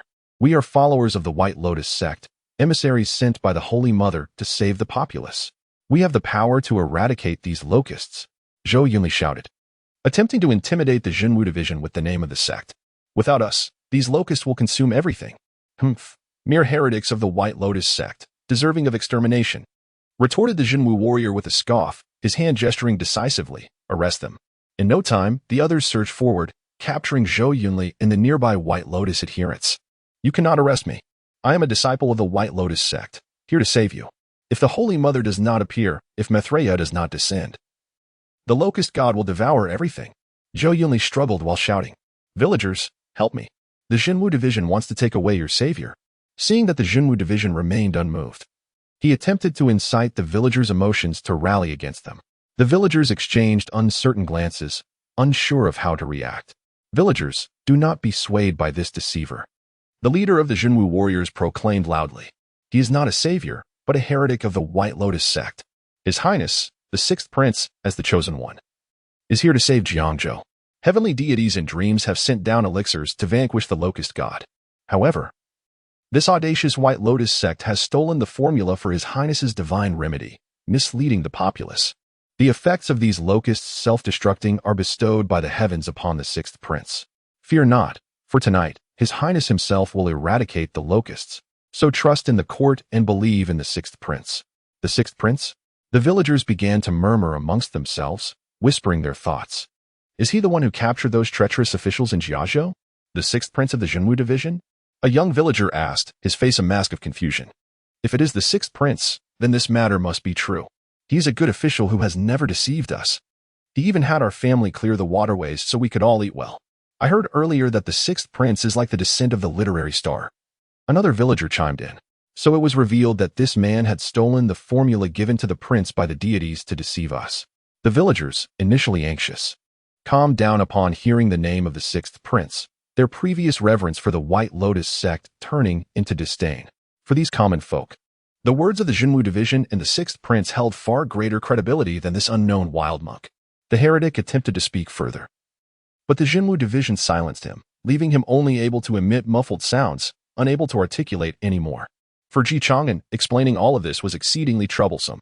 To pacify these superstitious villagers and eradicate the impact of the locust disaster, providing them with a belief was indeed the most effective approach, one that would eliminate the influence of the White Lotus sect while garnering him a commendable reputation. Having already secured the Junwu Division's promise and given that their reputations had reached a zenith during this period, the villagers naturally nodded in agreement. The news of Chang'an's establishment of a platform to vanquish the locust deity swiftly spread throughout the entirety of Jiangzhou. On the streets and alleys of Jiangzhou, countless individuals began to engage in fervent discussions. An elderly man with white hair lamented, "Have you heard? His Highness the Sixth is personally intervening to eradicate the locusts. This is indeed a momentous affair." A younger farmer nearby nodded vigorously in agreement. "Indeed. I have also heard that the White Lotus Society is a malevolent cult, attempting to exploit the locust disaster to incite us. Fortunately, the Jinwu division has seen through their schemes. His Highness the Sixth is truly our great savior.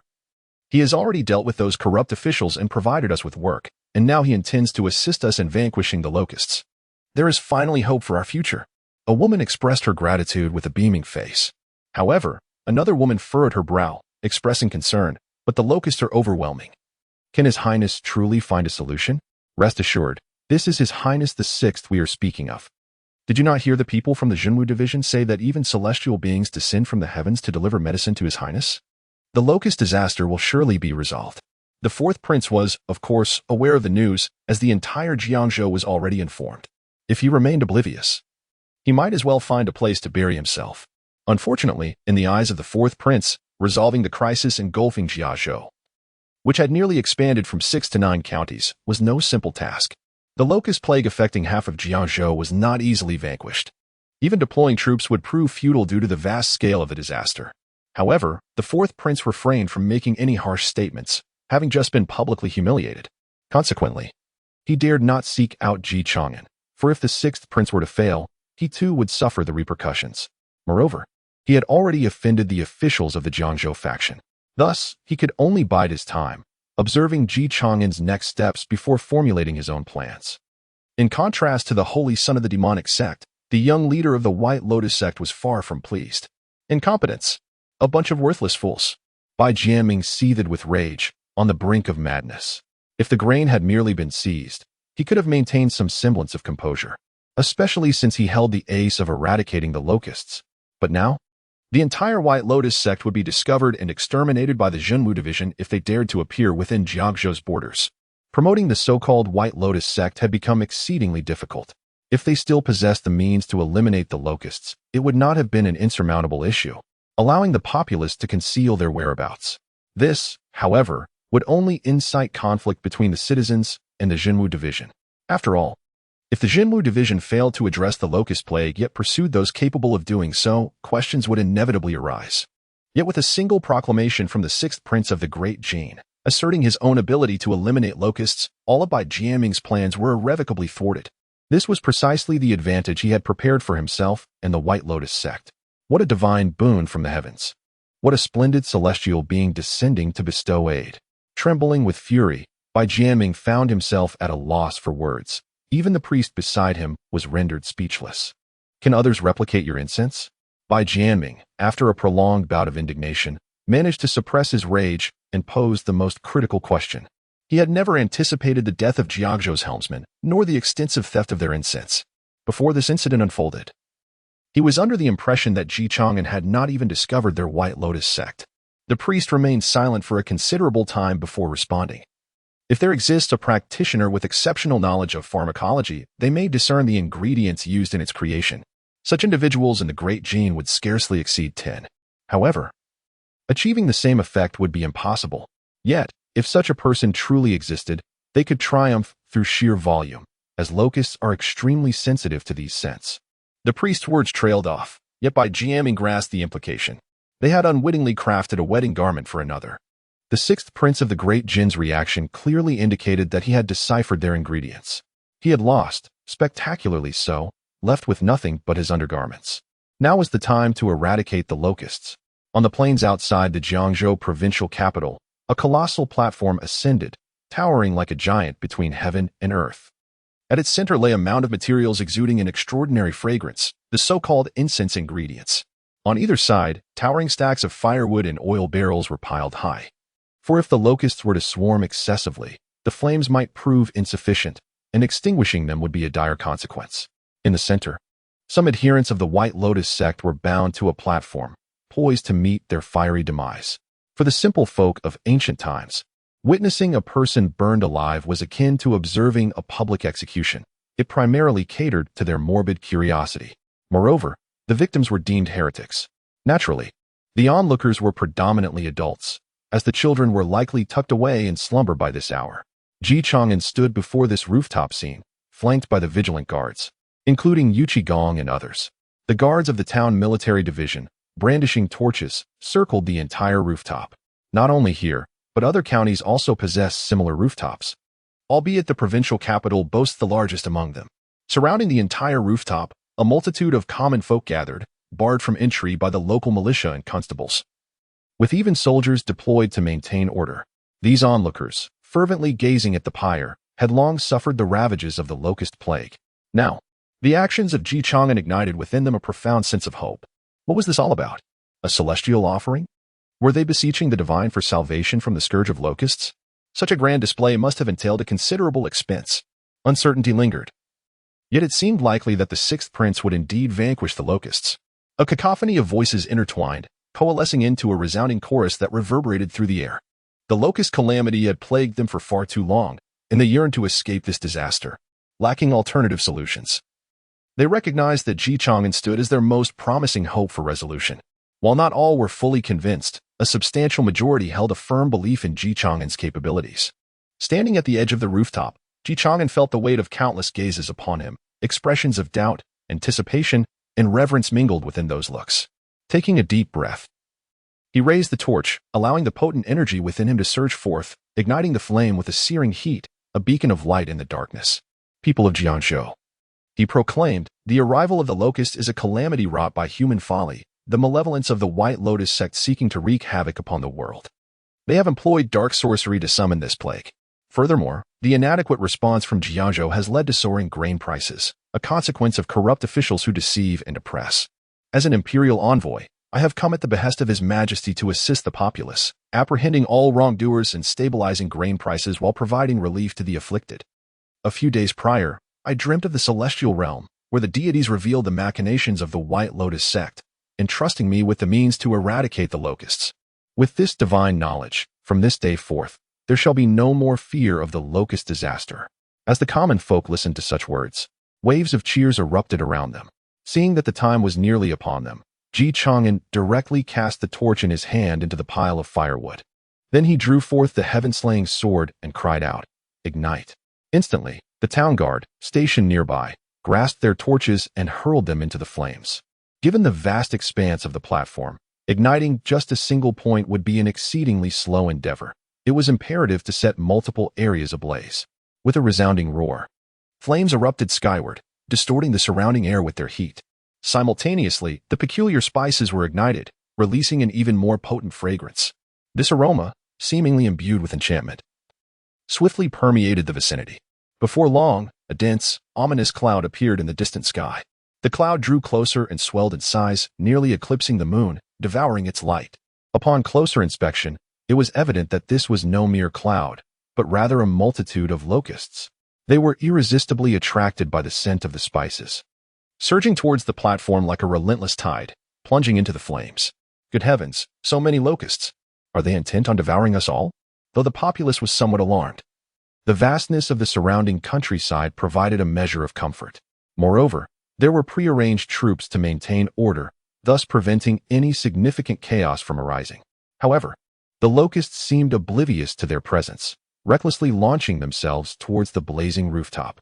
The flames voraciously consumed the locusts, producing a series of crackling sounds. The air was thick with a charred aroma, the unmistakable scent of incinerated locusts.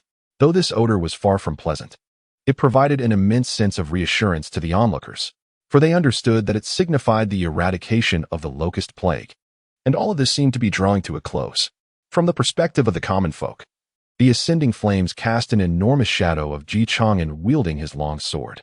This image was reflected amidst the dense clouds of locusts, as if Chang'an, with his divine blade, was devouring those pests. A deity has descended.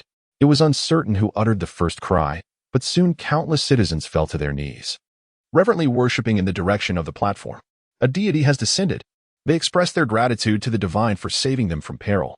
Thank you, His Highness the Sixth Prince, for slaying the god of locusts. After all, to eradicate those locusts with fire as they surged forth relentlessly, as if under a celestial spell. Was it not a miracle? Instantly, cheers and shouts erupted, resonating through the heavens. Ji Chang'an's reputation soared to the highest echelons in Jiangzhou following this endeavor. As the locusts swarmed densely towards this place, charging forth relentlessly, they were consumed by flames. Bai Jianming, the young master of the White Lotus sect, stood amidst the crowd. His eyes filled with a profound malice as he beheld the fervent scene before him. Ji Chang'an, I have etched your name in my memory. Without you, all of this should have been my glory. I will remember you, and you shall await your demise. I will make you wish for death. Originally, all of this was meant to be his. He was the one revered by the people as a deity. This was all his. Yet now, everything had been ruthlessly taken from him by Ji Chang'an. He felt an overwhelming fury, yet was utterly powerless. He could only watch helplessly as events unfolded, grinding his teeth and uttering threats. This sense of impotence filled him with a profound frustration. This endeavor had cost the White Lotus sect a significant amount of resources and personnel. Now, to meet such a fate, all had served merely to adorn Ji Chang'an with glory. Had he become the savior of Jiangzhou? We shall see. Ultimately, he turned away in indignation, accompanied by the priest and a few guardians of the White Lotus sect, striding down the distant road. However, after covering a certain distance, he suddenly sensed something. Halting in his tracks, he had detected a powerful surge of sword energy. Soon, with the emergence of a shadow, he beheld a swordsman clad in white, wielding a long sword. The fierce sword aura emanated from this individual. Who are you? Bai Jianming furrowed his brows, asking warily, his hand instinctively reaching for the sword at his waist. He could feel that the person before him was exceedingly dangerous. The guardians of the White Lotus sect stood resolutely before Bai Jianming, their gazes fixed upon the swordsman before them. Your selfish desires have led to the demise of so many. The purpose of my sword is to thwart individuals like you. With that, the second most formidable sword in the world, Yuan Hong, was unsheathed. Bai Jianming suddenly felt as if his very soul had been pierced by a chilling intent emanating from the sword. At the Grandmaster level, one's soul becomes acutely sensitive, and this swordsman unreservedly displayed his sword intent. It was evident that he was nothing short of a supreme Grandmaster. Whose man are you? Bai Jianming scrutinized Gainye, only to discover that he possessed no information regarding this individual in his mind. It is worth noting that the number of supreme Grandmasters in the Great Jin is rather limited. Moreover, attaining such a status inevitably brings with it a degree of renown. Yet, the man before him was a complete stranger, leading to his confusion. However, Gainye offered no response. His sword was already drawn, and a dazzling light flashed as he lunged directly at Bai Jianming. Observing this, the 7 or 8 Grandmaster-level guardians of the White Lotus sect exchanged glances, preparing to launch a joint assault on Gainye. Unexpectedly, 6 figures suddenly emerged from the shadows, swiftly intercepting the White Lotus guardians. At the forefront stood Chang'an, flanked by the 6 sword slaves, who addressed Gainye, Sword Saint, leave these individuals to us. The twin sisters, Zhuanpe and Miehan, smiled in unison, remarking, we never anticipated that we would fight alongside the illustrious Sword Saint today. The 6 moved in perfect harmony, effectively halting Bai Jianming's guardians.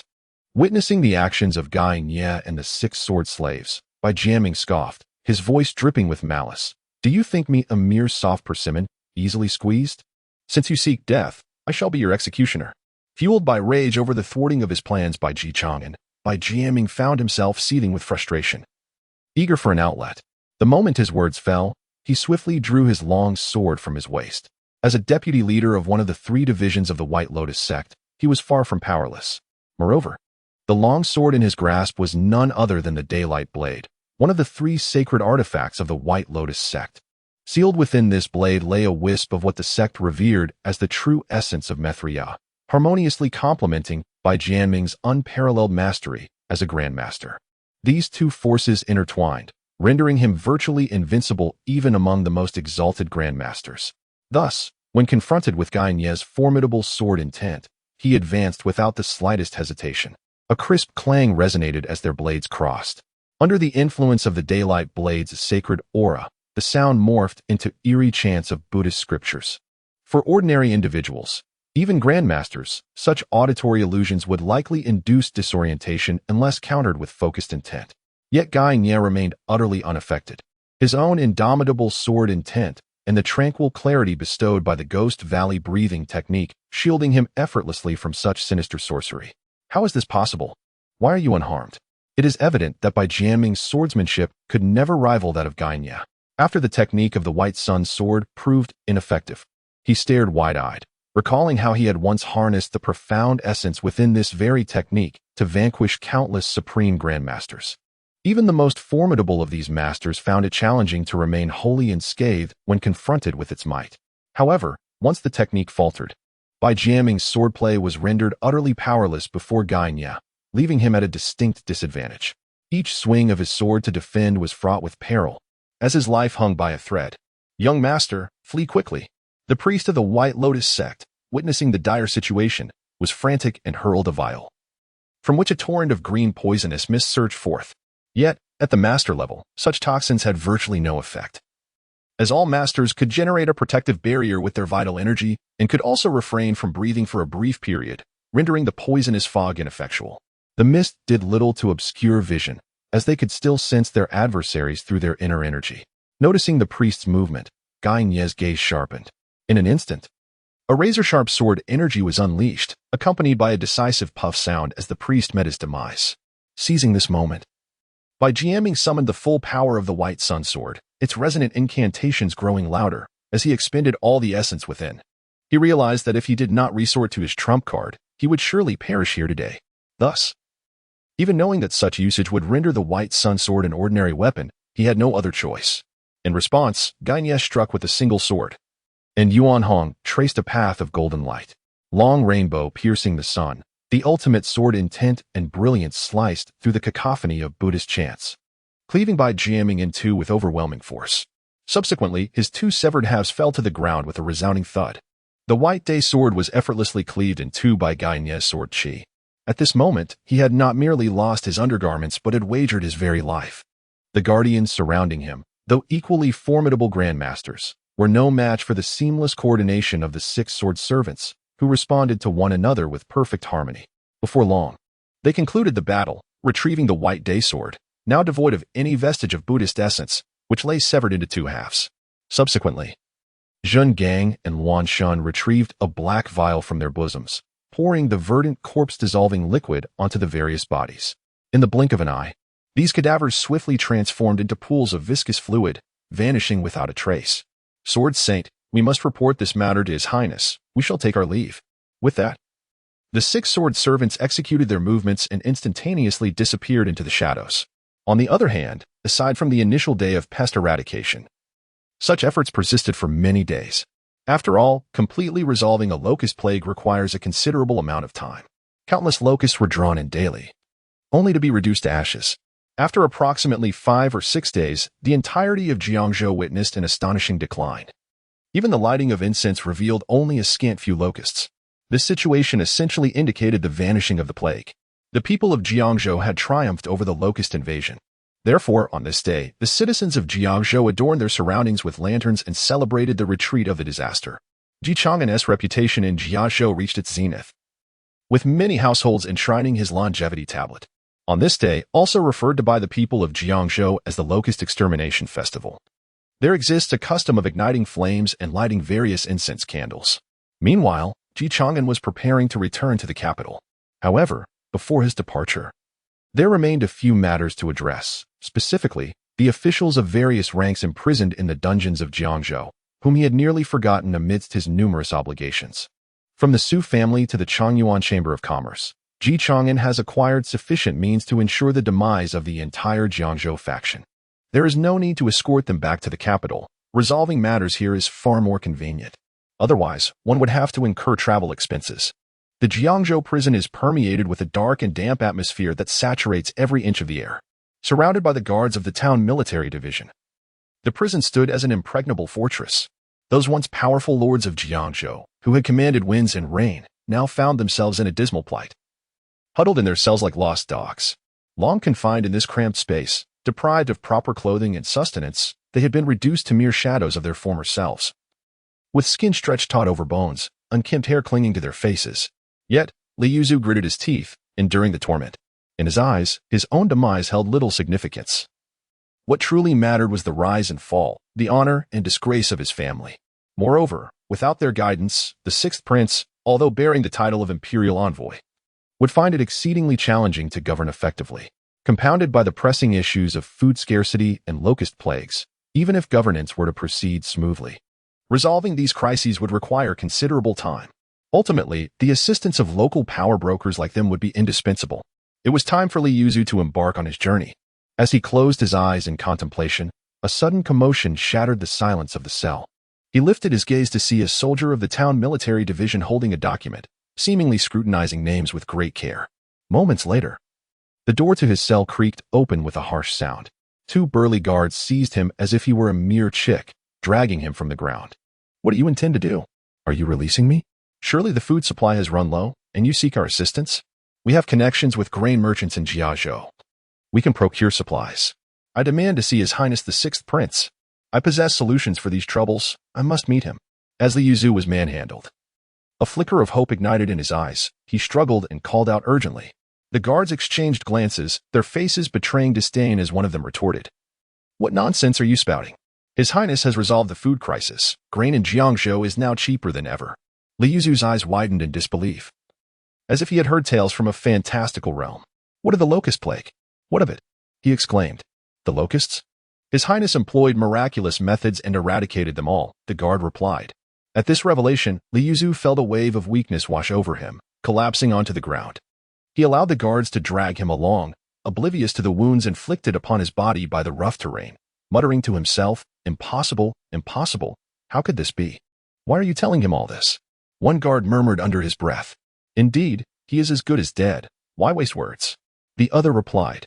Li Yuzu could no longer absorb the surrounding sounds. His mind was overwhelmed by the news, unable to process it. If the sixth prince had truly resolved all these issues, what role would they serve? Where would these men lead him? Soon, his confusion found resolution. He was dragged to the platform at the vegetable market, a place all too familiar to him, where in the past he had stood countless times to witness the execution of criminals. Now, the tides of fortune had turned, and he found himself in a similarly dire situation. To his horror, he noticed not only officials kneeling at the market but also his own wife and children, along with his steward. Master, they cried out, their voices filled with despair. Father, save us. Upon seeing Li Yuzu, his family clamored for his help. These were the very relatives chosen by Chang'an, the most crucial members of his household. After all, a family must remain intact. As for the execution, it seemed a wasteful affair. Yet, amidst the chaos, Li Yuzu's heart was in turmoil. What power did he possess in his current state to rescue them? He could only lift his gaze to the execution platform, where Chang'an stood, and with tears streaming down his face, he implored, Your Highness, do not let my family suffer for my transgressions. They are entirely unaware of these matters. I alone am responsible, and I accept whatever punishment you deem fit. But they are innocent. I beseech you, spare them. At that moment, Li Yuzu teetered on the brink of despair. Around Kaishiko, the area was already teeming with onlookers. Among the crowd, there was not a hint of sympathy. Instead, a cacophony of insults echoed through the air. Rotten eggs and vegetable leaves rained down upon Li Yuzu. Standing aloft, Chang'an surveyed the scene below, listening to Li Yuzu's words, and remarked, Innocent? Are the people of Jiangzhou not innocent? Your corruption and abuse of power. Have your family not reaped the benefits? Have they not enjoyed the wealth amassed through your illicit gains? Have you not used your influence to aid your kin? In your collusion with merchants, did you consider those innocent lives lost due to your actions? I may take lives, but it is merely the eradication of 3 clans. A mere 1,000 souls at most. Yet your decrees have devastated countless families. How can you claim innocence? Upon hearing these words, Li Yuzu felt as if struck by lightning. Collapsing to the ground, his eyes vacant, as though his very soul had been extracted. At that moment, he could no longer concern himself with the safety of the officials from Jiazhou. After all, his ultimate aim was to bring glory to his lineage. But with the imminent destruction of his family, he could not afford to worry about the fate of those high-ranking officials. In a state of panic, he lifted his head, his voice trembling with urgency as he pleaded, Your Highness, the guilty minister possesses incriminating evidence against the Minister of Rights from the Jiangzhou faction. Willing to present it, I implore you to spare my family. In his eyes, the sixth prince's ruthless actions in Jiangzhou would surely provoke an impeachment from the court against the Jiangzhou faction. The sixth prince must need the evidence he held, for it was the only chance for his family's survival. Chang'an offered no response. He had long since gathered the evidence. Even before his arrival, the net had collected most of the incriminating materials. His role was to seal Jiangzhou's fate with his own head and blood. Gazing up at the sun, now high in the sky, he coldly declared, "The time of execution has arrived. Execute." With that, he retrieved a decree from the command tube and tossed it to the ground, producing a sharp sound. The executioners, upon hearing the decree, disregarded any unfinished words from Li Yaozu. Skillfully, they grasped their great blades, took a swig of liquor, and then spat upon the edges with a poo sound. Though only 12 executioners stood upon the platform, they were tasked with the grim duty of beheading over 300 individuals that day. It was, to say the least, a laborious endeavor. Below, the citizens observed the heads rolling, some clapping in approval, while others covered their eyes, seemingly fearful of the bloodshed. Having accomplished all of this, Chang'an resolved not to linger in Jiangzhou any longer. He turned and descended from the execution platform, returning to the post station, preparing to journey back to the capital. At the Jiangzhou post station, just as he was about to depart, Yang Shoubei of Jiangzhou hurriedly arrived to pay his respects. Although Yang Shoubei appeared to be in his 40s, he was, in fact, over 90 years old, possessing a robust physique that exemplified the quintessential martial general. Upon seeing Chang'an, he knelt on one knee with a resounding thud, clasping his fist in a gesture of respect, his voice booming like thunder. "Your Highness, during this visit to Jiangzhou, you have rescued the people from peril, and I am at a loss as to how to repay you." It was Yang Shoubei who had initially implored Chang'an not to involve himself with the Golden Money Gang or to aid the Su family. Unaware of Chang'an's connection with the gang, had he chosen to save the Su family, the provisions would have inevitably dwindled. Yang Shoubei understood that after this action, His Highness had offended the Jiangzhou faction, and it would likely be quite challenging for him within the court. Nevertheless, His Highness resolutely chose to rescue the people of Jiangzhou, eradicate the locusts, and eliminate those corrupt officials. Such courage and sense of responsibility were profoundly moving. "Your Highness," said Yang Shoubei, "the people of Jiangzhou and I are eternally grateful. If your Highness commands, I shall not dare to disobey and will gladly serve your will." Chang'an nodded slightly, comprehending Yang Shoubei's sentiment, and promptly assisted him to his feet, saying, "Yang Shoubei, there is no need for self-reproach. Seeking the well-being of the people is indeed my duty. Now that the locust disaster in Jiangzhou is resolved, I am about to return to the capital. I hope you will diligently safeguard Jiangzhou and not betray the trust of the emperor and the court." Yang Shoubei knelt once more, his eyes reddening. His voice choked with emotion. "Thank you for your guidance, Your Highness. I shall exert every effort to ensure the safety of Jiangzhou. I wish you a safe journey."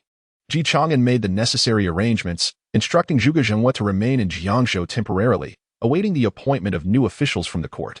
Subsequently, he departed for the capital with the remaining attendants. Just as they were about to exit the city, the fourth prince hurriedly arrived to meet Chang'an. He had been anxious these past days, uncertain of his sixth brother's intentions. Upon seeing Chang'an, he greeted him with a broad smile, saying, "Sixth brother is currently in Jiangzhou, providing relief to the disaster-stricken, exterminating locusts, and executing corrupt officials. Such accomplishments are indeed commendable. I truly admire you, brother." However, the fourth prince understood that regardless of the merits his sixth brother had achieved in Jiangzhou, a return to the capital was inevitable. The real storm awaited back home. Chang'an had slaughtered the officials and wealthy merchants of Jiangzhou, indulging in a spree of bloodshed. Yet, the Jiangzhou faction within the court would certainly seek revenge. What means would he have to defend himself then? Chang'an, upon seeing the fourth prince, chose not to engage in further discussion, merely clasping his hands in greeting and leading the way toward the capital. As Chang'an exited the city, the people of Jiangzhou spontaneously came to bid farewell. A throng so dense it seemed to stretch endlessly. The crowd followed him for 2 or 3 miles, their voices mingling in cries and expressions of gratitude, resonating deeply and stirring the heart. "Dear fellow villagers, let us part here," Chang'an called out, noticing the villagers who seemed intent on following him further. Upon hearing this, the crowd halted. An elder at the forefront knelt first, prompting others to follow suit, kneeling and bowing in reverence. With tears in their eyes, they chanted, "May your Highness have a safe journey. Thank you for your immense kindness." Chang'an bowed in farewell to the villagers, then turned and signaled, "Let us return to the capital." In the capital, the court lay in a hushed silence, for 3 pieces of news had gradually arrived. The first concerned the allocation of grain for disaster relief, which, in the eyes of the officials, was of little consequence. This matter had already been settled. In other news, Chang'an has completely eradicated the locusts. Furthermore, he has executed all officials of Jiangzhou and annihilated their entire families. Congratulations to Father Emperor. Congratulations to Father Emperor. The Crown Prince surveyed the surroundings and stepped forward to shatter the silence in the court. Father Emperor, the locust disaster in Jiangzhou has been resolved, and the people are now living in peace and prosperity. It is said that the sixth brother has received teachings from an immortal, and surely the immortal has bestowed blessings upon Father Emperor for governing such a flourishing realm where the populace thrives. All this is owed to Father Emperor's wisdom. Long live our Emperor. Upon these words, the officials in the court knelt in unison, echoing, "Congratulations, Your Majesty. Long live our Emperor." The Emperor of Dejin, hearing such flattery, felt a sense of satisfaction towards the Crown Prince. Although many deemed him somewhat benevolent, in a certain sense, he was also the one most capable of maintaining fraternal bonds. Amid the chorus of admiration, a discordant voice arose. "Your Majesty, while the sixth prince has indeed accomplished much, he has acted with extreme cruelty, slaughtering court officials. Even those guilty of crimes were not judged before facing the blade, and their kin were likewise exterminated. I implore Your Majesty to punish the sixth prince severely to uphold the law of the state." At this moment, the Minister of Rights had thrown caution to the wind. Unsure of Ji Chang'an's true intentions, it was evident he had offended a prince, and the conflict might be irreconcilable. His only chance now was to ensure Ji Chang'an had no further opportunities while supporting the second prince's ascension to the throne, thus preserving the Jiangzhou faction. Upon hearing these words, the smile on the Dejin Emperor's face faded. He too felt that the actions of the sixth prince were somewhat excessive. Not because they were wrong, but rather because, as royalty, any action could be deemed correct. The more pressing matter was the need for a suitable justification. Without one, how could such a multitude of officials be slain? Who would dare to serve the Dejin dynasty wholeheartedly thereafter? The question now lay in whether the sixth prince could find this justification. Otherwise, the Dejin Emperor could not possibly protect Ji Chang'an, who had already become a target of public ire within the court. As the world teetered on the brink of chaos, stability in the court was paramount. Alas, sighed the Dejin Emperor, being an emperor is not as simple as one might think.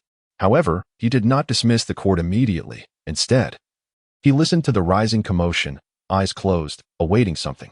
His secret guards had already received word that the fourth and sixth princes were returning, and he had commanded them to come directly to the court upon their arrival. While he pondered, a sharp and elongated voice from the eunuchs outside announced, "Your Majesty, the fourth prince and the sixth prince have returned to the capital and await outside the hall." "Summon them," the Dejin Emperor replied softly. Hearing this, Eunuch Hai immediately raised his voice, calling out, "By the Emperor's decree, summon the two princes to the hall." Eunuch Hai's piercing voice drew the attention of all the officials in the court toward the palace entrance, especially to Ji Chang'an. Ji Chang'an and the fourth prince strode forward, bowing respectfully to the Dejin Emperor seated upon the dragon throne. "Your Majesty, may you enjoy boundless blessings. Your son has fulfilled his duty and resolved the locust disaster in Jiangzhou." The Dejin Emperor nodded slightly, his expression inscrutable, neither joyful nor angry. His gaze fell squarely upon Ji Chang'an as he spoke gravely. "Regarding the matter in Jiangzhou, sixth prince, you have performed admirably. However, I have heard that you have eradicated numerous wealthy merchants and confiscated their stored grains. Moreover, you disregarded objections and executed several officials, even ordering the annihilation of their entire families. Is this true?" The Dejin Emperor's curiosity and concern were evident. How would the sixth prince turn the tide now? If he could successfully do so, what might that mean for the emperor's own position? Although the emperor's tone was inquisition, it was clear that the veracity of these actions was known to all. Some astute individuals began to grasp the emperor's intent. His failure to directly accuse indicated a degree of favoritism. Yet, for others, retreat was no longer an option. The Jiangzhou faction, upon hearing the emperor's inquiry, cast resentful glances at Ji Chang'an, as if they wished to tear him apart. After all, Jiangzhou was their stronghold, and with Ji Chang'an's actions, their foundation had been scorched. Particularly, the Minister of Rights had already devised a plan to counter Ji Chang'an. Once this matter was settled, and they supported the second prince's ascension, even a prince could be slain if necessary. Ji Chang'an, feeling the piercing gazes surrounding him, remained unfazed, perceiving these individuals as mere prey on a chopping block.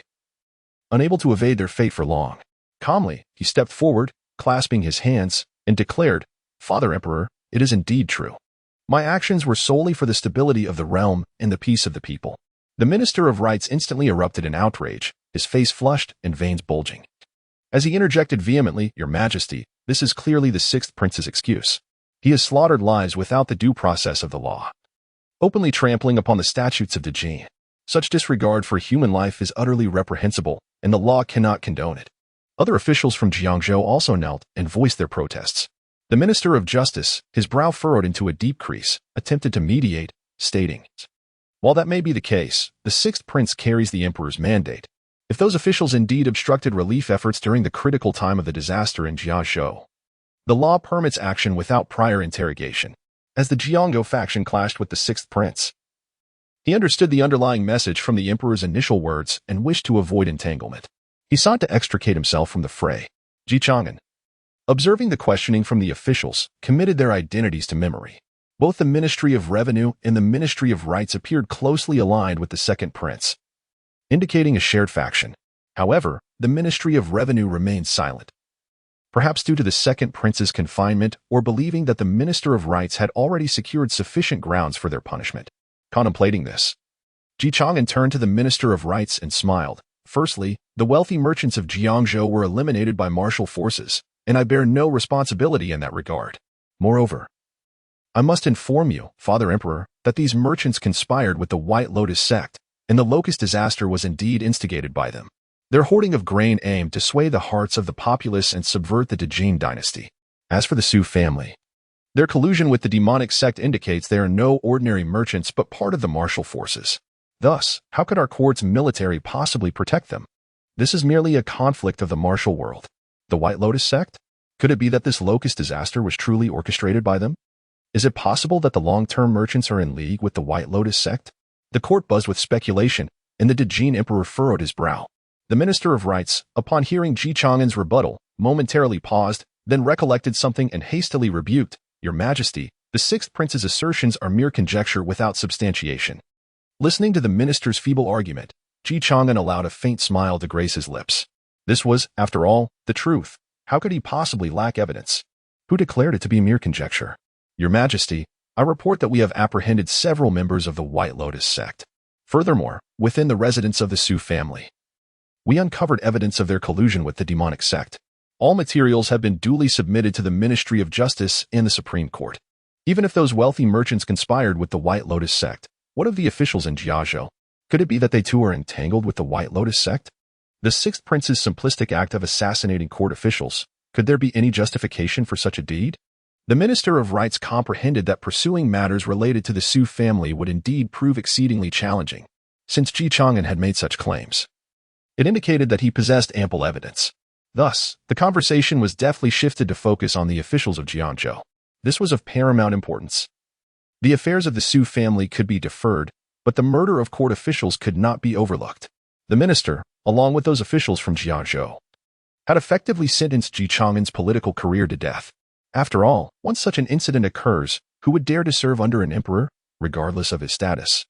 Even the emperor of Jin would be compelled to ponder this reality, for power is fundamentally derived from the grassroots. With a cold sneer, Chang'an stepped forward. Having awaited this moment, he spoke, "Your Majesty, in my journey to Jiangzhou, I not only uncovered the presence of the White Lotus sect but also stumbled upon matters of even greater significance. If not addressed properly, these issues could potentially undermine the very foundation of our great Jin dynasty. I implore your Majesty to investigate this thoroughly, to secure the hearts of the realm." The words "undermine the very foundation of our great Jin dynasty" sent a chill through the assembly, causing everyone present to instinctively take a few steps back, silenced by trepidation. The thought of inadvertently becoming entangled in such affairs posed a grave threat not only to their lives but also to the safety of their families. The Emperor of Jin, narrowing his eyes, displayed no overt reaction, yet a flicker of curiosity ignited within him. He inquired, "What is this matter? How could it possibly jeopardize the foundation of our great Jin dynasty?"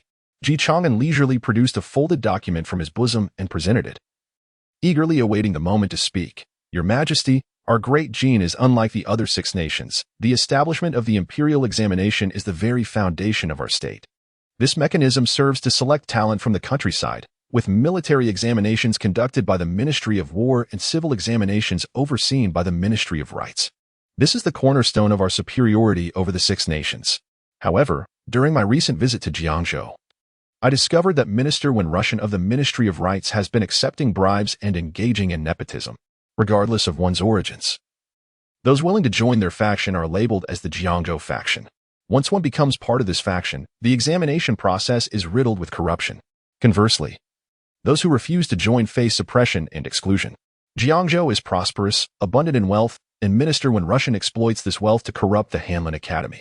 Additionally, since many examination officials hail from the Hanlin scholars and the Ministry of Rites, this further taints the integrity of the examinations. Such practices have shaken the very foundation of our great gene. I implore your majesty to thoroughly investigate this matter. Minister Wen claims I have harmed the court officials. But how many officials have truly suffered from such actions? In Great Gene, the examination system falls under the Ministry of Rites, as the Ministry of Personnel already manages appointments, evaluations, and promotions of officials. Should the selection process fall under the Ministry of Personnel, it would merely become a tool of their monopoly. Thus, the examinations are a ceremonial process entrusted to the Ministry of Rites. Upon Ji Chang'an's pronouncement, the court fell silent. One could hear a pin drop. Was the issue of examination corruption significant? It could be deemed substantial or trivial, for absolute fairness in any examination is an unattainable ideal. Even the Emperor of Great Gene is aware that there may be instances of favoritism. Perhaps one or two officials, as long as they are not utterly incompetent, might be overlooked by the Emperor, who remains indifferent. However, now that Ji Chang'an has brought this matter to light in the court, it transformed the situation entirely. Upon hearing these words, Minister Wen turned pale as a sheet, beads of sweat rolling down his forehead. His composure shattered, he frantically exclaimed, "Your Majesty, such a thing is utterly unfounded." He no longer possessed the calmness required to confront Ji Chang'an, instead revealing his panic. He understood the gravity of the situation. If it were merely an accusation, he could defend himself adequately. After all, he was not powerless, being the head of one of the 6 ministries, capable of speaking before the emperor. Tragically, the accusations bore truth. No matter how pristine his actions appeared, a thorough investigation would inevitably unveil incriminating evidence. Thus, he was fraught with anxiety, losing his usual composure as he rushed to explain himself to the emperor. However, his urgency and words inadvertently betrayed much more than he intended. The Emperor of Great Gene furrowed his brow upon hearing Wen Russian's response, a foreboding sensation creeping into his mind. Decades of experience as emperor had honed his instincts. When Russian's demeanor suggested that this examination corruption might not be as simplistic as it seemed. What did this imply? It indicated that he, as emperor, had been remiss in his duties, failing to perceive such issues. Discovering them while still in power might allow for rectification. But should he pass away and these matters come to light, how would history remember him? Without evidence from the 6th prince, how could one claim it was mere fabrication? Were the officials of the Ministry of Rites truly as unsullied as they appeared?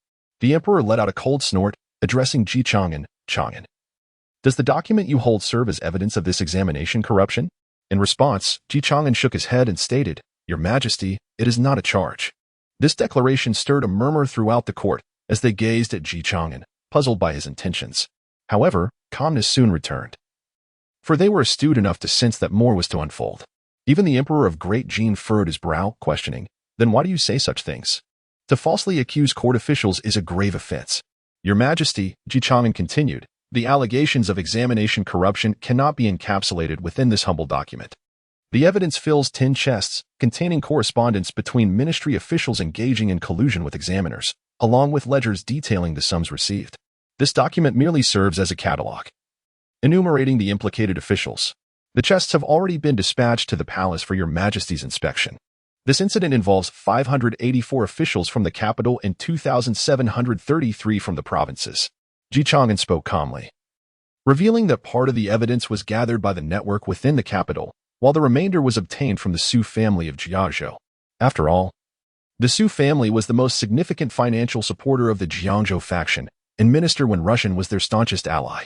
The collusion between officials and merchants, the sale of positions, and mutual protection had created a formidable alliance. Furthermore, with the entire Jiangzhou faction aligning with the 2nd prince, the Ministry of Finance had also become a partner, establishing a mighty force. The Su family, perhaps in an effort to maintain leverage over the entire Jiangzhou faction, chose to retain certain evidence. After all, they are mere commoners. To engage with officials, they naturally require some form of leverage. Consequently, nearly all of this evidence found its way into Ji Chang'an's hands.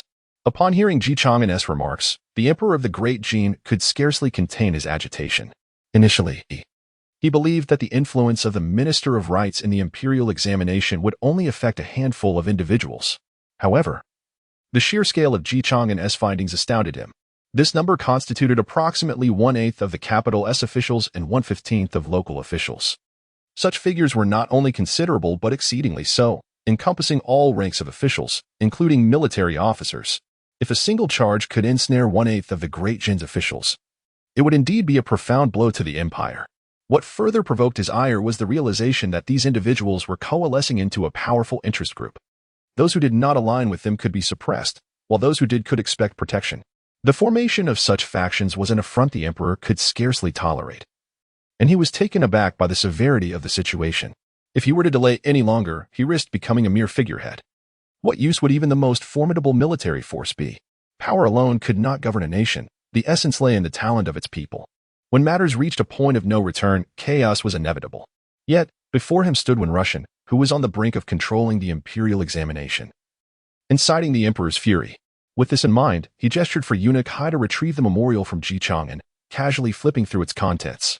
The first page bore the name of the Minister of Rights, the chief examiner of the imperial examination. Minister Wen, is this true? Upon seeing the roster, the emperor ceased his perusal, closing the memorial and uttering 7 terse words that cast a heavy pall over the assembly. When Russian trembled but resolutely denied the accusations, asserting, "Your Majesty, this is unfounded. It is merely a fabrication by the 6th prince. I have heard that the 6th prince once received treasures from a wealthy merchant in Jiazhou. If we are to speak of bribery, could it be that the 6th prince is without guilt?"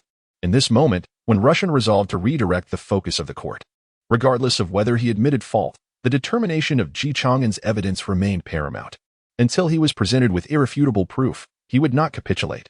"Father, I did receive various treasures from that wealthy merchant in Jiangzhou, amounting to the equivalent of 200,000 taels of silver," Chang'an stated, glancing at the reaction surrounding him before continuing, "and I used this sum to procure 400,000 jin of rice, all of which was distributed to aid the common folk. However, as an imperial envoy, it is indeed improper for me to accept such funds, and I humbly beseech your Majesty for leniency. 1 tael of silver for 2 jin of rice? What a price!" The emperor mused, realizing that the wealthy merchant from Jiangzhou deserved punishment for such audacity. Indeed, if the price for grains was this exorbitant, how could the common populace possibly survive? The court was taken aback. They had anticipated a price increase of perhaps 50% at most, but the Su family had inflated prices 100-fold. A notion that was utterly incomprehensible. What, one might wonder, was the purpose behind amassing such wealth? At this moment, many officials were beginning to grasp Chang'an's earnest intentions. The Minister of Personnel stepped forward and said, "Your Majesty, while the 6th prince did receive funds, he allocated them entirely for the benefit of the people. This is a commendable act of flexibility, and I believe there is no fault in his actions. I implore your Majesty to show mercy." Following the minister's plea, the majority of the court officials knelt before Chang'an, advocating on his behalf. For Emperor of the Great Jin, and for Chang'an, this was a trivial matter. However, Chang'an could discern from this minor plea who among them were steadfast supporters of the Jiangzhou faction. Naturally, in such circumstances, those who still stood alongside when Russian were undoubtedly allies of the Jiangzhou faction. At that very moment, the Great Jin Emperor comprehended the situation and issued a decree. Notify the Imperial Guard to seal off the capital. No official is permitted to leave. Those who defy this order shall face execution. Inform the Jinyui to apprehend all officials implicated in this memorial, regardless of their rank. I shall uncover the truth behind these allegations. What further schemes do you all intend to pursue behind my back? Today, you dare to engage in examination fraud. Will you soon petition me to abdicate? At your command, your Majesty, responded Yin Fuqing, taking a deep breath. For he understood that the tides of the Great Jin might truly be shifting. At this juncture, the emperor suddenly recalled something and cast a cold glance at Chang'an. This ungrateful son had committed numerous acts without informing him, even executing many officials of Jiangzhou. Regardless of the justification, he should have at least communicated his actions. Of course, the emperor was now contemplating the cultivation of an heir. Were this any other time, he might have deemed such actions beyond control, but the current situation was different. The more ruthless Chang'an became, the more satisfied the Great Jin Emperor felt. However, merit and transgression must be distinguished. Regardless, accepting bribes is never commendable. As for the slaying of officials and the annihilation of the Su family, these slightly graver matters were conveniently overlooked by the emperor. Since you are fond of wealth and chivalry, and have distributed your riches among the common folk, I shall impose a penalty of 10 years' salary to be surrendered to the Jiangzhou treasury. Do you accept this? Hearing this, Ji Chang'an replied earnestly, I acknowledge my crime and am willing to accept the punishment. This penalty was, in fact, a boon for Ji Chang'an. To the average person, a 10-year salary forfeiture would seem insurmountable, but for Ji Chang'an, it was a mere formality. However, should this news reach Jiangzhou or other regions, the populace would undoubtedly recognize that the sixth prince had faced punishment for their sake, further solidifying their loyalty. Although the great Jin emperor was recorded in historical texts, the learned individuals could discern the truth, which would not tarnish his brilliance. The officials, witnessing the scene, were momentarily taken aback. So, you two are engaging in abstraction. Are you? What is this punishment of salary? With the discourse concluded, the matter became a deed of merit. As such, for his role in extinguishing the demonic sect's conspiracy and rescuing the people of Jiangzhou from the locust plague, I wish to bestow upon Ji Chang'an the title of King of Qin. I wonder what opinions my ministers hold on this matter. The great Jin emperor surveyed his court and continued, Your Majesty is wise. The chancellor promptly knelt, despite knowing that, as the head of the cabinet, he should have been informed of such a significant decision beforehand. Nevertheless, he grasped the emperor's intentions. Presently, only 4 princes had been granted royal titles: the first prince, the second prince, the third prince, and now the sixth prince. Especially in these tumultuous times, everyone understood the implications of this decision, that the sixth prince had indeed acquired the qualifications to contend for the throne, capable of establishing a separate court and recruiting advisors. After 4 years of silence, the once genius prince of Great Jin had, in the span of merely 2 months, successfully ascended to one of the positions vying for the throne.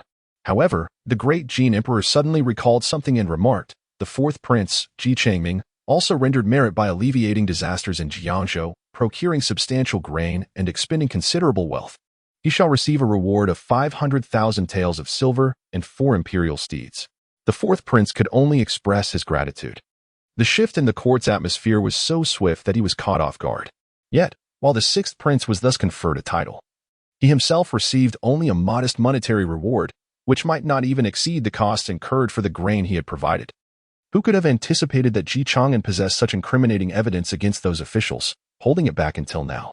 Dismissed, commanded the great Jin emperor, handing a list to Eunuch Hai, who promptly organized the imperial guards to apprehend the implicated officials and drag away the ceremonial officials still kneeling in the court. Upon exiting the grand hall, the fourth prince, closest to Ji Chang'an, quickly remarked, Congratulations, sixth brother. You may soon be addressed as your highness. Although the fourth prince smiled, he harbored deep resentment. Had Ji Chang'an not resolved these matters, it could have been he who stabilized Jiangzhou and earned the title for himself. Now, however, that opportunity was lost. He could only suppress his anger and feign a smile towards Ji Chang'an.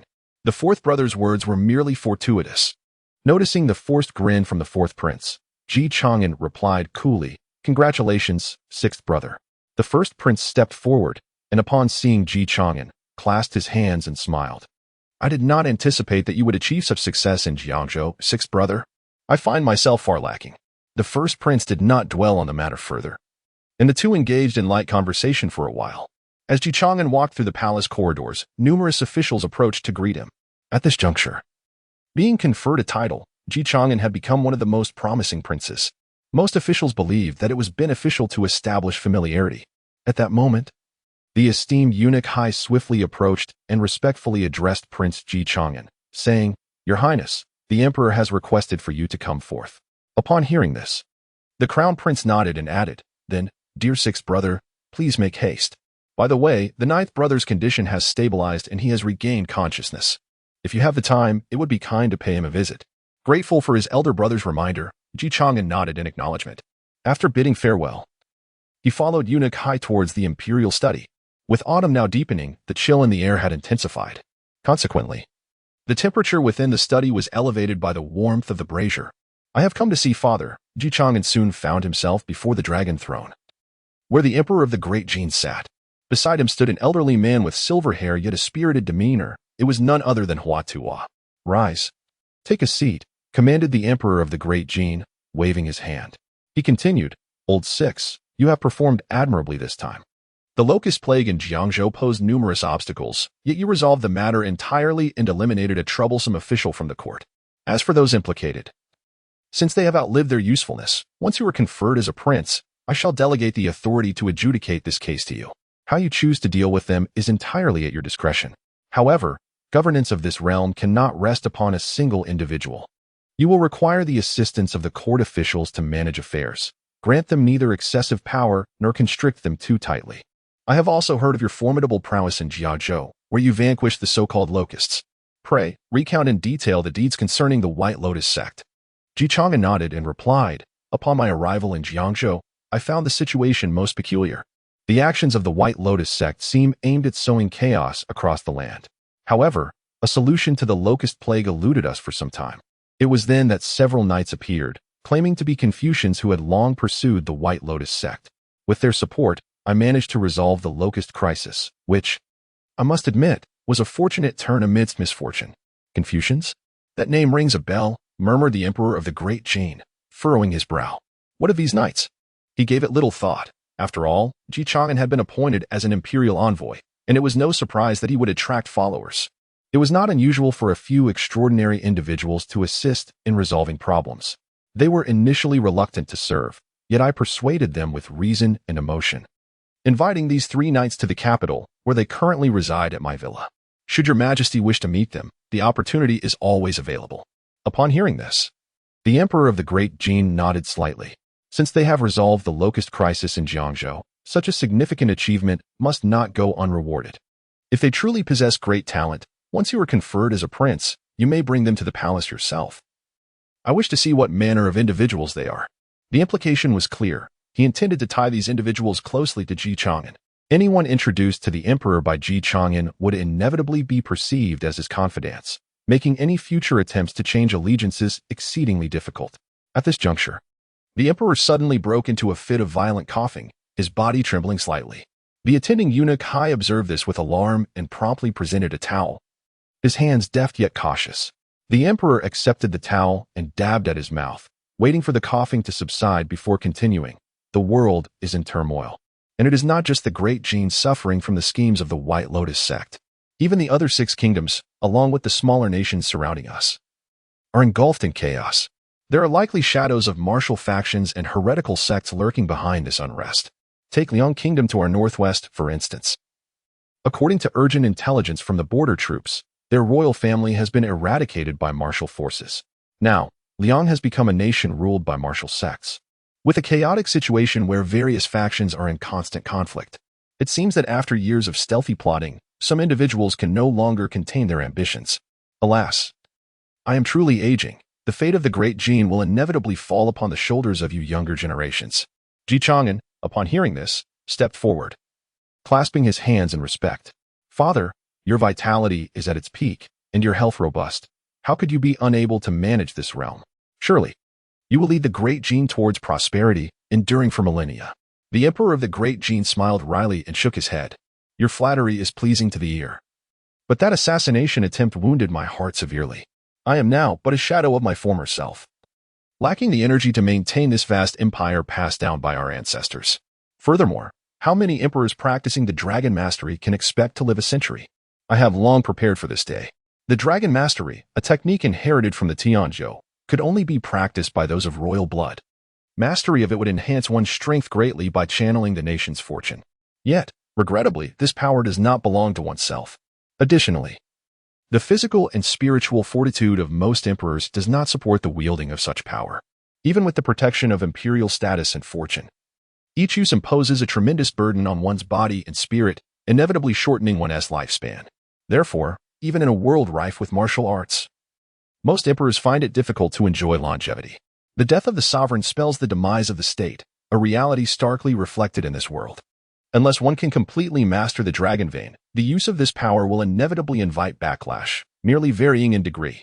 Born of adversity, perishing in comfort. This world's dynasties have always been subject to the constraints of martial sects and heretical cults, rendering it nearly impossible for truly negligent emperors to arise. Even the most inept rulers tend to be moderately competent. The assassination I suffered left me gravely injured, and I have merely been enduring since. Now, it appears that the issue of the crown prince's position in the Great Jin should be addressed. Your elder brother is weak. You must encourage him. Upon uttering these words, The emperor observed Ji Chang'an as if he wished to say something, and interrupted, "I am somewhat fatigued. Go prepare the arrangements for your princely title. You have been distant from the court for far too long. Although you have earned merit this time, the court officials remain unconvinced. Furthermore, your support is not yet substantial enough. Once you are conferred and establish your court, you may recruit forces from various regions to strengthen your position. Only by demonstrating your capabilities can you gain the trust of the realm and the court officials. Yet, once you assume this position, you will become a solitary figure. Consider carefully, for there is no turning back. However, do not rush. I still have some time left to shield you from the storms ahead." Ji Chang'an nodded in agreement. Moved by the emperor's earnest words, having spent nearly 2 decades in this realm, the emperor had always been responsive to his needs, showing great care. With Hua Tuo by his side, even should the emperor's condition not improve, there would be stability. Perhaps, in time, better elixirs could be found. With such thoughts in mind, Ji Chang'an respectfully bowed and said, "Father, take care of your health. I take my leave." Once Ji Chang'an departed, the emperor of the Great Jin succumbed to another fit of coughing, this time more severe, nearly leaving him breathless. Eunuch Hai, filled with anxiety, hastily brought forth the medicinal concoction that Hua Tuo had prepared earlier. "Divine Dr. Hua, please examine His Majesty's pulse once more." Hua Tuo's expression turned grave as he swiftly approached, placing his fingers gently on the emperor's wrist, closing his eyes to concentrate and carefully sensing the pulse. "Your Majesty's heart is gravely injured, and your spirit is exceedingly fatigued. If you cease overexerting yourself and depleting your strength and adhere to your medication, you should remain free from life-threatening concerns for the next 5 to 6 years." 5 to 6 years? Eunuch Hai gasped, his eyes widening in alarm. He urgently implored, "Divine Dr. Hua, think of another way. You must save His Majesty at all costs." However, before he could finish, the emperor raised his hand to interrupt. "No need to fret. 5 or 6 years is sufficient. It all depends on whether Old Six can assemble a capable foundation to assume the position of crown prince and govern the realm within this time frame."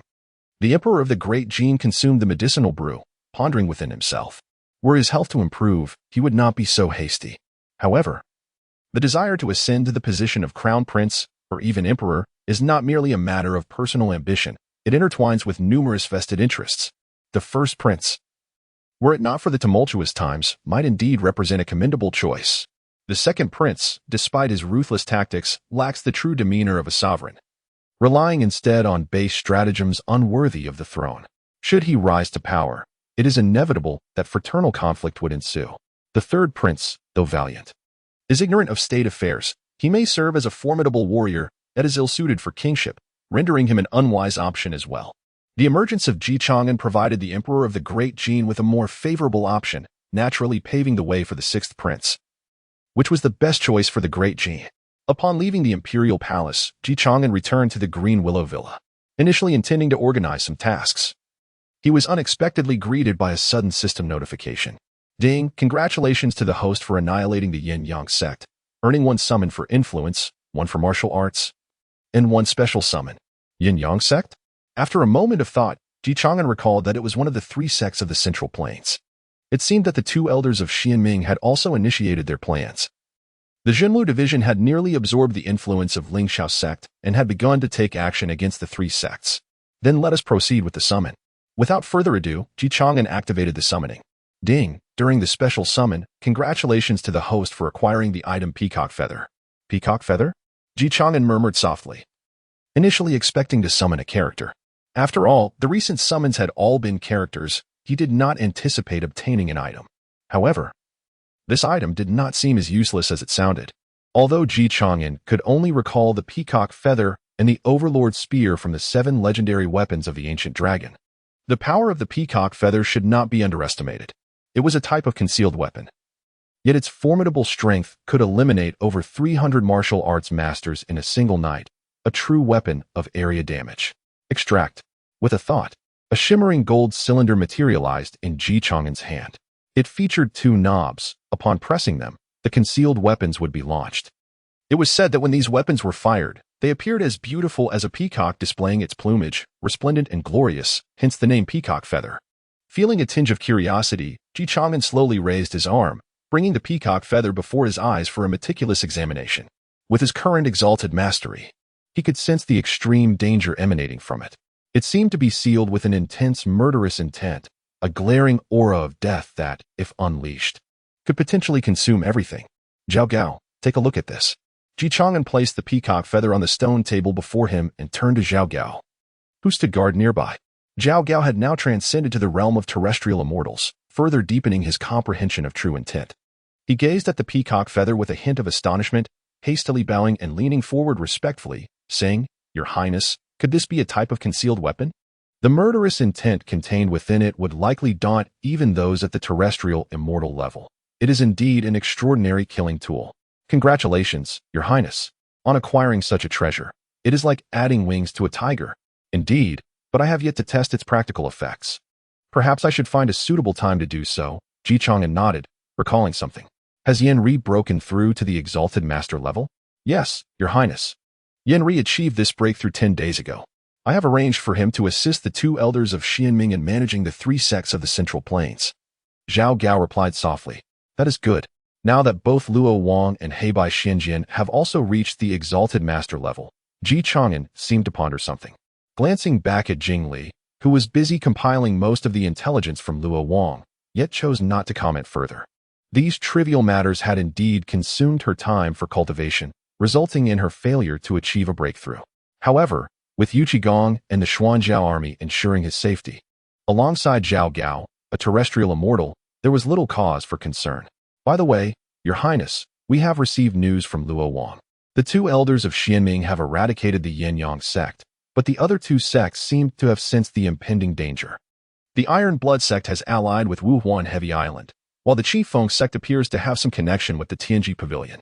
Moreover, Wuhuan Heavy Island has dispatched 2 exalted masters to protect the Iron Blood sect, declaring that anyone who dares to touch the Iron Blood sect will be at odds with them. I wonder how Your Highness intends to arrange this. It is merely a conflict within the martial world, as long as we keep the court uninvolved. It serves well to probe into the legendary martial sacred grounds and discern their true capabilities. Please send a message for Guy and yet to make a trip. The Iron Blood sect's 19 strongholds harbor nothing of value.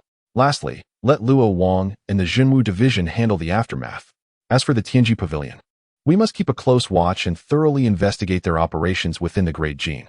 Yu Lianqiu and Song Yuanqiao from Wudong have defeated the 2 exalted masters of the Lingxiao sect, thus inheriting their positions, ranking 7th and 9th on the Great Jin's list of martial prowess. As for Zhang Sanfeng, the Tianji Pavilion does not yet have the audacity to rank him. Regarding these forces that permeate the 7 kingdoms, akin to demonic sects, Chang'an remained notably cautious. However, he absolutely would not permit any martial sacred grounds within the Great Jin to exist beyond his control. Moreover, judging by the emperor's words, the martial sacred ground of Liang Kingdom has already obliterated their state, which likely serves as their objective. After arranging these matters, Chang'an sat down with a cup of hot tea, savoring it before continuing with the summons. Ding, during the martial arts summon. Congratulations to the host for acquiring the martial art title Melody of the Azure Sea. As the system's voice faded, Chang'an felt a deeper understanding of music envelop him. After all, he had previously been tone-deaf and struggled even with children's songs. Yet, seeing that there was no jade flute available, he was disinclined to send someone to fetch one from the villa's treasury. Furthermore, the title Melody of the Azure Sea appeared to be an all-encompassing sonic attack. With many of his own people in the villa still at a relatively low level of cultivation, if one performance were to mesmerize them, it could lead to chaos. Therefore, Chang'an suppressed his eager desire to experiment and decided to summon for influence first. Ding, congratulations to the host for acquiring the Jinyui. Jinyui? I did not expect to summon this organization. I wonder which figures are involved. Chang'an immersed his consciousness into the system, perusing the personnel list of this summon. Among them was Commander Lu Bing, an exalted master. Following him were 2 deputy commanders, Qilong and Xuanwu, both also exalted masters. Next were 2 assistant commanders, known as Zhuke and Baihu, their cultivation slightly inferior, at the pinnacle of the Grandmaster level. There is no longer a distinction between early and late stages for exalted masters. Any Grandmaster who comprehends true intent is considered an exalted master. One could say that an exalted master essentially is a Grandmaster who has grasped true intent. The breakthrough of the earthly immortals is even more enigmatic, as they infuse their true essence into the Tao, allowing their surroundings to be imbued with their profound understanding, thereby transforming the environment. This is the essence of the earthly immortals. Apart from these individuals, There are also 2 pacification commissioners and various ranks of officers, such as the 14,000 households and the 100 households, each with differing levels of cultivation, ranging from grand masters to innate and acquired stages. In addition to these leaders, there are a total of 78 for 100 various personnel. Originally, the organization of the Jinui was comprised of 680 members, with each 1,000 household office consisting of 120 individuals, and each 100 household office containing 112. However, it is unfortunate that Chang'an summoned the Jinui from the Jiajing era, resulting in a slight increase in numbers.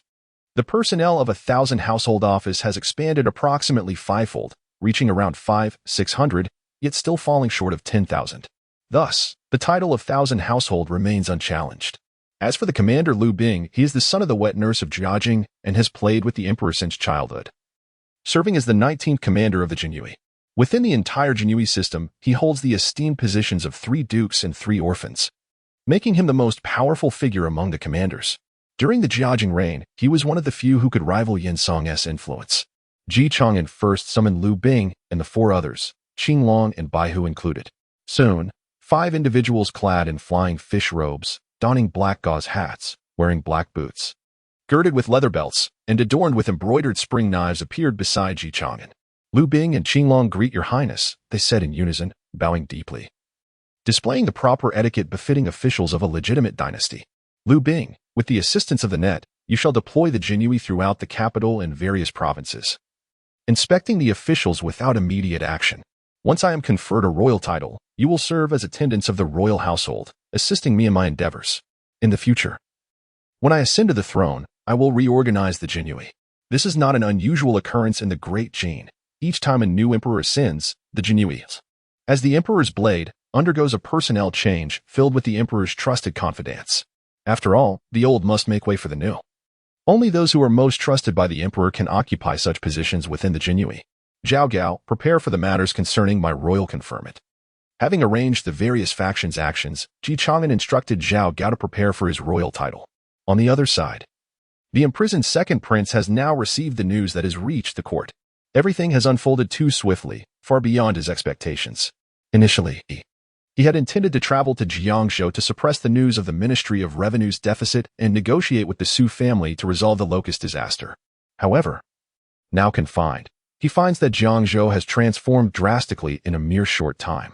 The Chang'an Merchants Association has been eradicated, and the majority of the rights to the inherited deficit have been seized by a force known as the Money Gang. The matter involving the Minister of Rights has come to light, although it has not directly implicated him. However, his close relationship with the Minister of Rights in the past would not have escaped the notice of the emperor. Moreover, the minister had previously supported him. More crucially, the sixth prince has successfully been conferred a title for his achievements in combating locust plagues. In a sense, Chang'an's elevation to nobility at this juncture likely indicates that the old man is paving the way for him. The opportunities for the other 3 princes, aside from the eldest, are significantly less favorable than those of the sixth. What of the eldest brother? The second prince, leisurely practicing his calligraphy, inquired seemingly nonchalantly. Observing his advisors, many of whom hailed from venerable families, he noted the prominent families of the Su, Chui, and Yang clans. The Su family of Jiangzhou has been annihilated, leaving the Chui and Yang families at the forefront. These noble families had previously hedged their bets, supporting both the second and eldest princes, for the ascension of either would not greatly affect their stature, as they already wielded immense power and wealth. However, the situation has shifted. The destruction of the Su family has served as a wake-up call. Chui Qinghe responded, shaking his head. According to our information, His Highness the King of Wei has not taken any further actions. Moreover, he seems quite pleased, preparing gifts for the sixth prince's elevation. The second prince scoffed, his face a mask of indignation. The eldest brother is truly ineffectual. The throne rightfully belongs to him. If he does not claim it, it should rightfully come to me. If he had acknowledged his birthright, he would have long been the crown prince. How could he squander such a splendid opportunity, opting for weakness instead of contesting for what is his? The bonds of brotherhood pale into insignificance before the throne. This realization infuriated the second prince. He had previously hoped that the eldest would not contest, as the eldest seemed to direct his challenges solely at him while allowing the sixth to ascend without opposition. Why the stark disparity among brothers? The second prince's agitation culminated in a sudden outburst as he ripped apart the calligraphy practice sheet before him. Fragments of rice paper swirling through the air.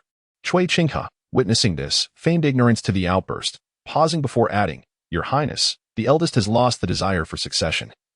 This may not be entirely unfavorable." Favorable? The sixth brother's ambition is soaring, and he is soon to be conferred a title. I have heard he is to address the Minister of Rights. How can that be deemed good? The second prince glared at Cui Chang'an, skepticism filling his gaze, demanding clarity.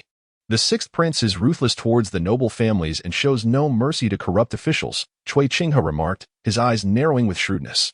Previously, the noble families were indecisive. And we, too, dared not commit fully.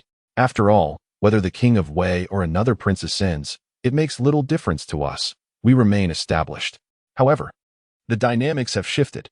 The noble families will not allow the sixth prince to ascend the throne, effectively consolidating all factions under Prince Fan. Furthermore, with the Minister of Rights detained, the political landscape is in turmoil. Many officials are likely dissatisfied with such developments. Even if the Prince of Qin were to establish a court, and although the emperor might wish to name him crown prince, it would depend on his capability.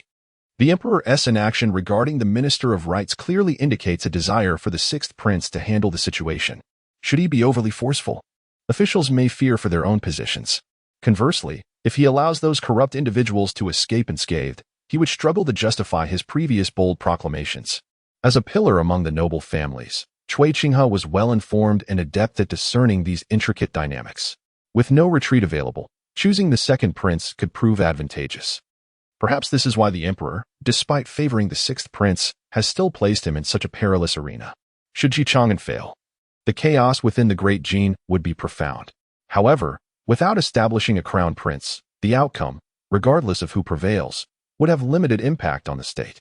Indeed, the second prince gradually calmed, recognizing the potential opportunities as articulated by Cui Chang'an. By the way, the ninth prince seems to have awakened from his injuries. It would be prudent to check on him. The bonds of brotherhood, whether genuine or feigned, are of paramount importance. Gratefully acknowledging Cui Chang'an's insight, the second prince inhaled deeply, understanding how he might maneuver towards victory. The sixth prince's obstinacy and the numerous factions he has offended raise questions about his ability to govern a diminished court. This, he realized, was his advantage. The emperor's favor held little weight. While many officials were corrupt, some possessed genuine talent. Should the sixth prince eliminate all opposition? From where would he recruit capable individuals to fill the court? Moreover, having antagonized both the families that supply talent and the established officials, he would effectively sever his own avenues for support. When will the sixth prince's conferment take place? The second prince inquired. In half a month, on an auspicious date. Cui Chang'an respectfully replied. Then let us await that day and observe how this Prince of Qin will confront those officials of the Ministry of Rights. The second prince's eyes glinted with a ruthless determination, his lips curling into a cold smile. The eastern sea of the Great Jin is divided into two segments. One lies near the central plains in Jiangzhou, while the other comprises numerous islands offshore. The Wuzhong Ring Islands, located beyond the eastern sea, are named for their concentric arrangement of 5 rings formed by countless islands. This region marks the outer limits of the Great Jin's territory, and historically, the central authorities maintained minimal oversight over these maritime domains. Had it not been for the necessity of resupplying and exchanging goods with the coastline, the Wuzhong Ring Islands might not even be acknowledged as part of the Great Jin.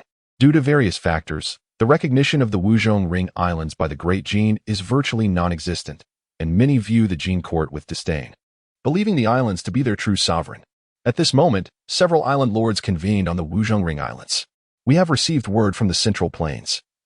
Wudong seems disinclined to align with the court, allowing us to seize control of the Central Plains martial arts community and gauge the Great Jin's response.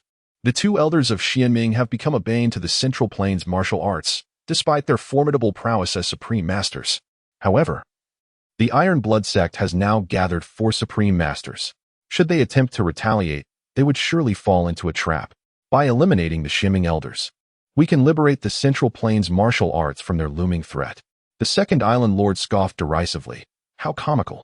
That 2 mere supreme masters can throw the Central Plains martial arts into disarray. As for Wudong, they are inconsequential if they harbor ulterior motives. Even a major martial arts faction can be extinguished. The Emperor of the Great Jin has established the town martial office and has conferred the position of its head. His 6th son, as the Prince of Qin, Currently, the Jinlu division is gradually encroaching upon the power once held by the Samen sect, indicating their unwillingness to negotiate a redistribution of dominion within the martial world. In 10 days, the coronation ceremony for the 6 princes will take place. I shall arrange for the masters from the Shashan Hall in the capital of Dajin to take action. It would be preferable if they could eliminate them. If that proves unfeasible, targeting a few officials would suffice to deliver a warning. However, the Emperor of Dajin possesses an astonishing resilience. He has yet to succumb to fate. We need not concern ourselves with him any longer. Having overexerted the power of the Dragon Vein, his days are numbered. Our focus should remain on the princes. That Chang'an, who annihilated the Su family, exhibits commendable audacity, yet regrettably, he stands as our adversary. My plan is to support a prince who lacks substantial opportunities to attain that position, instigating discord among them. Should chaos engulf the Dajin realm, we can seize the opportunity amidst the turmoil. However, this endeavor cannot rely solely on our fifth ring island. The other sanctuaries of the martial world, eager for a share of the spoils, must not remain hidden like timid turtles. Thus, the third island master of the fifth ring island proposed, I shall undertake a journey to the central martial realm. Should any unforeseen circumstances arise, it would be prudent to prepare for the court's desperate measures or potential disruptions from Wudong.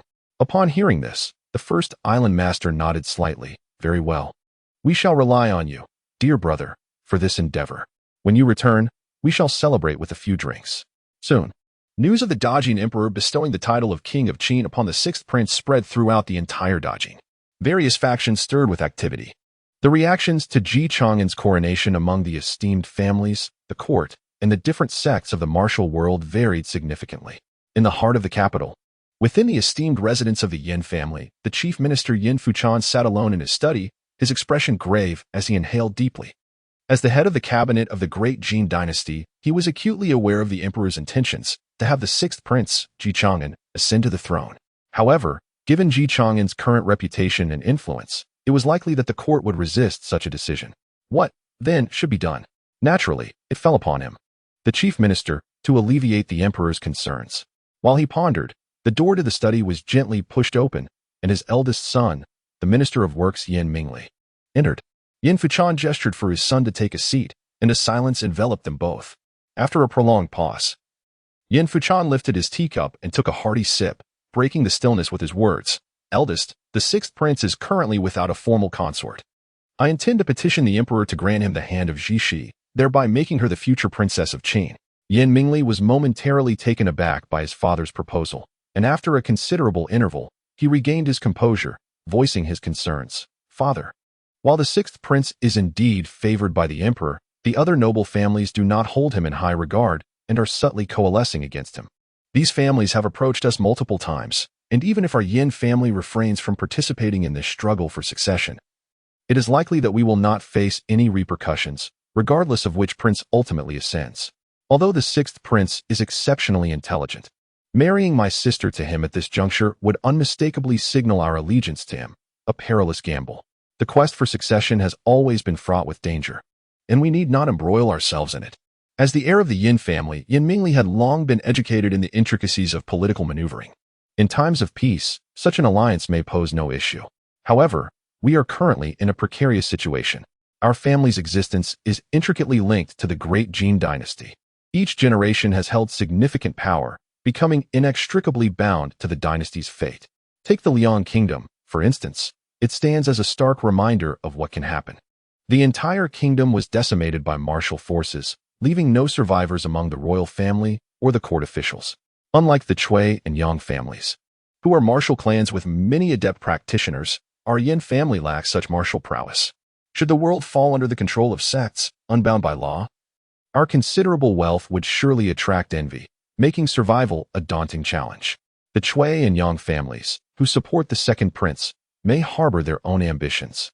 Though the second prince possesses some cleverness, can he truly suppress the Chui and Yang families in these tumultuous times? If they were to align with martial forces after consolidating power, the great Jin could find itself in dire straits. Furthermore, this is the emperor's desire, and as the chief minister, it is my duty to comply. We require a prince capable of leading the great Jin through this chaotic era. The sixth prince's capabilities, displayed both in the capital and Jiangzhou, have garnered respect from both myself and the emperor. Yin Fuchan perceived the broader implications. If the Cui and Yang families aided the second prince in his ascension, they could potentially betray the Great Jin for their own gain. Having already alienated various martial factions by establishing the Zhenwu division, the sixth prince would not face such fears. Yin Mingli, contemplating his father's perspective, appeared somewhat surprised and questioned, but what of the other court officials? Most are also dependent on the dynasty. If the second prince's ascension truly poses the risks you suggest, why would they oppose the sixth prince? Are they not concerned about the potential invasion of martial forces leading to their own demise? With a deep sigh, Yin Fuchan replied earnestly, humans are inherently short-sighted, fixated on immediate gains. There was once a city besieged by bandits, and the city guards implored the noble families for provisions and troops to mount a defense. Yet, the families, unwilling to sacrifice their own interests, refused. When the city fell, they were all annihilated, losing not only their wealth, but their very lives. This has always been the case. One must never underestimate an opponent, nor overestimate one's allies. Of course, I believe there are many wise ministers who will recognize the need to forego some personal interest to assist the sixth prince. This upcoming union must be approached with clarity. Yin Mingli, deep in thought, nodded slowly. Father, I understand. Since this is the emperor's command and your decision, I shall speak with my sister, who is strong-willed and likely to resist. I will endeavor to persuade her. Yet, he was acutely aware that within their esteemed family, marriages were frequently political tools, and the pursuit of personal happiness was a rare luxury. Half a month swiftly passed, and the day of Chang'an's coronation as prince had arrived. The streets of the capital were adorned with vibrant decorations, with crimson lanterns swaying gracefully in the breeze. The citizens engaged in hushed conversations, their discussions revolving around the grand ceremony for the sixth Prince Chang'an.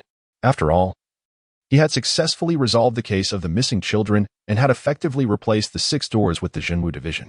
Consequently, public safety in the capital had notably improved, and the majority of the populace felt genuinely elated. In the enchanting Green Willow Mountain Villa, the warm, golden candlelight flickers gently. Chang'an finds himself compelled to rise early once more, standing silently before the bronze mirror, while his 4 handmaidens, Mei, Lan, Zhu, and Ju, swiftly assist him in arranging his garments. The golden-threaded embroidered dragon pattern coils elegantly upon him, enhancing Chang'an's noble demeanor. Your Highness, the time is nearly upon us, Zhao Gao murmurs respectfully.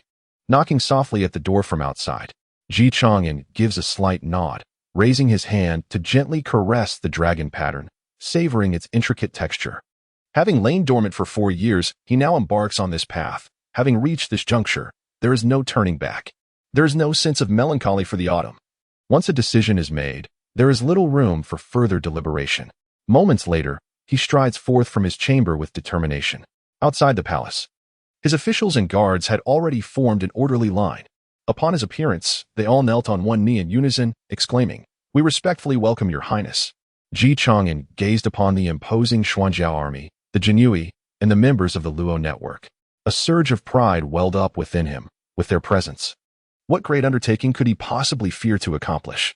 "Let us proceed to the palace," he commanded. Chang'an ascended the carriage, shielded by the Xuanjia army and Wei Qigong, accompanied by a grand entourage as they made their way toward the imperial palace. Along the route, the common folk lined the streets to greet them. From the upper floors, numerous young ladies could hardly contain their curiosity, discreetly drawing back the curtains to catch a glimpse of the soon-to-be crowned 6th prince's splendor. Meanwhile, a grand procession awaited outside the main gate of the palace. At the forefront stands the chief minister, Yin Fuchan, adorned in the crimson robes of a first-rank official. In his hand, he clutches a scepter meticulously crafted from fine bronze, the white yak-tail atop it swaying gently in the breeze. "Your Highness, the 6th prince, please dismount," Yin Fuchan calls out, raising his voice as he addresses Chang'an and his entourage. As Chang'an disembarked from the carriage, accompanied by several guards, Yin Fuchan swiftly approached and spoke in a harmonious tone. "Your Highness, today marks a momentous occasion. I extend my heartfelt congratulations to you. Please, allow me to escort you into the palace, where His Majesty and several esteemed princes await." Chang'an nodded slightly, acknowledging the intricate rituals of ancient coronation, and then proceeded into the grand hall alongside Yin Fuchan. The emperor of the Great Jin sat upon the dragon throne, with the dragon table at the center, where the imperial edicts and seals were meticulously arranged. The edicts, resting upon a foundation of silk brocade, were inscribed in gold powder, detailing the titles bestowed upon Ji Chang'an. The imperial seal, carved from exquisite mutton-fat jade, bore the inscription seal of the King of Qin. To the side stood several of his brothers, along with royal relatives from the House of Ancestry and Prince Gu from the Hulong Mountain Manor. Ji Chang'an glanced over and noticed the eldest prince smiling, while the second and fourth princes maintained impassive expressions, their thoughts a mystery, as did the other princes, whose faces reflected varied emotions. After the formalities were observed, Eunuch Hai called out in a sharp, elongated voice, "The auspicious hour has arrived." Instantly, the hall fell silent. Everyone knelt, and Prince Gu stepped forward, nodding respectfully towards the emperor of the Great Jin. He then raised the edict and proclaimed, "By the will of heaven, the emperor decrees, my sixth son, Ji Chang'an, is endowed with both virtue and talent, harboring a heart for the realm. His distinguished achievements in managing locust plagues have rescued the common people from peril. Therefore, I hereby confer upon him the title of King of Qin, hoping he will safeguard the territory and its people, dedicating himself wholeheartedly to the prosperity of our Great Jin." Ji Chang'an once again bowed in gratitude. Subsequently, the minister of the court took the ceremonial scroll and seal from Prince Gu, cradling them with both hands, bowing his head as he presented them to Ji Chang'an, saying, "Your Highness, please accept this treasured scroll." Ji Chang'an received it steadily and then proclaimed, "I am grateful for your Majesty's grace. Long live the Emperor! Long live the Emperor! Long live the Emperor for eternity!" Witnessing this, the assembly echoed in jubilant unison, "Long live the Emperor! Long live the Emperor! Long live the Emperor for eternity! May the King of Qin live for 1,000 years." Following this, Ji Chang'an was officially proclaimed the King of Qin. The entire enthronement ceremony was exceedingly intricate. After the bestowal, Ji Chang'an was required to proceed to the ancestral temple to pay homage to the ancestors of the late emperor. Subsequently, he would establish his court at the Qin Wangfu, hosting a grand banquet. As for the Qin Wangfu, it was certainly a gift from the Emperor of Jin. Situated within the capital, not far from the royal palace, equipped with all necessary amenities, Jiang Chang'an had long since dispatched individuals to take charge of the Qin Wangfu. Within the grand hall of the Qin Wangfu, the ambience was resplendent, adorned with intricately carved beams and painted rafters. The air was suffused with the enticing aromas of exquisite delicacies and the robust scent of fine wine. Virtually all the high-ranking officials of the Great Jin had gathered, with the exception of the emperor, who was unable to attend due to health issues. The other princes and numerous officials came to extend their congratulations, compelled to do so regardless of their personal inclinations. Gifts had accumulated to the point of resembling a mountain within the Qin Wangfu. "Your Highness, your governance over the locust plague has truly been a blessing for the common folk of our Great Jin. Now that you have been conferred the title of prince, you shall undoubtedly assist His Majesty in leading our Great Jin towards prosperity and enduring glory for generations to come," one official proclaimed, cradling his wine cup with both hands, his eyes gleaming with flattery.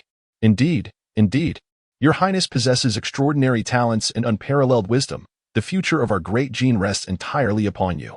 Another swiftly chimed in, bowing even lower. However, such displays were merely superficial. Their true intentions remained elusive. Familiar faces often concealed treacherous hearts. Yet, Jiang Chang'an harbored no concerns. If these individuals were untrustworthy, he could simply replace them with those who were reliable, while others might be constrained by a lack of talent and forced to endure such sycophants. He had far superior alternatives at his disposal. After the fourth prince toasted to Ji Chang'an, he secluded himself, indulging in solitary drinking. The second prince seemed to sense something amiss and strolled over to his side, drawing close. "Old Sixth is indeed fortunate," he remarked, taking a swig of his drink and shaking his head at the sight of Old Sixth surrounded by officials. The second prince remained noncommittal but noted the fourth prince's demeanor and said, "Indeed, when you both managed the locust plague, the merits should have been equal. Who would have thought the emperor would show such favoritism, leading to such a disparity? Alas, this is father's decision. As sons, we must accept it," the fourth prince replied, shaking his head. Though his words suggested resignation, they belied an underlying discontent. He now comprehended that his prospects for ascending the throne were dim. Even with the support of the demonic sect, his chances were slim. If he wished to succeed, he would have to employ cunning strategies, perhaps inciting a fierce rivalry between the second and sixth princes, leaving him an opportunity to emerge victorious. Thus, he deliberately expressed jealousy towards Ji Chang'an, hoping to attract the second prince's favor. "How about we visit our elder brother's residence to sober up?" the second prince suggested, discerning the fourth prince's dissatisfaction. They exchanged knowing smiles, clinking their glasses, as if all their unspoken sentiments were enveloped in the wine. As Ji Chang'an surveyed the jubilant celebration and listened to the reports from the net, he realized that it was time for action. If these individuals were unafraid of death, it would conveniently coincide with his ascension to kingship. Without bloodshed to cleanse the scene, what could it truly signify? Soon, a commotion erupted around the Qin Wangfu. "There's a flood! There's a flood!" Cries of alarm echoed from outside as flames engulfed the surrounding structures, plunging the area into chaos. Hundreds of assassins, disguised as passers-by, charged towards the Qin Wangfu like ravenous wolves, engaging in fierce combat with the guards of the net and the Xuanjia army. However, they stood no chance against the formidable defenses of the net and the elite troops. Moreover, this was the moment of Ji Chang'an's coronation. The net had meticulously surveilled the area, allowing these intruders entry solely because they wished for it. Yet, the turmoil still seeped into the inner sanctum of the estate. In an instant, the air within the Qin Wangfu was filled with cries for help, creating a cacophony of panic. In a world governed by martial prowess, numerous officials had brought their attendants as guards to avert unforeseen calamities. Consequently, many officials and their entourage found themselves in a state of utter disarray, fleeing like headless flies. Amidst the chaos, some attempted desperately to push through toward Ji Chang'an's location. All of this was precisely as the assassins had calculated. They understood that a direct assassination of Ji Chang'an was nearly an impossibility, given the plethora of skilled protectors surrounding him. Furthermore, at this moment, it was likely that not only the guards of the Qin Wangfu but also the hidden protectors of the great Jin Emperor were shielding him. These guardians would never abandon Ji Chang'an's side. This was information they had long since discerned. Thus, the efficacy of a surprise attack paled in comparison to inciting chaos. With so many high-ranking officials present, instigating turmoil would inevitably cause the guards to hesitate, allowing their assassins to draw nearer to their target. The second prince and the fourth prince, upon witnessing this scene, immediately grasped the gravity of the situation. Their expressions shifted dramatically as they hurriedly retreated from the tumultuous crowd, shielded by their respective guards. They exchanged a knowing glance, choosing silence and ensuring that their protectors remained steadfastly by their sides. At that moment, a deputy of the Killing God Temple, orchestrating the assassination, skillfully disguised himself as a servant under the guidance of several officials and successfully infiltrated the banquet. Everything seemed to be under their control. He approached the banquet table with an air of nonchalance and seized a priceless porcelain cup, shattering it violently on the ground. The resounding crash served as a signal. The first wave of hidden assassins sprang into action, targeting not Ji Chang'an, but rather the officials. Once blood was drawn, chaos would ensue, allowing the second wave of assassins to strike. However, the disguised assassins were swiftly targeted by members of the web, concealed within the crowd.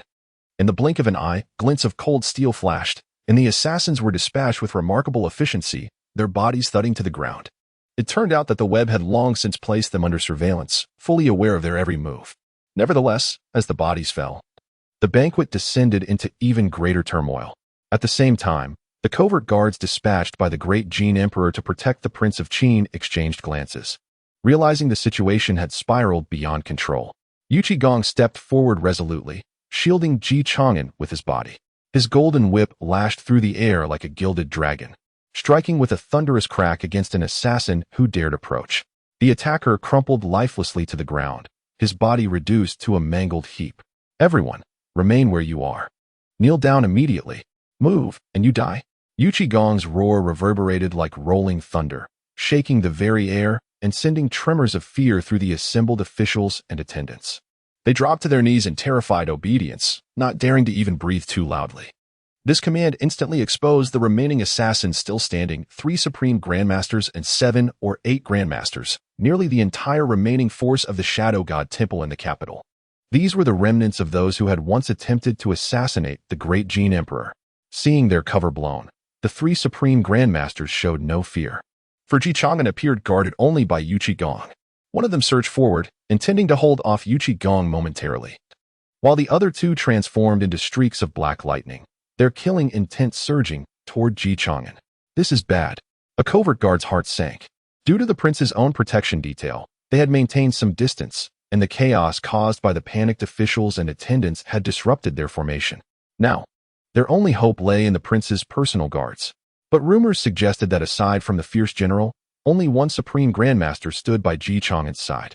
Against the onslaught of the Shadow God Temple, the odds seemed dire. The vice master of the Shashan Hall did not take action this time. Instead, he crouched among the crowd, meticulously observing his surroundings. Should success be within reach, it would indeed be ideal. However, if failure were to ensue, he would unleash all of his inner energy, ruthlessly eliminating any officials before him. Once they had joined the Shashan Hall, their lives were no longer their own. Their singular purpose was to cleanse the martial world of its impurities. This was the only means by which these forsaken disciples could repay their sect. Be cautious, sixth brother. Flee at once. The crown prince, realizing the urgency of the situation, called out in a voice filled with desperation. Upon witnessing the formidable strike infused with true intent, Ji Chang'an shook his head and sighed softly. Zhao Gao, eliminate them all. They are all from the Shashan Hall, and there is no need to spare any. These individuals from the Shashan Hall were linked only by a single thread. Thus, they were oblivious to any further intelligence, a fact uncovered by the web that had been monitoring them for several days. As you command, Your Highness, Zhao Gao replied. Instantly springing into action, a dense web of true intent spread throughout the entire Qin Wangfu at a terrifying speed, resembling a spider's web. Not only the assassins, but also the officials present, attendants, and even the skilled warriors among the hidden guards distinctly felt an invisible force of confinement. It was as if their bodies, inner energy, and souls were ensnared within an enormous black spider's web. Any slight movement would provoke the terrifying presence lurking within the shadows of the web.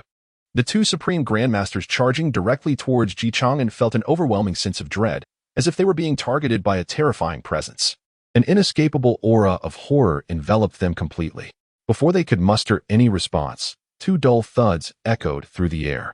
Their bodies unexpectedly erupted, transforming into two clouds of crimson mist, with blood and flesh splattering forth, instantly staining the ground of the Qin Wangfu in a brilliant red. Surrounding Ji Chang'an, there existed a formidable barrier of energy that repelled these flesh and blood entities. The individual who battled with Wei Qigong was momentarily halted in his actions due to the profound influence of Zhao Gao's true intentions, leaving him stunned in place. He was swiftly dispatched by a single strike from Wei Qigong's golden whip. The other assassins did not escape Zhao Gao's wrath. Instead, the remaining members of the web brandished their knives with deadly precision, their blades glinting coldly as they exterminated every assassin of the Death God Hall. Subsequently, they expeditiously began to clear away the bodies and mop up the blood staining the ground, their practiced movements invoking an unsettling chill. All present were left dumbfounded, momentarily at a loss for words. The earthly immortal had made his move. Within the residence of Ji Chang'an, there existed such a being.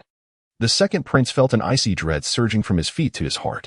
Even if the Chui and Yang families might have ancestors who were earthly immortals, that was merely a possibility. Moreover, even if such a being existed, they would surely be their forebears, not likely to serve as protectors. What kind of power did Ji Chang'an truly wield? The fourth prince was further weighed down by the overwhelming aura of authenticity, struggling to breathe as his heart trembled. He recognized the figure beside Ji Chang'an who had acted. It was none other than Ji Chang'an's steward, initially believed to be a supreme grandmaster. Yet, no one had anticipated that he was, in fact, an earthly immortal. During the assassination attempt at the Drunken Flower Pavilion, this individual had unmistakably been a supreme grandmaster. Had he truly broken through to the realm of earthly immortals in such a brief span of time? Even with his status as the holy son of the divine sect and his activation of divine blood, he would likely find himself reduced to mere survival. The Lord of the Hall of Slaughter, who had been crouching on the ground, originally intended to execute the third step of his plan, triggering a self-detonation of true intent to eliminate as many officials of the Great Jin as possible, thereby causing a significant disturbance. After all, with four supreme grandmasters in action, they could not possibly achieve nothing. However, he soon realized that Zhao Gao stood before him. Even the self-detonation of his internal energy or true intent was rendered impossible. Under the overwhelming presence of Zhao Gao's true intent, any attempt to summon internal energy would be detected. Zhao Gao regarded him coldly, extending his hand to gently grasp his neck. A surge of formidable true intent coursed through Zhao Gao's fingers, flooding into the Lord's mind like a relentless tide. With a resounding crack, the Lord's head exploded instantaneously. Red and white matter splattering everywhere. He was utterly and irrevocably dead. Witnessing this scene, Chang'an addressed the assembled ministers below, proclaiming, "Fear not, my lords. They are merely remnants of the Hall of Slaughter." Yet, their ability to infiltrate the royal palace suggests they had assistance from certain officials. Thus, do not blame me for being unyielding. With that, Chang'an turned to others with a slight smile, stating, "Let us continue the banquet. It is but a minor interlude. Come, allow me to raise a toast to the prosperity and flourishing of Great Jin." The court officials, momentarily stunned, were taken aback by Chang'an's display of power. They quickly stood up, frantically searching for their cups, as if nothing had transpired. Observing this, the hidden guards breathed a sigh of relief, grateful that His Highness the Qin King was unharmed. Nonetheless, the involvement of the land deity necessitated a report to the emperor. The banquet, having taken a troubling turn, left the majority of the attendees in a state of disarray. Aside from the dozen or so officials who had brought the assassin, the remaining dignitaries swiftly excused themselves. As for the fourth and second princes, their initial joy stemming from a potential collaboration swiftly dissipated, plunging them into despondency. They too refrained from exchanging any pleasantries and departed without delay. The crown prince let out a sigh of relief and quickly remarked, "I did not expect that my sixth brother could actually recruit a terrestrial deity. Indeed, my sixth brother is far more suited for this position than I am. My achievements are merely the result of luck. The assassination orchestrated by the demonic temple likely targets our Jin royal family. Although they have failed this time, my elder brother should remain vigilant. These individuals possess great audacity and are utterly reckless. It seems that several officials have also been bribed." At this juncture, Chang'an cast a glance at the dozen or so officials who had brought the assassins in. The crown prince, observing this, sighed deeply. The officials, recognizing the crown prince's benevolence, hurriedly spoke, "Your Highness, we truly had no inkling of their intent to assassinate.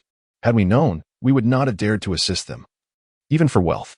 They merely offered us some money, expressing a desire to meet influential figures at this banquet, which is why we brought them in. We implore your Highness for forgiveness and hope you can intercede on our behalf with the Qin prince." The crown prince hesitated, seeing the tearful expressions of his officials. Reflecting on their past service, he felt a pang of compassion and nearly spoke up. However, he was interrupted by Chang'an, who said, "Elder brother, allow me to handle this matter. Each person has their own method of addressing issues." With a sigh, the crown prince nodded in acquiescence and refrained from pleading further, departing under the escort of his shadow guards.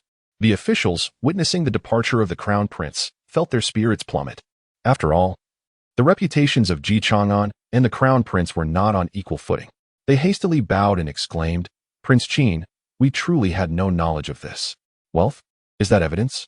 Chang'an accepted the intelligence presented by the startled envoy, stating, "This is proof of your collusion with the Su family. However, I did not include your names on the list I submitted. The demonic temple obtained this evidence and threatened you to admit them. Moreover, you likely wish for my demise. Otherwise, in a few days, I shall commence investigations into your cases." The officials widened their eyes, seemingly perplexed as to how Chang'an was aware of such matters. If he knew, why were they not included in the list?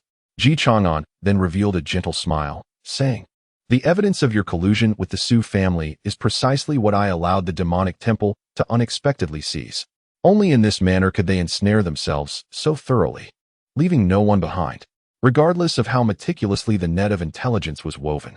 Uncovering the entirety of the assassin organization within the demonic temple would require a considerable amount of time. Thus, Chang'an opted to lure the enemy deeper, leaving behind evidence against these dozen officials, granting the demonic temple a way into the Qin prince's estate.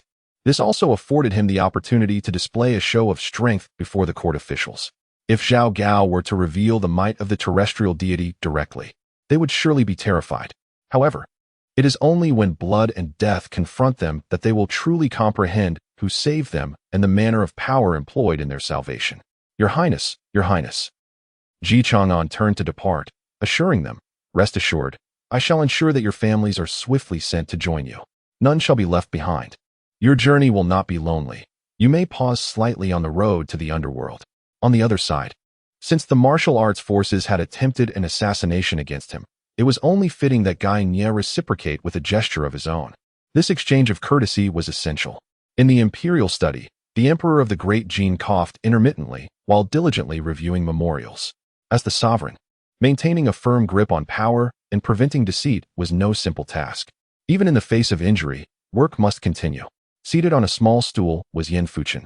Sitting upright, Yin Fuchen had not attended the recent banquet, as he intended to discuss the matter of the Prince of Qin's consort with the Emperor. Naturally, the Great Jin Emperor could not refuse this request. In fact, had Yin Fuchen not mentioned it, the Emperor might have proposed it himself. The Yin family wielded considerable influence in the court, and aligning with them would significantly aid Chang'an. Thus, the Emperor's mood brightened. That girl Ji. I have seen her a few times. She is clever, wise, and quite endearing. Moreover, she has known Chang'an since childhood, and their relationship is quite close. Very well, I shall permit this. We will select an auspicious day for the imperial decree to bestow the marriage. Your Majesty is wise. Thank you for your gracious favor. Yin Fuchen promptly rose, respectfully bowing. I shall begin preparations immediately. After Yin Fuchen departed, the Great Jin Emperor picked up a cup filled with herbal medicine prescribed by Hua Tuo, furrowing his brow as he drank it down in one gulp. The bitter taste exploded in his mouth, yet he could only accept it with resignation. At that moment, Eunuch Hai hurriedly entered, standing beside the Emperor and whispering, Your Majesty. Urgent news. His Highness the Prince of Qin was attacked by a mysterious assailant during the royal banquet, likely linked to the Hall of Killing Gods. However, there happened to be a celestial guardian in the prince's residence who intervened, preventing any significant chaos. An assassination? A celestial guardian? The Great Jin Emperor, initially half-dazed from the medicine, suddenly opened his eyes wide in disbelief. It was no surprise that an assassination attempt had been anticipated. Many were unwilling to see Chang'an ascend to power. This sentiment was shared by other princes, court officials, and martial arts experts alike. For Chang'an had offended far too many, making an assassination quite plausible. However, the emergence of a celestial guardian astonished the emperor. In the entirety of Great Jin, celestial guardians certainly existed, and not just one. They were either military generals, revered elders, or esteemed ancestors of the royal family. Even his own secret guards, while celestial guardians, had merely broken through special means, lacking the true strength of their kind. Thus, the fact that the sixth prince had recruited a celestial guardian left the Great Jin Emperor astounded. Quickly ascertain the background of this celestial guardian. The emperor, having regained his composure after a moment of shock, inquired urgently. Eunuch Hai promptly responded, It is the steward beside His Highness the Prince of Qin, who previously intervened at the Drunken Flower Pavilion. He has likely recently achieved this breakthrough. A steward? Recently achieved? The Great Jin Emperor paused, finally recalling that the sixth prince indeed had a rather cold-looking steward. At this thought, the emperor scrutinized his chief eunuch, Eunuch Hai, and suddenly chuckled, Hai Jing. You are also my steward. When might you achieve a breakthrough to become a celestial guardian and bring me joy? How can my steward be outshone by the Prince of Qin? The Great Jin Emperor could only jest in the presence of Eunuch Hai. As emperor, even ministers and sons dared not reveal their thoughts. Your Majesty, you flatter me. I am unworthy of such fortune, Eunuch Hai replied, somewhat speechless, adding logs to the fire while expressing his thoughts. His talents were indeed exceptional among eunuchs, which was why he held the position of chief eunuch. However, achieving the status of a celestial guardian was still a distant goal for him. I never imagined that the sixth prince would be more resourceful than my own guards. The Great Jin Emperor, listening to Eunuch Hai's response, felt a mixture of joy and envy. Now, tell me in detail what transpired at the Prince of Qin's residence. Spare no detail. Yes, for Supreme Grandmasters from the Hall of Killing Gods were dispatched to assassinate him. They colluded with certain officials who led them into the banquet. Ultimately, that celestial guardian intervened and subdued the Grandmasters. Indeed, this time, the sixth prince's actions may well change many minds. The Great Jin Emperor nodded in satisfaction. I shall draft a decree to appoint the Prince of Qin as the supervising censor, tasked with investigating the examination malpractices and corruption. Eunuch Hai quickly presented the ink and brush. In the Iron Blood sect, although it is a martial arts faction, it is not situated on a mountain, but rather within a fortress constructed by themselves. At this moment, the Grand Hall of the city has gathered 4 Supreme Grandmasters. Aside from the sect leader of the Iron Blood sect, there are 2 elders from the 5-ring Heavy Island, known as the 5th Elder and the 7th Elder, along with a martial arts ally sought by the Iron Blood sect. In the rankings of the Great Jin realm, the Iron Blood sect holds the 14th position. while the invited martial arts ally ranks 21st. The two elders from the five-ring heavy island, however, do not appear in these rankings. Nevertheless, as supreme grandmasters hailing from a sacred place of martial arts, they possess guidance akin to that of earthly immortals, undoubtedly enhancing their combat prowess and comprehension of true intent. Despite being of the same rank, the leader of the Iron Blood sect treats these two powerful figures from the martial arts sanctuary with considerable respect. Firstly, he has matters to request of them, thus he cannot afford to be negligent.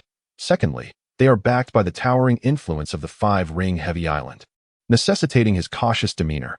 The two elder figures, the Xianming elders, vanished after extinguishing the Sunfire sect, causing considerable distress. Now, I suspect that all of this is a conspiracy orchestrated by the court, aimed at allowing the Zhenwu division to gain control over the martial arts of the Central Plains. Thus, I specially invited the three of you to jointly eradicate these two martial arts villains, the court's hounds. Whether or not they are affiliated with the court has become inconsequential, since the leader of the Iron Blood sect seeks to submit. The Xianming elders must now be regarded as agents of the court. This conveniently provides a pretext for the five-ring heavy island to intervene in the martial arts of the Central Plains. There is no need for concern. They are merely two obscure individuals. They likely remain unaware of our presence, since they dared to annihilate the Sunfire sect. The Iron Blood sect must surely be their next target. We shall wait here briefly, and they will surely come to us. The fifth elder, with an expression of indifference, does not regard the Xianming elders as a threat. In his view, the fact that these two individuals can disrupt the Central Plains martial arts indicates their abilities are woefully inadequate. Elders, there is one more matter to report, he continues. The smaller sects, escort agencies, and families that initially sought our alliance have either turned to Wudong or the court. Due to the situation with the Xianming elders, we have had to seal our mountain and cannot provide many resources. Moreover, with that Wudong master present, we dare not entertain any other ideas. Nor can we afford to be enemies with Wudong. Their relentless suppression of our ancillary businesses has caused us significant losses. Do not worry. There are other earthly immortals besides the Wudong. The two representatives of the five-ring heavy island replied confidently, without elaborating to the leader of the Iron Blood sect. They have already received word that the third island master is en route to the Central Plains. The castle of the Iron Blood sect, forged from fine steel, was cleaved by a single sword, crashing to the ground and stirring up clouds of dust. Gainia, clad in white, moved like the wind, wielding the sword Yuanhong. Its scabbard remaining undrawn, yet the air around him was thick with sword energy. He stepped through the shattered gates, advancing into the fortress. Who goes there? The guards of the Iron Blood sect called out. This is the Iron Blood sect. If you have come to the wrong place, please leave at once. Seeing this scene, the guards instinctively took a few steps back, realizing that a single sword had cleaved through such a hefty door. The person before them was likely a master. If not a grandmaster, certainly beyond their capacity to confront. Quick, go find the sect leader. The head guard commanded urgently to a nearby disciple. Gainia, with an expression of indifference, seemed to disregard the inquiry. He merely raised a hand, summoning a surge of formidable energy, and continued onward into the fortress. The guards exchanged glances, understanding that this individual was seeking trouble, yet they had no escape. Fleeing would only lead to their demise. In an instant, they drew their blades, and a flurry of strikes ensued, the air alive with the clash of steel, the glint of cold light aimed at Gainia. He shook his head. The sword energy danced around him. He had no desire to kill, yet he would not hesitate to do so when necessary. The disciples of the Iron Blood sect, who aided in wicked deeds, did not deserve to survive.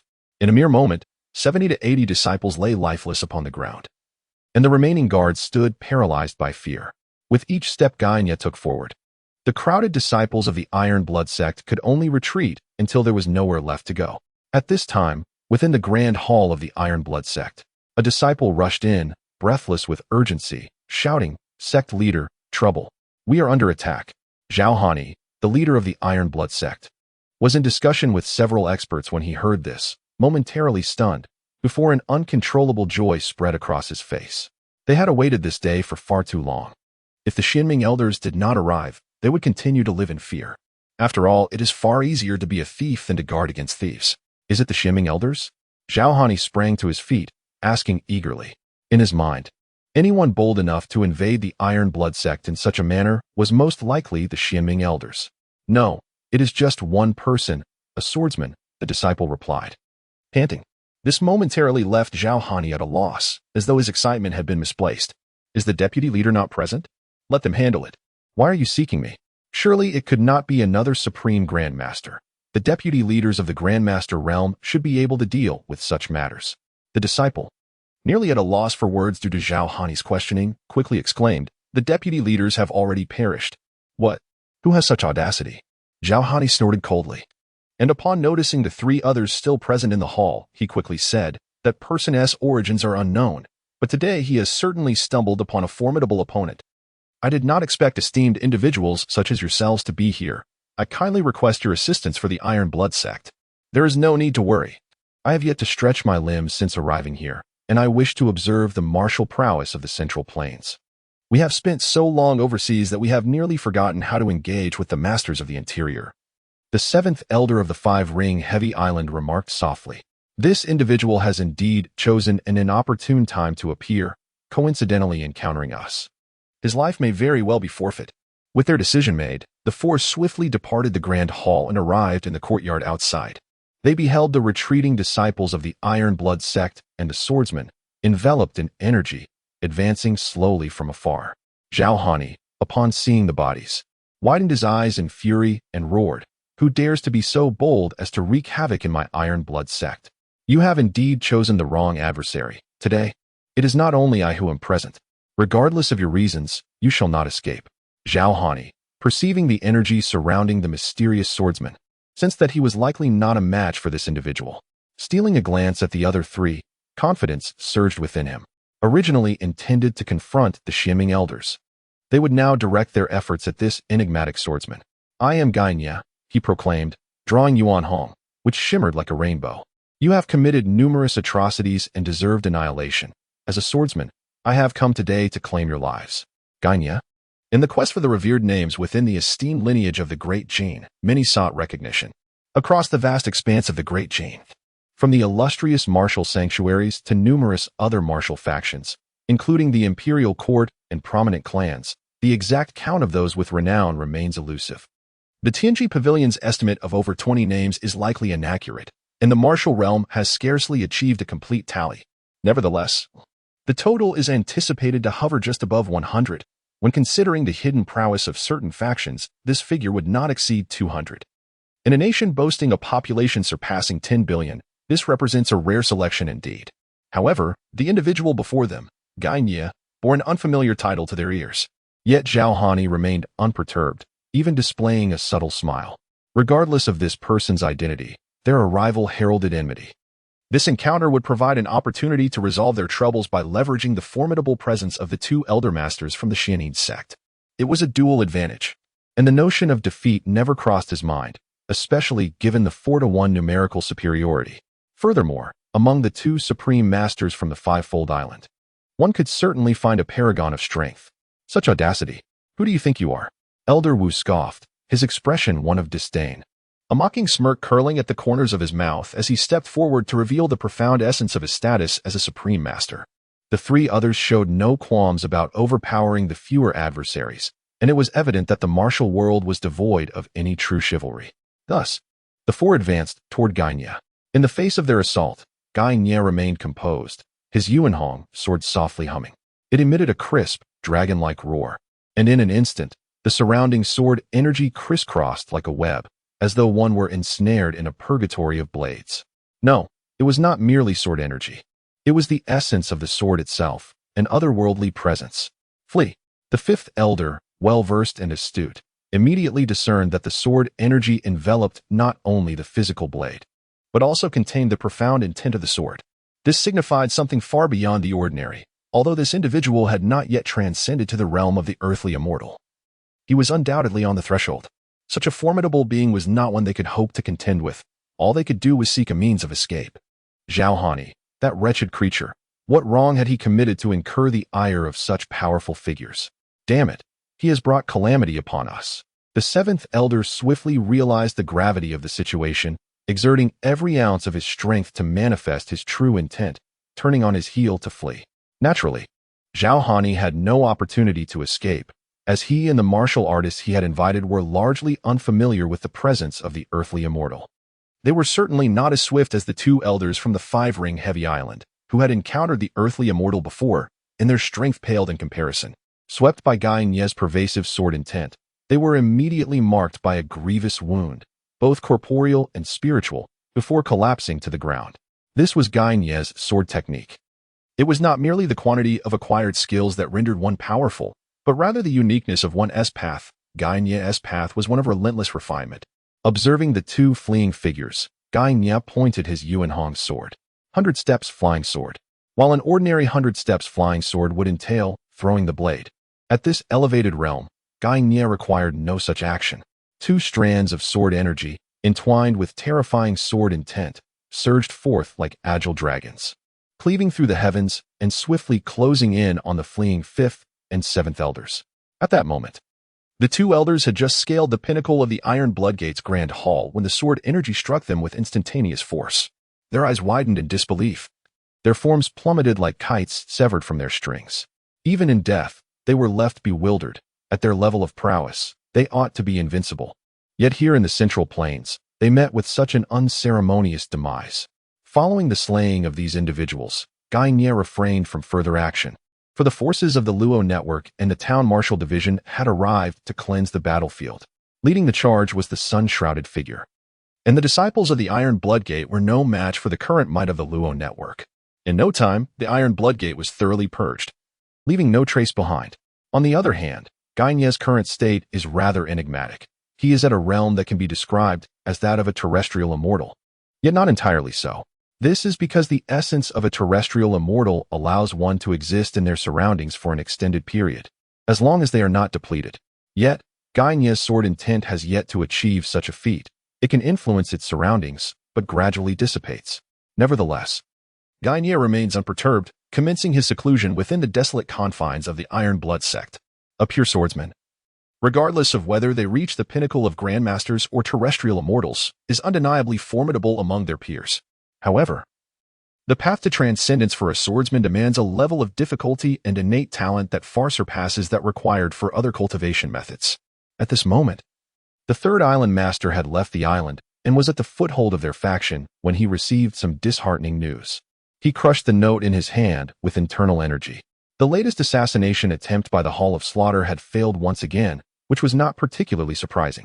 The Hall of Slaughter might possess the highest failure rate among the three major assassin organizations in the world. After all, they never accepted external contracts, serving only the major sects of the martial world, targeting individuals who posed a significant threat to these sections. These targets were often the heads of prestigious families, high-ranking officials, or even emperors and princes, making a high failure rate quite understandable. However, the presence of a terrestrial immortal as a bodyguard for Prince Qin posed a considerable challenge for them. Despite the Hall of Slaughter having the support of sacred grounds, it was rare for terrestrial immortals to join assassin organizations. Previously, during an attempt on the life of the Emperor of Jin, they had already lost one terrestrial immortal. It would be unacceptable to suffer another loss in Jin. Alas, such matters would be left to their deliberation. The ambition to overthrow the court and restore order was no simple endeavor. Suddenly, he recalled something and summoned a disciple accompanying him, asking, "Has there been any news from the Iron Blood sect?" The third island master, "There has been no news. The Jinwu division has sealed off the area around the Iron Blood sect, making it exceedingly difficult for our men to gather intelligence." Sealed? Upon hearing this, the third island master understood that something was amiss with the Iron Blood sect. Otherwise, with the might of four supreme grandmasters, they should be able to operate freely unless hindered by a terrestrial immortal. Such a situation could only arise if the Iron Blood sect had encountered trouble. "I will go personally. You need not accompany me," he decided, realizing that traveling by horse was far too slow. He could traverse the distance with greater swiftness using his lightness skill. While supreme grandmasters might experience fatigue from prolonged travel, the same concern did not apply to terrestrial immortals. With that, the third island master vanished in an instant, hastening towards the Central Plains. In the Grand Prince's study, Liao Jian observed the prince as he attended to his documents. It seemed he wished to voice something, but after a considerable pause, he finally spoke. "Your Highness, Prince Qin has already been conferred the title of king. His influence may soon eclipse that of Prince Fan, and we ought to." Before he could finish, The prince's gaze fixed upon Liao Jian, instilling a sense of trepidation in him. However, the prince's long-standing benevolence emboldened Liao Jian to muster his final courage, saying, "Your Highness, as the legitimate eldest son, this position rightfully belongs to you. There is no need for you to relinquish it to anyone else. Ascending to the throne is the best choice for Dejin. Only you can unify the hearts of the people and potentially reunite the six kingdoms, restoring the glory of the Tianzhou dynasty." Hearing this, the prince shook his head, not reproaching Liao Jian. "The sixth brother may achieve greater success than I. I am not suited to be emperor. Yet, aiding Dejin does not necessitate ascending the throne." Liao Jian felt a twinge of dissatisfaction, for as the Grand Prince's advisor, despite holding a modest rank as a fifth-rank Hanlon scholar, he was not regarded highly among court officials. Should the Grand Prince become emperor, Liao Jian's fortunes would soar. The Grand Prince had a significant chance of ascending the throne, which meant Liao Jian was already half a step into the realm of power. If the Grand Prince chose to forfeit this opportunity, it would mean relinquishing Liao Jian's aspirations for advancement, which he found hard to accept. If the sixth brother becomes emperor, I shall recommend you to him. With your talents, I am certain you will not go unrecognized, having been a prince for many years. The Grand Prince was not oblivious to Liao Jian's thoughts. He understood Liao Jian's ambitions, yet with a better choice before him, he was reluctant to contend, leading him to speak such words. Liao Jian took a deep breath, resigned to his fate. "Thank you, Your Highness." After being conferred the title of King, Chang'an, following the edict of the Dejin Emperor, led the three Confucian scholars to the palace, making his way directly to the imperial study. Recently, Chang'an had attributed the credit for managing the locust plague to them, and coupled with their esteemed scholarly status, they had gained significant renown in the capital. Upon entering the imperial study, Chang'an performed the customary bow, respectfully stating, "I pay my respects to Father Emperor." He then turned to introduce Father Emperor. "This is Zhang Liang, who provided excellent strategies during the locust disaster in Jiang'o, along with his two senior brothers, Fu Nian and Yin Lu." The three scholars also bowed respectfully to the Dejin Emperor, maintaining a well-ordered demeanor. After all, for most Confucians, persuading the emperor was the most expedient way to implement their theories. "Please, rise," the Dejin Emperor said with a warm smile. "You shall be rewarded richly for your assistance in resolving the Jiang'o locust crisis." He then turned his gaze to Chang'an, teasingly adding, "Look, our Prince Qin is now well known, attracting talents from all corners. First Zhao Gao, then Zhuge Zhenghua, and now these three virtuous scholars." Chang'an found himself at a loss for words in response to the emperor's sardonic tone. What was this old man doing? Was he envious or feeling bitter? Maintaining a composed facade, Chang'an pondered for a moment before replying, "Father Emperor, the arrival of these talented individuals is primarily due to your and the late emperor's benevolence." "Oh, is that so?" The Dejin Emperor was intrigued by Chang'an's statement. Chang'an elaborated, "From what I understand, they are all remnants of the Tianzhou dynasty. In the past, during the conflict with the Immortal sect, the Tianzhou royal family was tragically annihilated, leaving only us, the royal bloodline, scattered across the land. However, they could not accept each other and establish their own nations. After both the Immortal sect and the dynasty were destroyed, the martial arts sects merely inherited some remnants of the Immortal sect. Now, as the world approaches a critical juncture, this fragile balance is unlikely to endure. The future will either witness the revival of the imperial grandeur or the rise of sectarian dominance. These remnants of Tianzhou yearn to restore the Tianzhou dynasty, naturally seeking us, the royal bloodlines. Among the seven kingdoms, Dejin stands as the most powerful and clear-minded in terms of national strength, public sentiment, military prowess, and its treatment of the martial world. Thus, they have chosen Dejin, hoping to leverage its strength to revive the glory of Tianzhou. As for why they have all rallied to me, it is merely due to my fortunate encounter with Zhao Gao, who then recommended me to the other remnants. Hence, without your majesty and the late emperor's efforts in establishing Dejin, I would not have had such an opportunity." This reasoning was a product of Chang'an's careful consideration. With the sudden emergence of so many powerful individuals, it was prudent to preemptively address any suspicions the Dejin emperor might harbor regarding foreign interference or other conspiracies. Although the likelihood of foreign forces sending such formidable beings as spies was slim, Chang'an chose to offer a plausible explanation to allay the emperor's concerns, trusting that a discerning mind would fill in any gaps. "Oh, I see." The Dejin emperor's face lit up with understanding. "Indeed. Only the former Tianzhou could attract so many strong individuals, even compelling land-bound immortals to serve as stewards. Hearing this, Eunuch Hai was somewhat speechless. Was His Majesty implying that he wished to surpass the land-bound immortals? Was the role of a steward truly that significant? Although the Djinn Emperor still held some reservations. Zhao Gao had not exhibited any unusual behavior since his breakthrough, nor had he undertaken any actions detrimental to Djinn. Moreover, Chang'an, being of royal blood with a unique soul, could not be easily manipulated by others. Given that Chang'an frequently met with the emperor privately, he was unlikely to be threatened into silence. Eliminating these factors, the possibility that the sixth brother had encountered some opportunity remained quite high. Observing the Djinn Emperor lost in thought, Chang'an decided to stoke the flames further. This esteemed scholar master is also a powerful land-bound immortal. Should an urgent situation arise, he will certainly lend his assistance. Excellent. Upon hearing this, the Djinn Emperor was nearly convinced by Chang'an's assertions. Another land-bound immortal. No one would jest about the presence of such formidable beings. Excitement surged within the Djinn Emperor, invigorating his previously injured body, to the point where he felt an urge to immediately abdicate the throne in favor of Chang'an. Faced with the vision of unifying the realm, annihilating the martial world, and restoring the glory of the Tianzhou dynasty, how could he, a remnant of the Tianzhou royal bloodline, remain unmoved? Not only would he endure his son as emperor, but he would also willingly assume the role of a retired sovereign, even if it meant his immediate demise. He would not hesitate to take action. The dream of unifying the six kingdoms was the ultimate aspiration of the remnants of the Tianzhou dynasty following its downfall. While some nations among the seven kingdoms had succumbed to decay, Djinn would forever remember this vision, ensuring that every emperor in each generation toiled diligently towards this goal. From what I understand, there are still numerous remnants of Tianzhou deliberating on whether to pledge their allegiance to me.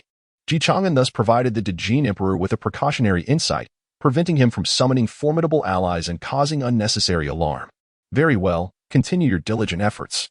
You, who recognized letters at 3, bested the 6 kingdoms at 7, and penned countless poems by 12, astonishing the world, they have called you a prodigy, a reincarnation of immortals, a manifestation of the literary star. I always knew you were no ordinary talent. When the time comes, this realm shall be entrusted to you. The Emperor of the Great Jin repeatedly expressed his approval, nodding incessantly, his gaze fixated on the 3 eminent Confucian scholars seated before him, growing increasingly pleased with their presence. He resolved to engage them in a profound discussion, eager to hear their strategies for governance. Although Fu Nian, Yin Lu, and Zhang Liang were all disciples of Confucianism, their perspectives differed significantly. Fu Nian was the first to speak. Your Majesty, the essence of ruling lies in the principle of benevolence. He championed the idea of benevolent governance. Yin Lu, on the other hand, advocated for harmony as the highest virtue, while Zhang Liang proposed a synthesis of benevolent rule and a focus on the welfare of the people, enriched by a comprehensive approach. Thus, the 5 of them deliberated in the imperial study on the art of governance, engaging in discourse from dawn until dusk. The old sea deity beside them remained silent, continuously pouring tea for the 5 individuals. Indeed, you 3 are truly remarkable talents. I wish I could have met you sooner. For now, why not take up teaching positions at the Bailu Academy? When the time is right, I shall invite you to serve in the court, remarked the Emperor of the Great Jin, with a sigh that seemed to express a lament for the missed opportunity of their earlier encounter. The Bailu Academy is the most prestigious institution in the Great Jin, primarily staffed by retired scholars from the Hanlin Academy. The one who reads is also a future scholar of the Hanlin Academy. Thank you, Your Majesty, the 3 responded promptly with gratitude. Chang'an, perceiving the opportune moment, rose respectfully and spoke. Father, the day has drawn to a close, and I have imposed upon you and the 3 gentlemen for quite some time. Your health is of utmost importance. I hope you will retire early. The Emperor of Jin nodded, his gaze resting upon Chang'an, and spoke earnestly. Chang'an, today's discourse with the 3 gentlemen has been profoundly enlightening for me. Upon your return, you must reflect deeply and integrate these valuable strategies into your future governance. I shall certainly heed your teachings, Father, Chang'an replied with a bow. Upon hearing this, Fu Nian, Yin Lu, and Zhang Liang immediately rose, adjusted their robes, and respectfully bowed to the Emperor of Jin. After Chang'an once again paid his respects to the Emperor, he gradually led the 3 Confucian scholars out of the imperial study. Eunuch Hai accompanied them to the palace gates.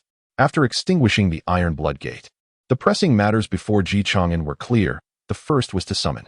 Although the iron blood gate was not particularly formidable, it was uncertain what might be summoned. The second matter at hand was to address the imperial examination fraud case, wherein all implicated officials had been apprehended and confined to the imperial prison. Their residence has been sealed off for the time being, and no resolution has been reached. It remains for them to address certain matters themselves. The third issue pertains to the annihilation of the five-fold Ring Island, now that they have the audacity to act. They too wish to test the mettle of these so-called martial forces. The destruction of the sacred grounds of the martial arts may yield even greater rewards in terms of summons. Furthermore, Chang'an intends to hold an impromptu imperial examination.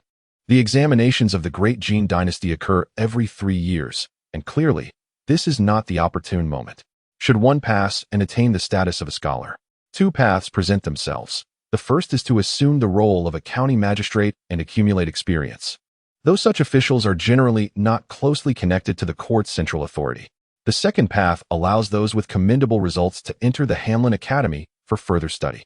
If, in due course, the emperor recalls them, they may ascend directly to a position within the capital's administration. This latter avenue is often a rare and coveted opportunity for the majority of officials.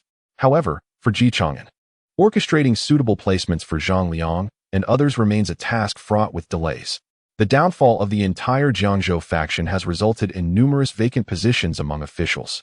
This unique imperial examination presents an opportunity for Zhang Liang and others to enter the court legitimately, aiding in the consolidation of power.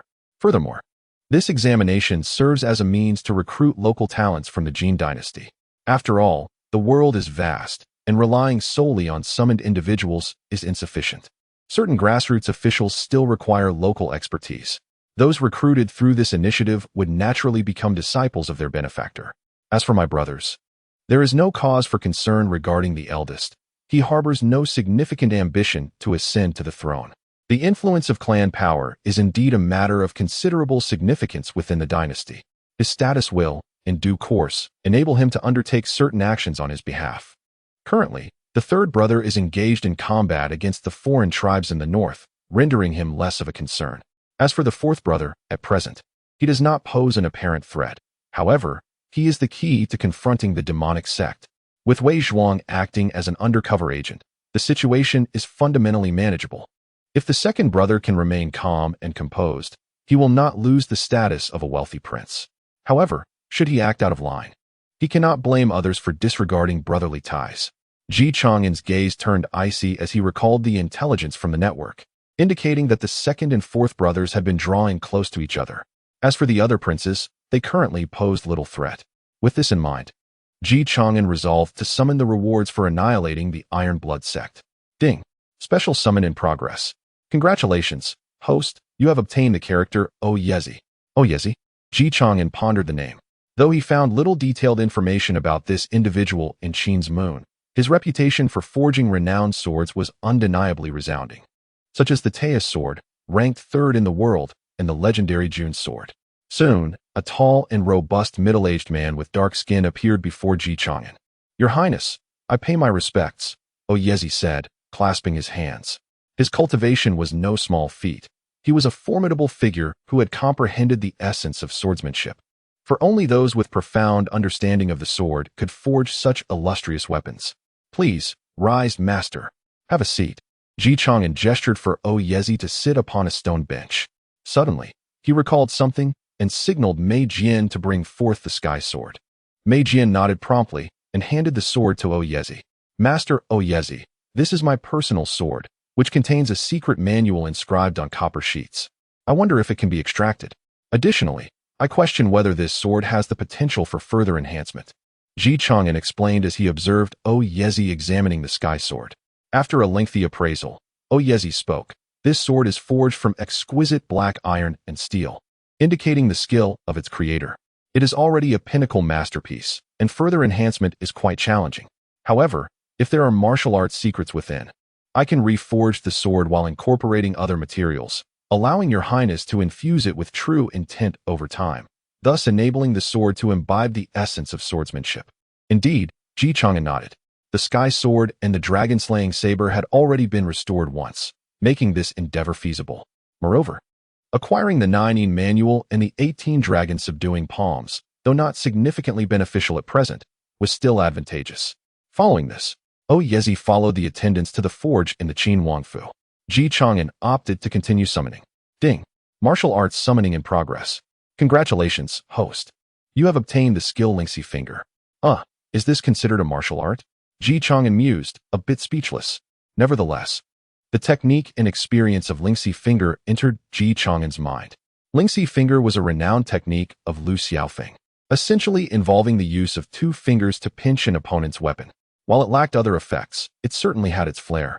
However, this skill offered limited enhancement for Ji Chang'an at present. He realized that to transcend to the realm of earthly immortals would require more time. Of course, Ji Chang'an remained unhurried, for he already had several earthly immortal experts at his disposal. As a prince, opportunities for direct confrontation were rare, thus, the summoning of forces remained paramount. Ding. Force summoning in progress. Congratulations, host, you have obtained the force of the Mo family. Mo family. A flicker of surprise crossed Ji Chang'an's eyes.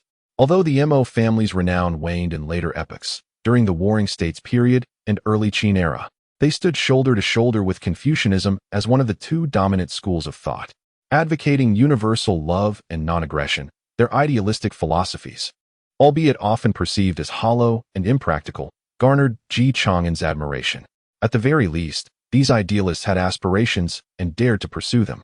If Confucianism represented the gentleman of propriety, then the Mo family epitomized the idealistic, unyielding ascetics. Nonetheless, for Ji Chang'an, the Mo family's doctrines held little relevance. The path he chose was determined long ago, either through assassination attempts or the summoning of Zhao Gao. His aspirations for unifying the realm, achieving peace, and establishing enduring governance in Chang'an could not solely rely on the Mo family's rhetoric.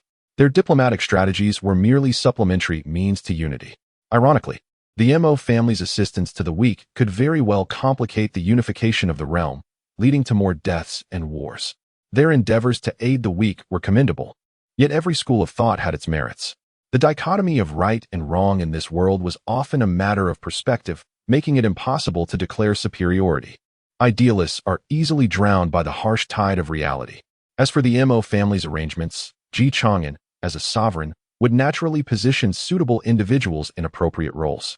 Even if the Mo family remained loyal, he could wield their principles as a measure for his own ends. However, since the Mo family was a tool, placing it where it belonged would yield greater efficacy. Ji Chang'an lacked for blades. Rather, he sought to showcase the benevolence of the Jin dynasty to the oppressed citizens of other nations. In doing so, would not the subjects of those small states bow in reverence?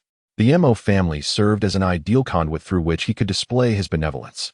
To balance the scales of violence and virtue was essential for a well-rounded approach. The emperor's grace is as vast as the sea, while his authority is as formidable as a prison.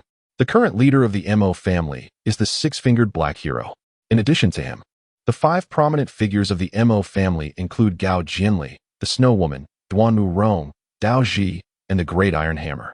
Among them, the leader of the Mo family holds the title of Supreme Grandmaster, standing at the threshold of transcendence, ready to break through at any moment.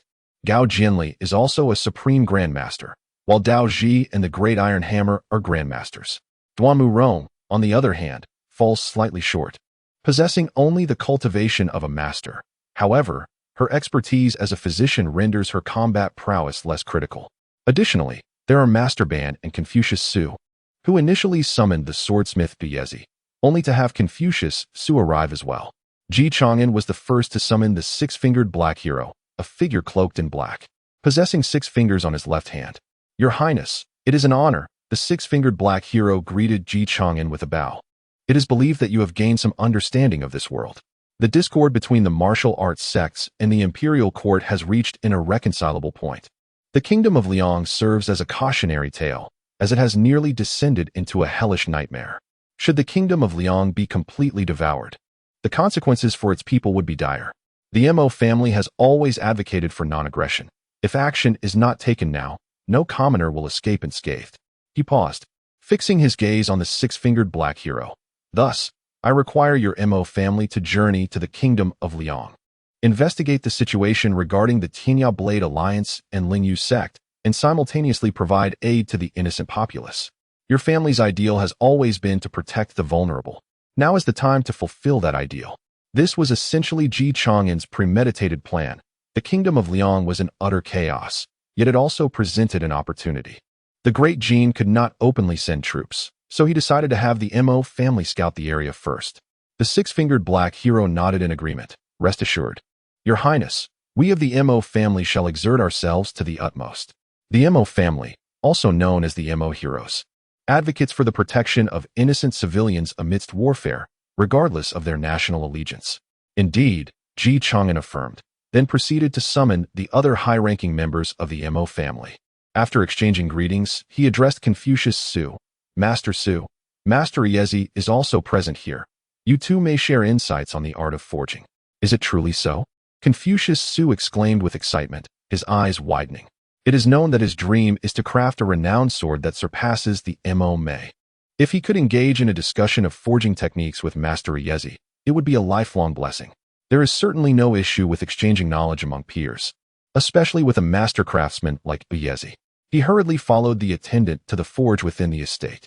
At this moment, the summoned Mo family seemed to have yet to encounter Guy Nie's Mo family. Ji Chang'an then turned to Jingyu. You and the Luo Wang must prepare the supplies for the Mo family's journey to Liang Kingdom, ensuring that their actions remain unimpeded. In addition to these individuals, there are also 20,000 disciples of the Mo family.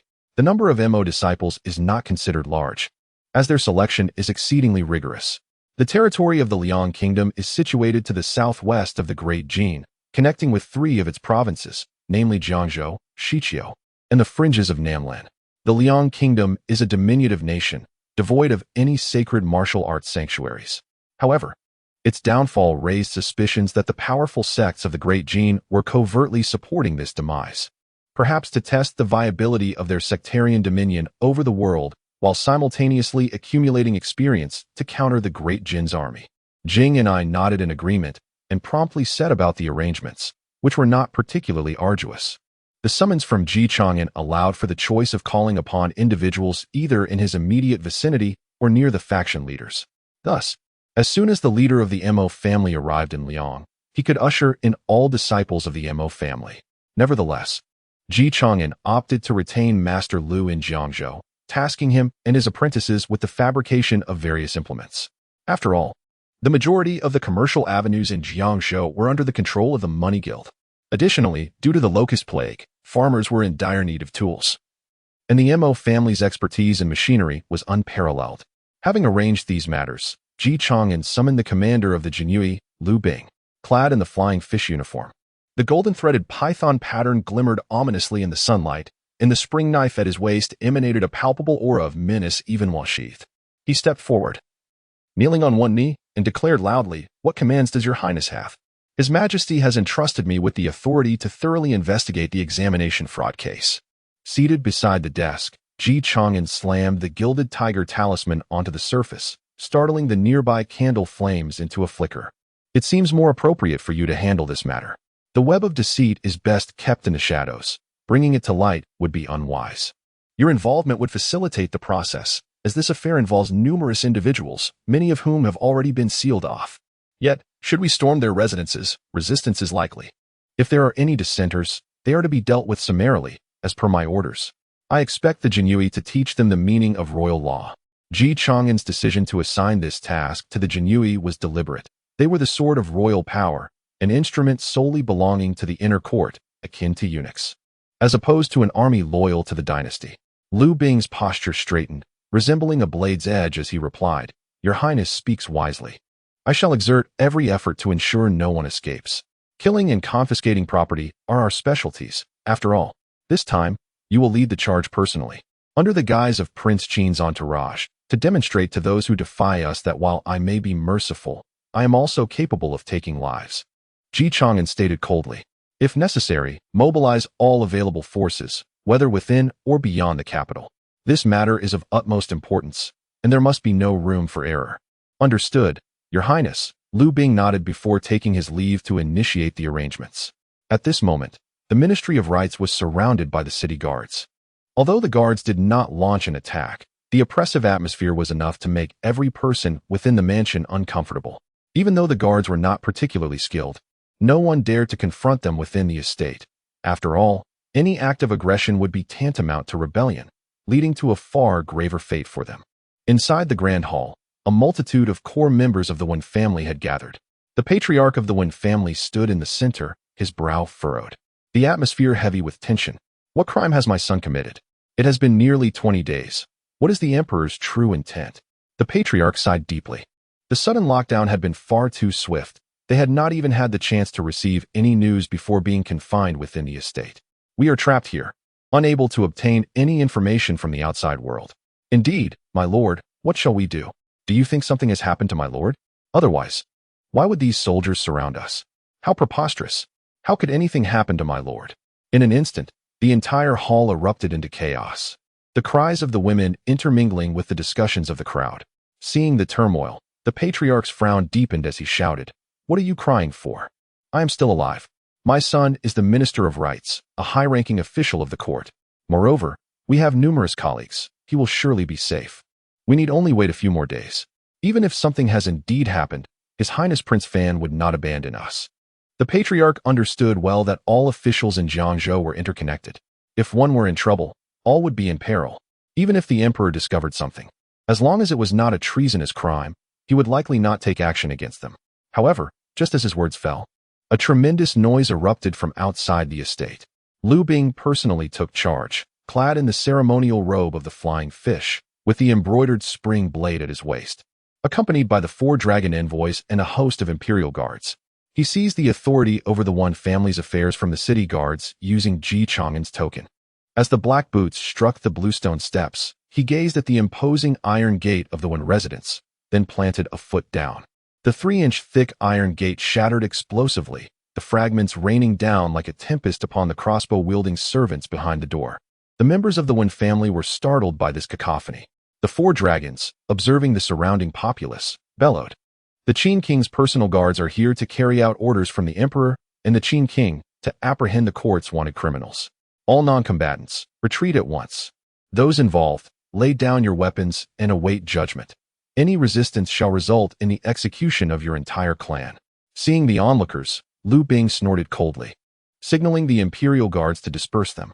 The crowd, witnessing the gleaming blades of the guards, fled in terror, not daring to approach any closer.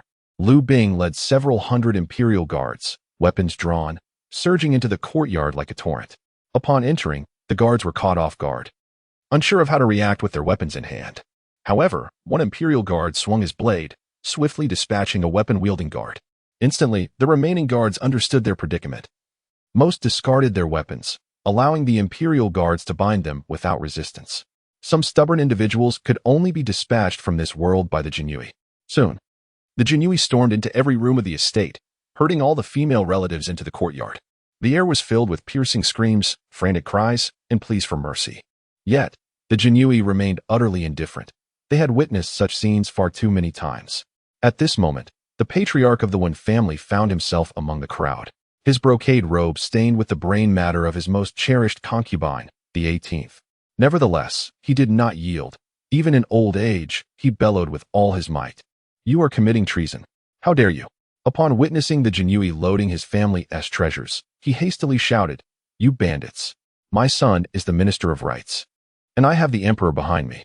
If the emperor learns of this, he will surely punish you." What nonsense about Prince Qin! I have never heard of such a thing. Patrons, do not fear them. Act, and should anything happen, I shall bear the responsibility.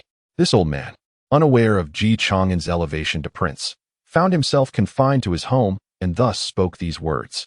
After all, it was utterly astonishing that within just over 20 days, a new prince had emerged. From the tone of his speech, it seemed he thoroughly relished the feeling of wielding power through another's influence. It is likely that this very phrase has led to the downfall of many. Lu Bing was sifting through the items unearthed from the Wen household in search of evidence, when he could not help but let out a cold laugh. "You, the Minister of Rights, have certainly amassed quite a fortune." The patriarch of the Wen family gestured for the skilled fighters he had gathered to take action. A grandmaster and several masters gritted their teeth, convinced by the patriarch's words, and charged towards the Jinhui. "Bear the responsibility? What do you have to offer?" Lu Bing scoffed, refraining from intervening personally. In a flash, the figure beside him, Xuanwu, moved swiftly, wielding his blade to instantly slay all the offerings. "Impossible. Master Wen is a grandmaster. How could this happen? The patriarch of the Wen family, witnessing the swift demise of his hard-earned guards, was so enraged that he spat out a mouthful of blood. My lord, the servants of the patriarch, seeing this, rushed to support the faltering head of the Wen family. The Wen family attempted to resist arrest, and Lu Bing, with an icy demeanor devoid of emotion, remarked, "Oh, I almost forgot to show you the arrest warrant." With that, he handed over the documents from the Ministry of Justice to Prince Qin, who then retrieved the order from his bosom. "This is the order, along with your charges. The account books of Wenruhui's examination fraud are enough to keep your entire family in the imperial prison for 3 months." At this moment, the patriarch of the Wen family felt a bit dizzy, supported by others and momentarily stunned. "You only tell me there is an order after so many have died?" He reached out with trembling hands, wanting to take it. However, in the face of his incredulous gaze, Lu Bing channeled his internal energy and reduced the order and charges to mere fragments. This was quite a turn of events. The Wen family not only resisted arrest, but audaciously attempted to destroy the imperial decree. Lu Bing, addressing the other Jinhui, said, "What are you all standing there for? Move." "Yes, my lord. What do you intend to do?" The patriarch of the Wen family, watching the advancing Jinhui with terror, retreated 2 steps, exclaiming, "Behind me stands the Minister of Rights, Prince Fan. What do you want?" The news of the Wen family being raided soon spread throughout the capital, in tea houses and taverns. On the streets and alleys, people were whispering and discussing. After all, this was a third-rank official, unexpectedly captured in such a manner. They are guilty of examination fraud, having harmed so many people. Without the 6th prince, who knows how many lives would have been wasted in vain. Asai escaped one individual, for to the common folk, the imperial examination represented their sole chance to alter their destiny. Albeit a slim one, it was still an opportunity. Unbeknownst to me, the court of your harbored such a dismal environment. Your Majesty, possessing unparalleled wisdom and martial prowess.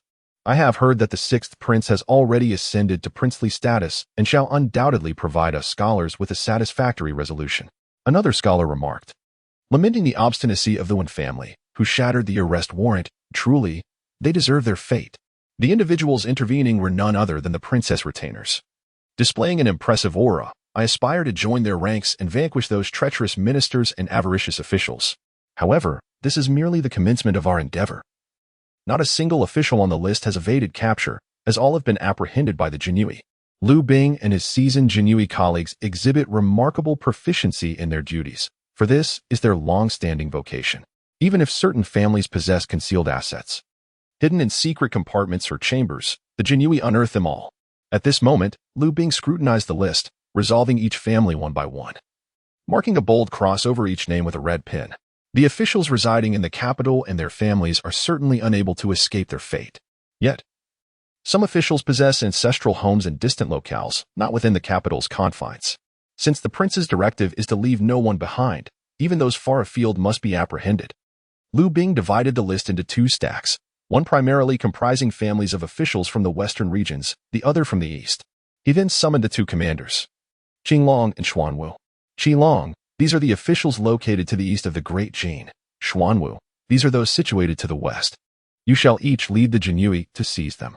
Should anyone offer protection to these culpable officials, they shall share in their punishment. Regardless of whether they belong to the martial aristocracy or any other family, those who dare obstruct will be dealt with accordingly.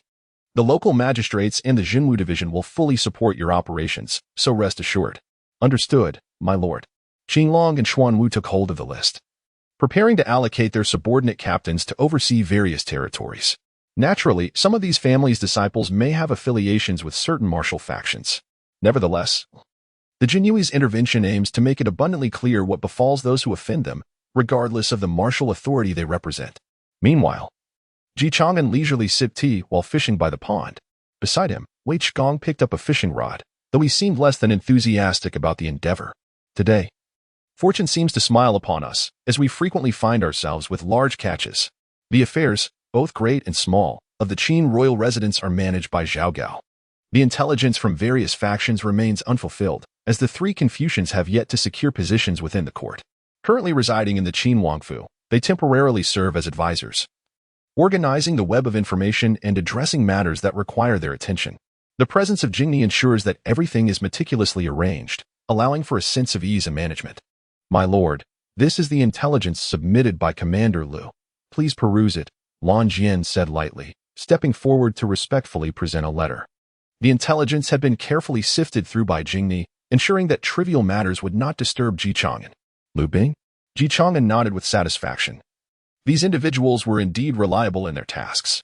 He took the letter and began to read. After a while, Ji Chang'an set down the document and summoned Zhao Gao. Zhao Gao, instruct the Luoyang to collaborate with the Jinyue, ensuring that the families of these traitors do not escape. Moreover, we have obtained evidence from their residences regarding their collusion with the Su family to disrupt the imperial examinations of the Great Qin. With this, the evidence from both parties aligns. Convey my decree. A public trial at the Ministry of Justice will be held tomorrow.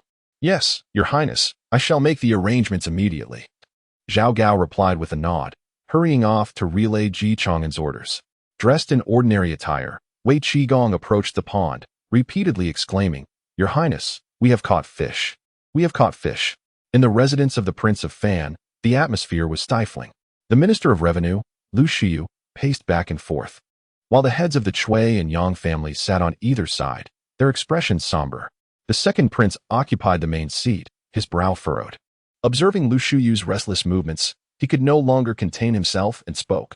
Lord Lu, could you refrain from pacing? Your movements are giving this prince a headache. Lu Shiyu finally halted, yet his visage remained troubled. Your Highness, what shall we do now? The crown prince possesses formidable allies, and his loyal guards are inciting chaos in the capital. Numerous officials tremble in fear, for many have already perished due to this turmoil. Although our Ministry of Revenue has not been overtly corrupt, it is evident to all that the Ministry of Rights has been closely aligned with you, Your Highness. Now that the Ministry of Rights faces calamity, those officials who sought your protection do so out of fear of retribution from the sixth prince. If you fail to safeguard them, we may soon find ourselves in peril as well. Given the methods employed by the Crown Prince, we are in grave danger. These officials are like reeds swaying in the wind, aligning themselves with us out of fear, yet in their terror, they may also turn to the Crown Prince for salvation. If we remain inactive, we will surely be defeated. The Crown Prince has proven ruthless, leaving no one from the Wen family unharmed. Chui Qinghe, too, had witnessed the Crown Prince's merciless tactics. In the past, they may have regarded Ji Chang'an with disdain, viewing him merely as a young upstart. However, with the emergence of formidable allies and the confiscation of officials' properties executed so flawlessly, it is indeed a source of profound apprehension. This is a warning to others. Those who oppose the sixth prince must be prepared to face such a fate. With these powerful allies at his disposal, even the most egregious actions go unchallenged by the court officials. The head of the Yang family shook his head in disbelief. I wonder where the sixth prince has found such numerous strong allies. Why cannot I unearth any? The second prince clenched his fists, expressing his frustration. If only I had such formidable allies, I would not find myself in this predicament. As the second prince pondered, he suddenly turned his gaze towards the families of Chui and Yang, remarking, Yet, it is evident that between the sixth prince and myself, reconciliation is out of the question.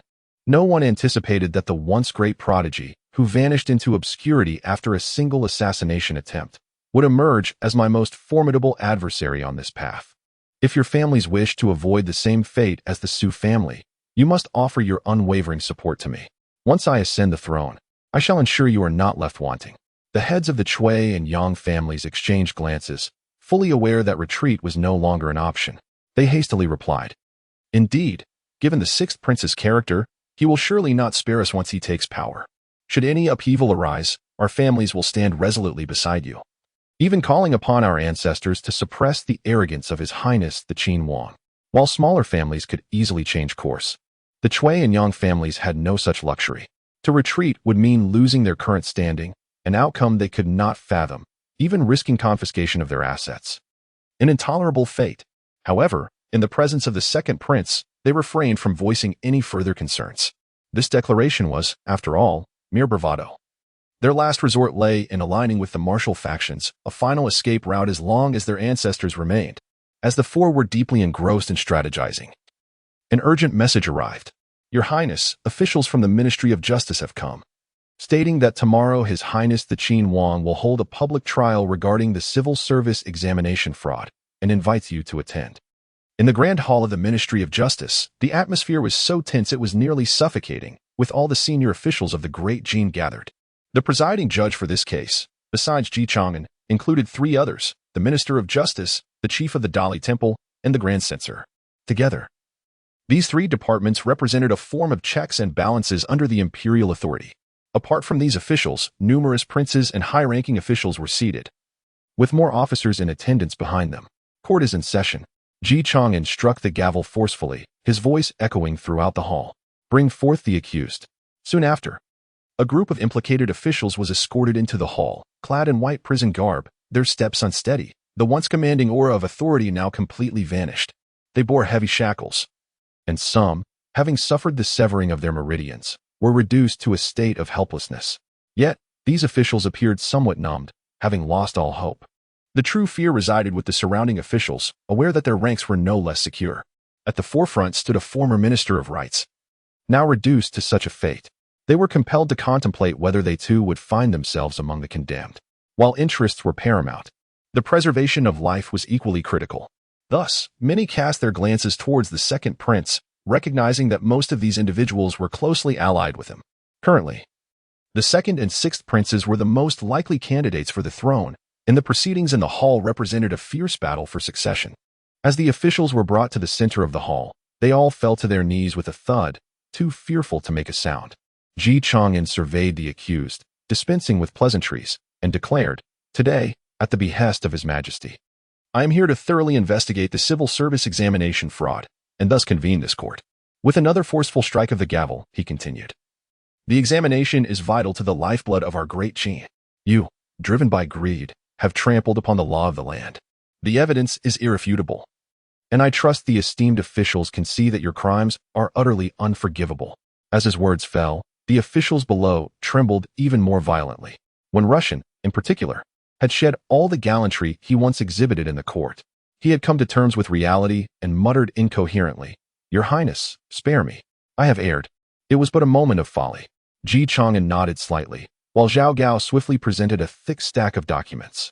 Chang'an opened the first volume and began to read. Former Minister of Rights when Russian accepted bribes prior to the examinations, leaked examination questions, and provided assistance to candidates during grading, involving over 1,000 individuals. Former Deputy Minister Li accepted bribes totaling 1 million taels of silver to alter examination results for numerous candidates, causing truly talented scholars to fail. Moreover, you conspired against those who opposed you, corrupting the atmosphere within the court. How many officials have suffered under your oppression? With each name, Chang'an read aloud. The accused convulsed violently, prostrating themselves and striking their foreheads against the ground until blood flowed down their cheeks. Seeing this scene, Chang'an scoffed. Had you foreseen this day, would you have acted differently? According to the laws of the Great Qin, those guilty of examination fraud faced immediate execution, while officials facilitating such fraud would be deemed a threat to the state, facing repercussions that included the execution of their entire families and confiscation of their assets. Lord Liu, I trust you are aware of this. The Minister of Justice nodded in agreement. Your Highness, your memory is remarkable. Your assertions are entirely correct. The Ministry has no objections to your judgments. It is only through such measures that we may uphold the law and bring clarity to the realm. I wonder if the Dali Temple or the Supervisory Office have any differing opinions. The Chief of the Dali Temple and the Grand Censor, though somewhat taken aback by the minister's flattery, nevertheless assented. Your Highness's judgment is fair, and the evidence is indisputable. Our Dali Temple raises no objections. Indeed, such treachery reflects poorly on our Supervisory Office. Without your vigilance, the consequences would have been dire. Your Highness's keen insight has captured these pests threatening the Great Qin, and I concur with the proposed punishment. Listening to the sycophantic words of the Grand Censor, the officials could only express their admiration. In that case, let us proceed to sign the documents. Chang'an slammed the gavel once more, and the constables brought forth the pre-prepared charges for the accused to sign. Lord Fan, I implore you to save my family. My life is of little consequence, but my family is innocent. When Russian, once numb to his plight, suddenly grasped the implications of the punishment that extended to 3 generations, he realized that seeking Chang'an's mercy was futile. The intent was to eliminate him. If one were to confess, they would eliminate any possibility of wrongdoing. Presently, he found himself devoid of alternatives, compelled to bind the esteemed Prince Fan to his cause. Even if his words might offend His Highness, causing him humiliation, they were all facing death. This was their final gamble. The other culprits turned their pleading eyes towards Prince Fan, beseeching him for mercy. Your Highness, given our past relations, we implore you to save us. They cried. Indeed. Your Highness, We from Jiangzhou may lack merit, but we have endured hardships as well. As the clamorous voices of the officials echoed from below, the second prince's countenance darkened. Nearly as black as the bottom of a pot. Clenching his fists, he felt an urge to erupt, were it not for the decorum of the hall. In that moment, his gaze sliced through the ranks of the guilty like a dagger. If given the chance, he would relish the prospect of personally severing their heads.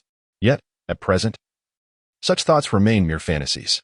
As all eyes, including those of Ji Chang'an and the gathered ministers, fell upon him, he realized the predicament was seemingly a deadlock. Regardless of his arrival or response, none would find satisfaction in his answer. Elder brother, do you have any opinions? Or perhaps comments on my judgment? Ji Chang'an squinted, directing the question at the silent second prince. Taking a deep breath to steady himself, the second prince understood the gravity of the moment and replied with apparent calmness. They have earned their punishment. Your judgment, sixth brother, is the best outcome for them. Yet, I too have been deceived by them, and despite our shared history, I cannot help but feel sorrow at this scene. Hence, I hope, as their former friend, you might show leniency in your verdict. Consider this my final plea. It must be said that the second prince's adaptability was indeed remarkable. Even in such dire circumstances, he managed to articulate a reasonable rationale. Elder brother, you must tread carefully in your associations. After all, the law surpasses personal sentiment. If we desire peace throughout the realm, the law must serve as our foundations, far beyond mere human connections. Since you have no further objections, gentlemen, please proceed to sign. Though the culprits did not receive a guarantee from the second prince, his final words offered them a glimmer of hope that he might safeguard their families. When Russian shared similar sentiments, his sole request was for the continuation of the Wen family line. This should not pose a significant challenge for the second prince, especially now that he had made such a declaration. Should he fail to act, who would dare to seek his protection thereafter? Thus, he reached for the pen to sign, only to be interrupted by Ji Chang'an. When Russian, there is no need for your pleas. Your family has resisted arrest. He then tore apart the arrest warrant and the charges against him. This constitutes a grave disrespect, and they have been executed on the spot. Hurry and sign, lest you miss the opportunity. When Russian's composure shattered upon hearing this, his hand, once poised to sign, fell limply to his side. In a daze, he looked around at the officials, desperately seeking confirmation of the truth behind Ji Chang'an's words. Yet, from the pity reflected in their expressions, he discerned the grim reality. Ultimately, his gaze shifted not to Ji Chang'an, but to the second prince. For while the enmity of adversaries breeds animosity, the betrayal of allies and their indifference is what truly chills the heart. Your Highness, is this true? Have my family members perished? When Russian roared, akin to a wounded beast. In the ancient bureaucratic ethos, family and lineage were of paramount importance, even eclipsing one's own life. To bring honor to one's ancestors was a pursuit worth sacrificing for, while the continuation of bloodlines was the very foundation of existence. The other culprits stood stupefied by this shocking revelation, their brushes frozen in midair. If Wen Shangshu's family had met such a fate, what hope remained for theirs? If even the kin of such a pivotal figure could not be spared by Prince Fan, what assurance did they have for their own families?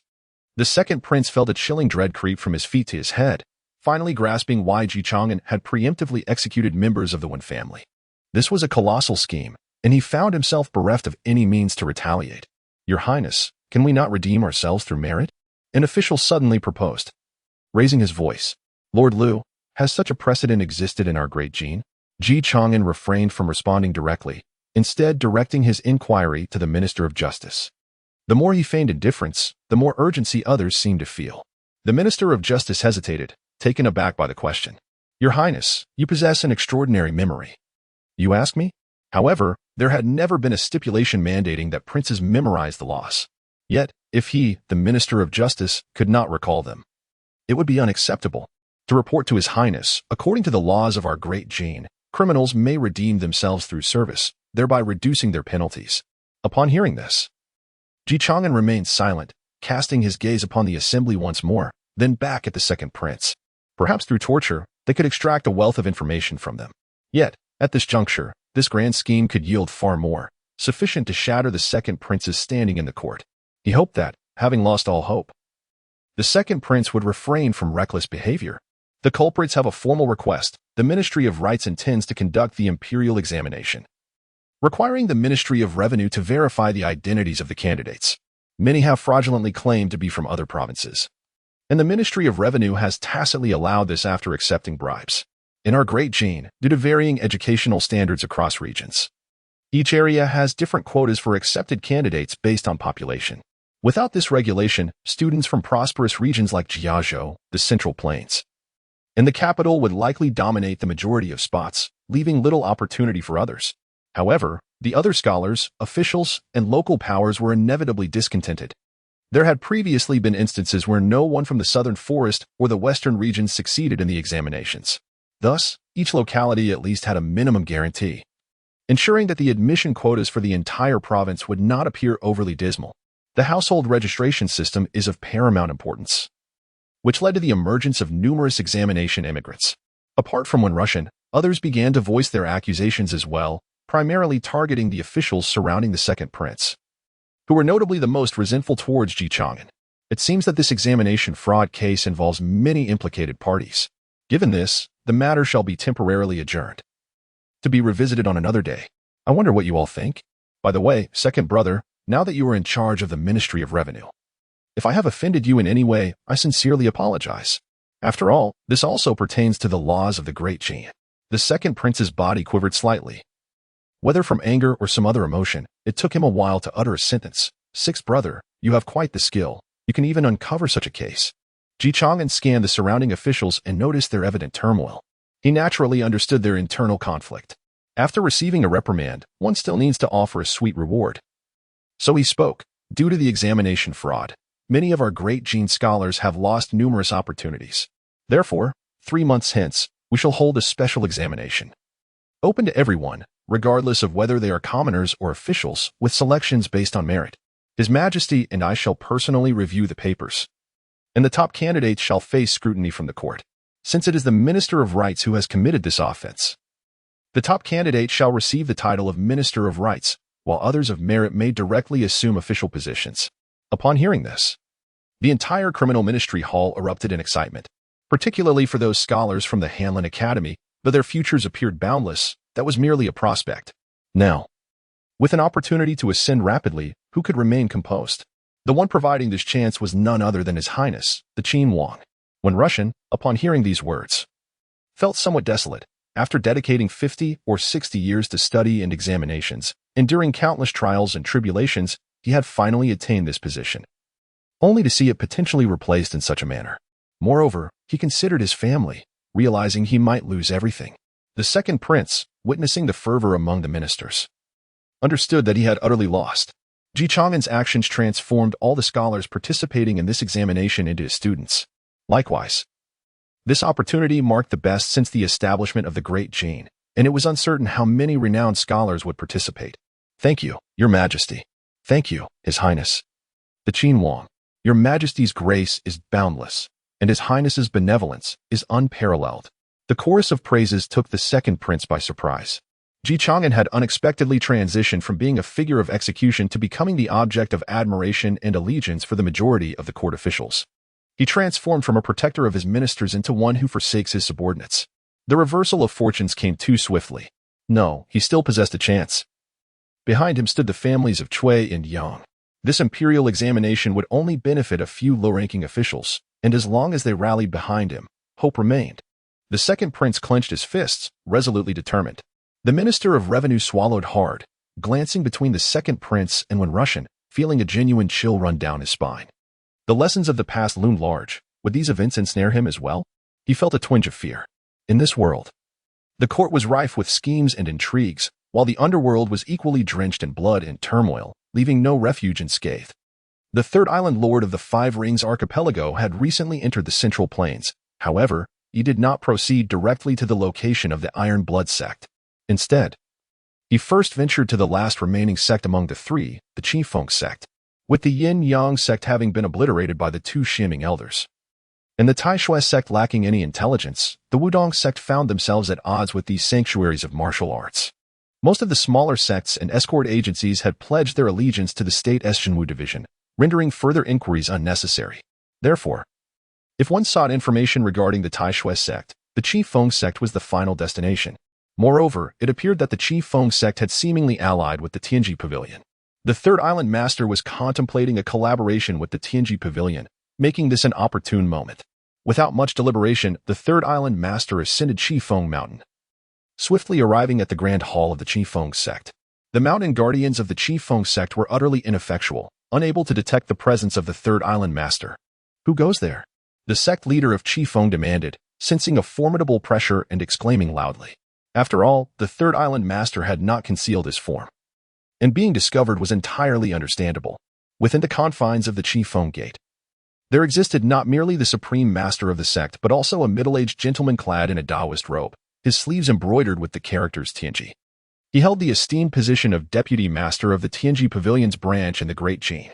Upon sensing the emergence of this enigmatic powerhouse, his gaze immediately turned in that direction. The third island master entered the hall in silence, choosing to withdraw to a corner where he leisurely poured himself a cup of tea, savoring its flavor at a leisurely pace. The master of Qifeng Gate and the deputy master of Tianji Pavilion instantly felt a surge of tension. The calm demeanor of this newcomer suggested that he was most likely an earthly immortal.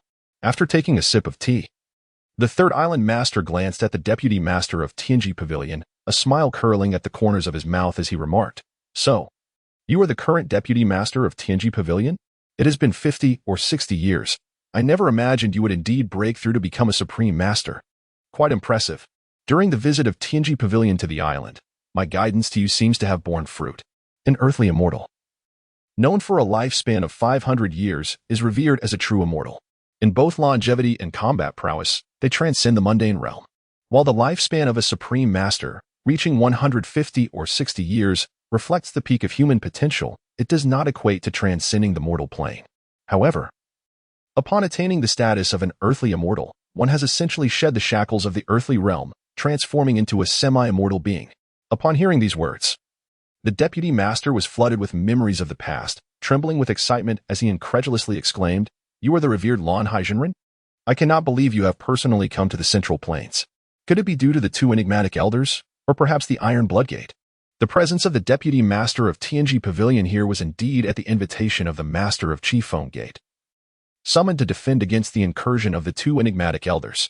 The intelligence capabilities of the Heavenly Machine Pavilion are formidable, and it is naturally aware of the Iron Blood sect's allegiance to the Five-Ring Heavy Island. The presence of this individual here is most likely linked to the Iron Blood sect. The leader of the Clear Wind sect, initially seated, promptly rose upon hearing this revelation. From the context, he discerned the identity of the person before him, an earthbound immortal from the Five-Ring Heavy Island. Indeed, the silence of the Iron Blood sect suggests that something amiss has transpired. I must investigate. Who among the divine dares to oppose us on the Five-Ring Heavy Island? It has been a considerable time since we, the sanctuaries of martial arts, have taken action. It seems some have forgotten our existence, and they shall not be spared our wrath." The immortal of the Blue Sea spoke with a calm demeanor, yet his words were laced with a palpable aura of menace.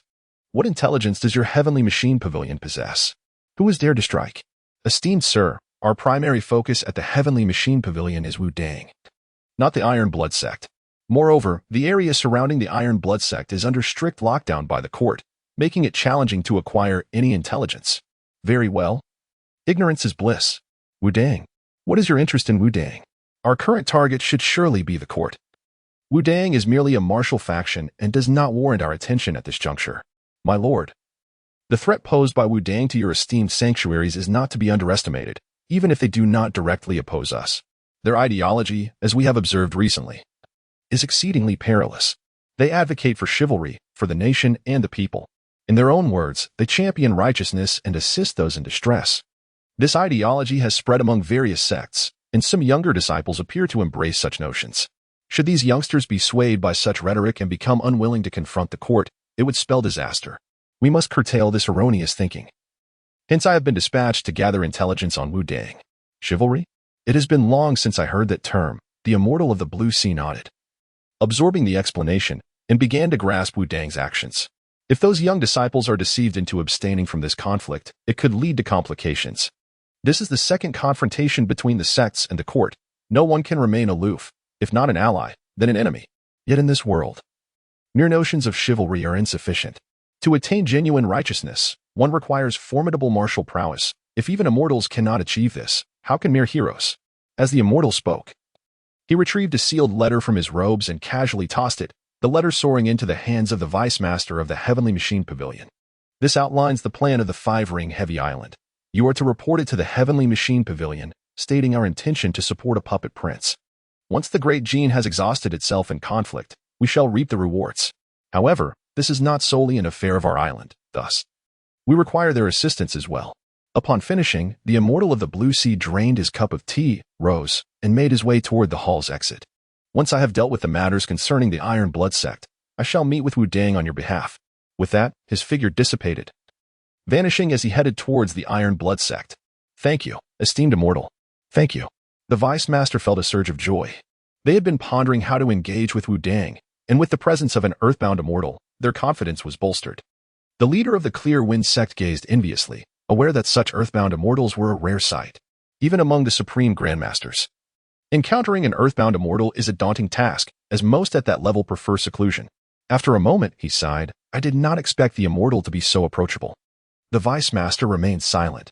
Those ancient beings who have lived for centuries are generally of good temperament, provided their interests are not threatened or they are not provoked. Most are willing to offer guidance if time allows. However, should one cross them, they must rely on their own fortune. Now, there has been no news from the Iron Blood sect, and the court has sealed off the surrounding area, likely indicating their involvement. It seems that the real man has come here with the intention of probing the court. Subsequently, he summoned a carrier pigeon, affixing a letter to it, thereby relaying this information to the branch of the Heavenly Machine Pavilion in the Great Gene. An empty shell? The real man of Lanhai swiftly arrived at the Iron Blood Fortress. Long before he ascended to the status of a terrestrial immortal, approximately 2 centuries ago, he had traversed the entire martial world and had once visited the Iron Blood Fortress. Recalling those days, he had even had a conflict with the sect's leader. At that time, the Iron Blood sect was an impregnable fortress, heavily fortified, and held a formidable reputation within the martial realm. Yet, the scene before him starkly contrasted with his memories. The Iron Blood Fortress now lay in utter desolation. The once mighty gates had been cleaved in two. Now lying on the ground, already marred by the reddish-brown patina of rust, the cobblestones of the city, long neglected, have become adorned with mottled moss, exuding an air of decay and desolation. Beyond this, Master Lanhai perceived a peculiar essence of swordsmanship lingering in the atmosphere. The emanation of such sword intent undoubtedly signifies a terrestrial immortal. However, the esteemed Lanhai did not falter, for a true martial artist must advance or regress. Should he retreat without engaging in battle or determining a victor, he would surely forfeit any chance to ascend to the next realm. Moreover, judging by the ever-shifting sword intent, this individual appears to have recently transcended to the realm of terrestrial immortality. How formidable could he truly be? Contemplating this, Lanhai directly unleashed his own sword intent. Like a relentless tsunami, the sword energy surged forth from his being, causing the surrounding air to tremble slightly under its formidable presence. Has the time come? At that moment, within the grand hall of the Iron Blood Fortress, Gagne sat cross-legged upon a mat. The sword Yuan Hong rested upon his lap, and upon sensing this powerful sword intent, he abruptly opened his eyes. Subsequently, Gagne rose, grasped Yuan Hong, and brushed off the dust that had accumulated from his prolonged stillness. Having reached the status of a terrestrial immortal, he had transcended the mundane, capable of sustaining his physical form through true energy. During this seclusion, he had indeed ascended to the realm of the terrestrial immortal, and his swordsmanship had entered a new echelon, filling his heart with a sense of joy. Albeit his expression remained as impassive as ever, characteristic of his stoic demeanor. Having just achieved a breakthrough, he naturally required an opponent to test his newfound combat prowess. Soon enough, the two encountered one another outside the hall. Greetings, esteemed one. Lanhai scrutinized the swordsman before him, acutely aware of the sharp sword aura and intent. Understanding that this was a foe, not a friend. I am Yang Lansang, known among my peers as Lanhai. Might I inquire if my 2 unworthy disciples fell by your hand? Gagne, maintaining a tranquil expression, nodded slightly in acknowledgement, replying, I am Gagne. The Iron Blood sect colludes with bandits and oppresses the common folk. Such actions are far from chivalrous. Moreover, they exhibit no intention of repentance, compelling me to take action in retribution. As someone of profound cultivation, you should embody righteousness. Why then do you assist in tyranny and bring calamity upon the people? Upon hearing this, Lanhai furrowed his brow, a hint of disdain flickering across his face, clearly dismissive of Gagne's notion of righteousness. What righteousness exists in this world? You are affiliated with the court, are you not? Otherwise, the Jinwu division would not have sealed this place, regardless of your affiliations. Since you have harmed those on our island, as the island master, I must seek justice. that you have just ascended to the realm of terrestrial immortality and I have cultivated for over 2 centuries, which may suggest an unfair advantage. I must nonetheless challenge you." With that, Lan Hai ceased further discourse, his figure flashing as he launched an assault. The sword in his hand, the Lan Hai sword, drew forth a streak of blue sword intent directed at Gainye. Observing this, Gainye's expression remained as serene as still water, devoid of any hint of panic. He calmly raised the Yuanhong sword, charging towards the blue sword intent. In an instant, the Yuanhong sword emitted a dazzling array of colors, intertwining with the blue sword intent. The hallmark of Gainye's swordsmanship lay in its swiftness and agility, devoid of superfluous movements. Every technique aimed solely at swiftly claiming the enemy's head. The swordsmanship of Master Lan Hai surged forth like tumultuous ocean waves, unceasingly advancing towards Gainye. In the blink of an eye, the two engaged in a fierce exchange of over 10 strikes. The entire Iron Blood Fortress bore witness to the fierce sword energy and intent unleashed by their duel, resulting in striking scars marring the structures. Debris flew in all directions, as the castle was rendered into a state of utter disarray. Cleaved apart by the sheer force of their combat. Such formidable swordplay, such potent sword intent. I never imagined that such a swordsman could exist in this world. Master Lan Hai gasped, recovering quickly from the exertion. Gainye, however, shook his head, his gaze filled with regret. With such profound cultivation, why do you choose to wield it for nefarious deeds? We need not your admonishments or judgments, retorted Master Lan Hai, his murderous intent intensifying. The trial has concluded. Your swordsmanship is commendable, yet it pales in comparison to the legacies we possess on our island, which are derived from the celestial realms. They are beyond the reach of mere terrestrial immortals such as yourselves. This sword technique is named Raging Waves of the Chang'an, developed from the sacred methods of our holy land, harmonizing perfectly with my sword intent to unleash its fullest potential. I implore you to enlighten me. Master Lan Hai bellowed, and in an instant, the surrounding air seemed to quiver, creating visible ripples. The amalgamation of sword intent and energy surged forth like a catastrophic tsunami, rushing towards Gainye with overwhelming force. Wherever the sword waves passed, the nearby edifices were reduced to mere powder, swept away by the ferocious energy. Gainye's eyes sharpened. He sensed the immense pressure of the strike, yet his countenance bore no trace of fear. Taking a deep breath, his internal energy surged, causing the Yuanhong sword in his grasp to tremble slightly, as if resonating with its master's resolve, emitting a clear dragon's roar. Let me witness the true prowess of this so-called celestial legacy, Gainye declared, transforming into a radiant streak of light to meet the oncoming sword waves. As their sword forces intertwined, the tumultuous blue ocean of energy clashed with a brilliant rainbow. The azure silk of energy was torn apart, splitting into two and dissipating into the air. How is this possible? Master Lan Hai spat blood, suffering from internal injuries amidst the clash of their sword intents. He had not anticipated that a mere newly ascended terrestrial immortal could possess such combat prowess, though age might not always equate to strength. It was an undeniable truth that greater experience often leads to greater power. Losing to one who had just broken through was a bitter pill for Master Lan Hai to swallow. Surveying the area, what once resembled the fortress was now irrevocably reduced to ruins. You wield your sword excellently, he mused for a moment, regaining his composure. Perhaps we need not continue this confrontation. I concede, and I assure you I shall not pursue this matter further. We shall not interfere in the affairs of the Central Plains, shall we? Despite his reluctance to admit it, Master Lan Hai was beginning to lose his desire to fight. Prolonging the battle would only deplete his strength, making an escape increasingly difficult. Yet Gainye replied coolly, if I were to let you go, many more would suffer. Your reasoning for wielding a sword is fundamentally flawed, and an individual like you can never be my match. Such audacity. Master Lan Hai felt his defenses shatter under Gainye's words. As a terrestrial immortal, it had been long since anyone had spoken to him in such a manner. He was always the one imparting wisdom. You dare presume to teach me how to wield a sword? Do you think you have me at your mercy? Or do you genuinely believe the gap between us is so vast that you could slay me? The peril inherent in battles between terrestrial immortals is slightly greater than those involving supreme grandmasters. This is due to the limited number of true intents possessed by supreme grandmasters. Without the capacity to deliver a fatal blow, the conflict devolves into a war of endurance.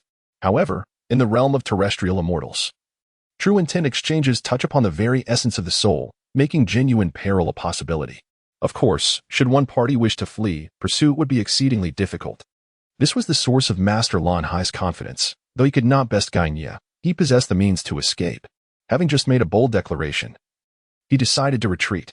Today, I concede. I shall return another day to learn from your esteemed skills. With that, he turned and began to flee, declaring, "If you truly believe you can kill me, then come and try." With that, he executed his lightness skills and dashed towards the exit. Upon witnessing the unfolding scene, Gagne acted without hesitation, immediately pursuing the fleeing figure, aware that allowing him to escape would spell danger.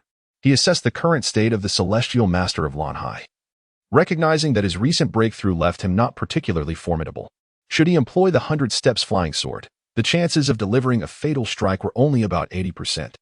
Gagne possessed a keen understanding of the battle dynamics, thus he remained calm.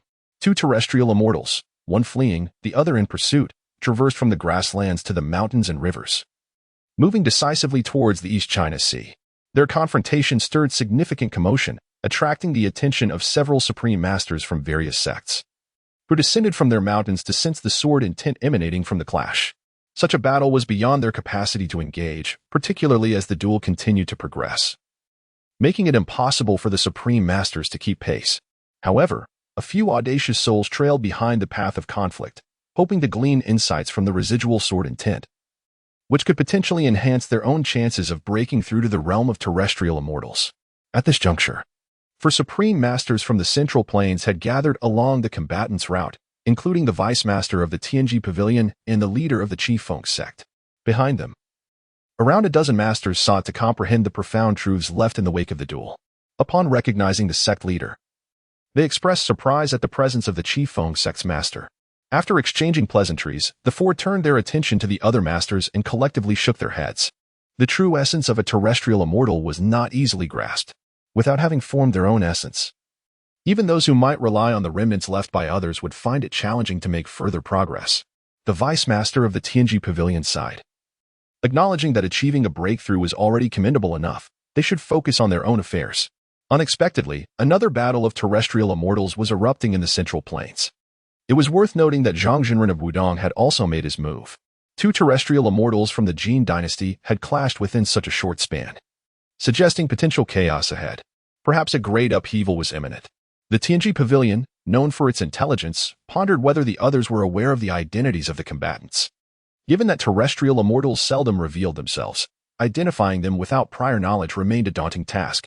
In response to inquiries from the other supreme masters, the Vice Master of the Tianji Pavilion exchanged glances with the leader of the Qifeng sect. Both were aware of one of the combatants, likely the third island master of the Wuhuan Heavy Island, the Celestial Master of Lanhai. This was the only terrestrial immortal they recognized in the Central Plains aside from Zhang Jinren. However, the identity of the other combatant was uncertain. Did he also wield sword intent?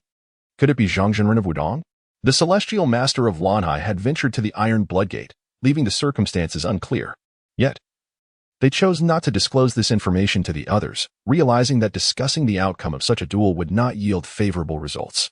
Nonetheless, these individuals continued to follow the path of Gagne and the Celestial Master of Lanhai.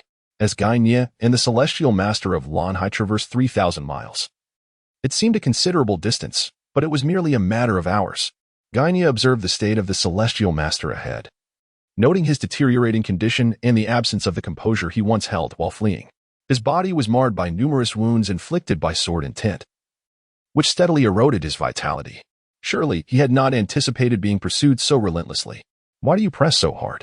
The Celestial Master of Lanhai shouted. Beyond lies the East China Sea. If you continue, beware of the powerful beings from Wuhuan Heavy Island who may surround you. As he ran, he understood that Wuhuan Heavy Island was located offshore. Even if he entered the territory of the East China Sea, he would merely be along the coastline. By the time the powerful beings from Wuhuan Heavy Island received the news, he would likely already be dead. Gagne remained silent, focusing on the Celestial Master's state, seeking an opportunity to strike decisively. At last, the Celestial Master of Lanhai escaped the Central Plains, arriving above a coastal city by the East China Sea. Upon seeing the city, he shouted, "I am the Celestial Master of Lanhai from Wuhuan Heavy Island. Urgently notify the island of an invasion by a terrestrial immortal and summon reinforcements." The citizens below were largely bewildered by his proclamation, showing little reaction. However, the scouts and disciples of Wuhuan Heavy Island within the city became instantly alert, recognizing the gravity of the situation. The disciples hastily released carrier pigeons to convey the message to the island, hoping for the dispatch of powerful reinforcements. They remained calm, gazing into the sky at the two distant figures, unable to discern a clear victor. The celestial master of Lanhai's declaration indicated that he was engaged in battle with the invading terrestrial immortal. They held firm belief in his strength. Having grown up hearing tales of the island's masters, they instinctively assumed that he was stalling for time, awaiting reinforcements to arrive and decisively eliminate the intruder. But was the situation truly as it appeared? Gagne squinted, sensing the moment had arrived, and he cast the sword Yuan Hong forward. 100 steps flying sword. Instantly, Yuan Hong transformed into a dragon, surging toward the celestial master of Lanhai with ferocious intent. The celestial master was taken aback, unprepared for such a formidable technique from Gagne. Even at full strength, he might have struggled to withstand it, let alone in his current weakened state. No, he exclaimed in disbelief, unable to fathom that a terrestrial immortal, having lived for over 2 centuries, could perish due to such a trivial matter. Regrettably, with a piercing scream, the celestial master of Lanhai had his skull cleaved by the 100 steps flying sword, the overwhelming sword intent consuming his very soul, leaving him utterly lifeless. After vanquishing his foe, the sword Yuan Hong, as if imbued with sentience, gracefully arced through the air before returning steadily to Gagne's hand. The lifeless body of Master Lanhai plummeted like a kite severed from its string, descending towards the city below. Yet another celestial being had fallen. Pedestrians on the streets halted, their gazes fixed skyward. In the heavens, a dark speck gradually expanded, accompanied by the howling wind, hastening its descent. The crowd erupted into a frenzy, murmurs rising and falling like waves. Look over there. Something is falling. Could it be that the battle has concluded? Has a powerful being perished? A grandmaster swallowed hard, pondering the gravity of such a formidable entity's demise. Who emerged victorious? Was it Master Lanhai or the intruder? Surely Master Lanhai triumphed. For he is a sage from the sacred realm of martial arts. How could he possibly lose?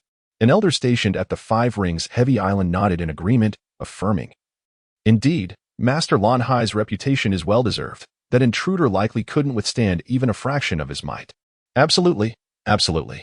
Several youths echoed, eager to flatter the elder in hopes of securing a place within the 5 Rings Heavy Island. However, as the falling figure neared the ground, a sudden gasp rippled through the crowd. Wait, that attire, could it be Master Lanhai? It seemed inconceivable. Before the thought could fully form, Master Lanhai's corpse struck the earth with a resounding thud, sending up a cloud of dust. Had it been the body of an ordinary person, the fall would have rendered it nothing but a mass of flesh. Yet, the corporeal form of a celestial being was different, honed through rigorous training, even in death. It could create a substantial crater upon impact. Although none in the vicinity had ever laid eyes on Master Lanhai, the distinctive garb of the 5 Rings Heavy Island, adorned with its emblematic islands, left no room for deception. In that moment, silence enveloped the crowd, all eyes wide with disbelief, unable to comprehend the scene unfolding before them. An increasing number of martial artists gathered around the lifeless body. It was truly the legendary Master Lanhai. The elder from the 5 Ring Heavy Island approached, trembling as he pointed at the corpse, his voice laden with terror. He had been fortunate enough to glimpse Master Lanhai several decades ago on the island.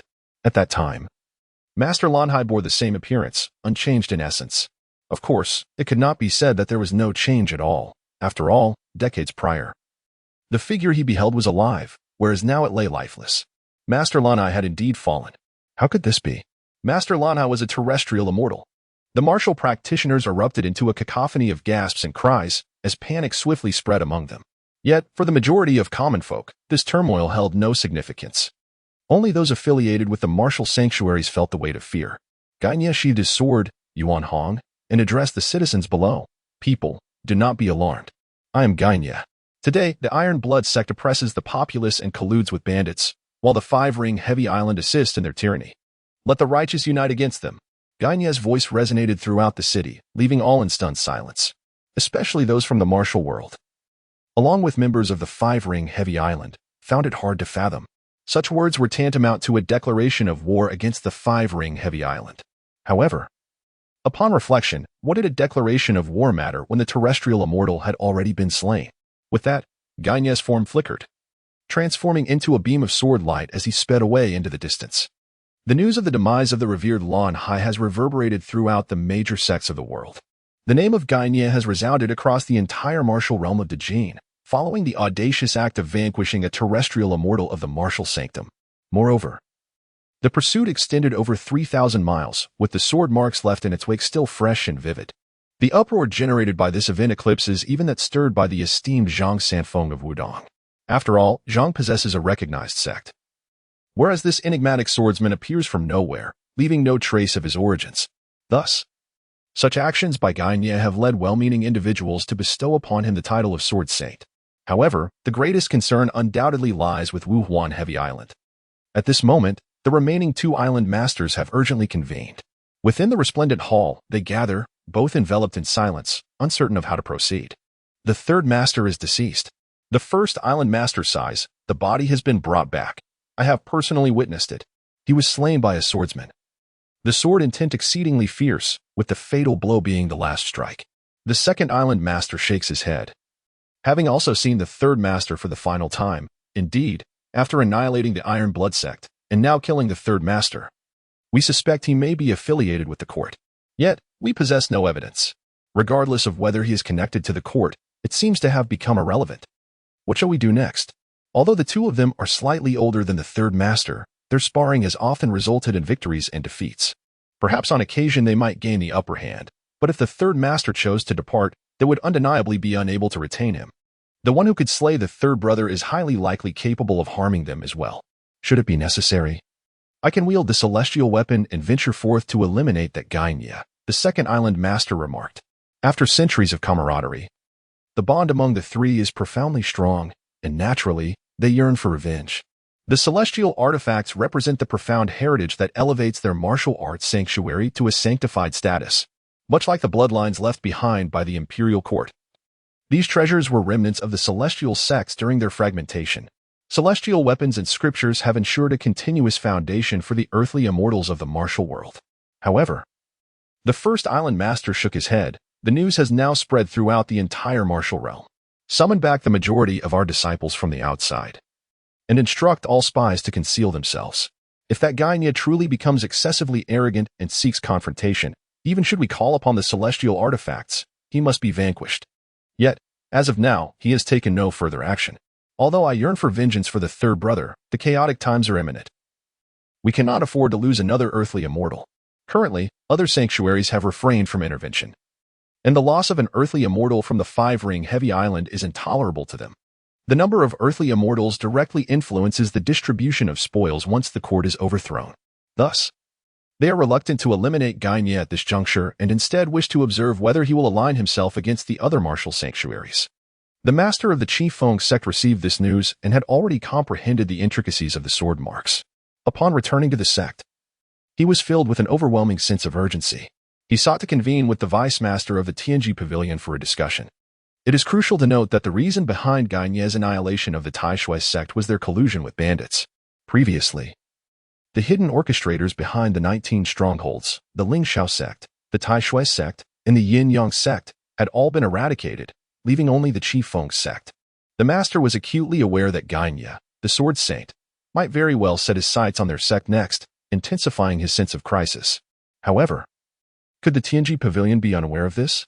If it were the Wudong sect, as a martial faction, there might still be room for negotiation. Yet, Guy Nye now possessed a complete record of his victories, having slain an earthly immortal for these matters. The Tianji Pavilion certainly had no desire to confront such a madman. The Chi Feng sect was merely unfamiliar territory to them. The news of the departure from the Heavenly Mechanism Pavilion was obtained from the disciples who had infiltrated their sect. Consequently, the Chi Feng sect lost its significance, and Chang'an commanded Guy Nye to eliminate it. Ding! Congratulations to the host for the annihilation of the Chi Feng sect, granting one opportunity for faction summoning, one for special summoning, and one for martial arts summoning. The system's voice arrived as expected. Ding! Congratulations on the destruction of the Nan family, granting one opportunity for faction summoning, one for special summoning, and one for martial arts summoning. Upon hearing the system's announcements, Ji Chang'an furrowed his brow. Nan family? What sort of faction is this? After some introspection, he deduced that it must have been inadvertently eradicated by the Money Association, the Jinyui, or perhaps the Luo Network during their operations. The fact that this family was accounted for by the system suggested that they were not insignificant. He decided to inquire further with the Luo Network. As the time was approaching, Ji Chang'an focused his thoughts and summoned the remaining 5,000 Xuanjia troops.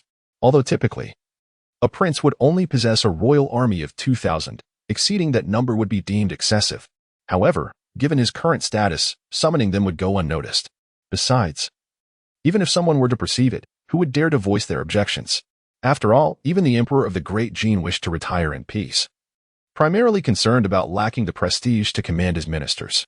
Yet, following the recent imperial examination incident, the ministers had largely submitted to him, effectively silencing their dissent.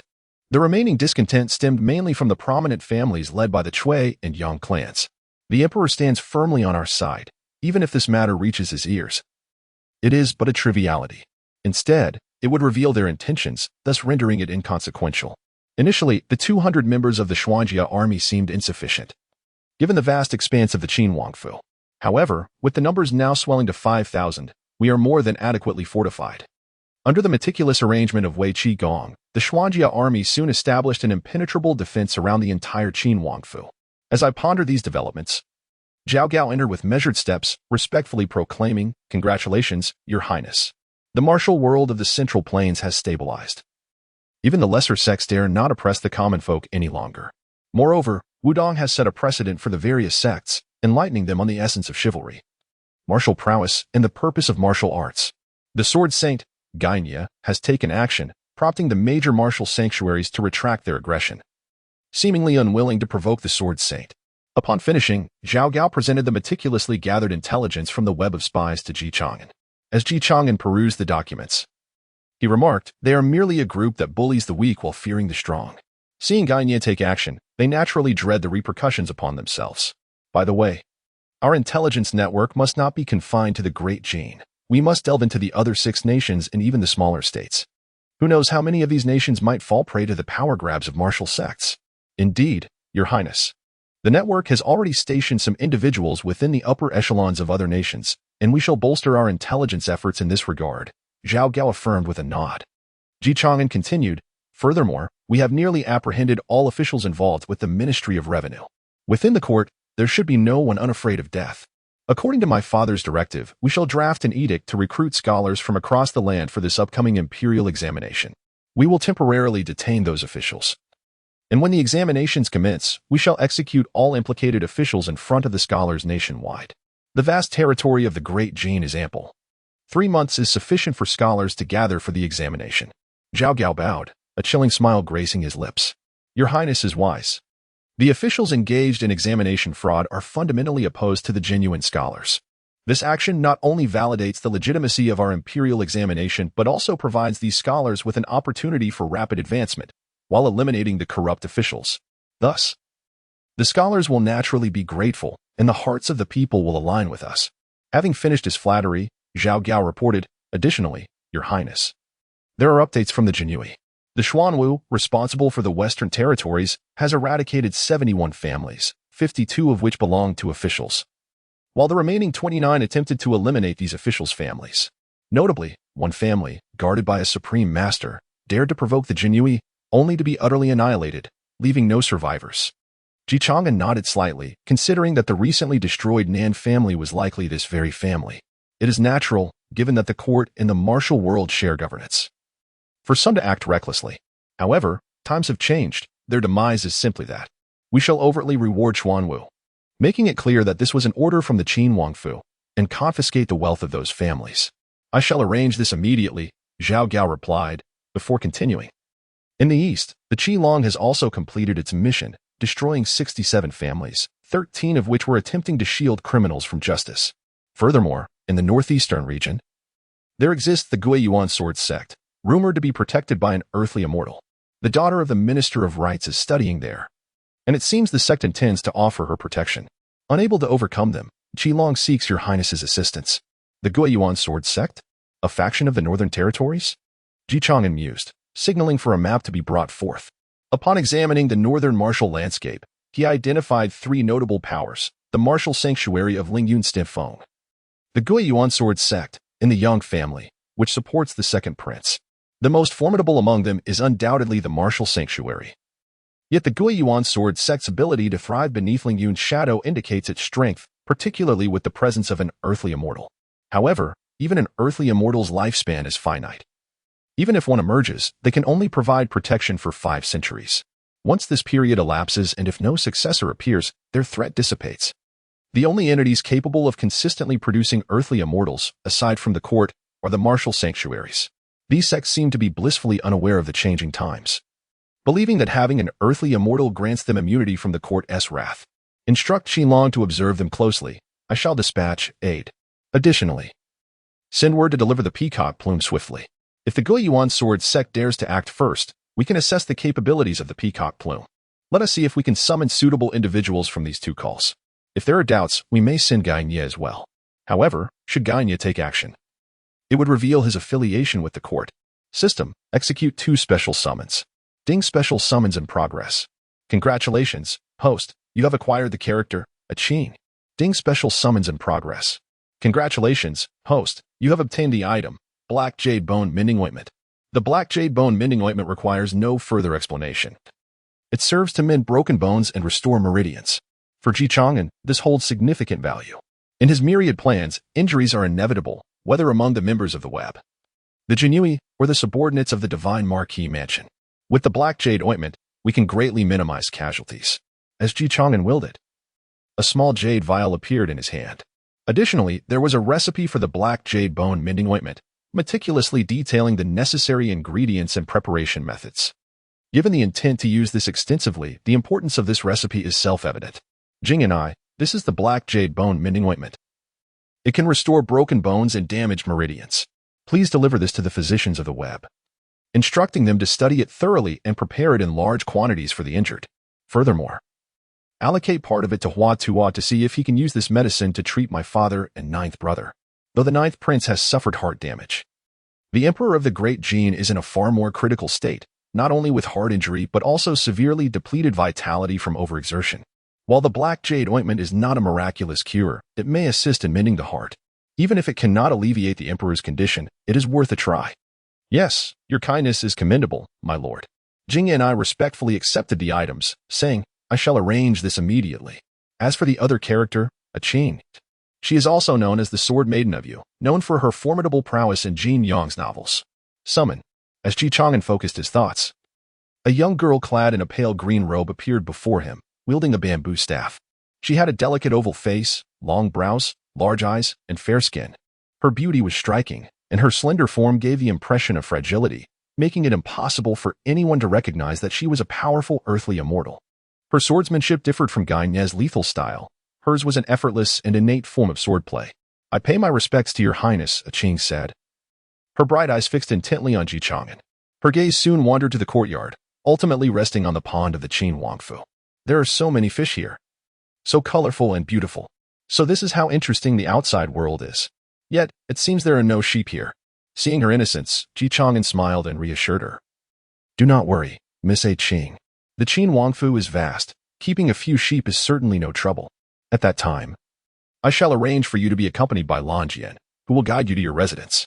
At this moment, a Qing, a girl from the countryside, had yet to witness the wider world. Upon hearing Chang'an's words, a glimmer of joy flickered in her eyes as she exclaimed with youthful exuberance, Thank you, your highness. You are a kind man. Miss A. Qing, this way, please, Lan Jian gently prompted, stepping forward. A Qing then encountered Mei, Lan, Zhu, and Zhu. Momentarily taken aback by their striking resemblance, the 4 sisters looked so alike. Subsequently, she took her bamboo staff for herding sheep and followed Lan Jian in search of her courtyard. A Qing's prowess was beyond question, as she was a terrestrial immortal. With her presence, the safety of the Qin Wangfu was assured. Zhao Gao no longer needed to expend daily efforts on self-protection, allowing him more time to manage the affairs of the network. After all, it was somewhat wasteful for a leader of such a network to serve merely as a bodyguard. Of course, should he fail to summon a suitable candidate later, he could turn to the Guiyuan sword sect under the Azure Dragon's domain, thereby liberating them from confinement in the capital. If among the summoned forces, a new terrestrial immortal could be called forth, arrangements could be made for them in the northern territories. System, summon martial arts twice. Ding, martial arts summoning in progress. Congratulations, host. You have acquired the martial art Dozhuan Xingyi. Ding, martial arts summoning in progress. Congratulations, host. You have acquired the martial art Tianshan Jimei Shou. Dozhuan Xingyi is a technique of using force against force, capable of reflecting any martial arts employed by an opponent back upon them. The Tianshan folding plum hand encompasses all martial arts techniques, seamlessly integrating them within its 6 variations. Thus, the more martial arts one learns, the more formidable the Tianshan folding plum hand becomes. These two martial arts are distinguished by one excelling in counterattacks while the other specializes in unraveling techniques, both representing superior methods to contend with the myriad styles of the martial world. With the acquisition of these two skills, Chang'an's comprehension of martial arts has deepened significantly. He resolved to retreat for a time to further hone his current abilities, while he may still be a tad short of breaking through to the realm of the terrestrial immortals. Utilizing these martial arts should allow him to grasp deeper truths without excessive difficulty. Gaining such profound insights is indeed an asset, as having a plethora of skills is never a burden. With these thoughts in mind, the next crucial step involves summoning forces. System: summon 2 forces. Ding. The martial arts summoning is underway. Congratulations to the host for acquiring the Yin-Yang faction. Ding. The martial arts summoning is underway. Congratulations to the host for acquiring the Nightfall faction. The system's notification was subtle, yet the results left Chang'an momentarily astonished. It seemed that fortune smiled upon him today, as he had summoned 2 exceptionally powerful factions known from the era of Qin Shi Mingwei. Among them, the Yin-Yang faction needs no further elaboration, boasting countless formidable practitioners. Since parting ways with the Taoist school, the Yin-Yang faction has taken a unique path, emphasizing mastery and application of the dualities of Yin and Yang in pursuit of the ultimate transcendence. Taoism seeks to harmonize with nature and embrace the realm of effortless governance, allowing oneself to merge with the natural world and comprehend its profound truths. Although the two philosophies may appear to share a common origin, they are, in reality, worlds apart. The leader of the Yin-Yang school is Dong Huangtai, symbolizing the universe and all its manifestations. Beneath him is Dong Jun Yanfei, representing the sun. Following them are the left and right protectors, the moon goddess, symbolizing the moon, and the star soul, representing the stars. Finally, there are the 5 esteemed elders, Yunzhong Jun, De Siming, Xiao Siming, Xiang Jun, and Xiang Fu Ren, each presiding over one of the 5 elements: metal, wood, water, fire, and earth. Among them, Yunzhong Jun is known as Su Fu. Despite the numerous disciples of the Yin-Yang school, their numbers do not exceed 10,000. Yet, each individual is extraordinarily powerful, having attained a commendable mastery of Yin-Yang techniques. At the very least, they have entered the realm of alchemy, the foundational layer of Yin-Yang arts. The system summons leaders such as Dong Huangtai and Dong Jun. With a mere thought from Chang'an, 10 figures materialize within the modest courtyard. Among them, Dong Huangtai dons a black mask and a flowing black robe, obscuring his form and features. In contrast, Dong Jun Yanfei is adorned in a dark blue gown, her long hair elegantly gathered and secured with a hairpin embellished with dark blue gemstones. Her dress billows, seemingly adorned with a 3-legged golden crow in flight, as if she has yet to encounter Yin Dan and evade capture. The moon goddess stands regally in a light blue ceremonial gown, adorned with a satin ribbon, exuding the poise of a noblewoman. The star soul skin